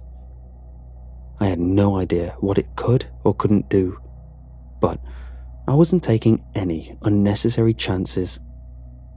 It had already managed to hypnotize me for 12 hours straight while I neither ate, drank, or slept. It had a deeply powerful sense of attraction. I went to do an internet search about it. I figured there would be others who experienced this dark phenomenon. That's when I noticed my laptop looked very strange. There was something odd about it which I couldn't place. It looked shinier than before. As a matter of fact, it looked newer than new. It positively glowed on my desk. I went to wake it up, but stopped myself at the last second. Instead, I crouched down and looked behind the desk at the outlet it was plugged into. I couldn't believe it. The damn thing was fused to the wall receptacle, just like the new flat panel downstairs. Somehow, it had infected my computer too. I raced upstairs to inspect the bedroom TV. It was permanently fused together, and the screen displayed the same cavalcade of depressing carnage. All throughout my house, every piece of electronics and appliances I owned was physically joined to a power source. Even the toaster was connected. I had an old tube TV in the basement. It still worked, but it was so outdated that I just stored it on a pile of unusual things until I could haul it to the dump. I was curious to see if it was untouched. On the wall, there was a foreign electrical tether extended from a nearby outlet and stretched across the floor like an ambitious vine. It slowly snaked its way toward the old TV to complete the circuit. As soon as the umbilicus could reach the power cord, it would be fused too. To say I was in a crisis would be an understatement. Some creepy alien entity was slowly taking over my home. I'd brought it inside, just like an electronic Trojan horse. The unit at the salvage store was basically just a disguised seed. Like a fool, I carried it home and planted it. I wanted to call the store to warn them or summon the police to witness the creepy invasion I had triggered, but even my home phone was fused to the jack. My cell was almost dead too, but I couldn't very well plug it up to recharge it. I tossed it down in disgust and grabbed my car keys. I had to get out of the house before the TV, stereo, or my computer lured me back to the zombified trance I'd narrowly detached from. Predictably, my escape was interrupted. In the hallway by my front door was the main household fuse panel. Its door was wide open. Sticking out of it was a large 220-volt electrical line that certainly didn't exist before. I tried to imagine what the electrical entity was trying to merge with now. The dryer was in another part of the house, and I couldn't think of anything else that used a power line that thick. Then, the chilling reality dawned on me. This unnatural tether was intended to fuse with me. I backed up slowly and sought another escape route out of the house. In desperation, I ended up climbing out of a window. At that point, I was running on pure instinct. I didn't even think of all the electrical lines in my car. I just got in and turned the key.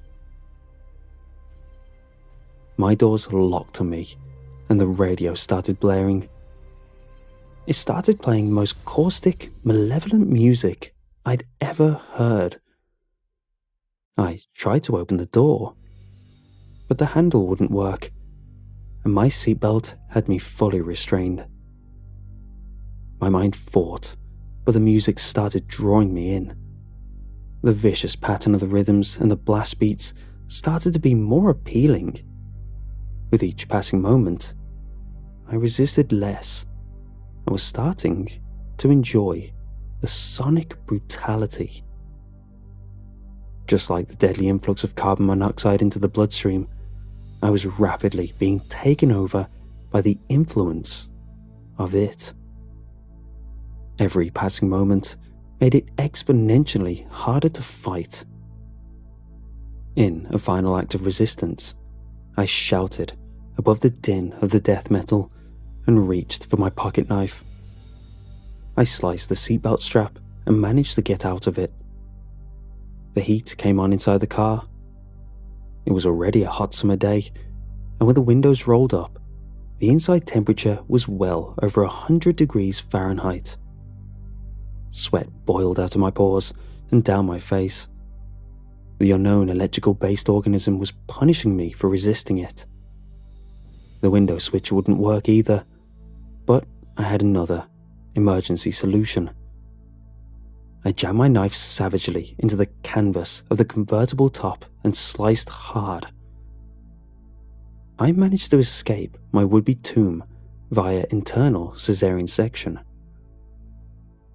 I don't know how far the infection has spread beyond my house, but I've managed to find an uninfected computer in an internet cafe downtown.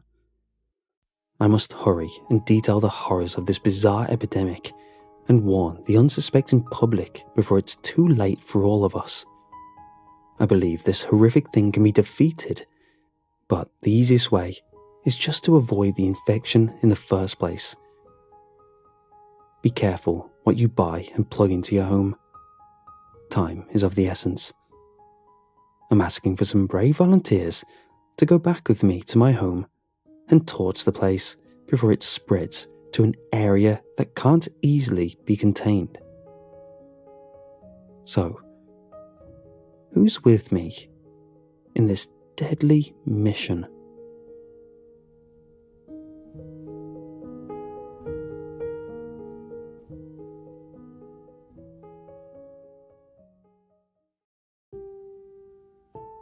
There are not many Russian urban legends. Not that we lack any imagination. I guess our minds are usually occupied with more real horrors that conjure up something unreal. And yet, there's a legend about a creature that dwells on the streets of Moscow. A thing that can only be met during the dead of the night, and at first can be confused for a streetlight or a tree, mostly due to how unusually long its limbs are. On the internet, it is known as Pelotnik, or Stickman in English. Don't be fooled. Despite having such a dull and uninspiring name, I think it is one of the most horrific urban legends, because unlike other myths, this one is very much real. And I'm not saying it because I'm easily influenced by some scary internet stories. I've seen it with my very own eyes. 10 years ago, long before other mentions of it started showing up on the web. Back when I was only 15 and I was still attending school, I was one of the lucky ones in that I lived in the same building as my friend. You're probably thinking one of those apartment blocks, but in reality, it was, and still is, a large building in the form of a circle. As far as I know, it's the only one of that kind in the whole country. There was a large yard with playground, pedestrian walks, and garages in the middle. He lived across the yard, and our windows overlooked it, so sometimes during the evening, we'd pull out laser pointers and play a game where we tried to hit each other in the eye. The laser pointers were not powerful enough to create a beam that would cross the distance without dissipating, but we still liked to pretend that our game mattered. And of course, we would often visit each other to play games on our old Pentiums, with one of us watching the other play, hoping that he would fail soon and it would be time to switch places at the desk. One spring evening, I was watching some movie when my phone vibrated. Almost instinctively, I knew it was him. We'd get in touch every day, and on that particular evening, he was still to reach out to me. I turned out to be correct. I had one new SMS message from him. I expected him to invite me over or suggest we play Counter-Strike, but his message caught me off guard. "Dude, look out the window right now." Confused, I did what he asked me to do. I could make out his faint silhouette in a familiar window across the street. I thought I saw him moving, waving his hands, but I couldn't make out what exactly he was trying to do. The phone vibrated again. "Below, in the yard. Do you see it?" I looked down, but I didn't see anything worthy of attention. What was all the fuss about? "I don't see anything," I messaged him back. 30 seconds later, his reply arrived. "There, by the garages. Do you see him?" This time, I was determined to see what got him so worked up, so I squinted and started looking. The streetlights were already on, illuminating the street below with their unwashed yellow light bulbs, so I didn't see him immediately. Streetlights, garages, trees. The unfamiliar shape caught my eye. Looking out that window since my birth, I knew every inch down below, so something new would not escape my gaze, even with the lights being so dim. I'm sure my friend noticed him, due to precisely the same reason. He was easy to miss. His long limbs and extremely thin stature making him look almost like a pole. Only, it couldn't be a man, could it? I looked at the tree next to him to get the reference. There was no mistake. The mysterious figure was at the very least 3 meters tall. "I see it! Dude, what is it?" I asked, my imagination already going wild. While the childhood side of me wanted it to be creepy so that I could brag about it in school the next day, deep inside, I knew that it couldn't be something alive. In my mind, it was most likely some weird installation, and my mind was playing tricks on me, telling me it was something humanoid. The message that arrived 30 seconds ago wiped that smile from my face. "I don't know, man, but you should see it walking." I looked out the window again. The figure was still there. Was my friend messing with me? The figure was in a slightly different position than before. "Did you see it move?" a new message asked me. "No, I didn't," I wrote back. Then, I saw it move. Despite how far away it was, it instantly became clear that it wasn't a person. Its movements were sharp, quick, and fluent at the same time. It wasn't just a step. It was like its limbs simply transitioned from one state to another. Yet, even from the distance, I caught on to how its long, fragile legs were bending in too many places. How abnormal it was shifting its weight. Finishing its movement, it froze in place again. completely immobile. I guess it really was trying to pretend to be a lamppost. My phone beeped again. "Did you see it? So cool. I'll grab my dad's camera." Perhaps the reasonable thing to do would be to stop him, to tell him not to stick his neck out. But I was a kid, so I had different priorities. "Is it digital?"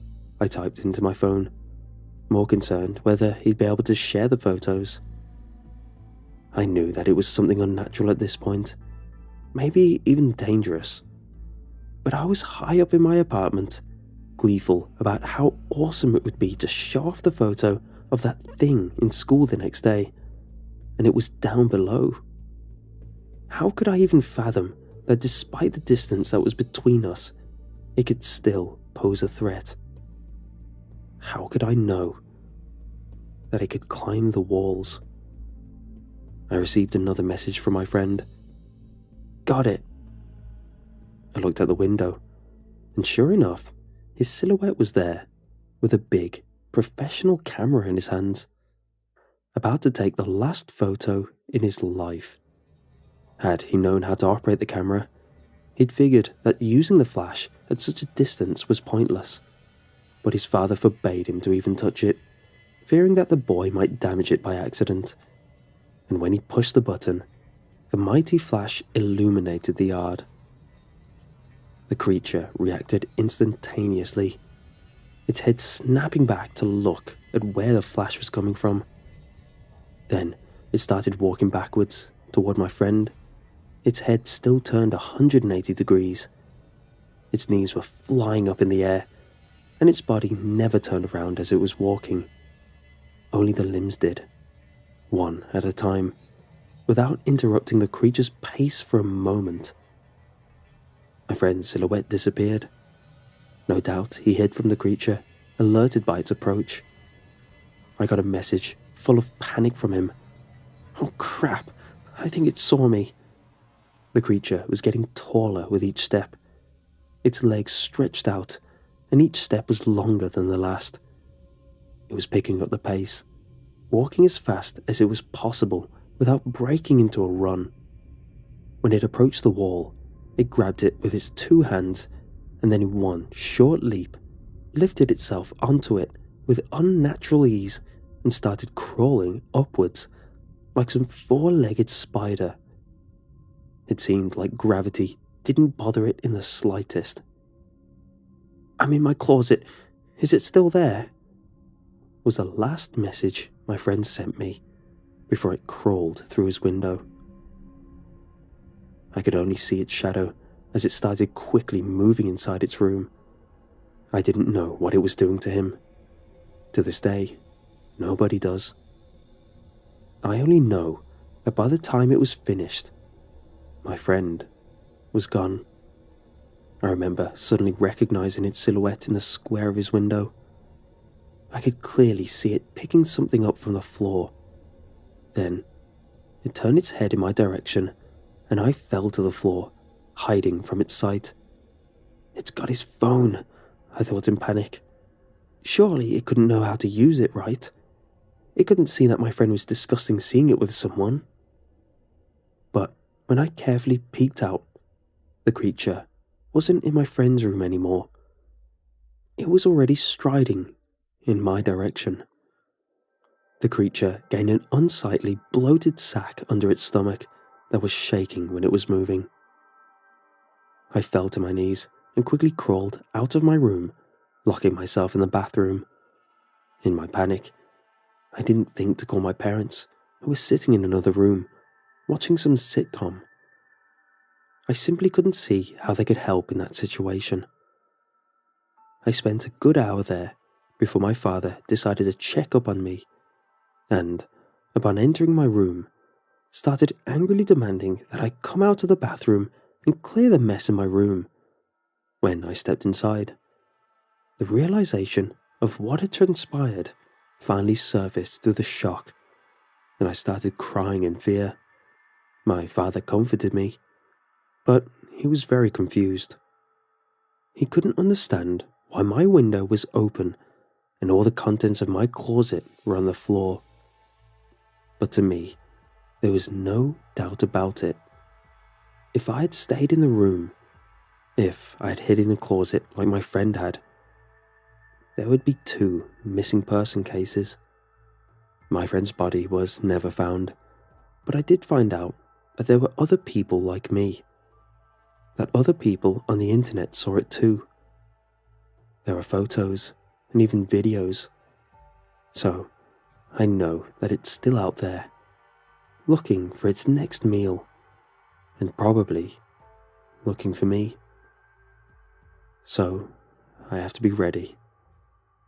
To this day, I avoid lampposts and tall trees at night. To this day, I fear that I might not wake up. And to this day, despite living on the 11th floor, whenever I look out the window, I still fear to see its blank face.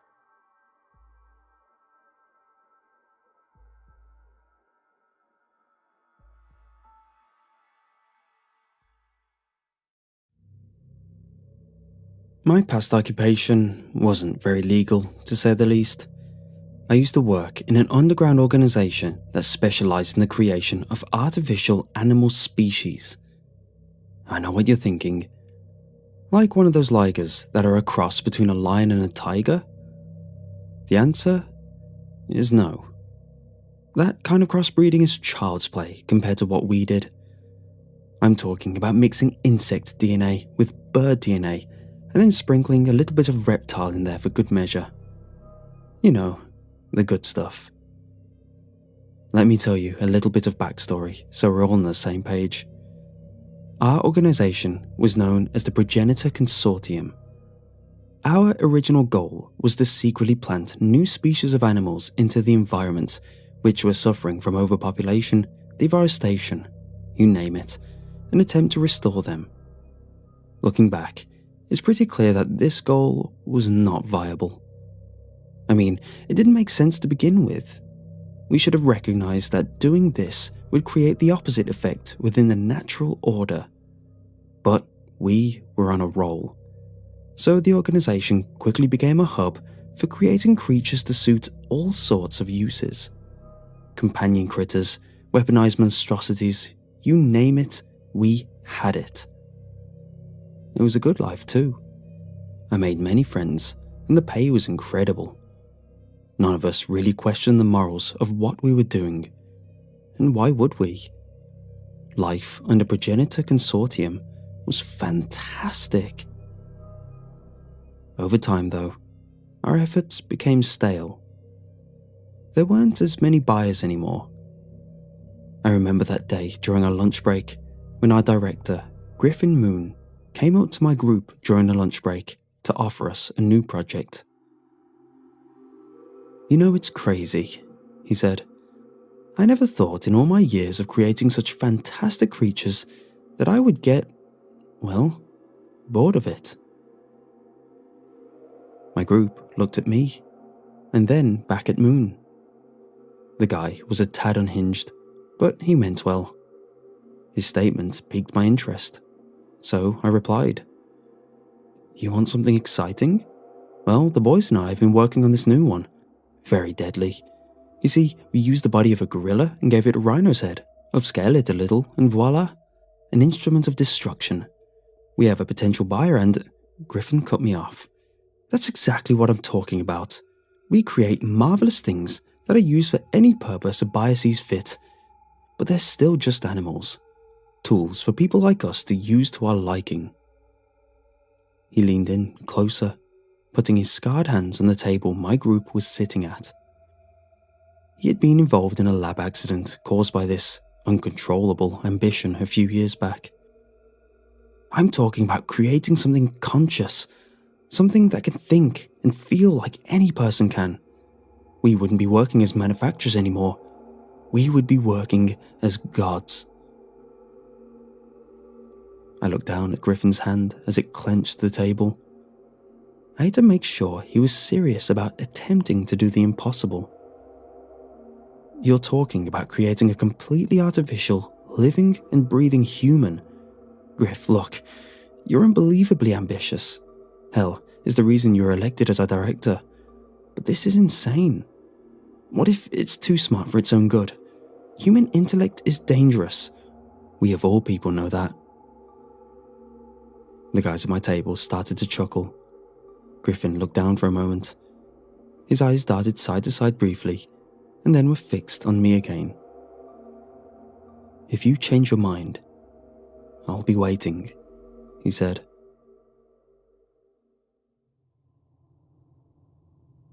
Back at my apartment, I reflected on what Griffin had said. He was right. We'd be gods. We would be the first humans to ever artificially create one of our own, completely from scratch. Hell, we could make it better than us. We had the potential to create the next step in evolution, something that could use its superior intellect for the greater good of humanity. At this point, my mind had completely wandered off, until I looked over at the birdcage that sat next to my table. In it lived one of my most prized creations, an amalgamation of bat DNA spliced with Jackson's horn chameleon. I created a creature that resembled a dragon. I named him Stanley. He was a sweet little thing. Observing Stanley as he fluttered about in his cage, playing with the toys I gave him, reminded me of one of the most important things when crafting a new species. The less intellect you gave it, the less potential it had to betray you. What I said back in our laboratory still had value, and I needed to make sure Griffin understood that. I was about to fall asleep until my phone started buzzing. I checked to see who it was and saw that Danny, my closest colleague in the lab, was trying to call me. I groggily answered. "Danny, it's..." I looked over at the clock. "It's 12:30 in the morning, man." Danny's voice was frantic. Something was clearly wrong. "Niall, you need to get over to the lab right now. Several tissue samples are missing. I swear to you, I put them in the right place before we closed up shop. Griffin's gonna kill me." A wave of nervousness washed over me. He was right. Griffin would be furious if a bunch of his prized tissue samples were missing. The guy was very particular about how the samples were handled. Yeah, I'll be right over," I said, just before I hung up. I quickly got dressed and bolted out of my apartment. The PC's lab was only in use during the day, but the location was secluded within the back alleys of its home city. And no, I'm not giving the lab's location for all you pesky urban explorers. When I arrived, I was greeted by a very nervous Danny, who unlocked the unmarked door within the alleyway. I told Danny to calm down and that we'd track down the missing tissue samples. "You don't understand, man. This is my job here. This is all I've ever done for the past 4 years. Everything must be organized. There are thousands of these samples, and they're a real pain in the ass to get." We went to the storage room where the PC kept all of its tissue samples. The walls were lined with freezers which housed them, organized by different classifications of animals. After a quick inspection, Danny confirmed that there were 5 tissue samples missing: chimpanzee, dung beetle, dolphin, planarian, and tardigrade. "I'm telling you, man, I put them in the right place." Danny was on the verge of tears. "Oh, I believe you. This is an oddly specific group. It's not like there is a shell from one of the freezers you misplaced. Each one missing seems like it was selected," I told him. "Look, there's no way someone got in here. Hell, the only people who even know about the consortium are our clients. We've never disappointed any of them. What would be their incentive to steal from us?" Danny asked. This was no client. I thought back to my conversation with Griffin the previous day. A new project. Something conscious. Then it hit me. "Danny, do you remember when Griffin came to our table yesterday during lunch? You were listening to him, right?" "Yeah, why?" "He proposed we create something new, something intelligent. Look at the samples stolen. each one has to fit some kind of role, right? Do you remember who else was at the table with us? Danny shook his head. I don't, he said. That was when we were interrupted by a loud noise emanating from somewhere outside the room.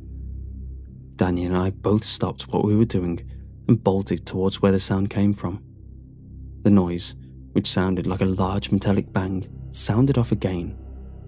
This time, we could tell that the sound was coming from the basement. Danny and I ran toward the door that led to the basement, hoping to find out what the noise was, and if it had anything to do with the missing samples. Wait, Danny yelled. We need some protection from whoever broke in. I'll be right back. Danny ran in the opposite direction to our armory. About a minute passed before he brought back 2 pistols. Better safe than sorry, eh? I nodded, took one of the pistols, and made my way down towards the basement.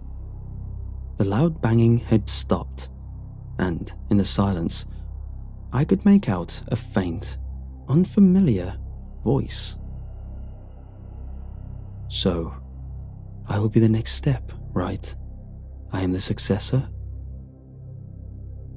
I was confused. Successor of what? My thoughts were interrupted by a much more familiar voice. Yes, my child, you are the peak of it all, the most evolved organism on the planet. Use the knowledge I've bestowed upon you and make this world a better place. Chills went down my spine. It was Griffin. What the hell was he talking about? More importantly, who or what the hell was he talking to? I turned to Danny, having no idea what we were supposed to do. I say we get out of here. This is next level nonsense, man. Look, Griffin had to be the one who took the samples. I don't want to get involved in his little shop of horrors down there. You remember the weird stuff he was talking about yesterday? Danny was adamant about leaving, but the thought of warning Griffin about attempting to pull off what he apparently ended up pulling off still sat in the back of my mind. I hid my gun from sight and proceeded towards the basement entrance. Looking back, it was a bad decision to reveal myself from the dimly lit stairwell. It was a bad decision to drag Danny down there with me. And it was an absolutely horrible idea to confront whatever the hell Griffin had made down there. I turned the corner to see Griffin standing next to one of our larger hybrid chambers, which is what we call the test tubes we build our monsters in. What I saw within that chamber made me feel very uneasy. It was an almost perfect humanoid figure, the only difference being a lack of any visible genitalia and no hair anywhere on its body. Griffin, I called out. What in God's name are you doing? Griffin turned around violently, looking very sick. Niall, Danny, what are you two doing here? He looked horrible. There was a wire stuck in the side of his head, being fed straight into the cranium of the humanoid figure within the chamber. The being's eyes were locked on mine. He looked scared. Father, who are they? It pointed at Danny and me. They are colleagues. Don't worry, they won't hurt you, said Griffin, looking directly at us. Right. Griffin shuffled towards the front of the chamber, looking as if he were guarding it. We're not here to hurt anyone, I said. We noticed some samples went missing and came here to find them. I assumed you took them to make this thing. The being within the chamber cocked its head, its brow lowered, seeming to show anger at my statement. Then, why did you bring guns? It said. I froze. How did it know we had guns? They were tucked away, completely out of sight. Griffin instantly became enraged. So, you came in to stop me? How dare you? After everything we've done together, After everything we've worked for in this organization, you came here to kill me? You conniving... Griffin, calm down, I interrupted. He was completely delusional. We thought the lab was being robbed. I looked at the wire attached to his head. Whatever he was doing to give this creature life was obviously killing him. I slowly revealed my pistol and tossed it to the side. Danny did the same. We're not going to hurt you or your friend. I paused. The thing in your head, what is it doing to you? I asked. He seemed to calm down, but still kept his distance from us next to the console of the hybrid chamber. It's how I created him. I call him Anubis. I discovered that splicing chimpanzee, dolphin, and my own DNA created a volatile reaction when in the chamber. His mind is too powerful and requires a temporary external power source. This is how I'm keeping Anubis alive at the moment, but soon he'll be ready to exit the chamber and live as his own being. I've done it. Griffin was completely oblivious to the fact that this thing was feeding off of him. I had to end this before Griffin was killed. I dove for the gun I had thrown away only moments earlier. No, damn you, Niall, yelled Griffin. His strength was fading. He could barely keep himself upright. I unloaded the entire clip into the hybrid chamber. Anubis screamed in agony and then crashed into the glass of the chamber. The chamber collapsed and crushed Anubis. Griffin was detached from the creature, but had grown so weak that he struggled to keep his body up off of the ground. I ran over to him, trying to prop him up on my shoulder. You stupid idiot! I'll kill you for this. The words barely escaped his mouth. He needed to get to the hospital immediately. While Danny and I carried him out, the remains of the chamber started to shift. Out of the literal tons of debris rose Anubis. A conniving smirk plastered across his face. Your people seem to have a knack for meddling with things you do not understand. I should be grateful, though, since that is the very thing that led to my creation. Anubis' voice had changed. Originally sounded like an innocent child scared for his life, now represented a cold and calculating menace. It was hard, really, keeping that childlike demeanor. He laughed to himself. What a fool. I don't think you realize the knowledge that man bestowed upon me. I know everything about this world. Look at him, barely functioning. I was stunned. All of his wounds had healed.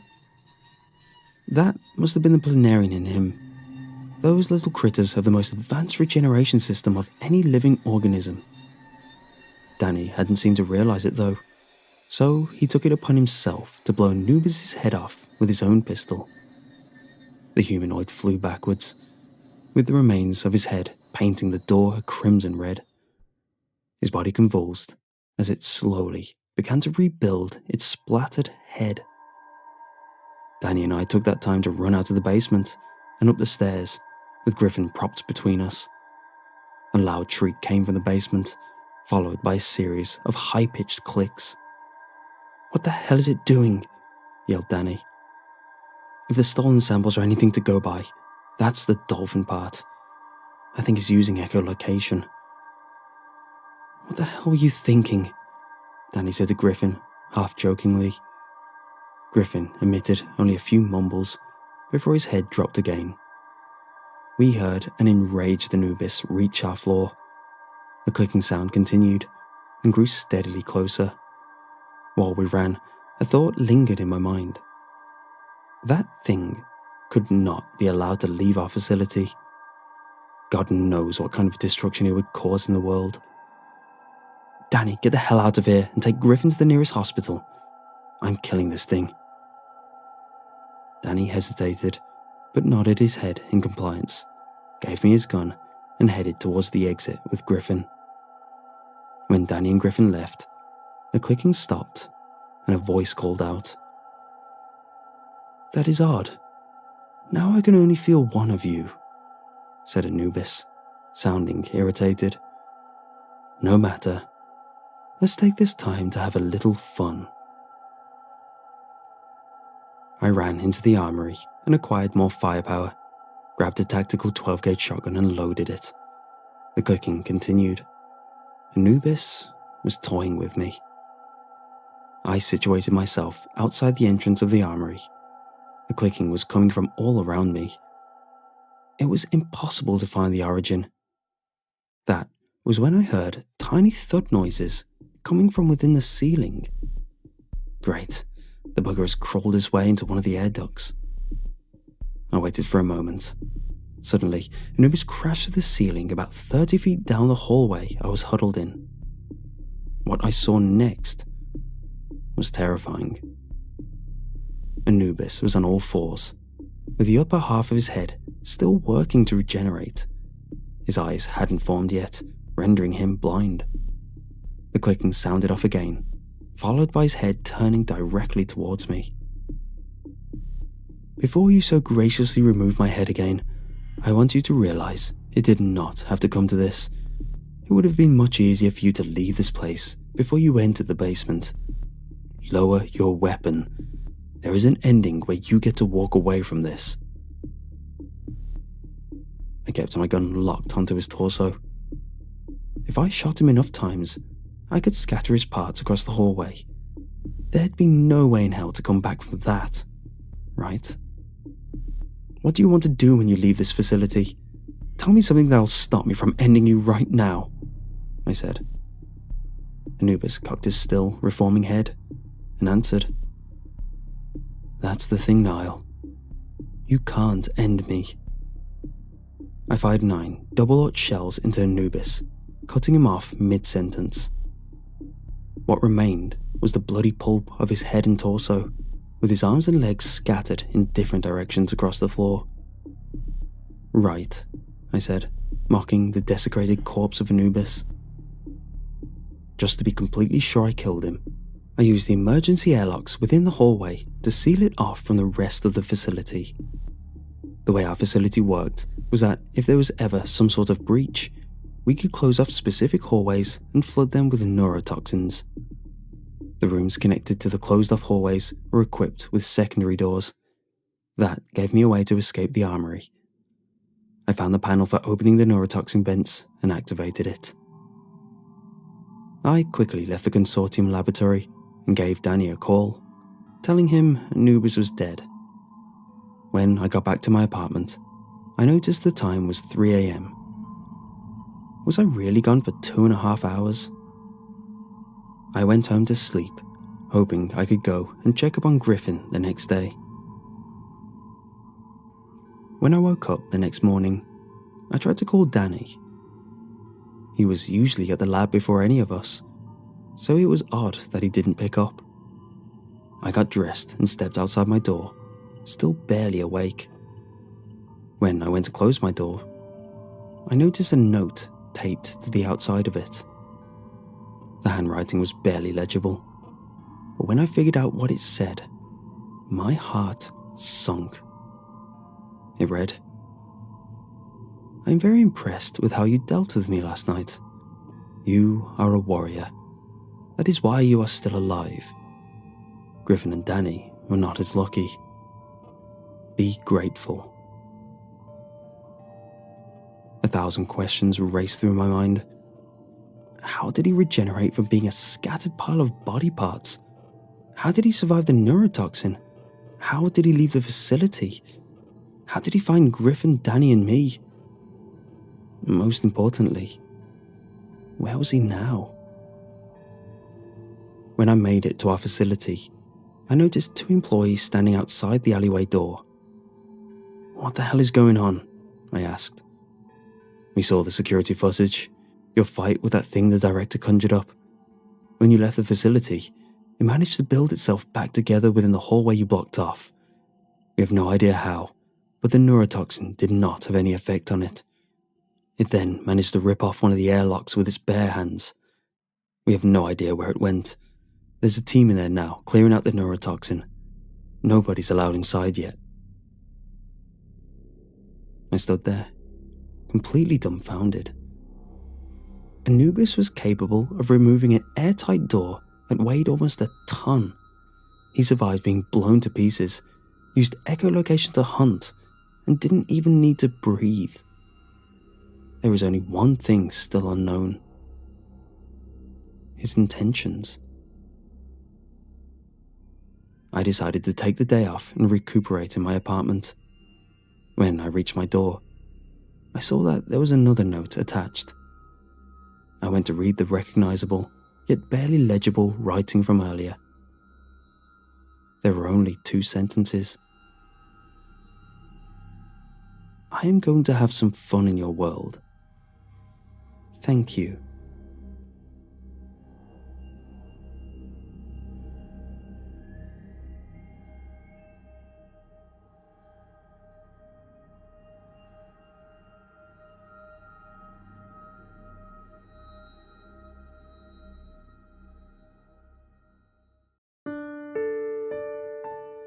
Hey, you look just like me.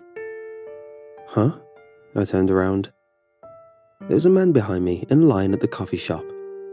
He pointed at his shirt. Oh yeah, I'm wearing a red shirt too. Haha. I forced a laugh. I turned around. It was my turn to order. Doppelgangers. We look alike, you and me, the man said again. I looked at him. He really didn't look like me. He was an inch shorter maybe, and he had a combed flat haircut like a 10-year-old's. But he had the same general build as me. We were probably the same age, and we were wearing the exact same clothes and shoes. He even had the same type of messenger bag. I imitated his dopey smile, hoping to appease him. I really didn't want to talk to anyone. Yeah, twinsies. I turned around and ordered my iced dirty chai. I went over to the pickup counter to wait. I'll have an iced dirty chai too. Oh no, seriously? He stood next to me at the pickup counter, still grinning. He was standing too close to me. It was strange. I could almost feel a kind of pressure or radiation coming off his body. It was like he had some sort of film of hot air an inch away from his skin.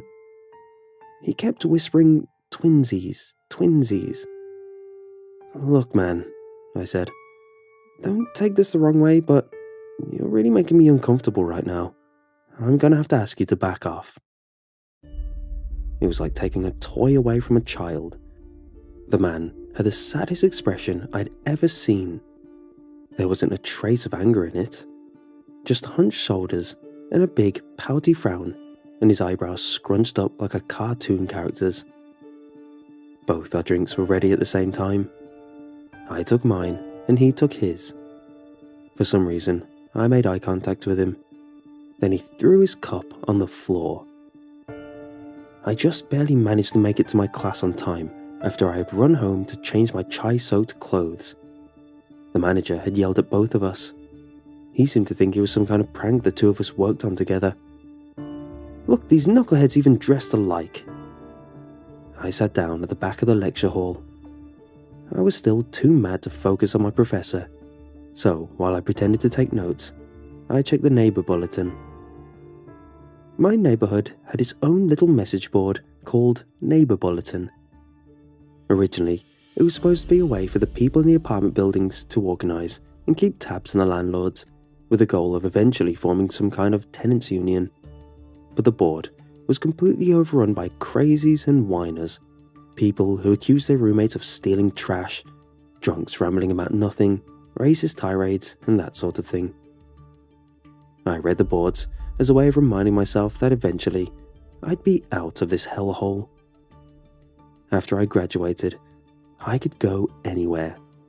I believe I expected to see a post from my twin while I was ignoring my lecture. And sure enough, I saw the title, Altercation in the Coffee Shop, Read, Read, Read. I clicked on Read On. Beware this man. I finally met my twin stranger. I was excited, very rude. Slapped coffee out of my hand. Why couldn't you just be friendly? Not every day you get to see someone who looked so much like you. Didn't get picture, but he looked identical to me, so here is a picture of myself for reference. It just went on like that. All caps, spelling mistakes and all. There was a selfie of him standing outside, looking even less like me than he did before. This was hilarious. Who did this idiot think he would reach with this?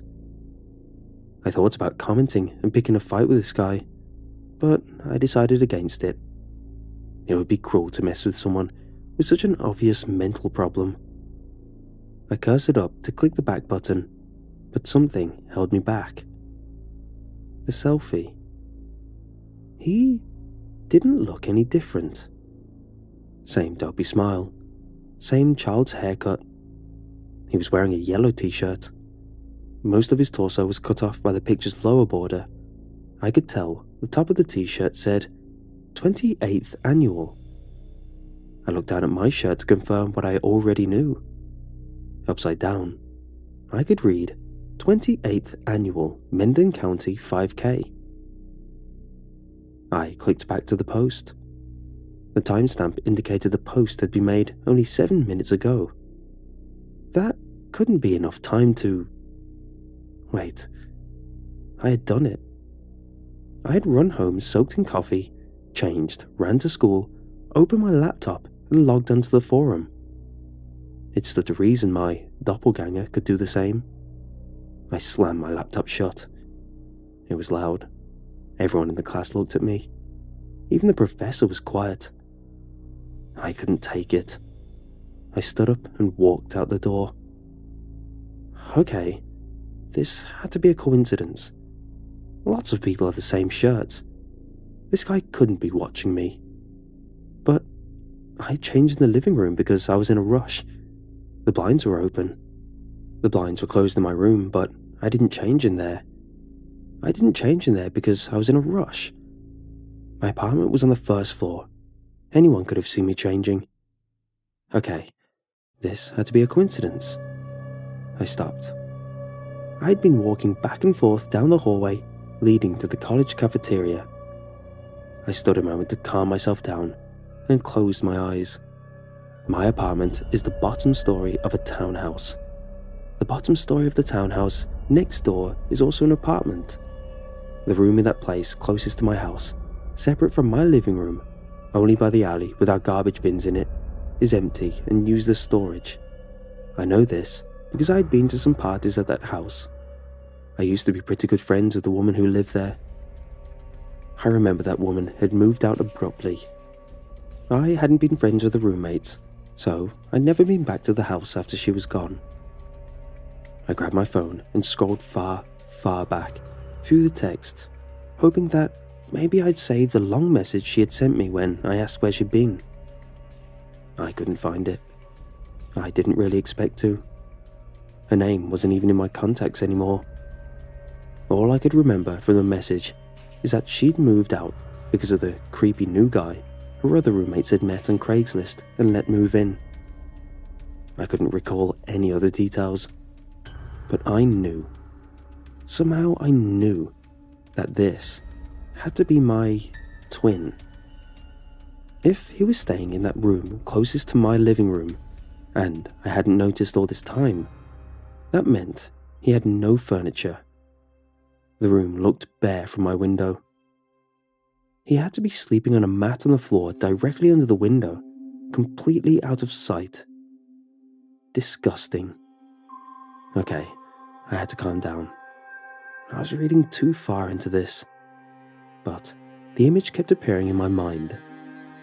That man, that idiot, squatting on a filthy mattress, barely more than 25 feet away from me, ranting on a message board on his laptop, with clothes, my clothes, strewn all over the floor.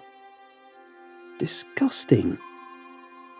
Maybe my imagination was running away from me, but I couldn't get away from that image. It felt like it had to be the truth. I knew I wouldn't be able to go back to the lecture.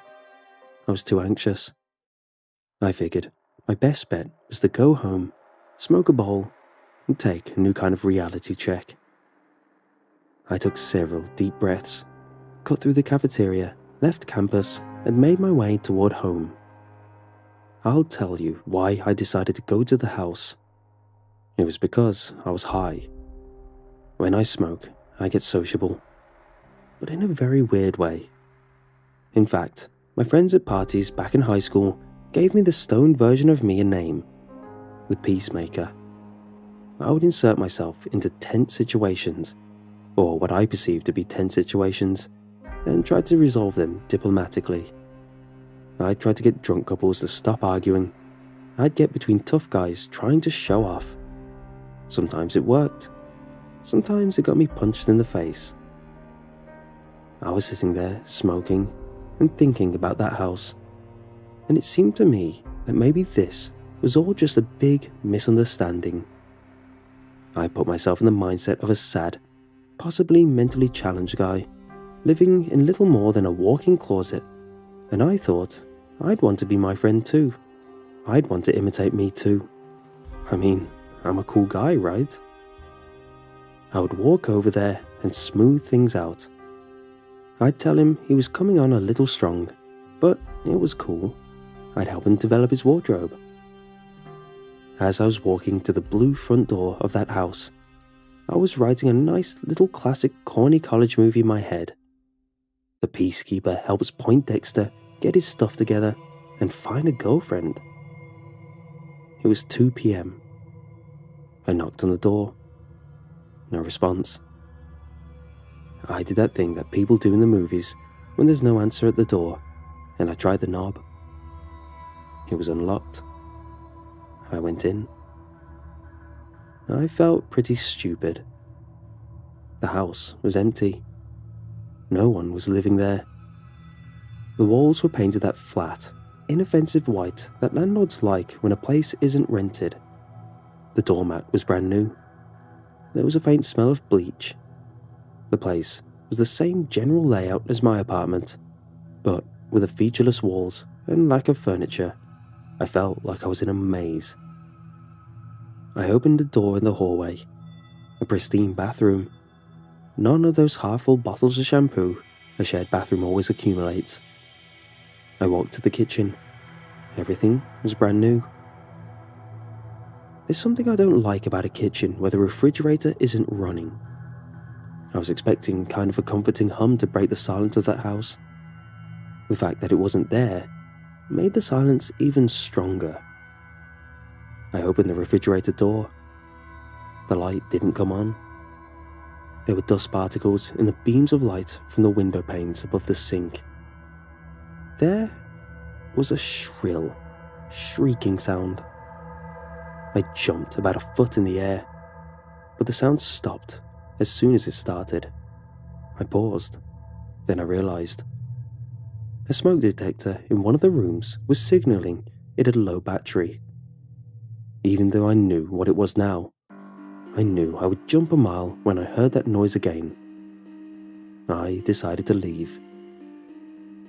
Before I made it to the front door, I decided to check out the walk-in closet. I wanted to see just how much of my living room you could have seen from it. Now that I knew the creep couldn't be living here, I figured I'd probably been imagining how much you could have seen me from outside my house anyway. This was all just a case of my imagination, my paranoia running away from me. I figured out which of the doors in the hallway would be the room adjacent to the garbage bin alleyway and swung the door open. It must have been about an hour and a half later, and I called Ali 7 times with no response. What can I say? I was panicking. We had broken up quite a long time ago, but we were still close, and she always picked up, always responded to my texts, even if it was just to tell me she was busy and she would get back to me. I hung up after hearing the voicemail message for the 8th time. I was seriously considering calling the cops. But what could I possibly tell the cops? I'd snuck into a house on a whim. I had, purely by chance, in a room empty except for a filthy mattress, found a printout candid picture of my ex-girlfriend. I believed, without any evidence, that this room belonged to a random guy who creeped on me. I definitely looked like the crazy one here. Officer, you don't get it. He posted about me online. I got out my laptop, logged onto Facebook, and found Ali's profile. This was a dead end. She was not an active Facebook user. Her last status had been made 2 months ago. But I looked closely at the selfie. I realized something. I could tell exactly where in the city she had taken it. I walk everywhere, and I know hundreds of odd little landmarks, and I could tell where she had been to take that selfie because I recognized the fence she was standing in front of. It was a bizarre fence that enclosed one of the big houses in the nice part of town. Its posts were topped with little statuses of Dachshunds. I was inspired. I went back to the neighbor bulletin and clicked on Altercation in the coffee shop, read. There he was, with his dumb grin and my t-shirt.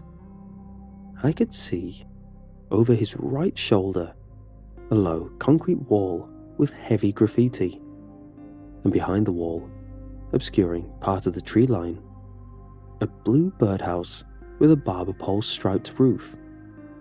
I knew the city so freaking well. McCabe Park. I could have walked to that grubby little park with my eyes closed. I hopped on my bike. It was after 5. It was the golden hour. I felt like I was in a movie. As I sped through neighborhoods on my bike, I saw the city in brief impressions and moments. A pigeon perched on a don't walk sign, a homeless man with a saxophone. I couldn't believe it was me who was living through this. It was like I was watching everything I did through binoculars. I rounded the corner of Smith Street and Gollum and parked my bike at the entrance of McCabe Park. There was a plume of thick smoke emerging from behind the trees and the stripy birdhouse. I walked through the overgrown park in the direction of the source of the smoke. It stank. The stench was almost unbearable. How had nobody called the cops to investigate this stench? The apartment buildings across the street from the park was abandoned, and the street was bordered mostly by businesses that would have been closed by that time of day. I suppose the residents of the few townhouses near the park simply didn't care. The stench was hard to describe. When I was very small, I tried to cook a whole pack of hot dogs in the microwave. I left the thing running for 15 minutes, until the hot dogs charred and the plastic melted. The smell was like 1,000 times more intense version of that charred, chemical smell. It got stronger as I approached the southern corner of the park. I had to push through some brush before I was able to see what was going on. There was a big pile of tires in a mound that leaned against the wall that formed the corner of the park. Evidently, people had been dumping garbage there where the trees were thickest and no one would notice. Some of the tires had been stacked into a little tower that leaned back into the bigger mound, and these were the ones smouldering and emanating that terrible stench. There were some empty gas cans scattered around. No, it wasn't really a stack of smouldering tires. The tires weren't plumbed to each other, they were shoved onto something that kept them together. I stepped closer. Sticking out of the gap in the tires was a blackened human arm. "Hey buddy, what are you doing here?" I turned around. My twin wasn't wearing one of my outfits anymore. He was naked. If I hadn't been looking for a fight, I wouldn't have had to bear witness to any of this. If I had ignored the creepy man in the coffee shop, if I had minded my business and gone to class, I could have let the cops find the tire fire. It's true, I would have been heartbroken, maybe even devastated, to find out what happened to my ex-girlfriend. But I never would have connected a naked lunatic with a crazy guy who tried to make friends over coffee. It was my need for a fight, some sort of confrontation that turned a lurid newspaper clipping into something I have to see a counselor about now. What can I tell you about the chase? It probably lasted less than a minute. I ran away from the naked man, who yelled and raved at me. I wove through an overgrown park as the sun was going down. When I jumped into traffic, a guy in a pickup truck swerved and swore at me, but I made it to the other side. To be honest, I wasn't even sure if the man was following me all the way until I heard the truck's brakes squeal. The truck driver, who was remarkably calm for a guy who had just crushed a human being, made me wait for the cops with him. He seemed to think I had something to do with this. I told the cops I had seen the smoke and smelled the smell, and I had run away when I saw the naked man. Why complicate things? They didn't need to know about the house and the message board and the coffee shop. When they let me go, I took a long, circuitous route home. I knew I wouldn't be able to sleep, and I wanted to delay having to face that for as long as I could. I made my way to another park, a better kept one, where they trim the trees and don't let people dump garbage. And I sat down on a clean bench. I wish I could have sat there until the sun rose.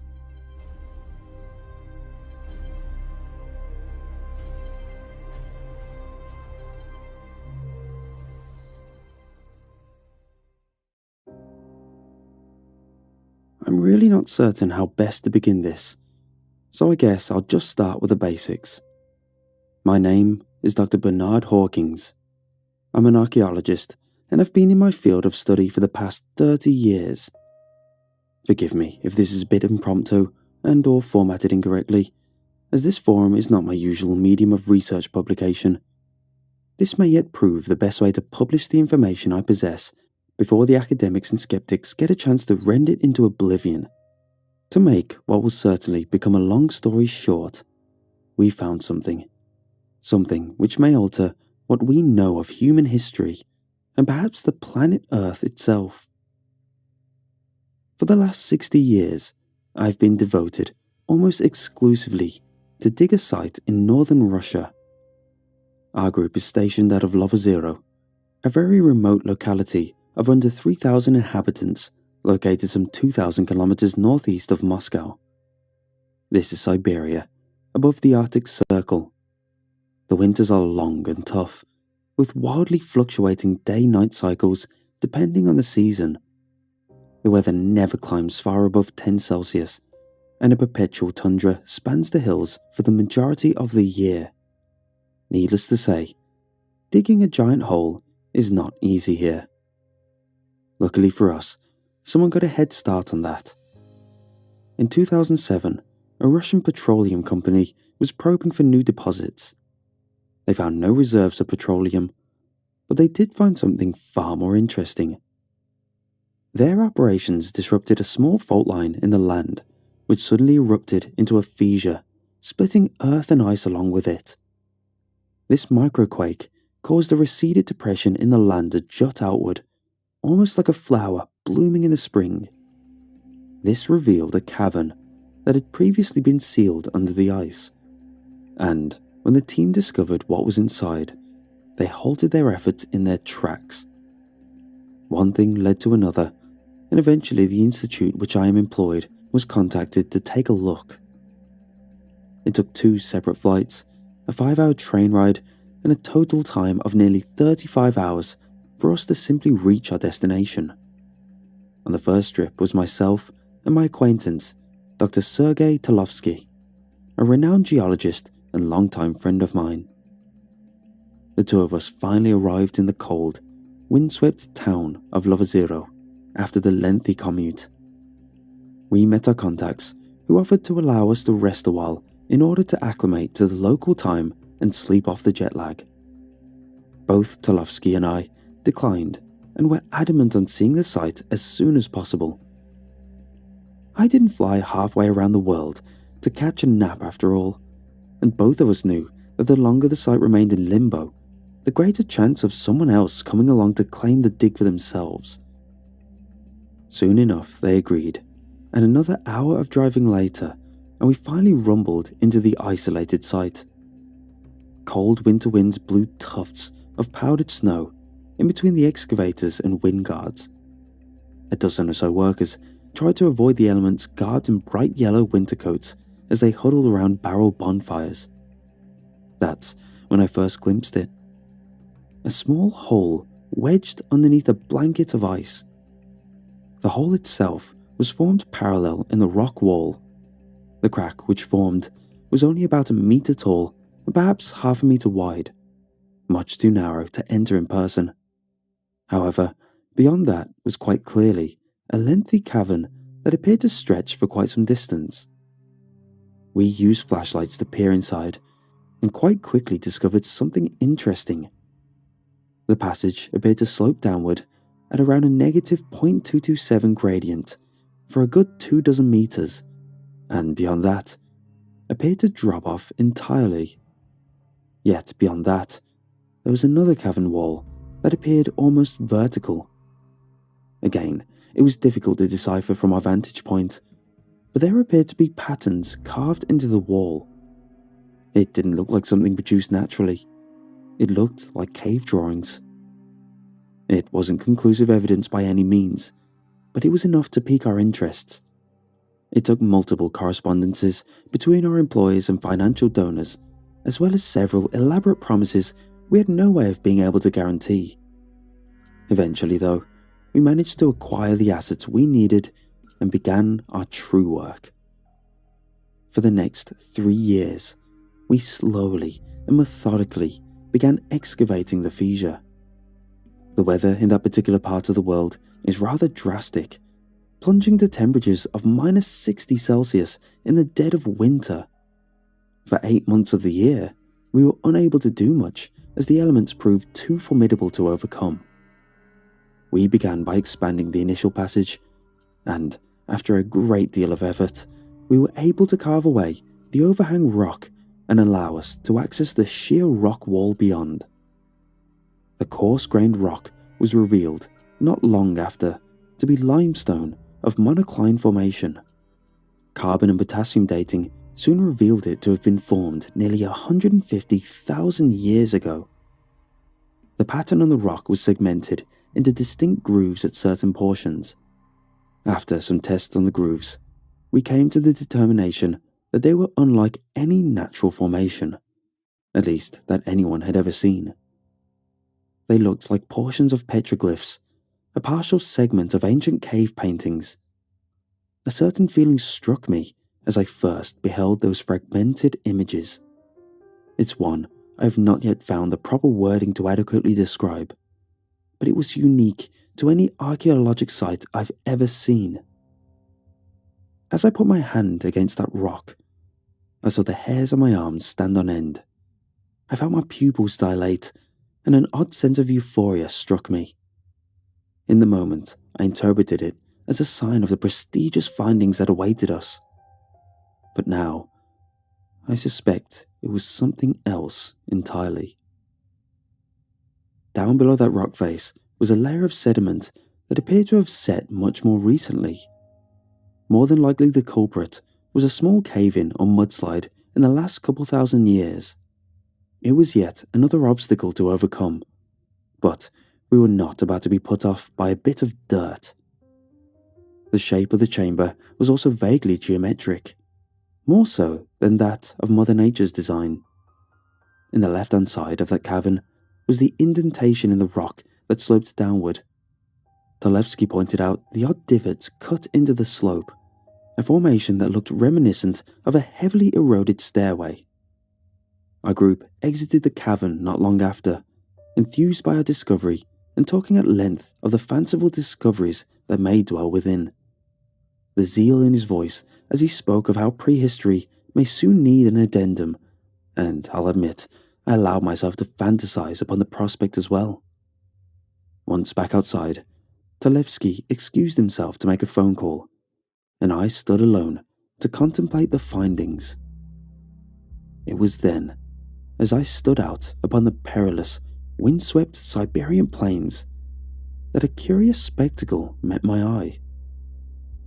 Some distance out upon the horizon, I glimpsed a single creature staring back at me betwixt the twilight heavens. Its black eyes did not blink, and its long, grey ears flicked back and forth. It was a deer of some kind, but with two striking features. Two long pencil-like teeth jutted from its upper jaw, sticking downward like the teeth of an ancient smilodon. I'd never seen a creature so strange before, and stared in wonder at it as it eyed me inquisitively. Our mutual moment of bewilderment came to an end as the beast suddenly darted away, leaving me to dwell on my thoughts alone. I found out some time after from one of the locals that the bizarre saber-toothed deer was in fact a Siberian musk deer, an endangered species native only to northwestern Siberia, one which was regarded as an omen of good fortune by many of the locals. That mention elevated my spirits further, as it seemed as though Mother Nature herself had smiled upon our efforts and sent one of her scouts to inquire upon our work. With the gift of hindsight now in hand, I suspect that omen was one of an entirely different kind. The excavation continued, thanks in large part to the drilling team that had originally unearthed the fissure. Progress was slow, but in time the sedimentary layer beneath was slowly whittled away. The set of what we had assumed were a type of primitive stairs continued downward, revealing sharper and more intact steps with each meter of muck removed. By that point, we were all but certain our preliminary findings would yield something unique. But even we did not anticipate what was to come next. Toward the end of the digging season, on our 5th year, we made a remarkable discovery. The unearthing of sediment had gradually worn away the overall deposit, revealing the top of an arch in the lower portion of the cavern wall. As the days rolled on, the parabolic arch became more pronounced as the deposit was further removed, and soon we were even able to glimpse beyond. The first time I looked, I felt my jaw nearly strike the floor. The opening was only a couple centimeters deep, but beyond it, our flashlights illuminated an entirely separate chamber. In the lights of our flares, we saw diamond-shaped tiles lining the floors of a large, open room. 2 large support columns stood as timeless monoliths in the dark, shielding the depths from prying eyes. Beyond that, however, was simultaneously the most curious sight of all, and the substantial proof we needed. A large, semi-metallic door. The dugout arch was not large enough to squeeze through then, and our flashlights and flares not nearly powerful enough to disperse the canopy of dark. It was clear to us in that moment, though, that place was something truly extraordinary. Unfortunately, we had no choice but to temporarily retreat and allow the crew to resume digging.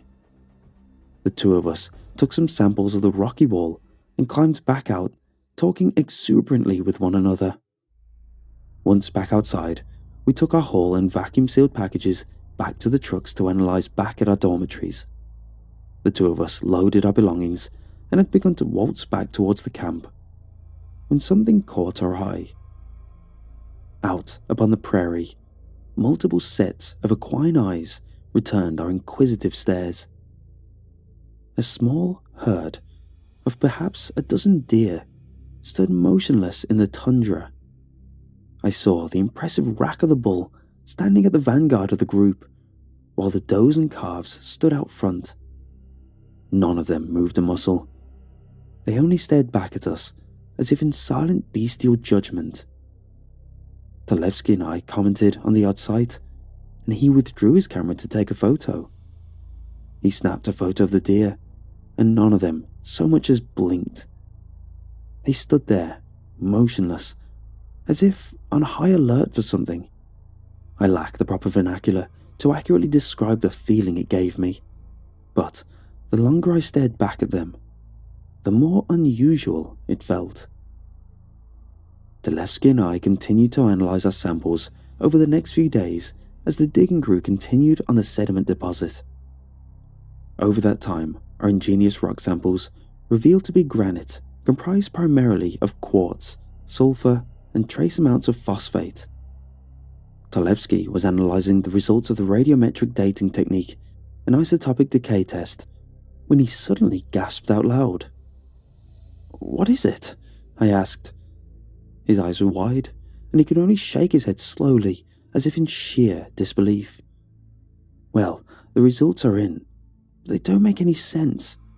According to the data, this rock was sculpted nearly 80,000 years ago." It was my turn to mirror his shock by that point.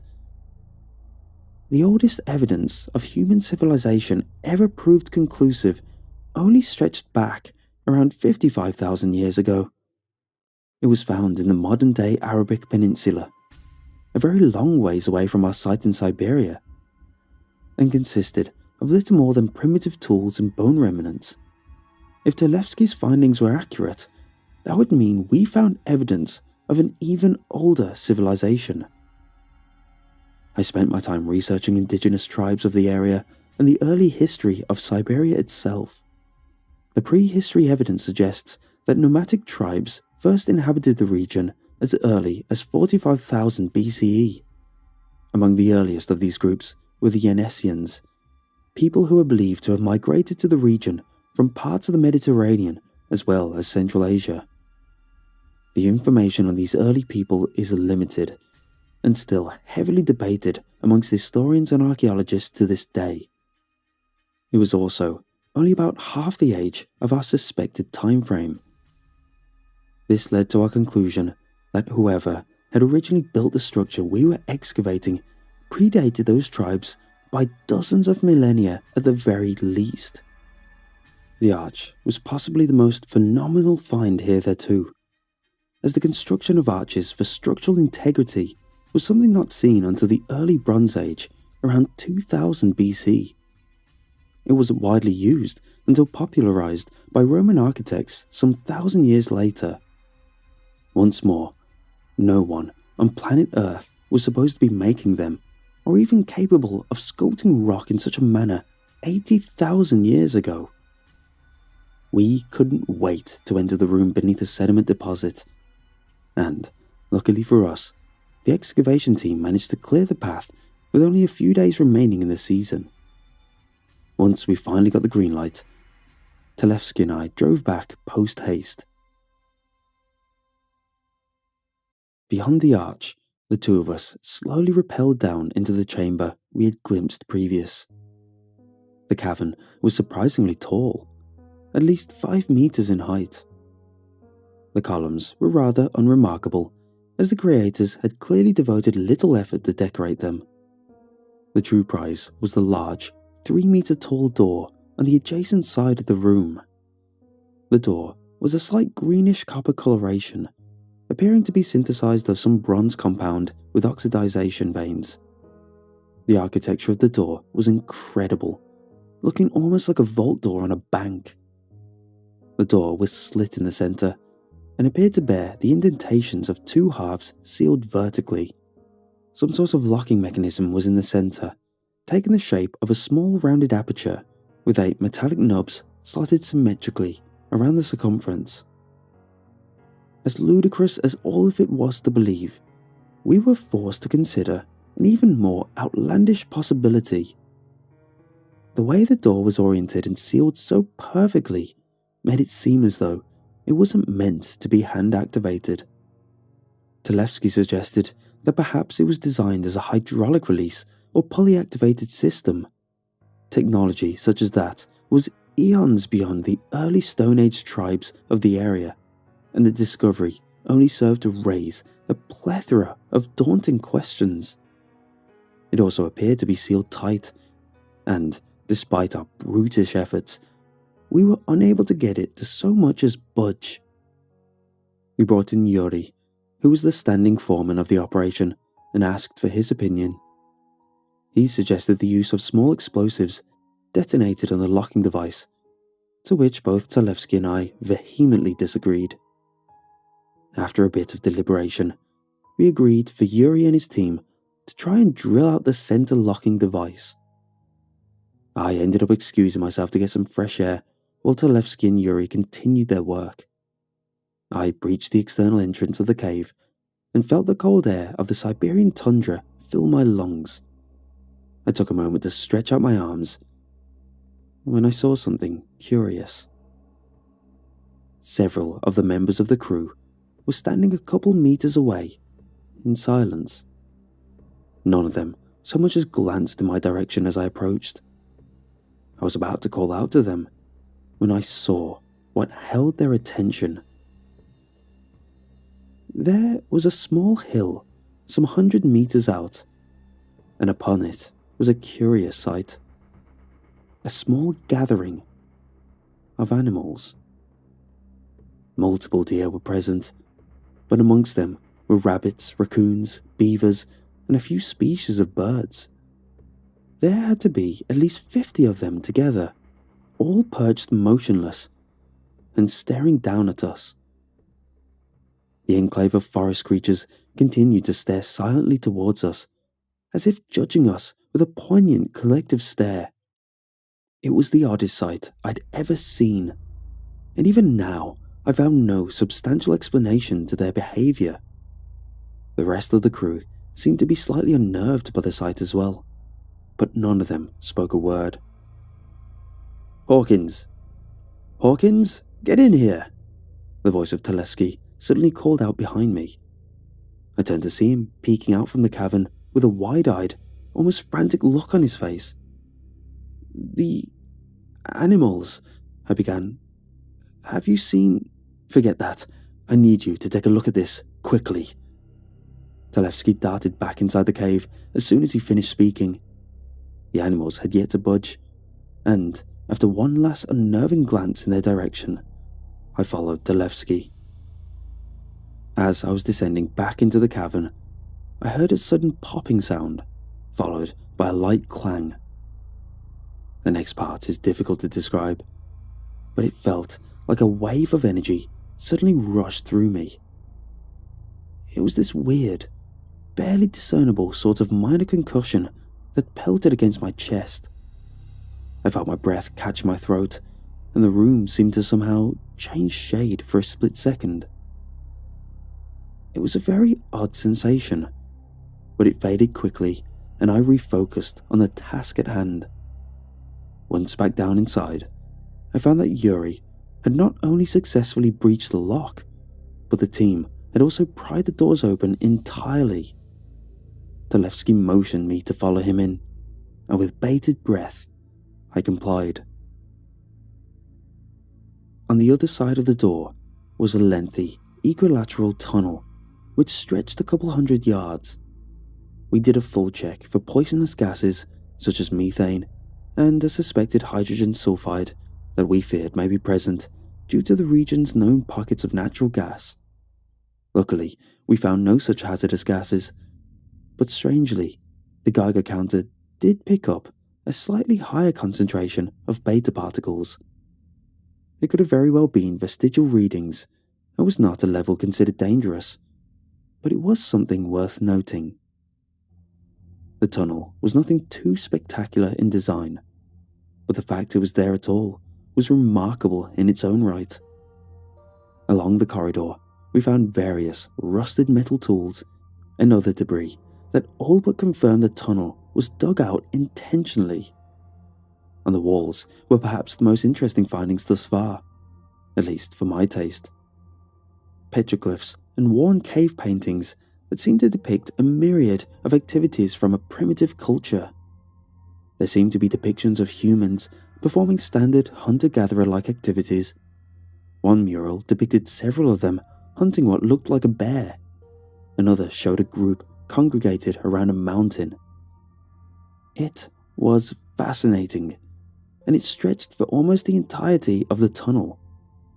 There were far too many for me to possibly describe in full detail, but there was one which was clearly unique. It drew my attention right away due to the ornate spiral formation that stretched nearly floor to the ceiling. Various animals were depicted upon the outer ring of the mural, seemingly having surrounded the group in the middle. Humans were carved in the spiraling arms of the shape, with their arms raised above their heads, seemingly in reverence or fear of something at the center. It looked like nothing more than a large blob of ink. I thought that maybe there had been something depicted there before someone else covered it up for some unknown reason. Neither I nor Talevsky could decipher a meaning from the mural upon first viewing, but in hindsight has painted an elaborate and macabre portrait. Regardless, we continued down the tunnel after some time and found the real prize awaiting us at the end of the corridor. As we exited the tunnel on the other end, we found ourselves entering a large, open chamber which was a few meters taller than the tunnel. It appeared to be a dead end, as there were no other passageways leading further. More petroglyphs covered large portions of the walls, but that was about the extent of it. I'll be honest, at first glance, I was a tad disappointed, as that room didn't seem to contain much. After the astounding security measures put in place, I thought for sure we would stumble upon some lost treasure trove of some kind. But the only thing contained within that final chamber was what looked like a center water well. The floor was raised about a meter in the circle formation, and the internal section of it was covered by a massive stone slab. On top and all over the slab were what appeared to be runes, faded from the elements, but still discernible. But they looked nothing like any lexicon I'd ever seen. The thought struck me then. Maybe it wasn't a water well at all, but an ancient sarcophagus. I spoke my theory to Talevsky, but he didn't seem to agree. He knelt around the rim and dug away some of the dirt at the base. His suspicion seemed confirmed when he demonstrated how the ground and the shape of the well were once a solid piece, unlike that of a coffin or sarcophagus, which were not normally built directly into the ground itself. Talevsky and I debated one another for a couple moments. I reiterated my belief that this was some sort of burial chamber, but Talevsky thought there was more to it than that. He believed that we hadn't seen anything yet, and the true prize lay beneath the slab, which he thought would lead to another passage. He believed the structure was some kind of religious temple or underground ziggurat. As interesting as those prospects were, all the findings seemed to indicate otherwise. A sudden blurb came through Yuri's radio. It was garbled and barely audible underneath the earth, but one thing stood out. I couldn't identify what was said through the static, but they were clearly distressed. Yuri rushed back through the tunnel towards the entrance, and the rest of us followed close behind. Yuri stepped outside while yelling into his radio. He then abruptly stopped and cut himself off mid-sentence. Talevsky and I called out, but he didn't respond. Once I finally stepped out behind them, I understood why they had gone quiet. There, in front of us, maybe 20 meters away, was a large, quadrupedal shadow looming in the night. It dug its hooves into the frozen earth, ripping out clumps as its lumbering torso wrinkled in the cold wind. The moonlight shining down revealed plumes of breath expelled from its snout with every snorting breath, and an impressive set of antlers adorning the top of its head. A bull moose, pretty much the last thing I expected or wanted to see. In terms of the most dangerous animals you can come face to face with, a boosmal pretty much takes the cake. Over 2 meters tall and almost 700 kilos of testosterone and rage. In mating season, they're known to trample people to death simply for being near them. We just froze, and a silent, pervasive panic descended upon us. There was no need to vocalize it. We were all well aware of the dangerous situation. The moose grunted, and its head shook back and forth. They don't have good eyesight, but there was no doubt it had already locked onto our scent. "Nobody move," Yuri spoke in a whisper, but we needed no instructions. The four of us stared down the beast in utter silence for what seemed like an eternity. To be honest, I can't say I've ever been that petrified in my life. The eyes then caught sight of the loader, sitting a couple meters to our left. It was our only real shot of survival. I pointed it out to the others, and our group slowly began to tiptoe towards it. The moose suddenly snorted and suddenly galloped into a charge towards us. We ran for the loader and thankfully found the door unlocked. 3 of us managed to pile inside, and Yuri hopped into the roof just as the beast came rampaging by. It charged past, swinging its impressive rack around in a frenzy. For hours, we sat crammed inside the small cabin of the loader as the enormous moose smashed and charged and slammed into the hull over and over. The beast just seemed to refuse to give up, and after thoroughly exhausting itself, it resorted to circling around us, like a shark stalking its prey. Only when the sun began to rise on the horizon did I see the odd gleam in the creature's eyes. There was something about its gaze that was more than just the rage of some animal. I don't know how to describe the feeling it gave me, but it seemed almost like hate. A deep, primal, deep-seated hatred. Everything about it was strange. As dangerous as moose are known to be, they don't normally stalk around people like that. Its behavior was incredibly odd, something Yuri commented on multiple times. After hours of it pacing around us, it finally sauntered towards the cavern entrance. It then dropped to its knees and laid down in the dirt. We waited around for a little while longer, and finally, we were able to make our escape. We were all exhausted after the long night and wanted nothing more than to get some rest and put the odd incident behind us. A crew of animal control were dispatched to deal with the moose, and after tranquilizing it, they were able to transport it away from the area.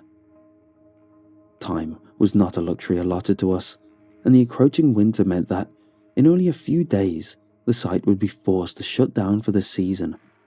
So we went back, determined to give it one more go before the mounting ice made things impossible.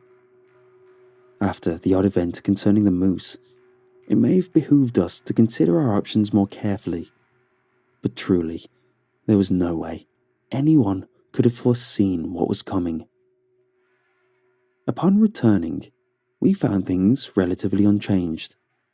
The loader, which had served as our refuge, was pretty banged up and had a cracked side window. But other than that, no extraneous damage. I kept my head on a swivel the entire time there, as part of me suddenly had developed an overt phobia of the place. Perhaps it was a sort of mild post-traumatic anxiety, but something about the place just suddenly felt unwelcoming in a way I couldn't quite put my finger on. Televsky and I had decided that priority number 1 was to try and open the sarcophagus in the Omega chamber. With any luck, we may find some remnants of whoever was buried there. It was our hope that it may shine a light on the still unknown culture that built the place.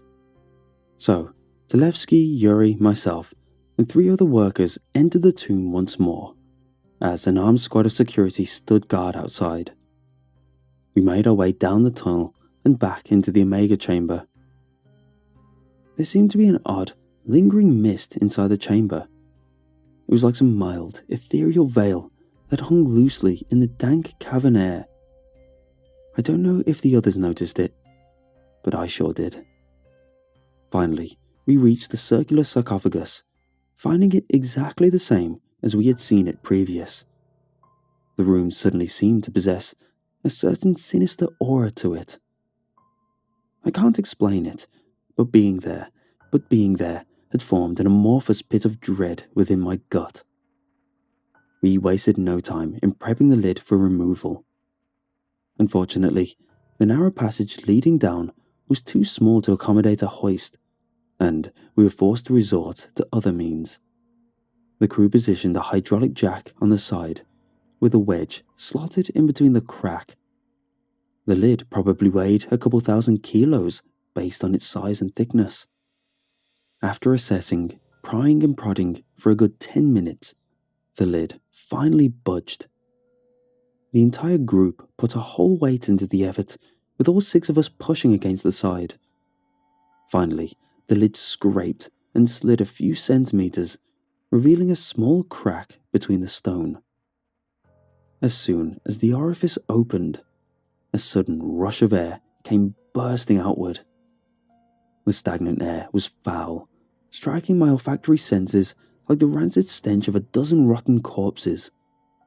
I couldn't prevent myself from turning aside and gagging, feeling bile rise in my throat, which I somehow kept down. The rest of them backed off as well, all aside from Talevsky, who actually rushed forward. He pulled his shirt up over his nose and shined a flashlight in between the newly formed crevice. I saw his eyes open wide as I meandered to his side. "What is it?" Talevsky asked as I looked within. I then understood his confusion, as there was no mummy or treasures within. There was nothing at all, as a matter of fact. Underneath the lid was only a gaping well that plunged downward further than our lights could reach. Talevsky and I shared a confused grimace and further inspected the confines. We, of course, realized then it wasn't a sarcophagus at all. It looked more like an ancient well, but something on the chute's wall caught my eye. There were deep grooves cut at random intervals in segments of 3. The more I stared, the more I realized they almost looked like claw marks. Talevsky and I marveled at the sight when a ringing sound echoed behind us.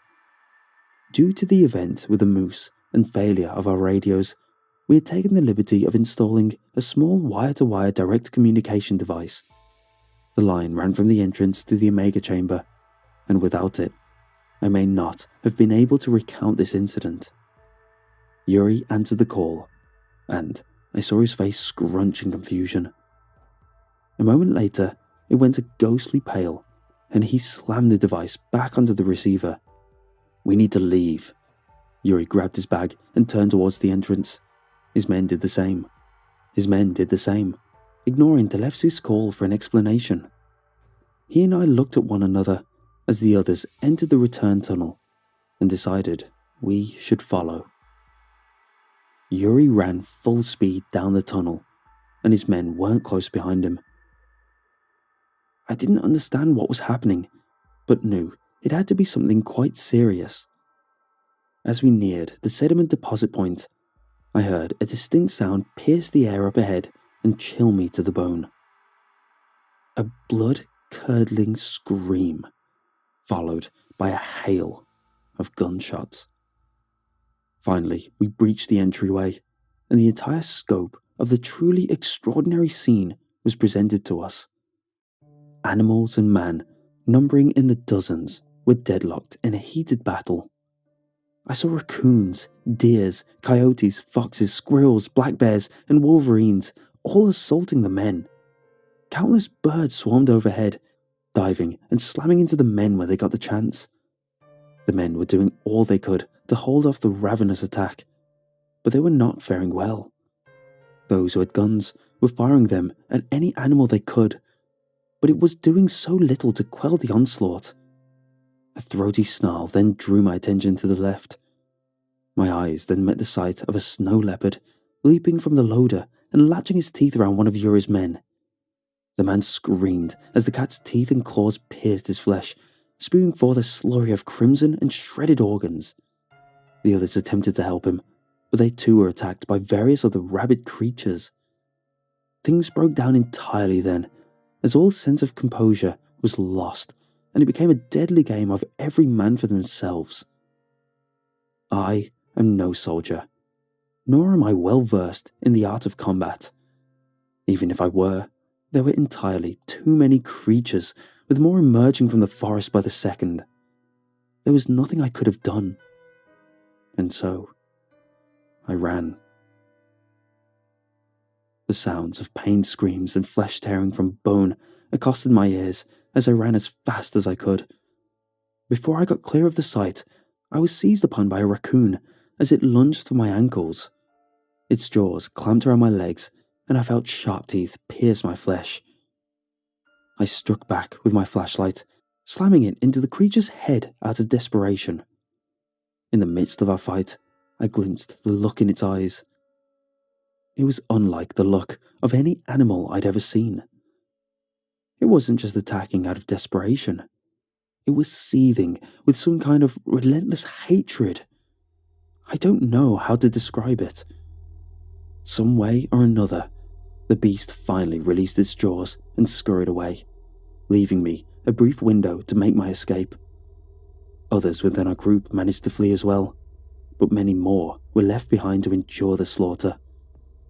I hobbled on my wounded leg while facing an endless barrage of pecks and scratches from birds and rodents.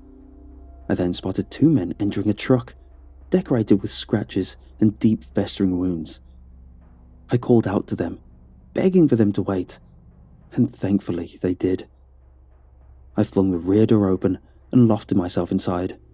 The driver hit the gas before I even had a chance to shut the door. The animals swarmed against us as we fled, and I felt the car run over several of them. The birds continued slamming against the body of the Suburban for a good half-click down the road before finally calling off the assault. The driver took us to the nearest medical centre as I dwelled on the line of delirium and panic. I had no explanation for what had just happened, and, in the moment, I had forgotten about Talevsky. I tried to phone him, but he did not answer. A few minutes later, and the three of us arrived at Lavazero's only hospital and rushed inside. My leg ached from the raw wound, and I collapsed in between the doorway of the building.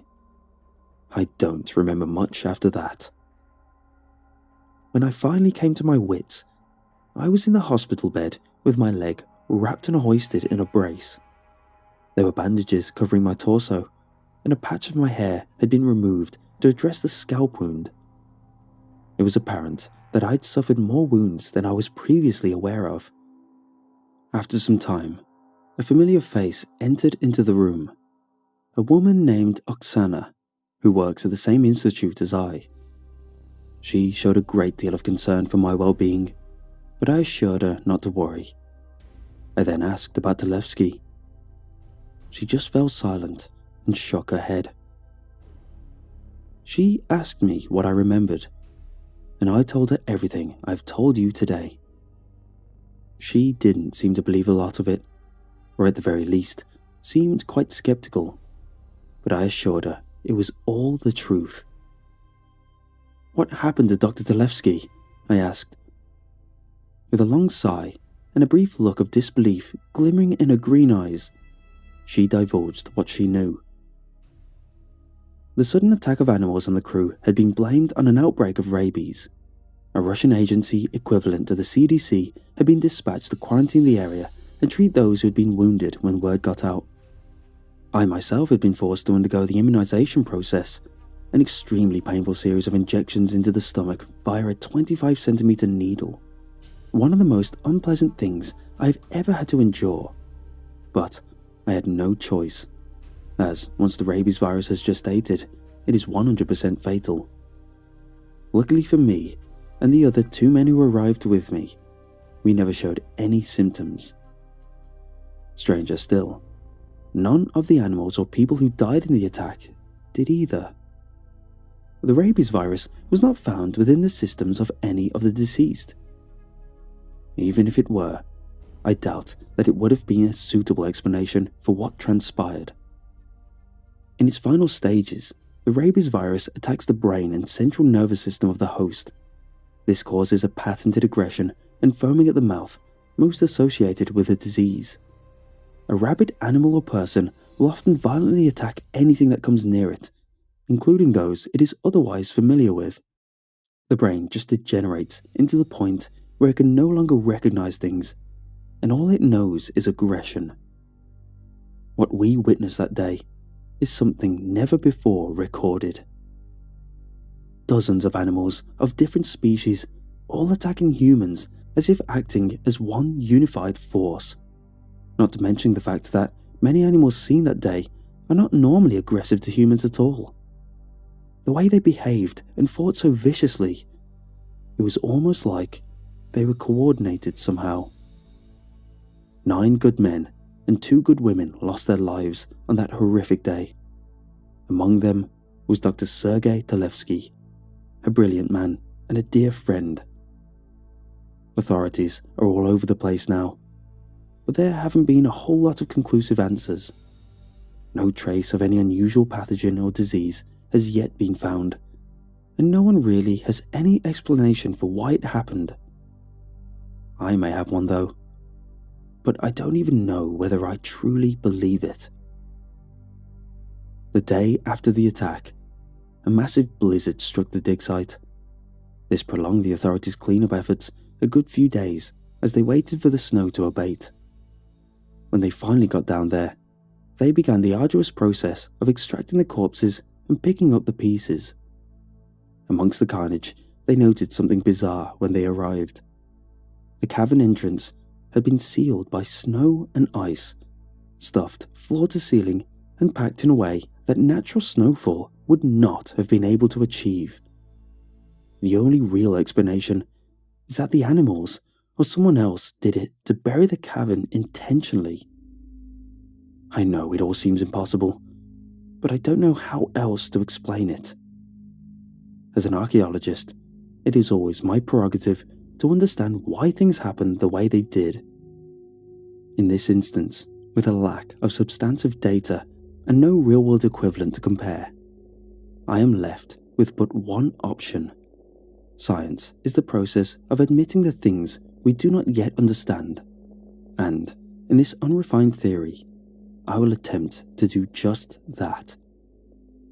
I think whoever built that cavern nearly 100,000 years ago did so in order to seal away something they feared. I don't know who they were or how they did it, but I think it is still in there. I think the animals can sense it. I think their attack was not one of hunger or aggression, but one to drive us away from something we never should have found. I think we found something horrible. These thoughts have preoccupied my mind ever since that day. The guilt of not seeing the warning signs and failing to protect others has left me unable to sleep most nights. The nightmares have been excruciating as of late, and the level of anxiety I grapple with on a daily basis has left me all but entirely agoraphobic. Every time I close my eyes, all I see is that deep hole beneath the sarcophagus. I see the thing down inside it, and sometimes I think it sees me too. All my life, I have sought to discover the details of human history in hopes of better understanding the cultures and civilizations that came before us. I believe I've contributed to that now, and also have been forced to acknowledge something which I vehemently disagreed with for my entire life. I think some things were buried for a good reason. And furthermore, I think there are some truths that should just never be found.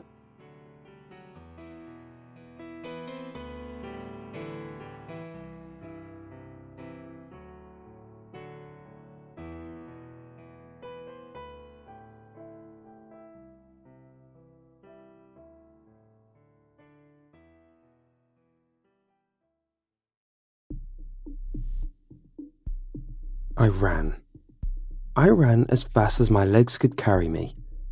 I stole a look over my shoulder as I watched the bushes behind me begin to part as whatever was chasing me began to emerge. Before I could catch the sight of the beast, I felt my body make contact with a solid concrete wall.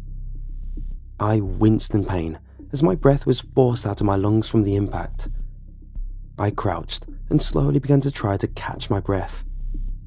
I've got to slow my heart down, I thought to myself as I began to slow my breathing down and focus on what to do next. The creature that chased me would be on me in seconds if I didn't find a way past this wall. My eyes scanned over the concrete wall that seemed to span for as far as the eye could see. My eyes soon landed on a small hole close to where I was standing. It was roughly the size of a manhole. An ear-piercing shriek sounded behind me as I looked behind in horror. The beast was now fully emerged from its spot in the trees. From what I could see in the darkness, it looked part rodent, part arachnid, part humanoid, if that even makes sense. Needless to say, I didn't waste any time in scrambling into the little tunnel. It was barely big enough for me to crawl on my hands and knees. Heart's beating too fast, I reminded myself as I began to slow my breathing and clear my head. I then suddenly felt the walls of the tunnel begin to brush against my sides and back. I stopped for a second and realized that the tunnel was growing more narrow as it went on. The creature's screech echoed off the tunnel walls. It must have found the entrance. I could hear its claws scraping just several feet behind me. There was no going back now. I sank to my stomach and began to army crawl forward as fast as I could. Soon, it got to the point where I couldn't even fit my hands by my side anymore. In the pitch black, I couldn't see if I was heading towards a dead end or an exit. I could feel the creature behind me as its long antennae began to brush against the back of my legs. I was almost within reach. I squirmed forward, hand outstretched in front of me. My heart began to race as I suddenly noticed that there was water beginning to flow freely into the tunnel. It poured quickly around me, and I soon found myself half submerged within seconds. I lifted my head back and drew in one final breath before the water went over my head. My body suddenly stopped as I felt the walls closing around me tightly. I was stuck. My lungs burned as the last of my oxygen was spent, and a searing pain shot through my body as one of the creature's claws dug into the calf of my leg. There was nothing else I could do. I closed my eyes and began to focus on slowing my heart down. Then, suddenly, I could hear the countdown. 10, 9, 8, 7, 6, 5, 4, 3, 2, 1.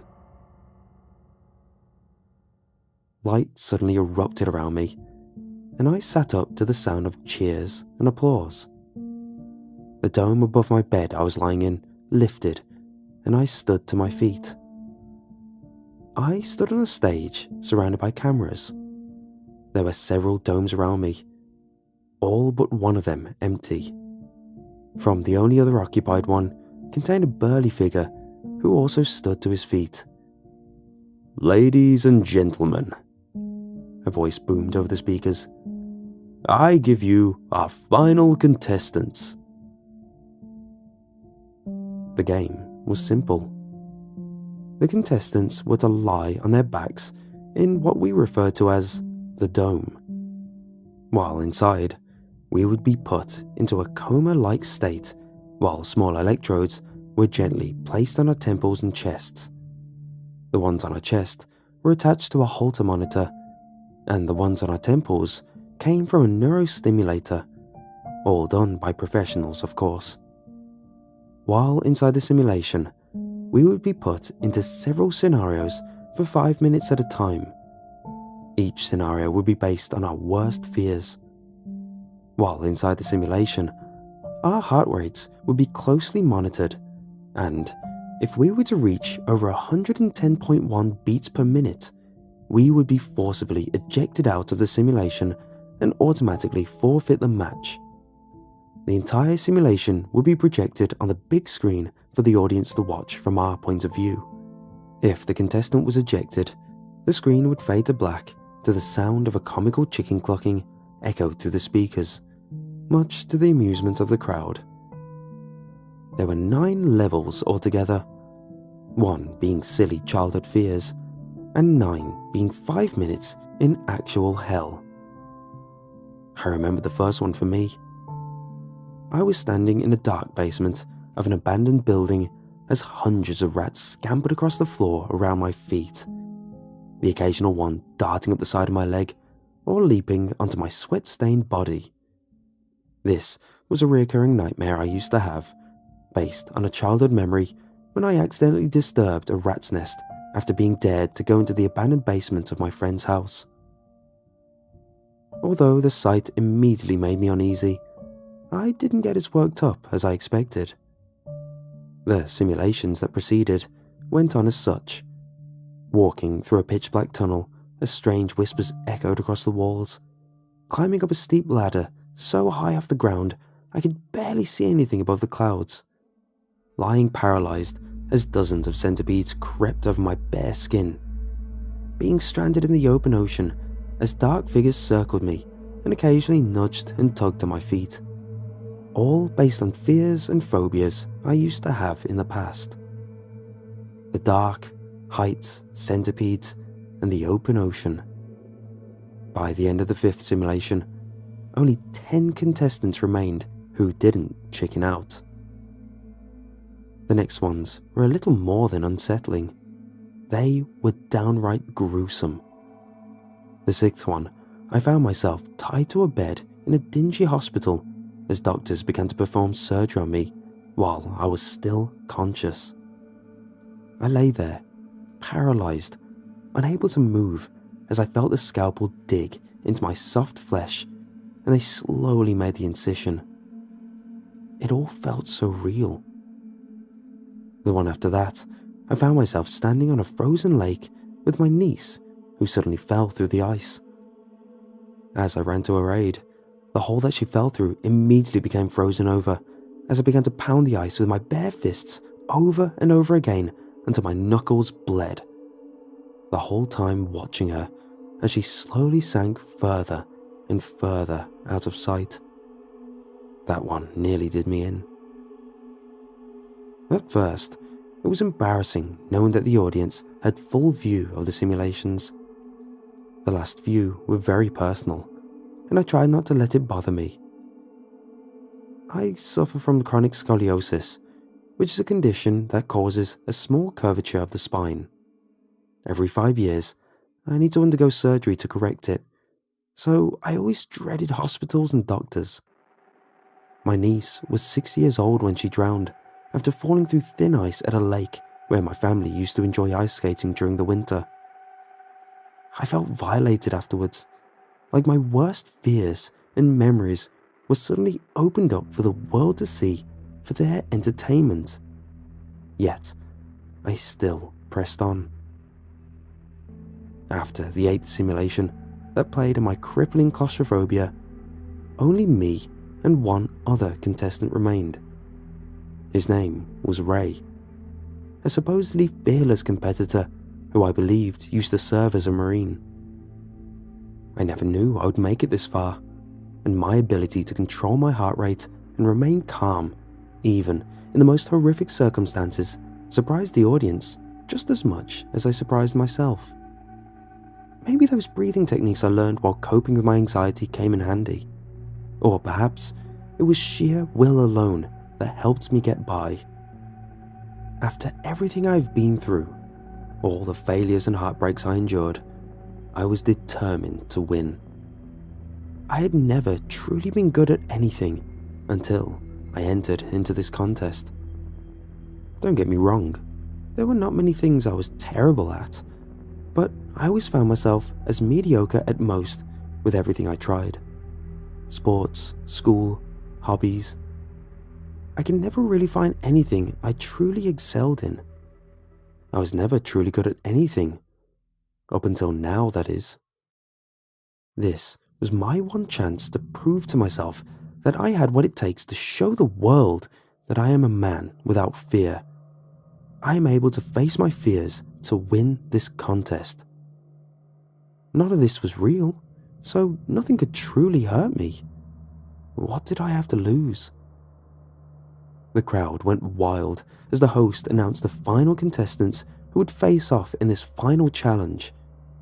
The 9th stage was unknown to everyone in the room, as only a few contestants had ever made it this far in previous seasons, and when they did, the simulation was made private so that the audience could not see it. The screens were blacked out for this simulation, showcasing only the words, "the truth," to the live audience. As I entered the dome for the last time, I looked over to Ray, who gave me a confident yet sportsmanlike nod. As I lay onto my back and the technician began to place the electrodes to my body, I wondered what the final simulation could be. Would I be skinned alive by a masked serial killer? Would I be falling head over heels into a dark and endless pit? Or would I find myself face to face with myself, facing the truth that I am my own worst fear? My heart rate began to pick up as my mind raced at the possibilities. "Take it easy," I murmured to myself as I began to slowly inhale through my nose and exhale from my mouth. "You've got this," I told myself as I felt myself slowly begin to drift away, ready to face the truth. Light flooded my vision. As my consciousness entered the simulation, I tensed up, ready for anything, expecting horrors beyond comprehension. My eyes darted about, taking in my surroundings. To my confusion, I discovered the complete opposite. I stood in the middle of a clearing, surrounded by lush vegetation. A gentle breeze blew through the branches, and the sun warmed my skin.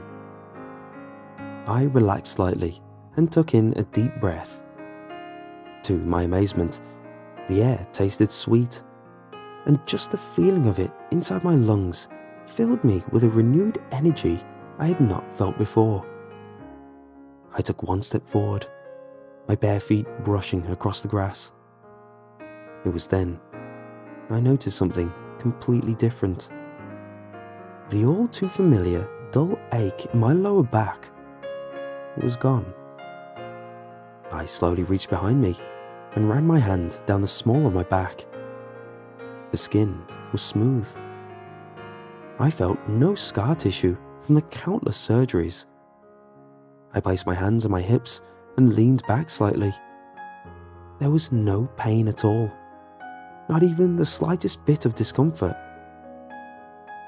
Over the years, I have grown almost accustomed to that pain, and this was the first time since I could remember the pain wasn't there. It felt great. My mind raced. How was this possible? Did I die during the simulation? Was this the afterlife? I then noticed something else. I no longer felt the overbearing weight of my depression and anxiety. Negative thoughts and insecurities were no longer in the back of my mind. I couldn't recall a single bad feeling or painful memory at all. I felt a tear fall from my eye. I wasn't sad. I felt the complete opposite. For the first time in a long time, I genuinely felt happy. I felt at peace with myself and everything around me. With a burst of sudden energy, I found myself running out of the clearing and into the forest. My heart pumped faster as I felt a burst of adrenaline. I have never run this fast before. As I ran through the forest, I took in all the beauty that surrounded me. The earth here was different in a way I can't even describe. As I ran, the earth changed around me. One moment, it was a lush forest with green leaves and colourful flowers surrounding me. The next moment, I was on a mountaintop. I could see the clouds below me from where I sprinted as lightning and thunder lit them up in blinding flashes of blue light. The next, I was on a beach with cool water slashing around my ankles. Next, I was by a river, surrounded by towering waterfalls. The mist felt cool and refreshing on my skin as I continued to run, faster and faster than before. It was then that I found the entrance to a cave. I slowed down to a stop before I stepped inside. I don't know what caused me to go in. I felt like it was just calling to me, like there was something inside I was meant to see. As I walked forward, the light faded into complete darkness. I stopped suddenly as my hand brushed across the back of the cave. Turning around to head back, I was then surprised to see a dim light begin to fill the inside of the cave. As I looked around me, I saw thousands of lights begin to pierce the darkness. Small, translucent glowworms covered the walls and the ceiling of the cave, their small lights shining like thousands of stars and galaxies. I just stood there, taking in the surrounding beauty. I felt like I was at the center of the universe. I felt like I was on top of the world. I felt like I was in heaven. I never wanted it to end. It was then I heard a distant voice. 50 seconds, the voice said. I snapped out of my trance and looked around me in confusion. One by one, the glowing lights began to fade out as the darkness began to creep back in. 40 seconds, the voice said. The countdown, I thought by myself. I was still in the simulation. 30 seconds, I heard, louder this time. My heart began to race as I all of a sudden felt panic begin to set in. No, I was not ready to leave. I wanted to stay here. 20 seconds, the voice droned as the darkness began to creep closer and closer. No, I shouted in fear. No, you can't take me back. 10 seconds, the voice said indifferently. No, I screamed again as the last of the lights began to fade out. I'm not ready to go back. You can't make me go back. The voice began to count down from 10 to 1. I reached out in desperation, trying to catch the last of the fading lights before it was snuffed out. But it was too late. I pounded against the cave walls with all my strength, screaming until my lungs felt raw, my heart pounding in my chest. After everything I'd been through, my worst fear was the thought of returning to reality. I sat up in a panic. I shielded my eyes as the lights from the stage blinded me temporarily. I felt a sharp pain as I sat up from my lower back.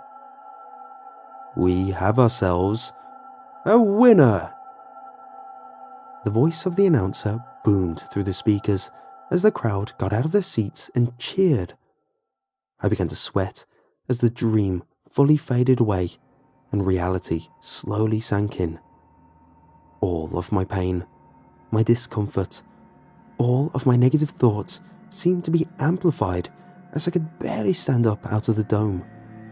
The air tasted bitter and smelled sour. The room was hot and muggy. The floor below my feet hard and uncomfortable. As the announcer stepped forward to congratulate me with an outstretched hand, I reached out and grasped him by the front of the shirt. Send me back, I begged him. I wasn't finished yet. No, you weren't, he said, half laughingly. But you were seconds away from the 5-minute mark. That's a record. You don't understand, I shouted. I can't take it anymore. Please, send me back. I began to wrap my hands around his throat in anger. I was then jerked back and was roughly put into a chokehold. I threw my head back in retaliation, feeling it collide with a burly security guard's face. His grip loosened slightly, and I fell face first onto the ground. The crowd began to murmur nervously as I scrambled toward the dome. I grasped the electrodes and clumsily began to try to stick them back onto my temples. It was then I felt a sharp pain shoot through my body as the guard fired his stun gun right between my shoulders. As my thrashing body hit the ground, I noticed movement from the other side of the stage.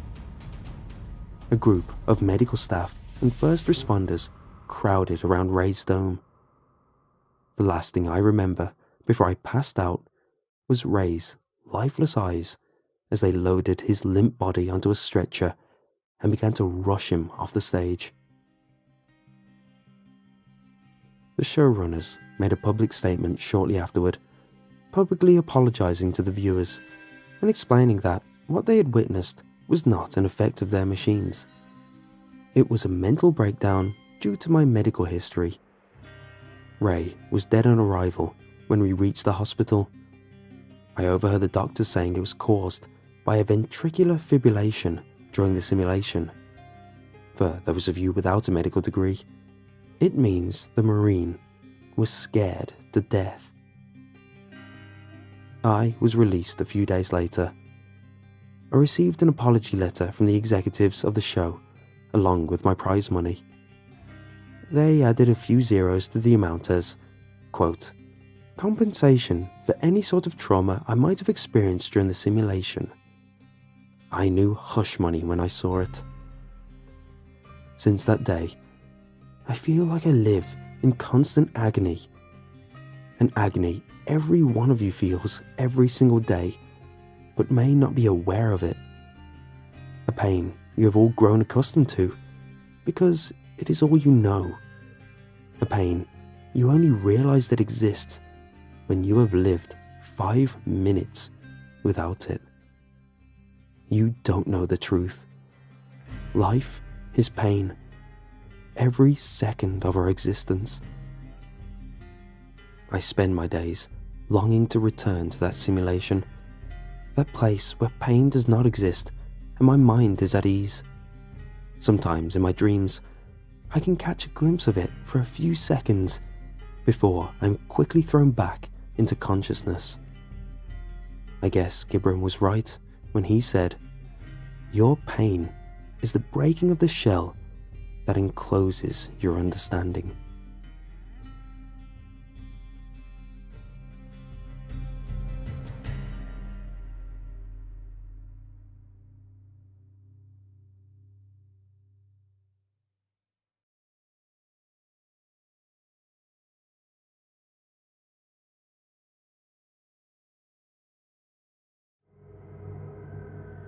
When I was in school growing up, I always sat next to the quiet kid, Andy. It just happened that his last name was Winfrey, and my last name was Zemba, so we always sat next to each other. This worked out pretty well, because Ma always said I could talk to a brick wall, and Andy was the human equivalent of talking to a brick wall. Andy wasn't your typical quiet kid. In fact, he never talked at all. Ever. I'm pretty sure that he could talk, but he just chose not to. If you tried to talk to him, he would just stare blankly at you until you went away. If the teachers called on him to read, as every teacher tried, he would just ignore their request and go about doing his own thing. Eventually, everyone just accepted that he didn't talk. That was just Andy. At first, people thought there was something wrong with Andy. They suspected that maybe he was deaf and mute. That would explain why he couldn't talk. But he could hear you just fine, and he never even tried to communicate using sign language or even writing down what he wanted, when he clearly could write. It was a decision Andy had made not to talk. Andy was smart. He was easily the smartest kid in our grade. Probably the entire school. Most people are surprised when they find this out because if you ever have been in the same class as Andy, you know he never paid any lick of attention to anything the teachers was trying to teach. Because of this, the other kids, and even adults, nicknamed him Rain Man. You know, after the movie. I always thought that was pretty mean, even if it was somewhat fitting. In elementary school, he would sit at his desk and draw pictures or read all day long, ignoring everyone. But I don't think he ever missed a question on any test. The teacher could call him up to the board to answer any question, and it was always correct.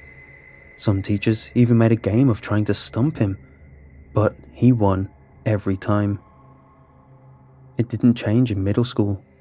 He would sit and listen to a portable CD player every day during class, and pass every class with straight A's. Sometimes I wondered why he even showed up at school to begin with, since he was so much smarter than everyone else. I don't know if I would call Andy my friend growing up, but I think Andy saw me as his friend. Not the same type of friend you and I may be, but the sort of friend Andy would have. I mean, we sat by each other because of our last names, and I would talk to him about the X-Men since he wore some of their shirts from time to time. Andy would sit at our lunch table and listen to me and my friends talk about girls or the new superheroes movie. He would sometimes smile and nod, and sometimes we would trade CDs for a few days. It always made me laugh that a guy who never made a sound was into heavy metal. I guess in a weird way, Andy and I were friends. Andy also had a secret ability. I am pretty sure I am the only one who ever caught him, and I never told anybody. Andy had the power to move things with his mind. He was usually cautious enough to keep his talent hidden, but sometimes he got careless or bored. I'll never forget the first time I caught him. I was in 4th grade, sitting next to him in the back of the class. As usual, he was not paying attention and doing his own thing. In the corner of my eye, I saw his pencil spinning in a circle on his desk. I moved my eyes over without actually turning my head, and I could see him twirling his fingers about 3 inches above his pencil, and the pencil followed his finger's motion. Then he stopped his finger and started twirling it the other way, and the pencil followed. Another time, he was reading a book during class, and I would see the pages turn without him actually having to turn it. At first, I thought maybe it was the wind, but it happened enough times, I could tell it was Andy. He eventually noticed that I'd caught him. He looked surprised at first, but then gave me a little smile and held his finger to his mouth as to say, "Don't tell my secret." And I never did. Once I knew he had this ability, I was able to notice it from time to time. Andy went out of his way to make sure he hid this talent and rarely used it around people. But if someone upset him, he would lose control. Even on those occasions when he was upset, he was still very good with disguising it to look like a random accident.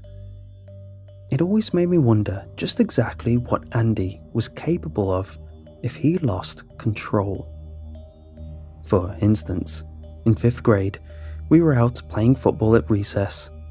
Even though Andy didn't talk, he loved to play sports and loved recess. You'd never expect him, of all people, to be so competitive. The other team kept cheating by continuing to play after they were downed by Andy, but since Andy didn't talk or argue, they got away with it. It happened over and over, and Andy was mad. When we got the ball back, Andy, who was playing quarterback, he would clap to have the ball hiked. He could communicate when he wanted to, and threw what should have been an easy interception right to the boy who had been cheating. Somehow the boy's hands didn't close, and the ball drilled him right in the face, breaking his nose.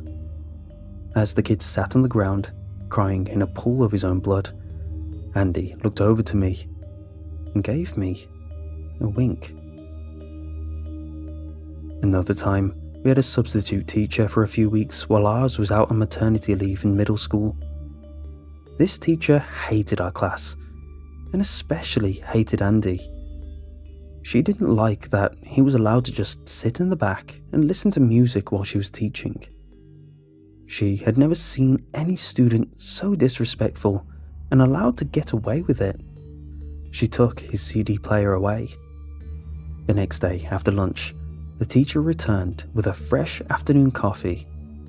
As she went to take a drink, she accidentally misjudged and poured the entire cup of steaming hot coffee all over her chest and stomach. She screamed in pain and had to get taken to the hospital and treated for second-degree burns. She never returned to class again. Andy had his CD player back the next day, and everything was back to normal.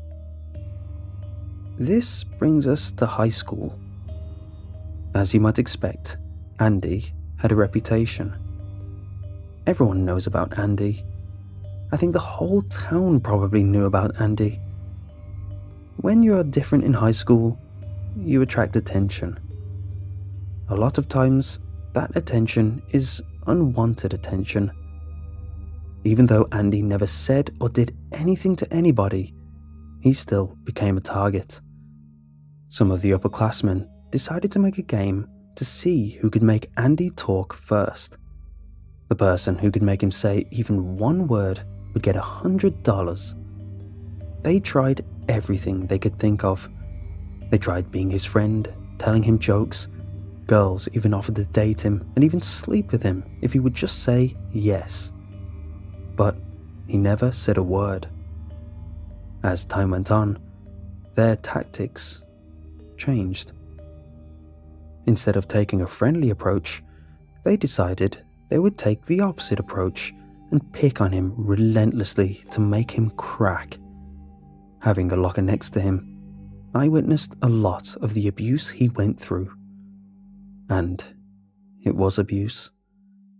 They tried everything from calling him names, pushing him into lockers, trying to embarrass him, and just bullying him in every way they could think of. You get the picture. Still, Andy never broke. He never said a word. He would get visibly upset, red-faced, deep breathing, but he never said a word. It got so bad at times that I tried to step in for him and talk for him, but that just made them start to bully us both. One Friday, things went too far. 3 of the worst offenders pushed him into his locker again. Andy finally had enough and pushed them back. A fight started. It was 3-on-1, 3 juniors football players versus the freshman Andy.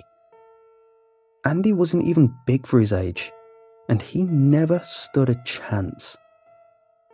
There wasn't much Andy could do, except try to shield himself from being repeatedly kicked in the head while he was down. It didn't last long before he got broken up, but Andy was hurt.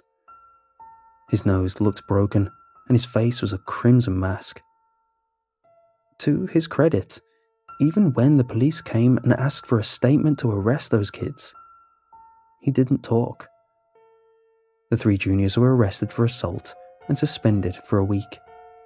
The cameras had caught everything they needed to press charges, and there were enough witnesses even without Andy giving a statement. When we came back from school the following Monday, they made everyone report to their homeroom before school started. This was not normal, but occasionally it would happen. So I took my seat in the back next to Andy. Then they made the morning announcements. On Saturday night, 3 students had tragically died in separate house fires over the weekend. Counselors would be available all week for anybody who needed to see them. It was the same 3 boys who had attacked Andy that died in the house fires. I leaned over to Andy and said, "I guess they won't be bothering you anymore." He glanced back at me, still smiling, and in a low, deep voice, so quiet that I was the only one who could just about hear it. He said, "I know." There was an investigation, and all 3 fires were caused by an electrical fire that had started in the boys' room. All 3 of the boys were found to be burned alive, trying to escape out of their bedroom door, which were found to not have been locked, but still had to be broken open by the firefighters unseen.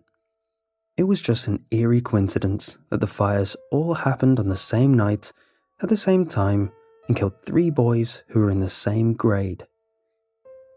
2 weeks later, Andy's parents pulled him from school, and the teacher said his family were moving due to a new job.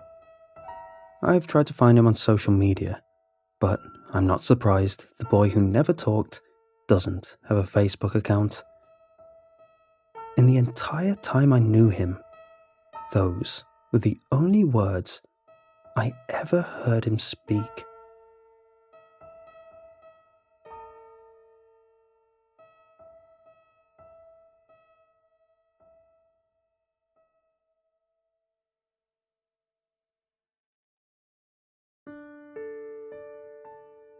Last spring, I sought solitude in the middle of the Olympic National Forest in Washington. I suffer from depression and was going through a real rough bout. One where I no longer knew my purpose in the world or cared that I even existed. I know that sounds dark, and I should have sought professional help, but I'm one of those people who tend to run away from problems, hoping they'll work themselves out. I'm not sure if the goal was to break myself out of my depression or to isolate myself even further. Either way, I found myself driving through the tall, mossy pines into the tangled depths of the whole rainforest for a long solo backpacking excursion. My journey began at the Hoh River trailhead and would take me through the thick woods and then a clearing where I would eventually see Mount Olympus in all its glory. After that, well, I hadn't exactly planned where I would go after that. I would just keep walking, I guess. Unlike my other treks, which were thoroughly planned out, I didn't have a set itinerary. It was as if I wanted to get lost. Yes, that's it, I thought to myself as I strapped my green Delta pack around my waist. I want to get lost. Maybe then I would feel something again and my survival instinct would kick in. Or maybe I would cease to exist altogether. I would just walk until I couldn't go any further. I told no one where I was going. Throughout the first few miles of my hike, I felt as if I wasn't truly a part of my surroundings. It was as if I were just an observer as people and wildlife moved about me. The hanging moss draping over the 3 branches like green sleeves, the rushing of the Hoh River, all seemed so distant, even though I was immersed in it all. The only feeling I remember having was the cold touch of rain as it sprinkled on my face like frozen tears. Time seemed to melt away, and before long, I found myself at the edge of the forest. Before I emerged into the clearing, a strange fork in the trail caught my eye. Now, a fork in the trail isn't strange in and of itself, but this one didn't belong here. It wasn't on my topography map. It wasn't listed in the national park. It was out of place. Unlike the trail I was on, this one seemed to snake deeper into the forest. I had hiked this part of the trail many times. Never once did I notice a fork. Maybe it's new, I thought. Maybe they didn't update the maps yet. My original plan was to continue straight, as I always did. But something about the other trail beckoned me to wander to unknown territory. At closer look, the trail looked well maintained, so it wasn't likely I would stray off path. I could always turn around. It was at that moment that I felt an emotion rather than emptiness, if you could even call that an emotion. It was excitement.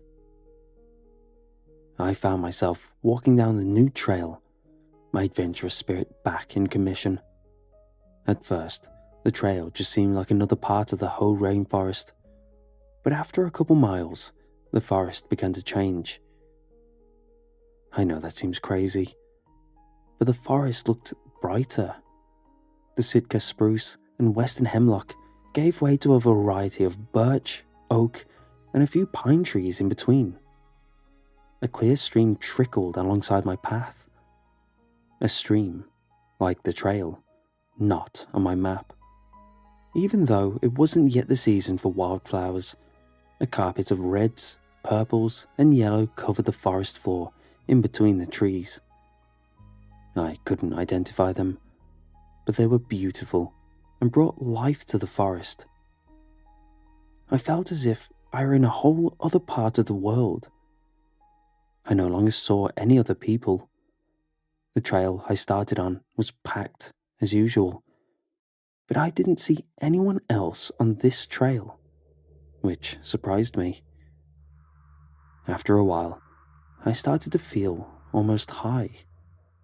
I felt as if my body and mind were apart from each other, that I was floating rather than walking. I also noticed that the lights were dim and bright in waves, as if someone was slowly turning a dimmer switch back and forth from bright to almost completely dark. Light, dark, light, dark, as if in a steady rhythm. At first, I thought it was the clouds. But a cloud doesn't turn the world completely dark. When the forest darkened, the day seemed to turn to night. When it would brighten again, it looked as if it were midday. The strangest part of all this was that I didn't find any of this strange. Nor did I find it strange that when the forest shifted from light to dark, I would feel myself shift places. When it turned dark, I would no longer be in the trail, but along the forest floor, crawling on all fours, underneath the flowers and ferns. When the forest lightened, I would be back on the trail, hiking like I had been. This happened several times, each shift to the dark, bringing me closer and closer to where I was on the trail. A few more shifts from light to dark, and I started to feel a predatory instinct to hunt, to kill. When it shifted back to light, back to the trail, I began to feel uneasy, as if I was being watched, hunted. Yet, for some reason, I still felt that tranquil high, and I didn't feel the need to run. Shift.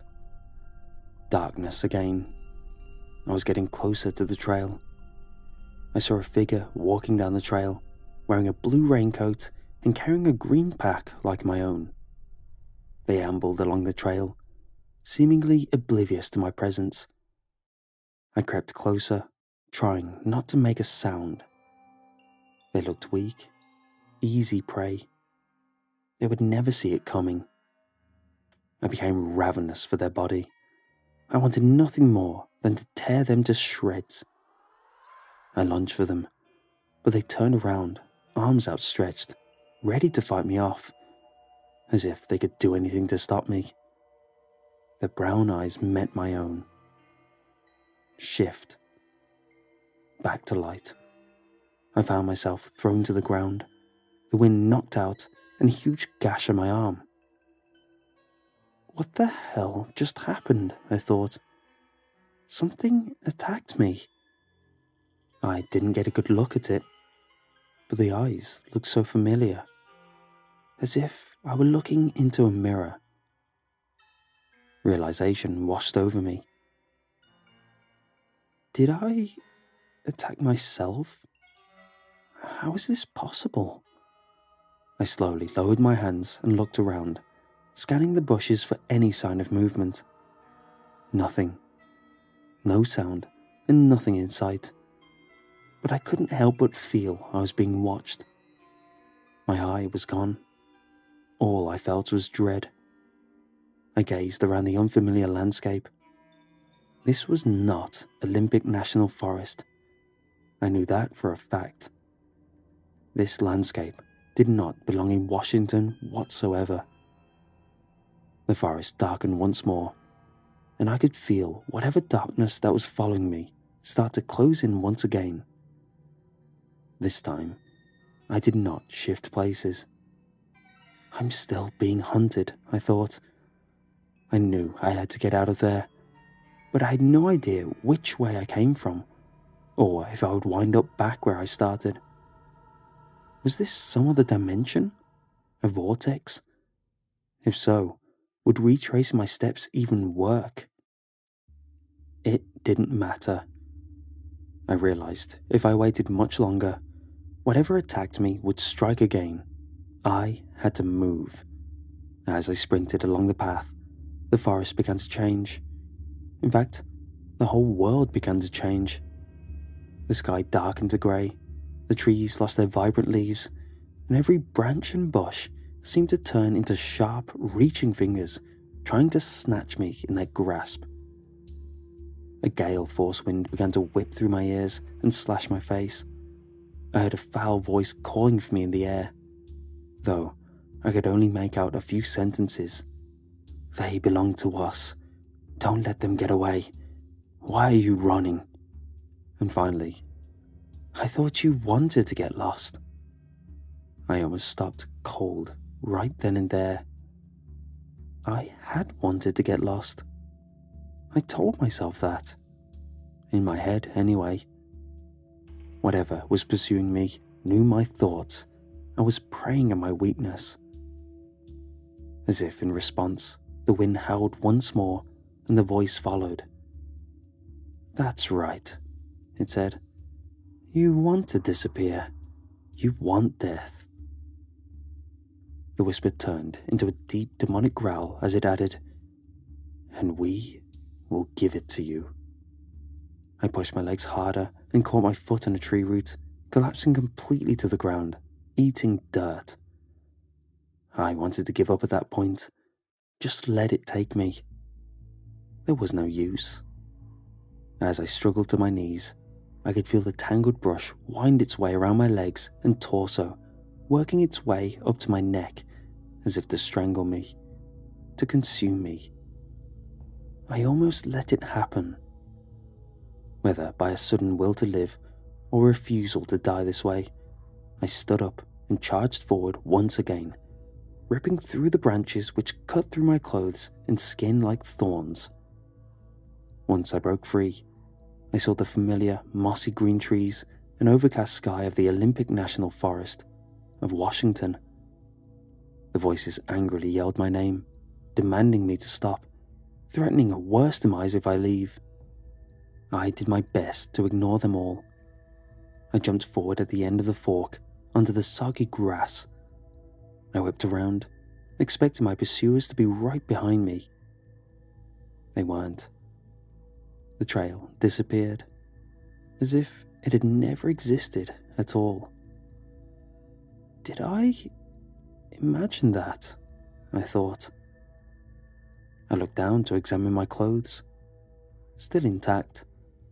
The gash in my arm was gone. There were no cuts or scrapes where the branches twisted around me. However, I still felt the stinging pain, as if my wounds were still there.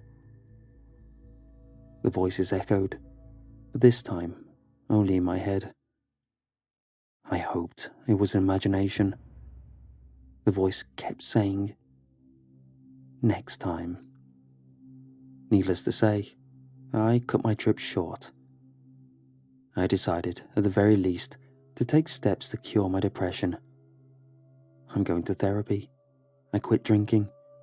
I'm even working out and eating right. Anything to get me in a better mindset. However, I can't shake this feeling that I'm no longer alone.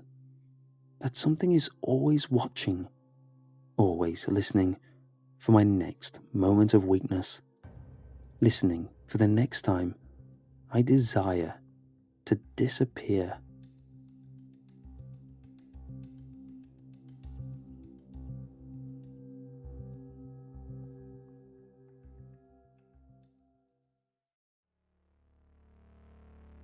I only knew Michelle for a month, but it was truly a month to remember. I first met her when she was carving out my high school bully's eye with a butter knife, and we were more or less inseparable after that. She was a few years older than me, so of course I fell instantly in love, but I knew deep down we were destined for friendship and little else. I knew this deep down because she made it clear that she was going to die in roughly a month. Can't love a dead chick, she'd say. At first, I thought it was just a clever way to avoid the awkwardness of turning me down. But at some point, I came close to believing her. It was just something about her. Something extremely free. Careless and unconfined. Refreshingly brave and outspoken and honest. When I met her, I was going through the most depressing period of my life. I was constantly bullied and belittled at school. My younger twin sisters were both hospitalized, each needing a transplant to survive. Jenna needed a heart, Chloe needed kidneys, and my parents had their hands full covering the medical expenses. I think we all, in our own ways, were on the verge of just giving up, of just letting go. I was saved by Michelle. I have no doubt about it. If she hadn't shown up when Brett was beating the hell out of me, I would have just ended my life that day. I was just so sick of it. Sick of the beating, sick of the abuse, sick of being alone. But Michelle came out of nowhere, threw him into the wall, knocked his nose halfway up into his brain, and proceeded to dig out his left eye with the aforementioned cutlery. He never touched me again. You'd think she'd get into trouble after doing something like that, but it was never reported. Brett claimed it had been an accident, that he'd crashed with his moped. I think he feared that Michelle would kill him if he said otherwise. I, for one, have no doubt she would have. That was just who she was. Michelle never went to school. She said it was because she knew she was going to die. Why bother with nonsense like school then? No, she was all about enjoying life to the fullest, kicking assholes in the face, screwing over people who screwed over others. She wanted to leave this world a better place than she found it, and by her logic, this was done exclusively by ridding it of dirtbags one way or another. "How do you know you're gonna die?" I asked her once. "My parents tell me," she said, "every day, and they're good for their word." She wouldn't explain it in detail, just that she was raised knowing the exact date and time of her death, down to the very second, and that it was meant to be. That's what they told her. In death, her life would have meaning. At first, I didn't think much of it, you know. She was just a crazy girl, and she always said weird stuff like that. I was kind of banking on it all being some bizarre joke or something. But when the month drew to a close, I was getting really worried it might all be true. I'd grown too attached to her. Every minute I wasn't at school or the hospital was spent with her, and the thought of losing her, my only friend, made me horribly depressed. That last week, I was really on edge. The twins were in bad shape, and my parents were spending every waking minute at the hospital. They had yet to find any donor matches, and time was running out. It felt like my time was running out too. The dark thoughts were returning, and I started imagining how I would end my life should Michelle ever leave me.